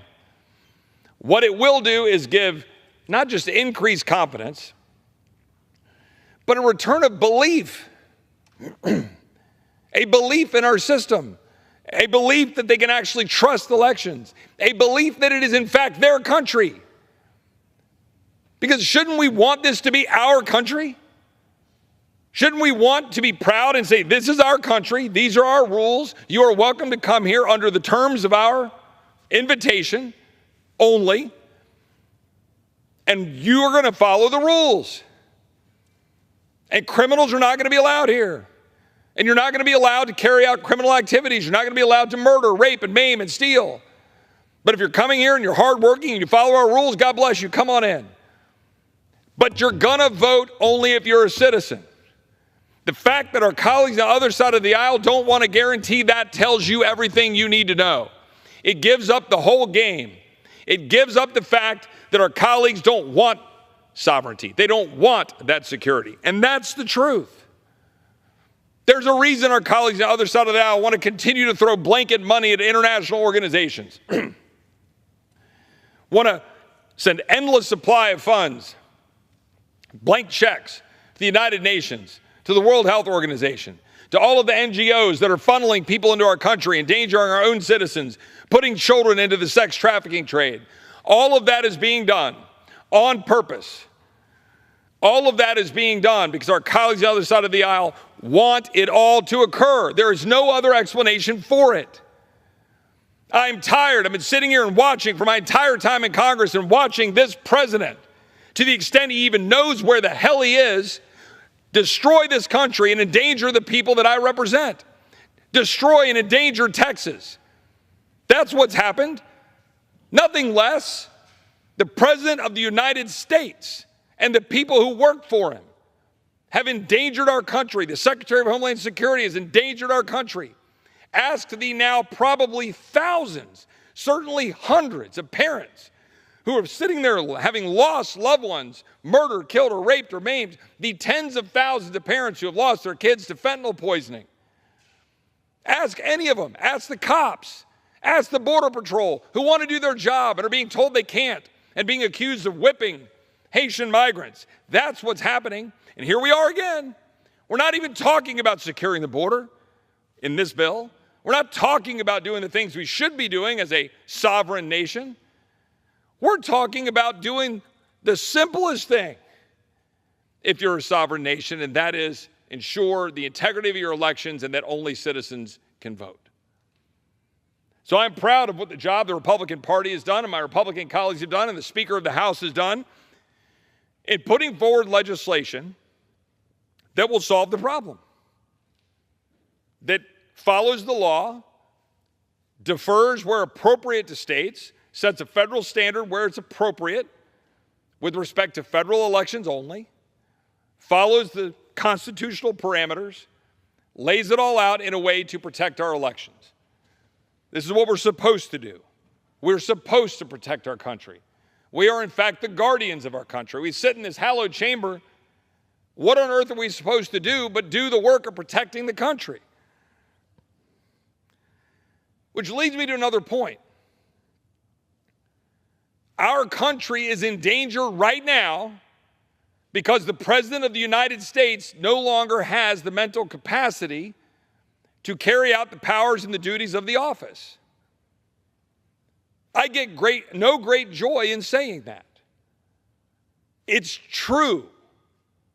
It is appalling to watch the news media and my Democratic colleagues in this chamber, in the Senate, in the administration,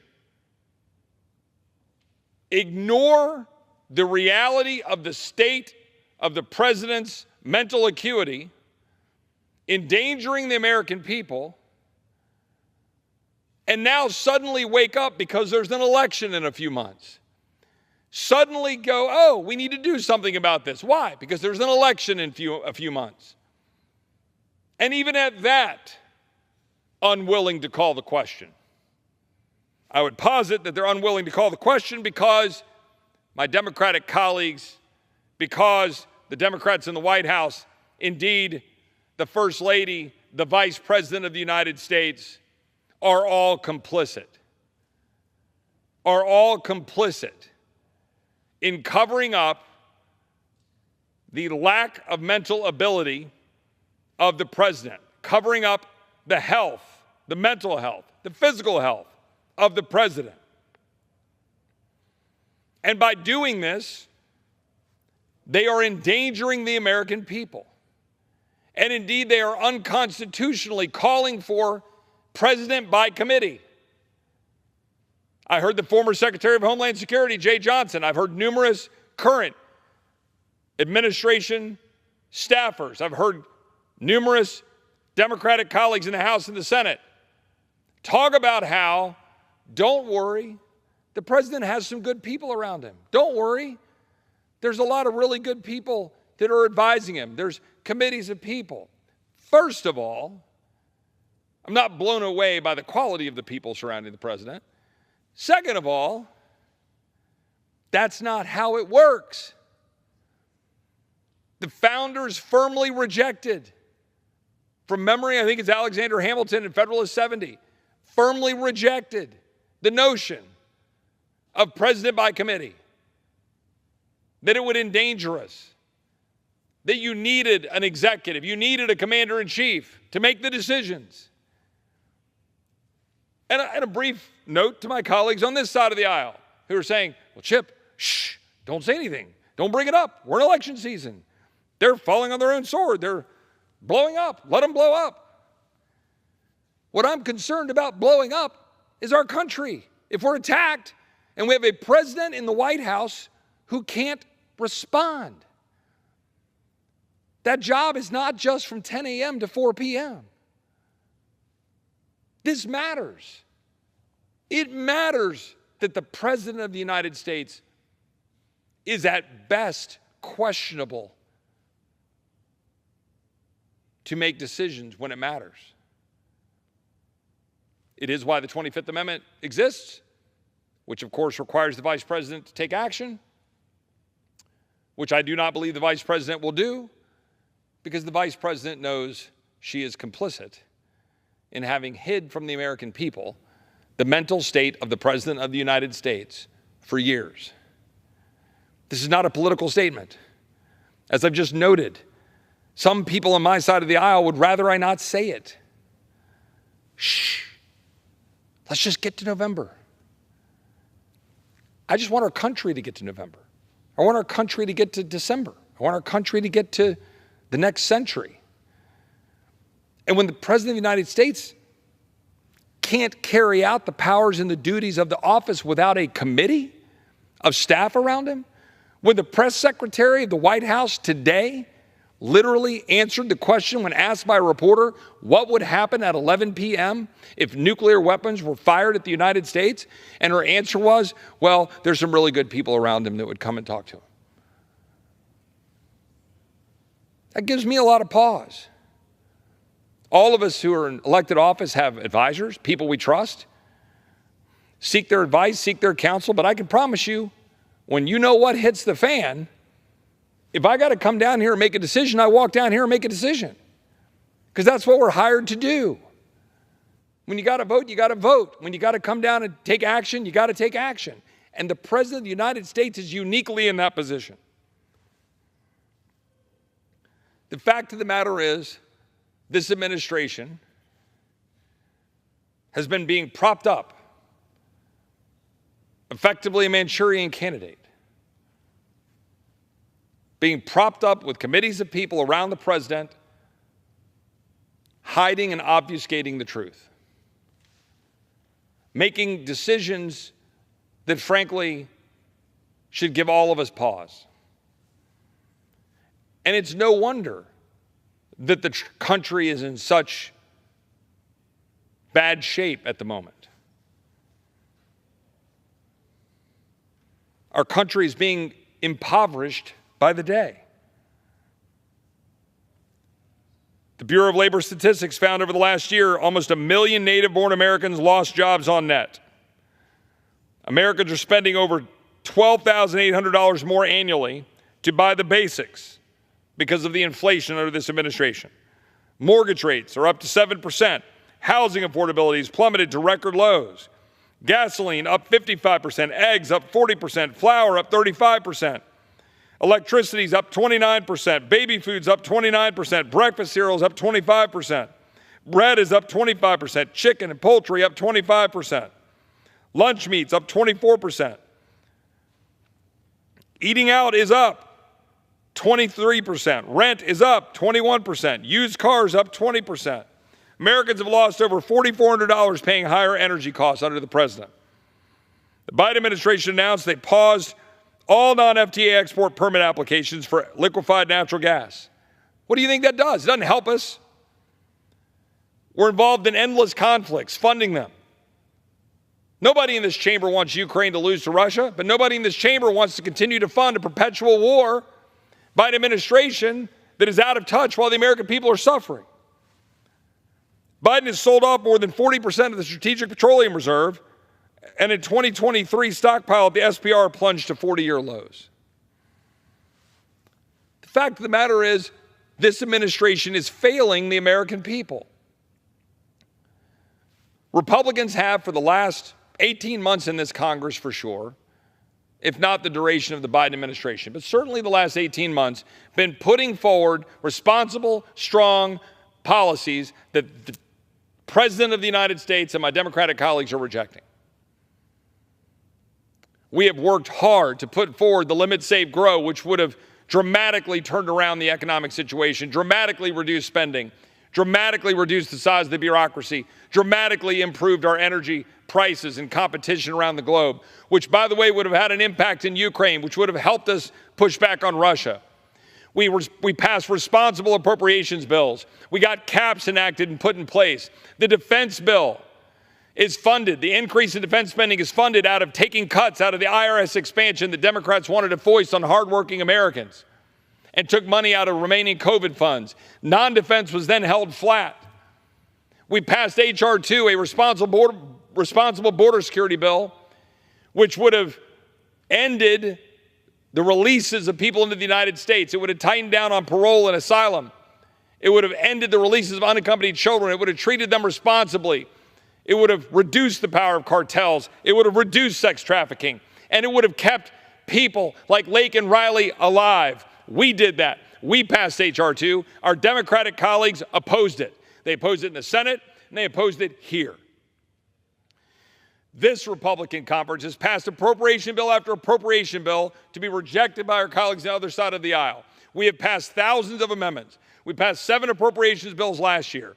We've passed a number of appropriations bills this year, and we're continuing to pass them.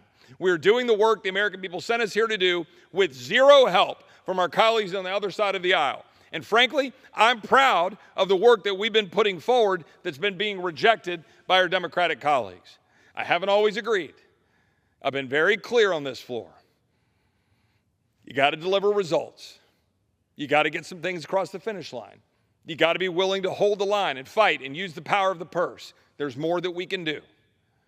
But make no mistake about it. We have been putting forward good bills to make our economy stronger. We would have driven down, if our legislation had been adopted by our colleagues on the other side of the aisle and the president, inflation would be down, the border would be secure, people would be enjoying much more affordable energy, job creation would be up, people's lives and quality of lives would be better, more Americans would be secure on the streets. And today, this week, we have on the floor a bill that would protect voting and ensure that only citizens vote. And again, if our colleagues on the other side of the aisle would work with us, we could do that. We could restore belief in our system. These are all the things that we've been working on, working to try to do. And right now, our Democratic colleagues are wrapped around the axle trying to figure out what to do about their president. Because with all due respect, they're not putting America first. The President of the United States right now is not putting America first. The Vice President of the United States is not putting America first. The Cabinet is not putting America first. Because if you were going to put America first, if you were going to put Americans first, then you would call it like you see it. You would act. You would lead. You would do what everyone in America knows needs to be done. Everyone with eyes who have been watching the president. And again, I take no joy in saying it. He is our president. I disagree with him a lot. But he is our president. And the President of the United States needs to be strong and coherent and capable and able to lead in an increasingly dangerous world. And notwithstanding the horrible policies that have been promoted and pushed by my colleagues on the other side of the aisle, can we not just agree that the President of the United States should be mentally aware and competent to carry out the powers and duties of the office?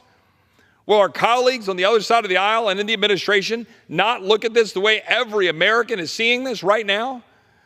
Even the most politically biased people in the media and around the country are looking at this and throwing their hands up and saying, what's going on?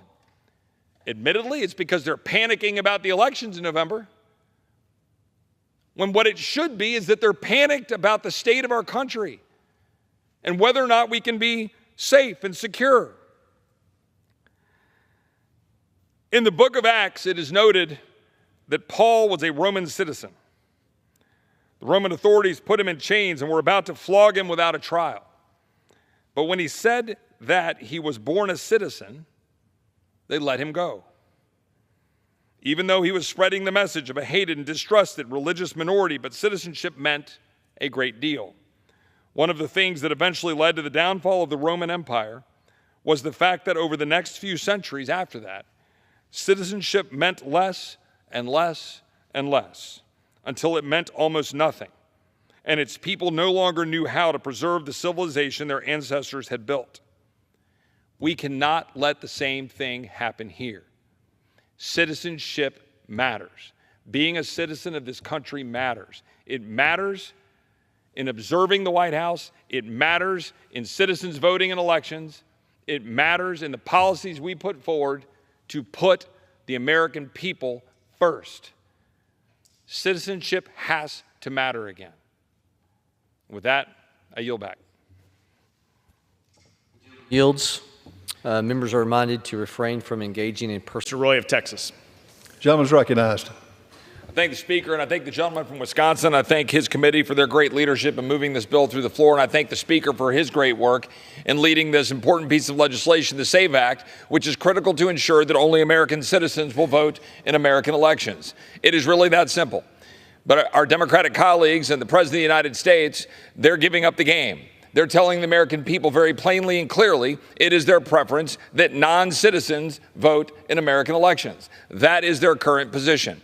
The fact of the matter is this administration and our colleagues on the other side of the aisle have been damaging and breaking American sovereignty for the entirety of this administration and before.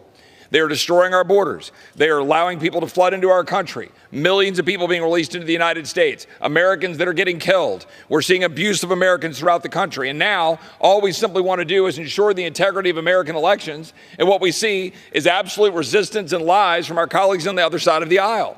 They want to go do the normal scare tactics, that we're going to be disenfranchising voters, when in fact we're following the same procedures that we've got in place in states all across the country in requiring documentary proof that you're a citizen. That's very simple. We do it on many different fronts. And in this case, you can provide a passport, you can provide documentation that has military IDs that has your citizenship on it, real ID. You can go with your driver's license, you can produce your birth certificate. But importantly, we have procedures in place that allow for states to come up with ways to check federal databases or to provide other mechanisms and means, provided that the state officials then sign an affidavit saying this is in fact a citizen. The reality is there is going to be no disenfranchisement. The truth is our colleagues on the other side of the aisle do not want us to actually check citizenship. I find it pretty amazing that the gentleman from New York is trying to make a case out of the stealing of elections when it is he who currently wants to be able to say right now that the current president should not be the nominee of a party that was just nominated that president. I yield back. I reserve. Gentleman. 2 minutes. Gentleman's recognized. Thank the Speaker. I thank the gentlelady from Florida. The reason we are here, the reason that the Attorney General of the United States has already been held in contempt is because Special Counsel Hur interviewed the President of the United States, and the Attorney General provided to Congress at our request a transcript rather than an audio recording. We believe the audio recording is necessary for us to understand the extent to which the President was able to answer the questions before him and why Special Counsel Hur chose not to pursue charges directly as a result of what he put forward as the likelihood that the President would not be found effectively competent to stand trial. We believe that is central to the question. And in terms of legislative purpose, what we're talking about here, by the way, is an impeachment inquiry. And the tools of the House through the Judiciary Committee includes our ability to go forward and get the appropriate information, and we have a purpose, which is the impeachment inquiry. Nothing more, nothing less. Now, in the Judiciary Committee, the Attorney General of the United States, and a question that I asked, his response was that the evidence was the same. The transcript and the audio was the same. Well, if that is true, then the Attorney General has no real basis, having already waived privilege on the transcript, not claimed privilege on the transcript, has no real basis for not giving the audio to the United States to carry out its duty for an impeachment inquiry. I yield back. The clerk will designate the amendment. Amendment number 55, printed in Part A of House Report number 118-602, offered by Mr. Roy of Texas. Pursuant to House Resolution 1370, the gentleman from Texas, Mr. Roy, and a member opposed will each control 5 minutes. The chair recognizes the gentleman from Texas. I thank the chair. The amendment that I've put forward here would prohibit any of the funding in the Energy and Water Appropriations Bill from being used to carry out President Biden's executive orders on climate change. Now, we have successfully gotten this amendment adopted in numerous appropriations bills last year and this year, and I hope we will again. The executive orders serve as the catalyst to quote, as I was referring to a minute ago, Chuck Schumer, some of the Department of Energy's most radical actions. The Justice 40 initiative, a radical environmental justice initiative that directs 40% of the federal clean energy and energy efficiency spending based on race, migrant status, and other characteristics. DOE's transition to, quote, carbon pollution-free energy sources, a zero emissions fleet, and a net zero building portfolio, making our federal agencies wholly dependent on China for energy and wasting taxpayer dollars in the process. DOE's overhaul of efficiency standards for almost every household appliance, from washing machines to dishwashers to refrigerators to gas stoves. All of this is designed with a purpose. It is all designed to advance this radical agenda by our radical progressive Democratic colleagues who are more interested in worshiping at the altar of this so-called climate agenda than they are at advancing human flourishing as God gave us the resources to do and develop wisely and appropriately for the betterment of civilization and to make our world a better place. We manage climate change. We don't run from it. We actually protect our people. We allow people to advance, to be able to live in heat and cool, to be able to move around the planet, engage in commerce, and lift people up, create economic opportunity. We do that not by hiding. We don't do that by empowering our enemies. We don't do that by undermining prosperity and undermining all that made this country great with the available and the abundance of the resources God gave us in this great continent in North America. We don't do that. But that's what our radical progressive Democratic colleagues want to do. That's what they're doing, and they're sending us back to the Stone Age, and they're making people suffer. They're making the American people suffer. They're driving up the price of goods and services. They're making it harder to afford a car. They're making it harder for a plumber or a small businessman or woman to do their job or take care of their families. The goal here is to say these orders have no place. Congress has a role here in telling the administration, you have yet again overstepped your bounds. You're ignoring the court on student loans. You're making up policies on a daily basis, endangering Americans with wide open borders. You're allowing Americans to get killed, fentanyl to pour into our communities. And here, with this radical agenda, you are bankrupting the hardworking American family that made this country great. That is the purpose of the amendment, and with that, I will reserve. Gentleman reserved. For what purpose does the gentlewoman from Ohio rise? Mr. Chairman, I ask to speak in opposition. You're recognized for 5 minutes. I thank the gentleman. Thank you, Mr. Chair. I rise in strong opposition to this amendment. America can't live in the past. We have to adapt to the new reality. During 2023, just last year, there were 28 separate billion-dollar weather and climate disasters, costing over $92 billion. I would say to my colleague from Texas, you know, you've had some rough weather down there, too, and not just rough weather, but coming off the Gulf, those fierce incidents that occurred in Texas, I don't know how much it cost, but you're part of that $92 billion. And you've had some real energy problems down there with shutoffs and all. I don't know what it's like to live in Texas. I visited there a couple times, but you can't deny reality.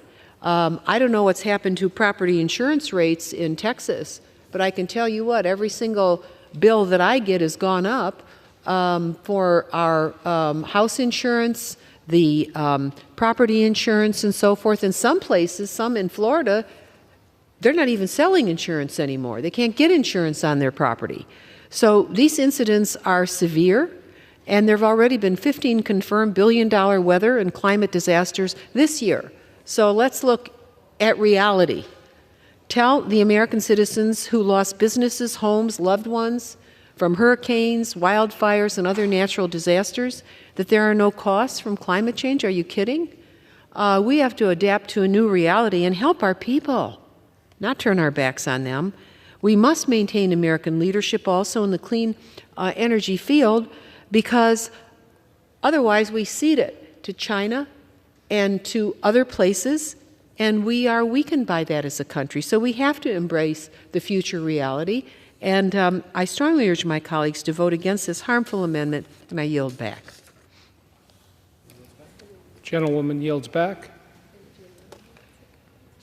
Gentleman from Texas. I thank the chair. This is not about looking backwards. It is about looking forwards. That's the whole point.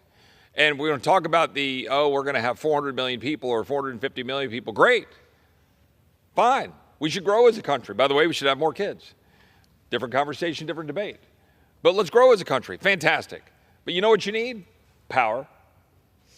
Do you know what building we're sitting in right now? One powered by natural gas. Do you know what most of the hospitals and the places in Texas that are functioning right now in the great state of Texas are powered by? Natural gas.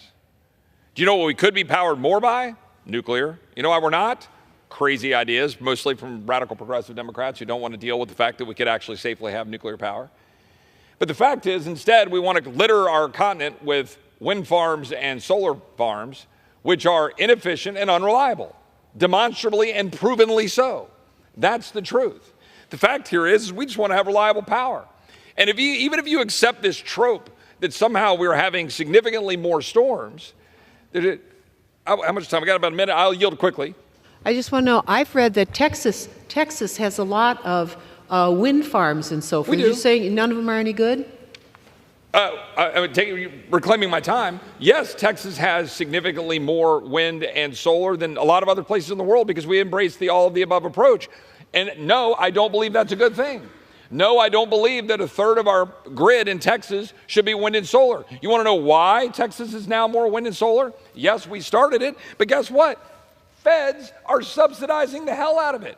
They're making it to where it is not cost effective to be able to go build more natural gas and coal, and that's destroying our country. The federal government is making it to where Texas and other states cannot have reliable power. That's the truth. You're causing taxes on the American people, making our grid unreliable, and this trope about storms is garbage. The fact is, over the last century, many, many more lives have been saved because of the availability of reliable power than there were a century ago when, for example, a hurricane demolished Galveston long before there was any kind of fossil fuel issue. I yield back. Gentleman yields back. Pursuant to the House Resolution 1370, the gentleman from Texas, Mr. Roy, and a member opposed shall each control 5 minutes. The chair now recognizes the gentleman from Texas. The amendment that I have at the desk is designed to prohibit funds for FERC, the Federal Energy Regulatory Commission, which subsidizes transmission to renewables. And there's a certain order number 1920. Now, the thing is that a lot of Americans don't really know what the Federal Energy Regulatory Commission is or does, but it plays a massive role in their lives. It's an agency that regulates the interstate transmission of natural gas, oil, and electricity, but President Biden has appointed a lot of commissioners to advance his climate agenda. In May, FERC approved order number 1920, which will force everyday Americans to subsidize the cost of transmission lines so renewable energy developers can reap the benefits of billions of dollars in federal subsidies. Now, just so everybody can understand what's going on. Congress, in its infinite wisdom, while we are $35 trillion in debt, while our economy was reeling in the wake of a massive economic shutdown of our economy in response to the pandemic, in Congress's infinite wisdom, it passed the so-called Inflation Reduction Act, in which we massively subsidize and fund predominantly Chinese companies and billion-dollar companies here in the United States to advance openly what our colleagues on the other side of the aisle want to advance with respect to pushing their climate agenda. So we are going to subsidize our enemies, undermine our natural resources and strengths to produce American natural gas, American oil, American cars, the internal combustion engine, and in doing so, we're going to drive up the costs of all American families' goods and services and ability to carry out their lives. Now here, in order to carry out the fantasy that our radical progressive Democratic colleagues want to push on the American people, much like they tried to jam the metric system on me when I was in elementary school. They want to jam onto the American people this absurdity, and they're going to say now, not only do you have to eat a more expensive electric vehicle, not only do you have to have an unreliable grid, not only do you have to subsidize China and your enemies, oh no, you get to go even further. This is going to force electricity ratepayers, that means you, Americans, to pay for the cost of transition lines to renewable projects which will make unreliable energy allegedly more available. But guess what? On a cloudy, windless day, you still need that wonderful natural gas, coal, and nuclear power to power your homes or power all of your magic unicorn electric vehicles that power you around the country. Meanwhile, those electric vehicles are piling up on the lots of dealerships. Now you're reading articles where 50% of the people who own electric vehicles today are saying, oh gosh, I don't think I'll do that anymore. I'm going to sell them. And yet, we also have this administration about to jam the American people with a rule saying that you're going to have 2/3 of the fleet in our country be electric by 2032. This is an administration, and these are radical progressive Democratic colleagues who are at war with the American family. I believe we should defund this. That's what my amendment does. And with that, I will reserve. Gentleman reserves. Is there any member that claims time in opposition? For what purposes, the gentlewoman from Ohio seek recognition? I rise in opposition to this amendment. The gentlewoman is recognized for 5 minutes. First thing I would like to say to the gentleman from Texas is that our country is going to probably have 400 million people by 2050, and we are going to have to make some changes to accommodate them. We may not agree on what those are, but we can't live in 1950. It just simply isn't that nation anymore. So this amendment prohibits funds for the Federal Energy Regulatory Commission Order Number 1920. And that is a transmission and cost allocation rule that requires the nation's transmission providers, the providers, to plan for the transmission we know we will need in the future. I live in a region that was wiped out back about, the early 2000s. And what happened was one energy company goofed, and they turned off a switch, and it blacked out the entire Midwest, Northeast, and Canada, costing us $9 billion in economic activity and 9 lives that were lost. Now,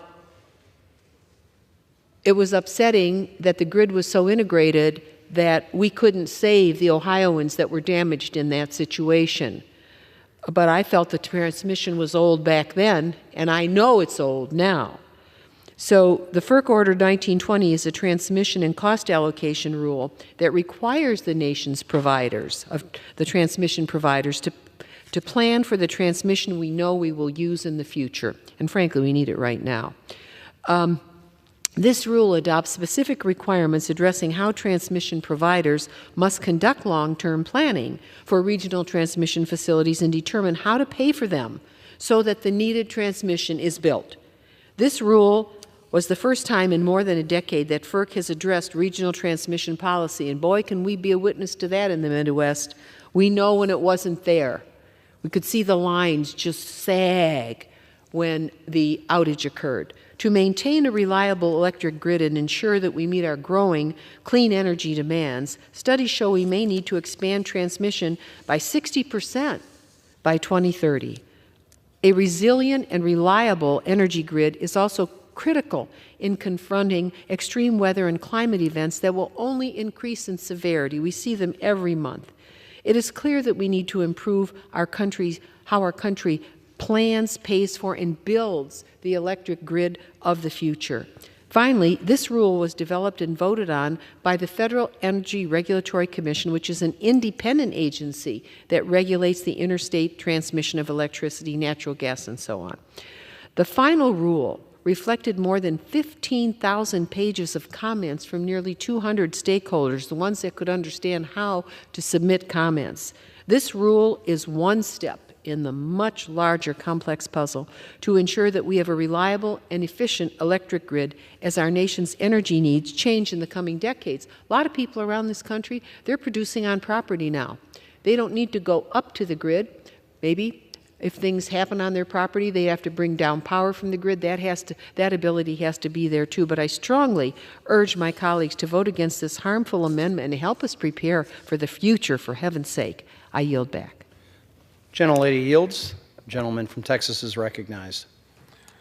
I would note that FERC Commissioner Mark Christie exposed this rule for what it is. Quote, the final rule inflicts staggering costs on consumers by promoting the construction of trillions of dollars of transmission projects, not to serve consumers in accordance with the Federal Power Act, but to serve a major policy agenda never passed by Congress to serve the profit-making interests of developers of politically preferred generation, primarily wind and solar, and to serve corporate, quote, green energy, end quote, preferential purchasing policies.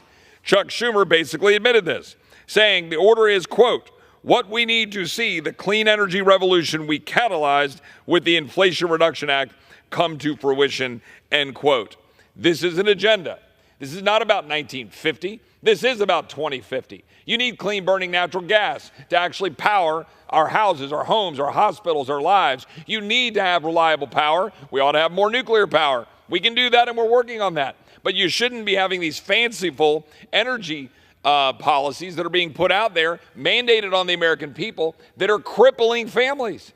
That's the truth. In the quest for this radical agenda, you're empowering our enemies, and you're absolutely destroying the American family who can't afford an electric vehicle that costs $17,000 more than the internal combustion engine. And with that, I yield back my time.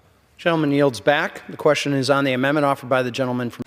Well, I thank the chairman that my amendment that I have at the desk fully defunds the Department of Energy's Office of Energy Efficiency and Renewable Energy, the EERE. Now, I offer this amendment because we cannot continue, in my view, to fund the destruction of United States energy to satisfy the climate agenda that I've been describing over the last 15 minutes. Now, I do want to say, with all due respect, I believe that the Appropriations Committee, they did a good job in trying to pare this back. They limited the funding of this particular office, knowing that it deserves to be reduced. I just want to take it a step further. I think when our country is $35 trillion in debt, I think when our country is bleeding $2 trillion a year, I think that our country needs to pinch every penny we can, and I think you should pinch those pennies in offices that are designed, frankly, to undermine the very productivity and economic growth we need to drive ourselves out of the debt that this incompetent Congress and incompetent government created for the American people. The FY 2024 minibus gave this, that's last year's spending bill, gave this office $3.5 billion. So again, I want to applaud the Appropriations Committee for reducing that down to, I think, about $2 billion, 1.96. I would like to strike it to zero. That's what this amendment would do. The office's mission is to, quote, equitably, that's already a big strike, okay? Let's just start with equitably. This office's mission is to equitably transition America to net zero greenhouse gas emissions economy-wide by no later than 2050. Wind and solar, it funds wind and solar, which are actively destroying the power grid, as I described a minute ago, undermining the ability to have reliable energy, despite the Department of Energy claiming they lead to, quote, enhanced reliability. They don't. EVs, it funds zero emissions vehicles, which I already described, are significantly beneficial to the wealthy. Today, only the wealthy can afford. 50% of them are saying they don't even want them. They are piling up on dealerships' lots. We have government now saying that you got to have 2/3 of the fleet being available by 2032. We shouldn't be funding an office to advance the thing that is already being advanced by a Congress that is messing up the ability of the American people to live. Third, it's woke. It actively promotes divisive concepts like, quote, energy, equity, and environmental justice, whatever the hell that means, which allocates taxpayer dollars based on immutable characteristics. This is, again, your glorious government at work, picking winners and losers, dividing us up by race, making up all kinds of policies in the name of wokeism, while destroying our economy in the name of pursuing their climate activist agenda. With that, I will reserve. Gentleman reserves. For what purposes, gentleman from Tennessee? Mr. Chairman, I claim time in opposition. Gentleman's recognized. Thank you, Mr. Chairman. I share some of my colleagues' concerned about excess spending at EERE. EERE received over $16 billion from the Infrastructure Investment and Jobs Act, of which there are billions in unobligated balances remaining. These reasons are exactly why, and my colleague from Texas alluded to this in his amendment, reduced EERE spending by $1.5 billion below fiscal year 2024. In fact, the House bill has reduced funding for EERE below the fiscal 2016 level. However, respectfully, my colleague amendment goes too far, in my view, by eliminating funding for EERE. I'm actually a supporter of EERE, and the work that they do advances research and development on renewable technologies, advanced manufacturing, and battery improvement. That includes essential work on critical minerals that will help lay the groundwork for technologies that will reduce our reliance on foreign supplies. I think that's an issue we all can support. I support strategic reductions to EERE, but I'm not in favor of eliminating the account and walking away from its ongoing work. For those reasons, I must oppose my colleague's amendment and urge my colleagues to do the same, and I reserve. From Tennessee reserves. Gentleman from Texas is recognized. Well, I respect the gentleman from Tennessee, and I appreciate the cuts as I already stipulated. I'm glad to see it reduced to $1.5 billion. I still say that's $2 billion too many. I don't even know where we're getting the $2 billion. I won't engage the gentleman on that, but no one on this floor, nobody can tell me where we're getting the $2 billion. You know what we're really doing? We're borrowing money from China to turn around, and we actually, believe it or not, in the appropriations bill this last go-around, we actually subsidize China. So we borrow from China, we pay interest, and then we turn around and we subsidize China. That's what the geniuses of the congressional body do for the American people while we rack up $35 trillion of debt. So let's move off of the fanciful, radical climate agenda that's destroying American entrepreneurial capability and abilities and driving down prosperity, and let's move straight on to debt. What in the hell are we going to cut if you can't cut this? Who on this floor is going to stand up and talk about Social Security and Medicare and ages and everything else? No, everyone's going to preen and posture about it. But meanwhile, we're destroying the greatest country in the history of the world by putting a tax on the American people in the form of what? Inflation. We're killing our own country while we spend money. $2 billion, $2 billion more dollars is going to go to have this office advancing more of the very radical agenda, destroying our ability to produce wealth and drive ourselves out of the debt. We're going to borrow $2 billion more so that we can advance energy equity and environmental justice and try to drive towards, quote, zero emissions vehicles that I've already described, only the wealthy are driving, that cost $17,000 more than the internal combustion engine. And we're going to drive up the price of used internal combustion engines so that a plumber in 2030 is going to collapse. That's what's going to happen. I reserve. Gentleman from Texas reserves. Gentleman from Tennessee is recognized. Thank you, Mr. Chairman. I yield to the gentlelady from Ohio, Ms. Capter, as much time as she may consume.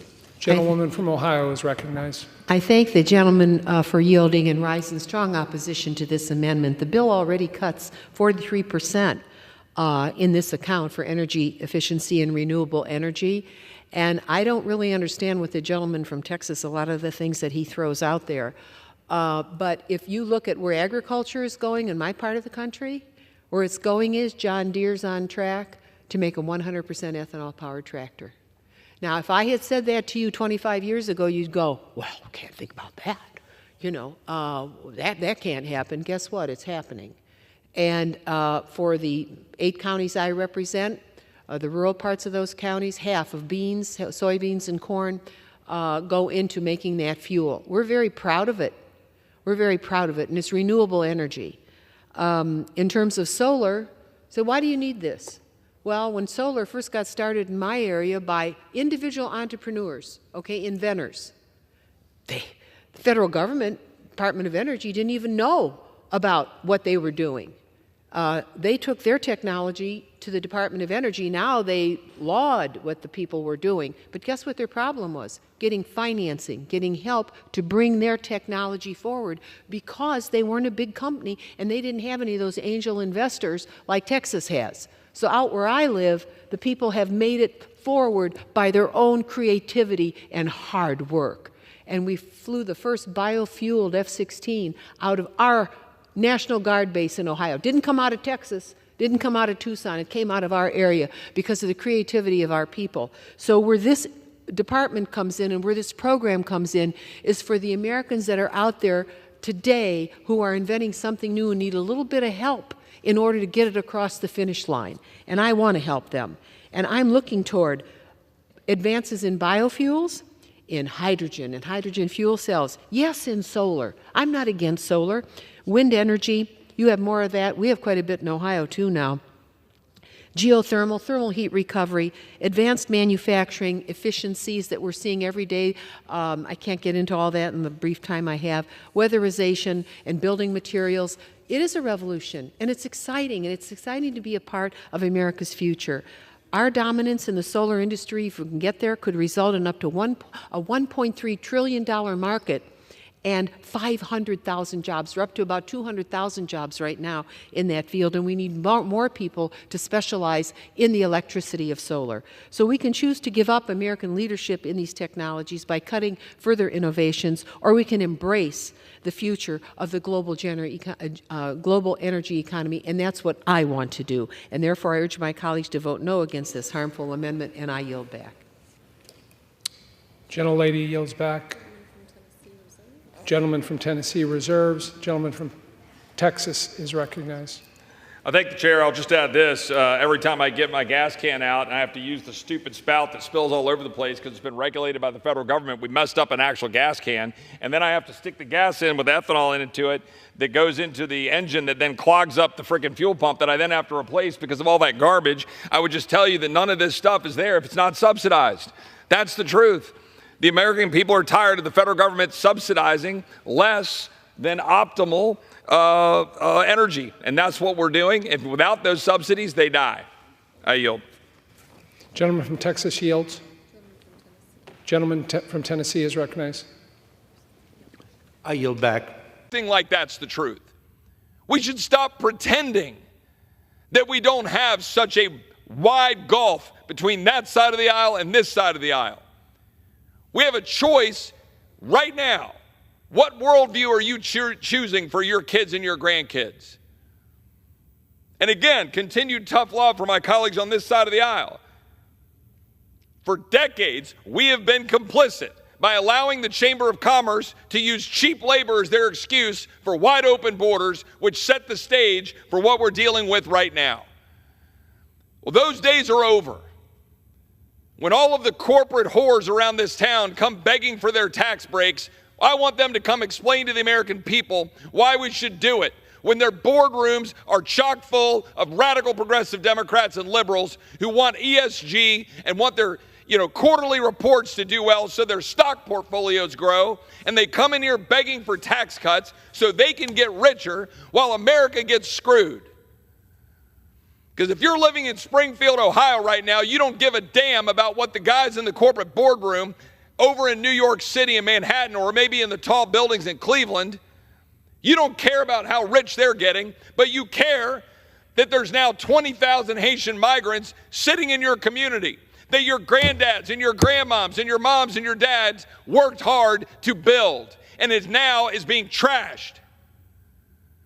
And I can promise you, if you're like those young women who are testifying at the Judiciary Committee yesterday, who are migrants themselves, young woman talking about her dad who came here from Mexico and fought and worked hard and didn't take government handouts, said he was going to do it the right way, said the American dream wasn't about being given something from government.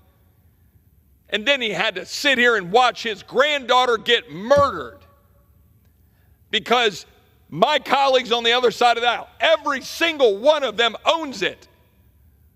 Every single one of them should march their happy rear ends down to Texas and beg for forgiveness. Beg for forgiveness from Alexis Nungare and Alexis Nungare's father.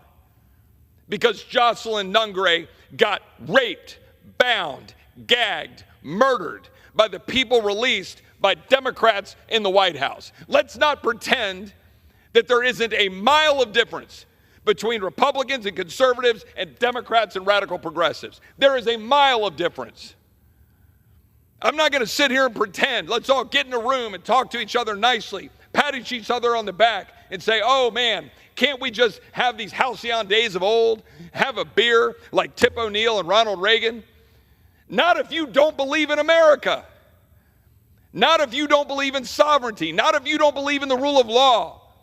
Not if you believe it's okay to release 5.5 million people into our country, utterly disregarding how many criminals you're releasing and allowing Americans to get slaughtered. Why don't you get in the car, drive up here to Aberdeen, Maryland, and talk to Kayla Hamilton or Rachel Marin's family? Why don't you beg for forgiveness? Get on your knees in the House chamber and say, I'm sorry that I was so focused on my own political well-being that I would endanger the American people, because that's what you're doing.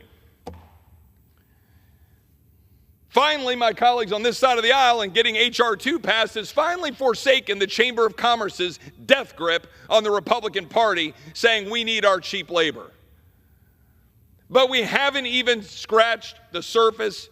We haven't even begun to do what is necessary to take our country back. Because when President Trump talks about mass deportations, he means it, and I mean it, and I hope to hell Republicans on this side of the aisle mean it. Because 5.5 million people dumped into the United States without vetting, without knowledge of who the hell they are. We have the House Judiciary Committee recognizing 99 people on the terrorist watch list released into the United States. 35,000 Chinese nationals this year, and the year's not even over. Who are these people? I flew out to Aurora, Colorado last week. I went to the apartment complex area, met with the people that were there, talked to one of the residents of the building, talked to the tenant who put the camera on her door. She's not lying. Yet we have Colorado Democrats who are trying to say it's a lie that Venezuelan gangs are running those apartment complexes. They get out on Twitter and they say, not true. It's a figment of their imagination. That's why I flew to Aurora, talked to the woman. And she walked through the fact that the manager of the apartment complex isn't there anymore. The manager of the apartment complex left and fled and feared for his life. For 2 months, there was no manager there. They put the cameras up. The cameras then showed what the entire world has now seen, which is armed thugs running around the apartment complex. We're told they smashed doors down, changed the locks on the building. We had a businessman who was there who helped the woman move out and said he basically stepped into the third world for a number of hours while he was helping moving her out. This is coming to every street in America. Wake up. We play up here playing tiddlywinks talking about CRs and nobody knows what the hell those even are. Like, we go around talking about all these different things. We can, let's get together and pass a resolution and a messaging thing this week. What are we going to do to finally just say no? You don't have to take this, We're supposed to be a free people. We're supposedly endowed by our Creator with certain inalienable rights: life, liberty, and the pursuit of happiness. We established this government in the very preamble of the Constitution. What does it say? It lays out the purpose of the government being to secure the blessings of liberty. It's not to give crap away. As I've said before on the House floor, we're not supposed to be the United States House of free stuff. We're not the United States Congress here to give you a check. We're killing the American dream. Congress, the administration, are actively killing the American dream in real time. We vote on another bill for another program that spends more money that we don't have. We rack up more debt. We increase the interest. And at no point are we actually securing the country. We've been at war for a quarter century in some form or fashion. I don't even know how many trillions. 8? 9? I've lost count on how many trillions we've spent engaged in conflict. Directly in Iraq and Afghanistan, only to tuck tail and run when Biden and the current brass bailed and left those 13 heroes stranded to die. How many trillions? How many American men and women were injured, lost their legs, lost an eye, PTSD? 80,000, 100,000? More with PTSD? How many suicides a day? We've been at war for a quarter of a century. In this town, we can't ever fight for you, the American people, to actually secure you with a secure border, with secure communities, and with an economy that isn't blown to hell by irresponsible government spending. And you want to know why? In the false name of defense, in the false name of securing this country, because the defense world tells me every year, if I don't vote for one of these bloated spending bills, we won't get a new submarine. We won't get a new carrier. What the hell are we trying to defend? What is left of the United States to defend? A school where I can't send my child to pray to God without spending $20,000 a year on top of the taxes I pay?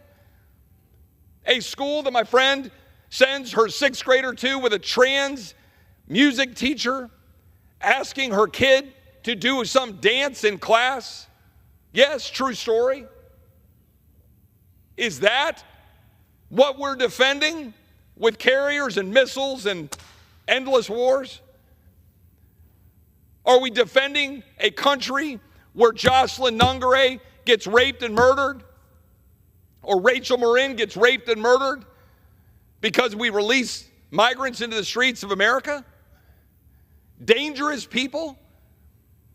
There have been multiple since I literally released this report last week. Almost 50-page report, or 40-page report. Put it out last week. I can't even keep up with the news stories since we put it out. In Virginia, just 30 miles from here, a teenage girl was abducted by a Peruvian illegal immigrant, arrested, who had been released into the interior by this administration.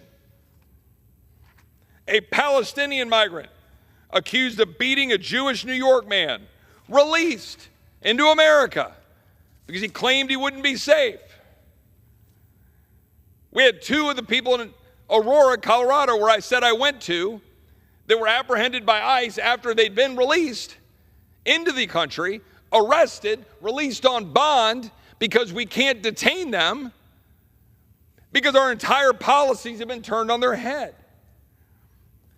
We sit here in September and we have this grand debate about whether we're going to do a continuing resolution for 75 days or 6 months or a year. Will we include the SAVE Act to ensure that American citizens vote? Heaven forbid that we stand up and say only American citizens should vote in American elections. It's an 80% issue. We have legislation. Chair now recognizes the gentleman from Texas, Mr. Roy, for 30 minutes. I thank the Speaker. As I come here to the floor tonight, we all recognize that today is September 11th, a date that will never sound the same, a date that now means something totally different than it did prior to 2001. We've seen the continued recognition of those lives lost. We saw it in New York today. We saw it in Pennsylvania. We saw it at the Pentagon. We saw the flag unfurled. I'd like to give a special recognition to my good friend, Senator Brian Birdwell, state senator from the state of Texas. His dear friend, and Senator Birdwell was perhaps the individual closest to where the airplane hit the Pentagon in 2001 and survived. Senator Birdwell was burned across every part of his body. He was hauled out, taken to the hospital. He didn't think he was going to make it. Was praying, assuming that he was leaving, was saying goodbye to his family. He survived. He's a great patriot. And if you have a chance to look up his video called "I Am Second" by Senator Brian Birdwell telling the story, it's about 7 to 10 minutes, I think, and it is well worth your time. It is a testament to his faith. It is a testament to his patriotism. It is a testament to all those who went through those terrible attacks that day. And those of us who remember them, we remember them personally and closely. We had friends who were affected. And it reminds us, of course, of what happens when you leave your country wide open for attack. We look back at September 11th and we tend to get wrapped up into the horrors of the collapsing buildings and the horrors of a plane flying into the Pentagon, but we don't spend a whole lot of time talking about the fact that the individuals who carried out that attack overstayed visas to stay in our country because of our very broken system of border security. And yes, border security I use broadly to include those individuals who we permit to come into our country, that are released into our country on a visa or for some other way, and they're in our country and then carry out harm. So we remember every year the almost 3,000 Americans who died in that southern part of Manhattan, or in a field in Pennsylvania, or in Arlington, Virginia. But where was the recognition today for the 75,000 Americans who died from fentanyl last year alone? 25 times the number of people who died on September 11th.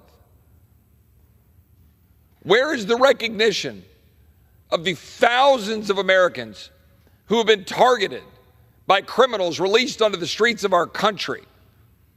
Just yesterday, here in this complex, we had in the House Judiciary Committee the mothers of 3 Americans killed as a direct consequence of Vice President Kamala Harris, President Joe Biden, Secretary Alejandro Mayorkas, their coordinated effort, their conspiracy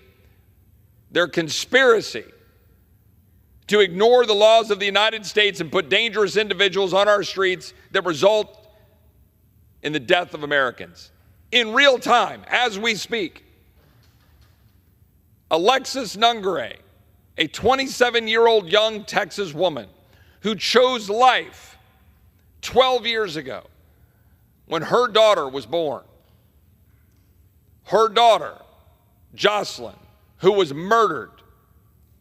She was bound, raped, gagged, had her body thrown into a creek in Texas, outside of Houston, by 2 Venezuelan men who were released into our country in direct violation of our laws under parole on purpose.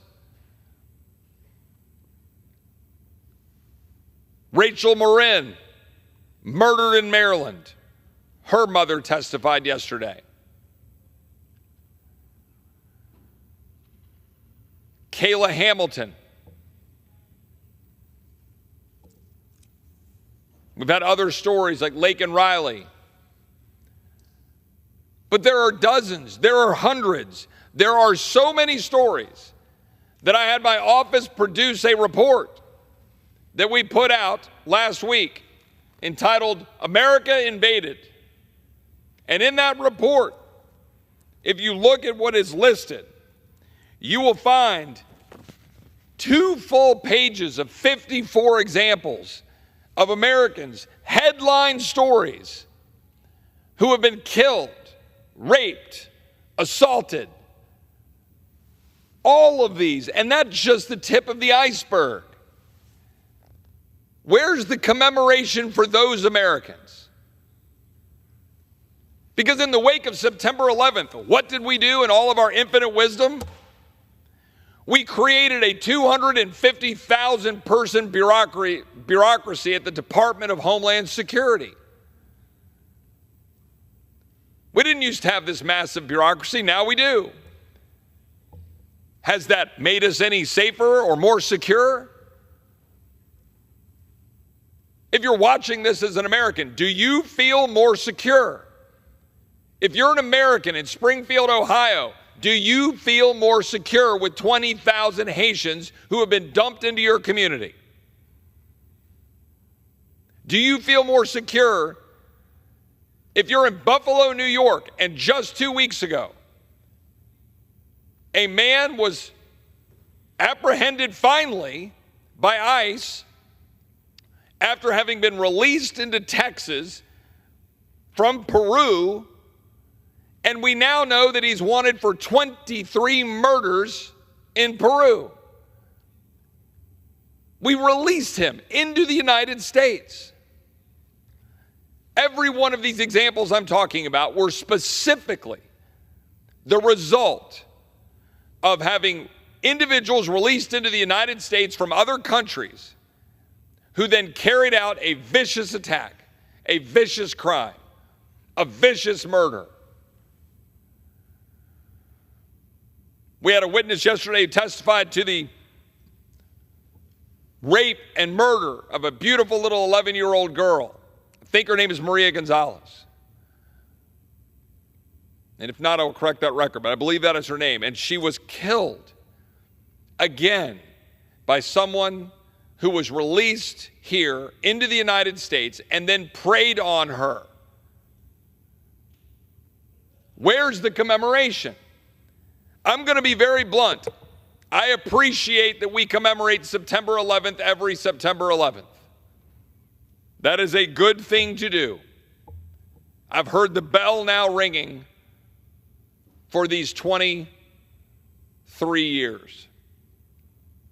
Who's ringing the bell for Jocelyn Nungare? It's a serious question. Kamala Harris was up where the World Trade Center once stood. So were a bunch of other people, including former President Trump, current President Biden, former Mayor Bloomberg. Who is commemorating Jocelyn?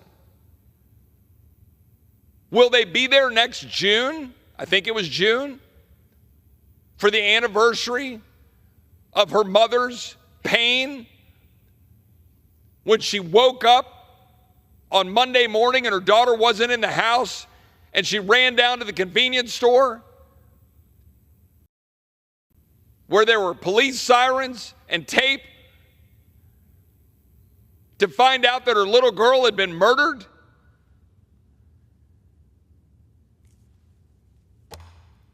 Who's commemorating that? Who's paying attention to that? Because she's a devastated young mother. And like September 11th, where we failed, where we allowed visa overstays to stay in this country and then grab planes and fly into buildings, Jocelyn Nungare is dead today because of Kamala Harris and Joe Biden and radical progressive Democrats who don't give a whit about whether your streets are safe, America. Wake up. And wake up and know what the elections are about. Wake up and know what's happening in your country, because your leaders in this country are failing you. Worse than failing you, they are purposefully endangering you. There's no other way to put it. And I'm tired of listening to this garbage. Come up here to Washington, they say, oh, why can't you just sit here and get along and go across the other side of the aisle and shake hands and say, why can't you guys just come together to solve problems? I'll tell you why. And I've done bipartisan bills. I've got them right now, and I've got friends on the other side of the aisle. But my colleagues on the other side of the aisle, almost to a man and a woman, don't give a damn about the borders being wide open. Because if they did, they would do something about it. That's the truth. And we should start acting like that's the truth. We should stop pretending that we don't have such a wide gulf between that side of the aisle and this side of the aisle. We have a choice right now. What worldview are you choosing for your kids and your grandkids? And again, continued tough love for my colleagues on this side of the aisle. For decades, we have been complicit by allowing the Chamber of Commerce to use cheap labor as their excuse for wide open borders, which set the stage for what we're dealing with right now. Well, those days are over. When all of the corporate whores around this town come begging for their tax breaks, I want them to come explain to the American people why we should do it when their boardrooms are chock full of radical progressive Democrats and liberals who want ESG and want their quarterly reports to do well so their stock portfolios grow, and they come in here begging for tax cuts so they can get richer while America gets screwed. Because if you're living in Springfield, Ohio right now, you don't give a damn about what the guys in the corporate boardroom over in New York City and Manhattan, or maybe in the tall buildings in Cleveland, you don't care about how rich they're getting, but you care that there's now 20,000 Haitian migrants sitting in your community, that your granddads and your grandmoms and your moms and your dads worked hard to build, and it now is being trashed. And I can promise you, if you're like those young women who are testifying at the Judiciary Committee yesterday, who are migrants themselves, young woman talking about her dad who came here from Mexico and fought and worked hard and didn't take government handouts, said he was going to do it the right way, said the American dream wasn't about being given something from government. And then he had to sit here and watch his granddaughter get murdered because my colleagues on the other side of the aisle, every single one of them owns it. Every single one of them should march their happy rear ends down to Texas and beg for forgiveness. Beg for forgiveness from Alexis Nungare and Alexis Nungare's father. Because Jocelyn Nungare got raped, bound, gagged, murdered by the people released by Democrats in the White House. Let's not pretend that there isn't a mile of difference between Republicans and conservatives and Democrats and radical progressives. There is a mile of difference. I'm not going to sit here and pretend. Let's all get in a room and talk to each other nicely, pat each other on the back and say, oh man, can't we just have these halcyon days of old, have a beer like Tip O'Neill and Ronald Reagan? Not if you don't believe in America. Not if you don't believe in sovereignty. Not if you don't believe in the rule of law. Not if you believe it's okay to release 5.5 million people into our country, utterly disregarding how many criminals you're releasing and allowing Americans to get slaughtered. Why don't you get in the car, drive up here to Aberdeen, Maryland, and talk to Kayla Hamilton or Rachel Marin's family? Why don't you beg for forgiveness? Get on your knees in the House chamber and say, I'm sorry that I was so focused on my own political well-being that I would endanger the American people, because that's what you're doing. Finally, my colleagues on this side of the aisle, in getting H.R. 2 passed, has finally forsaken the Chamber of Commerce's death grip on the Republican Party, saying we need our cheap labor. But we haven't even scratched the surface. We haven't even begun to do what is necessary to take our country back. Because when President Trump talks about mass deportations, he means it, and I mean it, and I hope to hell Republicans on this side of the aisle mean it. Because 5.5 million people dumped into the United States without vetting, without knowledge of who the hell they are. We have the House Judiciary Committee recognizing 99 people on the terrorist watch list released into the United States. 35,000 Chinese nationals this year, and the year's not even over. Who are these people? I flew out to Aurora, Colorado last week. I went to the apartment complex area, met with the people that were there, talked to one of the residents of the building, talked to the tenant who put the camera on her door. She's not lying. Yet we have Colorado Democrats who are trying to say it's a lie that Venezuelan gangs are running those apartment complexes. They get out on Twitter and they say, not true. It's a figment of their imagination. That's why I flew to Aurora, talked to the woman, and she walked through the fact that the manager of the apartment complex isn't there anymore. The manager of the apartment complex left and fled and feared for his life. For 2 months, there was no manager there. They put the cameras up. The cameras then showed what the entire world has now seen, which is armed thugs running around the apartment complex. We're told they smashed doors down, changed the locks on the building. We had a businessman who was there who helped the woman move out and said he basically stepped into the third world for a number of hours while he was helping moving her out. This is coming to every street in America. Wake up. We play up here playing tiddlywinks talking about CRs and nobody knows what the hell those even are. Like, we go around talking about all these different things. We can, let's get together and pass a resolution and a messaging thing this week. What are we going to do to finally just say no? You don't have to take this, you know.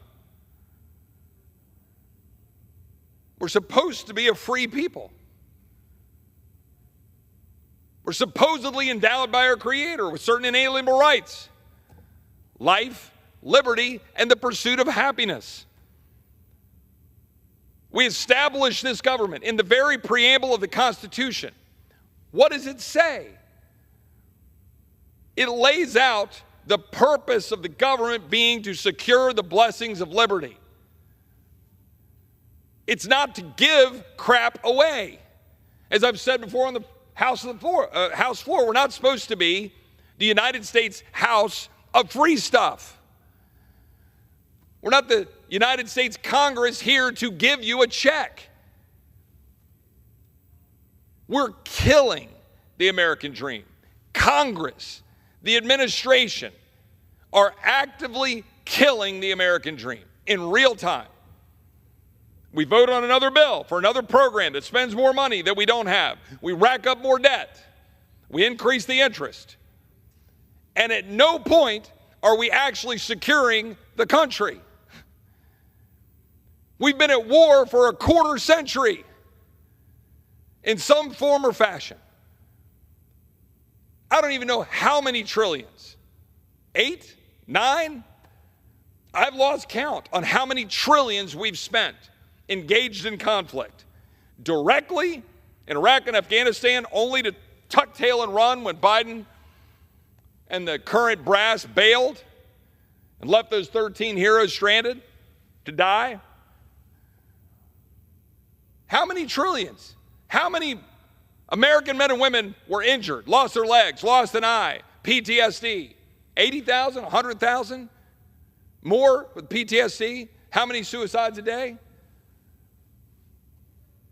We've been at war for a quarter of a century. In this town, we can't ever fight for you, the American people, to actually secure you with a secure border, with secure communities, and with an economy that isn't blown to hell by irresponsible government spending. And you want to know why? In the false name of defense, in the false name of securing this country, because the defense world tells me every year, if I don't vote for one of these bloated spending bills, we won't get a new submarine. We won't get a new carrier. What the hell are we trying to defend? What is left of the United States to defend? A school where I can't send my child to pray to God without spending $20,000 a year on top of the taxes I pay? A school that my friend sends her sixth grader to with a trans music teacher asking her kid to do some dance in class? Yes, true story. Is that what we're defending with carriers and missiles and endless wars? Are we defending a country where Jocelyn Nungare gets raped and murdered? Or Rachel Marin gets raped and murdered because we release migrants into the streets of America? Dangerous people? There have been multiple since I literally released this report last week.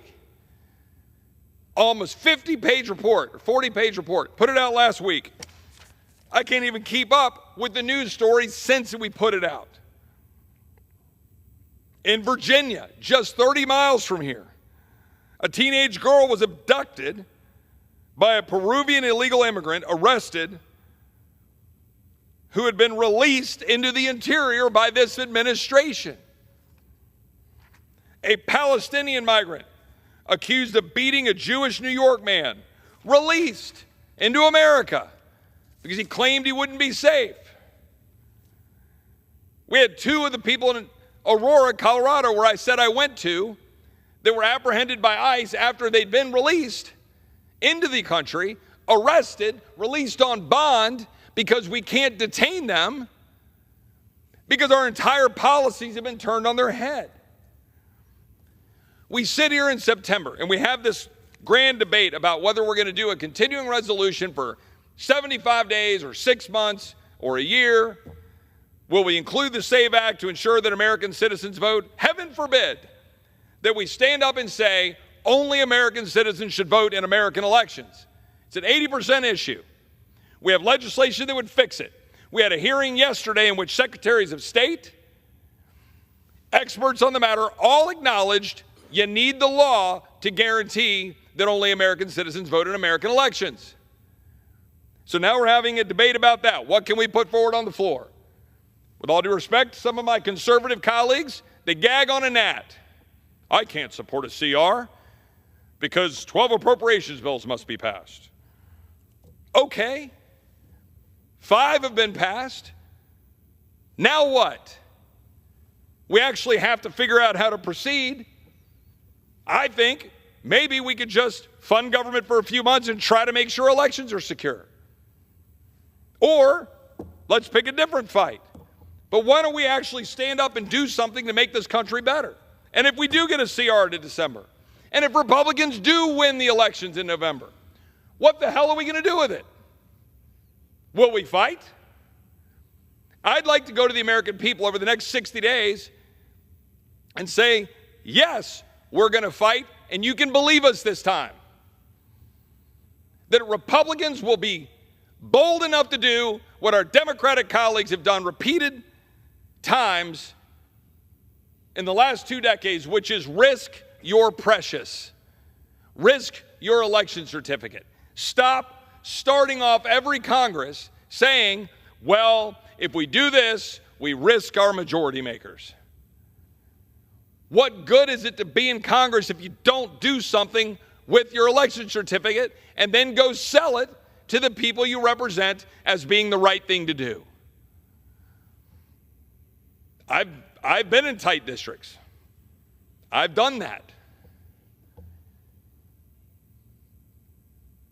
Every single constituent that I represent are fed up. They're fed up with a country that they no longer recognize.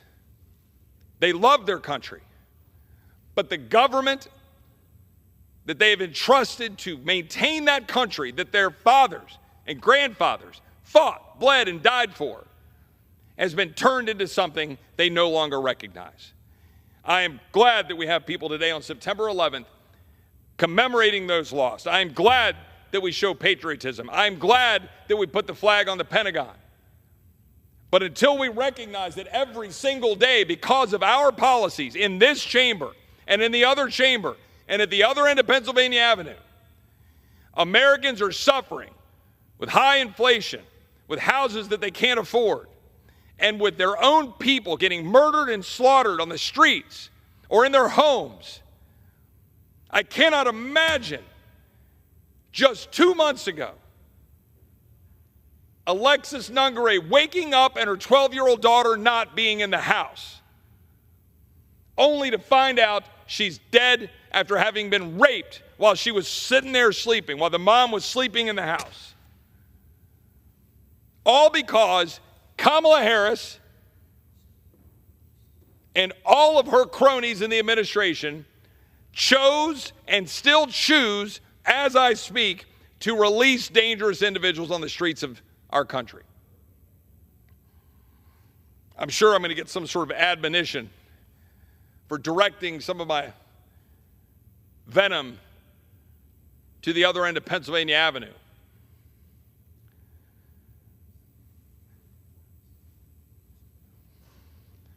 But the fact is, the leaders of this country need to be warned. We better get busy fixing this country, or the American people are not going to take it anymore. And I will be right there supporting them. I am sick and tired of my colleagues on both sides of the aisle not showing up, not doing what we said we would do. And I am particularly sick of my colleagues on the other side of the aisle daring to lie to the American people that they somehow believe in securing the border when they put forward legislation that would have codified the very parole policies that have, since they even introduced the dang bill, been used to slaughter and kill innocent American citizens. This is not a negotiation. You don't negotiate for your safety and your security. You just get busy doing it. And I can promise you that whatever happens with this election, I'm going to be a loud voice for the state of Texas to stick their middle finger up at this godforsaken city and say, we're going to secure our state. All of the other people in all of the other states be damned. Because we have an obligation to do it when our people are dying and our people are hurting and we're spending $13 billion of our own money. Where the hell is this Congress and this Senate backing up the people of Texas? When we joined this union, we were promised something, and we're being denied it. And on behalf of every single one of those moms that come to my office in tears because their kids died from fentanyl or because their little girl was raped and murdered, and for every one of those tombstones I drive by in Arlington coming to office every day, who either gave or risked the last full measure of devotion, they didn't do it for this. They didn't risk it for this. They risked it to live free and secure and have opportunity in a country that matters, that is sovereign, and that is safe. It is time for us to do our job, and it is time for the American people to do their job this fall and make sure that the right leaders are running this country. With that, I yield back, Mr. Speaker. Thank you. The gentleman from Texas is recognized. I thank my friend from Oklahoma. I rise in support of the legislation before us here today, and I thank the gentleman for his work on this legislation. The fact is, what we just heard from the minority leader in trying to describe this as a so-called extreme MAGA partisan agenda, let's be very clear what we're talking about for the average American. For the average American listening, what the minority leader, what the radical progressive Democratic Party is saying is extreme is a spending freeze into the next year combined with legislation that would guarantee that only American citizens vote in American elections. Let's just be very clear. I think the American people need to know this. What our radical progressive Democratic colleagues deem extreme is a spending freeze combined with only American citizens voting in American elections. That is a really important thing for the American people to know. We're here, yes, because Congress is not getting the job done. But let's be very clear that the United States Senate, which is controlled by majority Democrats, has passed precisely 0 appropriations bills through the body in the Senate. 0. House Representatives in the Republican majority have passed 5 bills. It would be my preference that we pass 12. But we sit here today trying to make a determination on how to proceed. Now, I don't think anyone in this body on either side of the aisle, nor my colleagues or friends around this country, look at me and question whether I would prefer that we cut spending. I would like to cut spending. I don't think we should be funding the agenda that is being driven by Vice President Kamala Harris, President Joe Biden, and my radical progressive Democratic colleagues. I don't believe we should continue to fund a Secret Service that can't protect the former president without reforms. I don't think we should continue to fund at current levels a Department of Homeland Security that leaves our borders wide open so that Laken Riley is killed, so that Rachel Marin is killed, so that Kayla Hamilton is killed, so that Jocelyn Nungare is killed, and her poor 27-year-old mother is left to have to be a witness in a hearing in the House Judiciary Committee talking about the gagging and the raping and the binding and the murdering of her 12-year-old daughter in Houston, Texas. And the ultimate result of all of that is that we now have to wonder whether non-citizens are voting in our elections. And the fact is, we know there are. We have cleaned off rolls in Texas, 6,500, including 2,000 we know voted in elections. In Virginia, 6,300 that were cleaned off, with 1,000 that were included in the elections. 3,251 in Alabama, 300 in Oregon. We can keep going down the list. So all we're saying is American citizens should vote.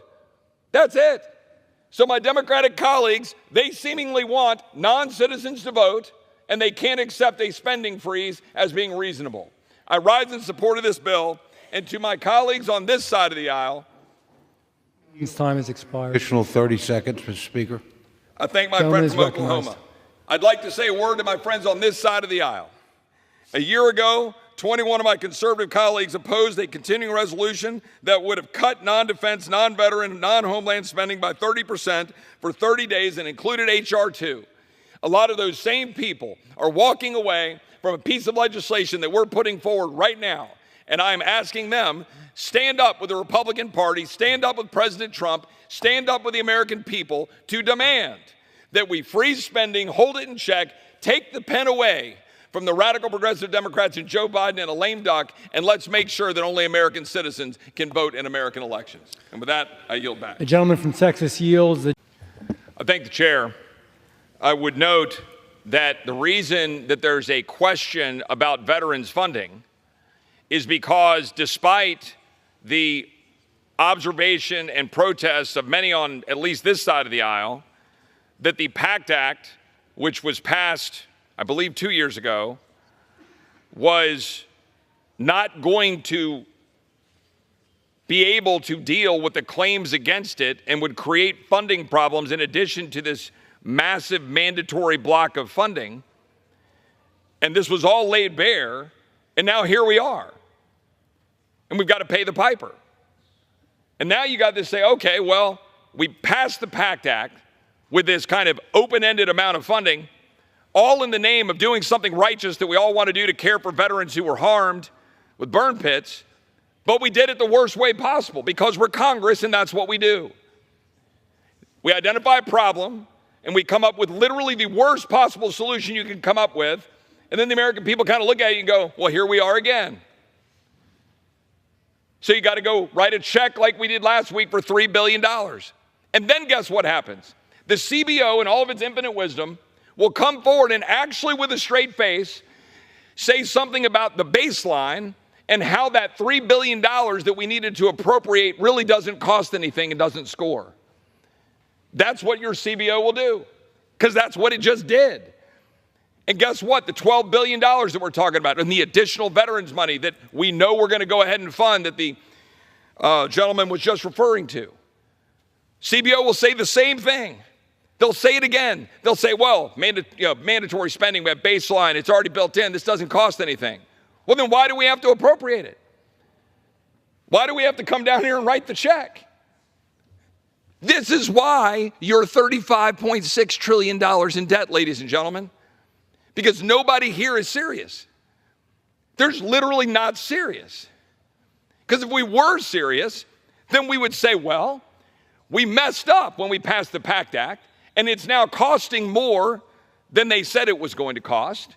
And like, if this were my home, so, I thought that if I spent this amount of money, it was going to all be fine, or I bought the house and the mortgage and have to redo the interest rates. Well, now it costs more.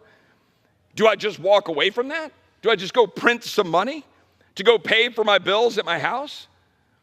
But that's what we do. We just go say, let's go to the magic tree, print more money for the $3 billion that we messed up. And then we'll go back and do it again and say, well, $12 billion next year. Don't worry, it won't score. Nobody in America knows what the hell that means. What it means is you're racking up more debt because of our incompetence. That's what that means. And it's done in the name of veterans, because you're not allowed to oppose a bill if the word veteran is in the title. You're not allowed to oppose a bill if the word teacher or firefighter or police officer is in the title.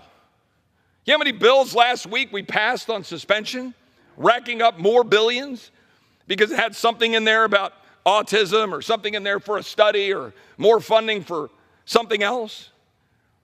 Because you don't dare oppose it because you put something like that in the title. And then all of the people are left holding the bag. At what point are we going to actually be serious?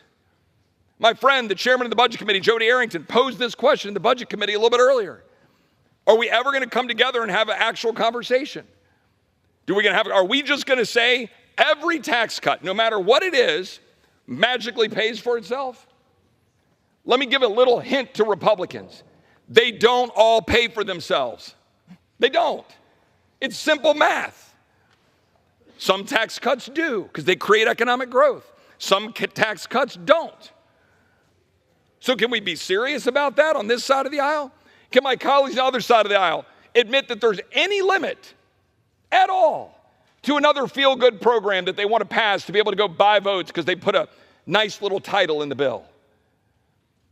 I doubt it. And that's why we're $35.6 trillion in debt. I reserve. Gentlemen. I thank the chair. The last time we moved all 12 appropriations bills through the House, I believe, was in FY 2010. The last time that we did not have to use a continuing resolution to be able to fund government, I believe, was 1997. I think 4 times in my lifetime have we been able to pass all 12 appropriations bills through both bodies and get them signed by the President of the United States. This institution is failing. It's failing to do the one core thing it's supposed to try to figure out what to do. And that isn't the spending bills. It's actually defending the United States of America, securing the border of the United States, doing what the Constitution actually prescribes, what the preamble lays out, securing the blessings of liberty. We're not doing that. And we end up in a vicious circle every single year, the same vicious circle. And the American people are watching, and they're wondering, why on earth cannot the 435 people sent here to represent them figure out how to do what every other family and business and nonprofit in the United States has to do? And the short answer is, it's because we can and do print money. We irresponsibly continue to spend money that we do not have, that we have not collected, and we continue to retreat to the corners of our safe political spaces and hide behind them in order to try to sell something to the American people. My colleagues on this side of the aisle tend to hide behind national defense and say, well, we must do this, and therefore we must spend more money that we don't have in order to accomplish the goal of defending the United States, which, by the way, I would question whether we're actually defending the United States when our borders are not secure. My colleagues on the other side of the aisle have never met a program they don't want to advance to make another promise that we can't fully honor to the American people in the form of some additional welfare payment or additional bunch of free stuff. But yet we never pay for any of this. Not a dime. We are taking in $4.5 to $5 trillion, and we're spending $6.5 to $7 trillion. Like, what are we doing? I mean, it's absurd. And the American people look at us and they go, what on earth is wrong in Washington? We end up back at the same spot every single year. This year, the Speaker put forward a proposal that would have had the continuing resolution extend into 2025, and then would have guaranteed that we know that only American citizens vote in American elections, in federal elections. Now, my colleagues on the other side of the aisle like to dismiss that as an issue that is not a problem, non-existent, despite the data rolling in from states with their limited tools to go determine the citizenship. We have the Secretary of State of Florida testify in front of the subcommittee on the Constitution that they don't have the tools they need. They had to sue the federal government to get the limited tools they're using. Other states, Texas, identified people that were on the rolls who are non-citizens. We know it's a real issue. So you have this simple measure that just reinforces existing law to ensure that issue, and we have violent opposition from our colleagues on the other side of the aisle, and then inexplicably, a handful of people on this side of the aisle who wanted to oppose that measure out of some sort of deference to opposition to a CR, and then set the circumstances for where we are right now today, where we find ourselves with the Speaker putting a short-term CR into December, which was the natural outcome, the predictable outcome of the opposition of the plan put forward by the Speaker 2 weeks ago. It's more of the same games that get bemoaned by the very people complaining about the games. You can't complain that the games are going on and then play games. That's the truth. I appreciate the Appropriations Committee chairman for working and trying to work across the conference, across the entire body to figure out how to get something done. We passed 5 appropriations bills. It's better than none, it's not 12. Last year we passed 7 appropriations bills. Better than none, not all 12. The Senate, led by our Democratic colleagues over there, have passed 0. Not one. Not one appropriations bill has the Senate sent out of that chamber to this chamber. So who is it who's serious about wanting to do our job? Because I will say that despite my concerns, publicly stated concerns about some decisions on this side of the aisle, the truth of the matter is that had our Democratic colleagues been in charge of this chamber, what we would have seen is a massive increase in spending. The non-defense spending would have gone up, whereas we have kept it flat. The defense spending that did go up, we paid for out of the IRS expansion. We pulled that back so you didn't have IRS agents in your living rooms if you're a middle-class taxpayer. And we took COVID money and we paid for that defense increase. And we were able to stop what the Democrats would have done, which would have passed legislation in the name of border security that would codify the dangerous release of individuals onto the streets of the United States that have led directly to the death of Americans.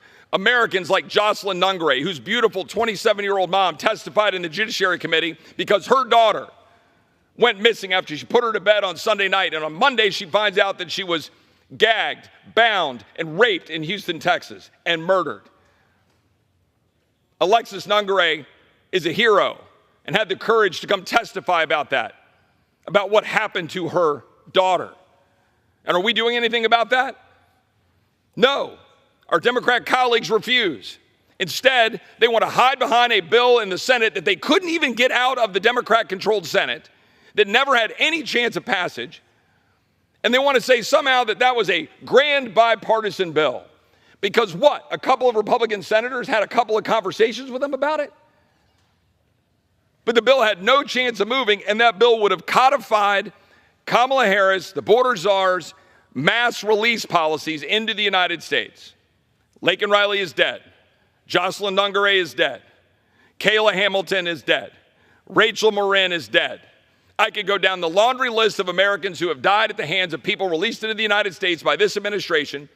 I could go down a laundry list of examples of non-citizens voting and our colleagues on the other side of the aisle not caring about it, wanting to continue to fund an executive branch that is refusing to follow the law, blatantly disregarding asylum laws, blatantly disregarding parole laws to endanger the American people. That's why some of my colleagues here, by the way, didn't want to support a CR, because they don't want to fund an executive branch that's at war with the people. Because if you're a Texan, and now increasingly across the country, like Laken Riley in Georgia or Kayla and Rachel in Maryland, you can't help but believe that this administration is in fact at war with your well-being. You have gangs now operating in Dallas, gangs operating in Colorado. You've got expansive criminal activity and fentanyl pouring into our streets. And we're not doing anything about it as the Article 1 branch that is set here to check the Article 2 executive branch. So here we are again, kicking the can down the road, to quote my friend, and he is my friend, the gentleman from Kentucky, Thomas Massey, with whom I disagreed on our tactical strategy with respect to the CR plus SAVE Act. But the CR plus SAVE Act was designed for a reason. We should secure American elections. We should guarantee that only American citizens vote in American elections. And we should not be kicking the can down the road to December 20th, a mere 5 days before Christmas, which is what this town always does.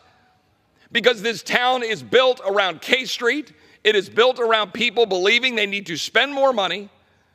And when we do that, then we just take another chunk out of the hide that is the fabric of this country, racking up more debt.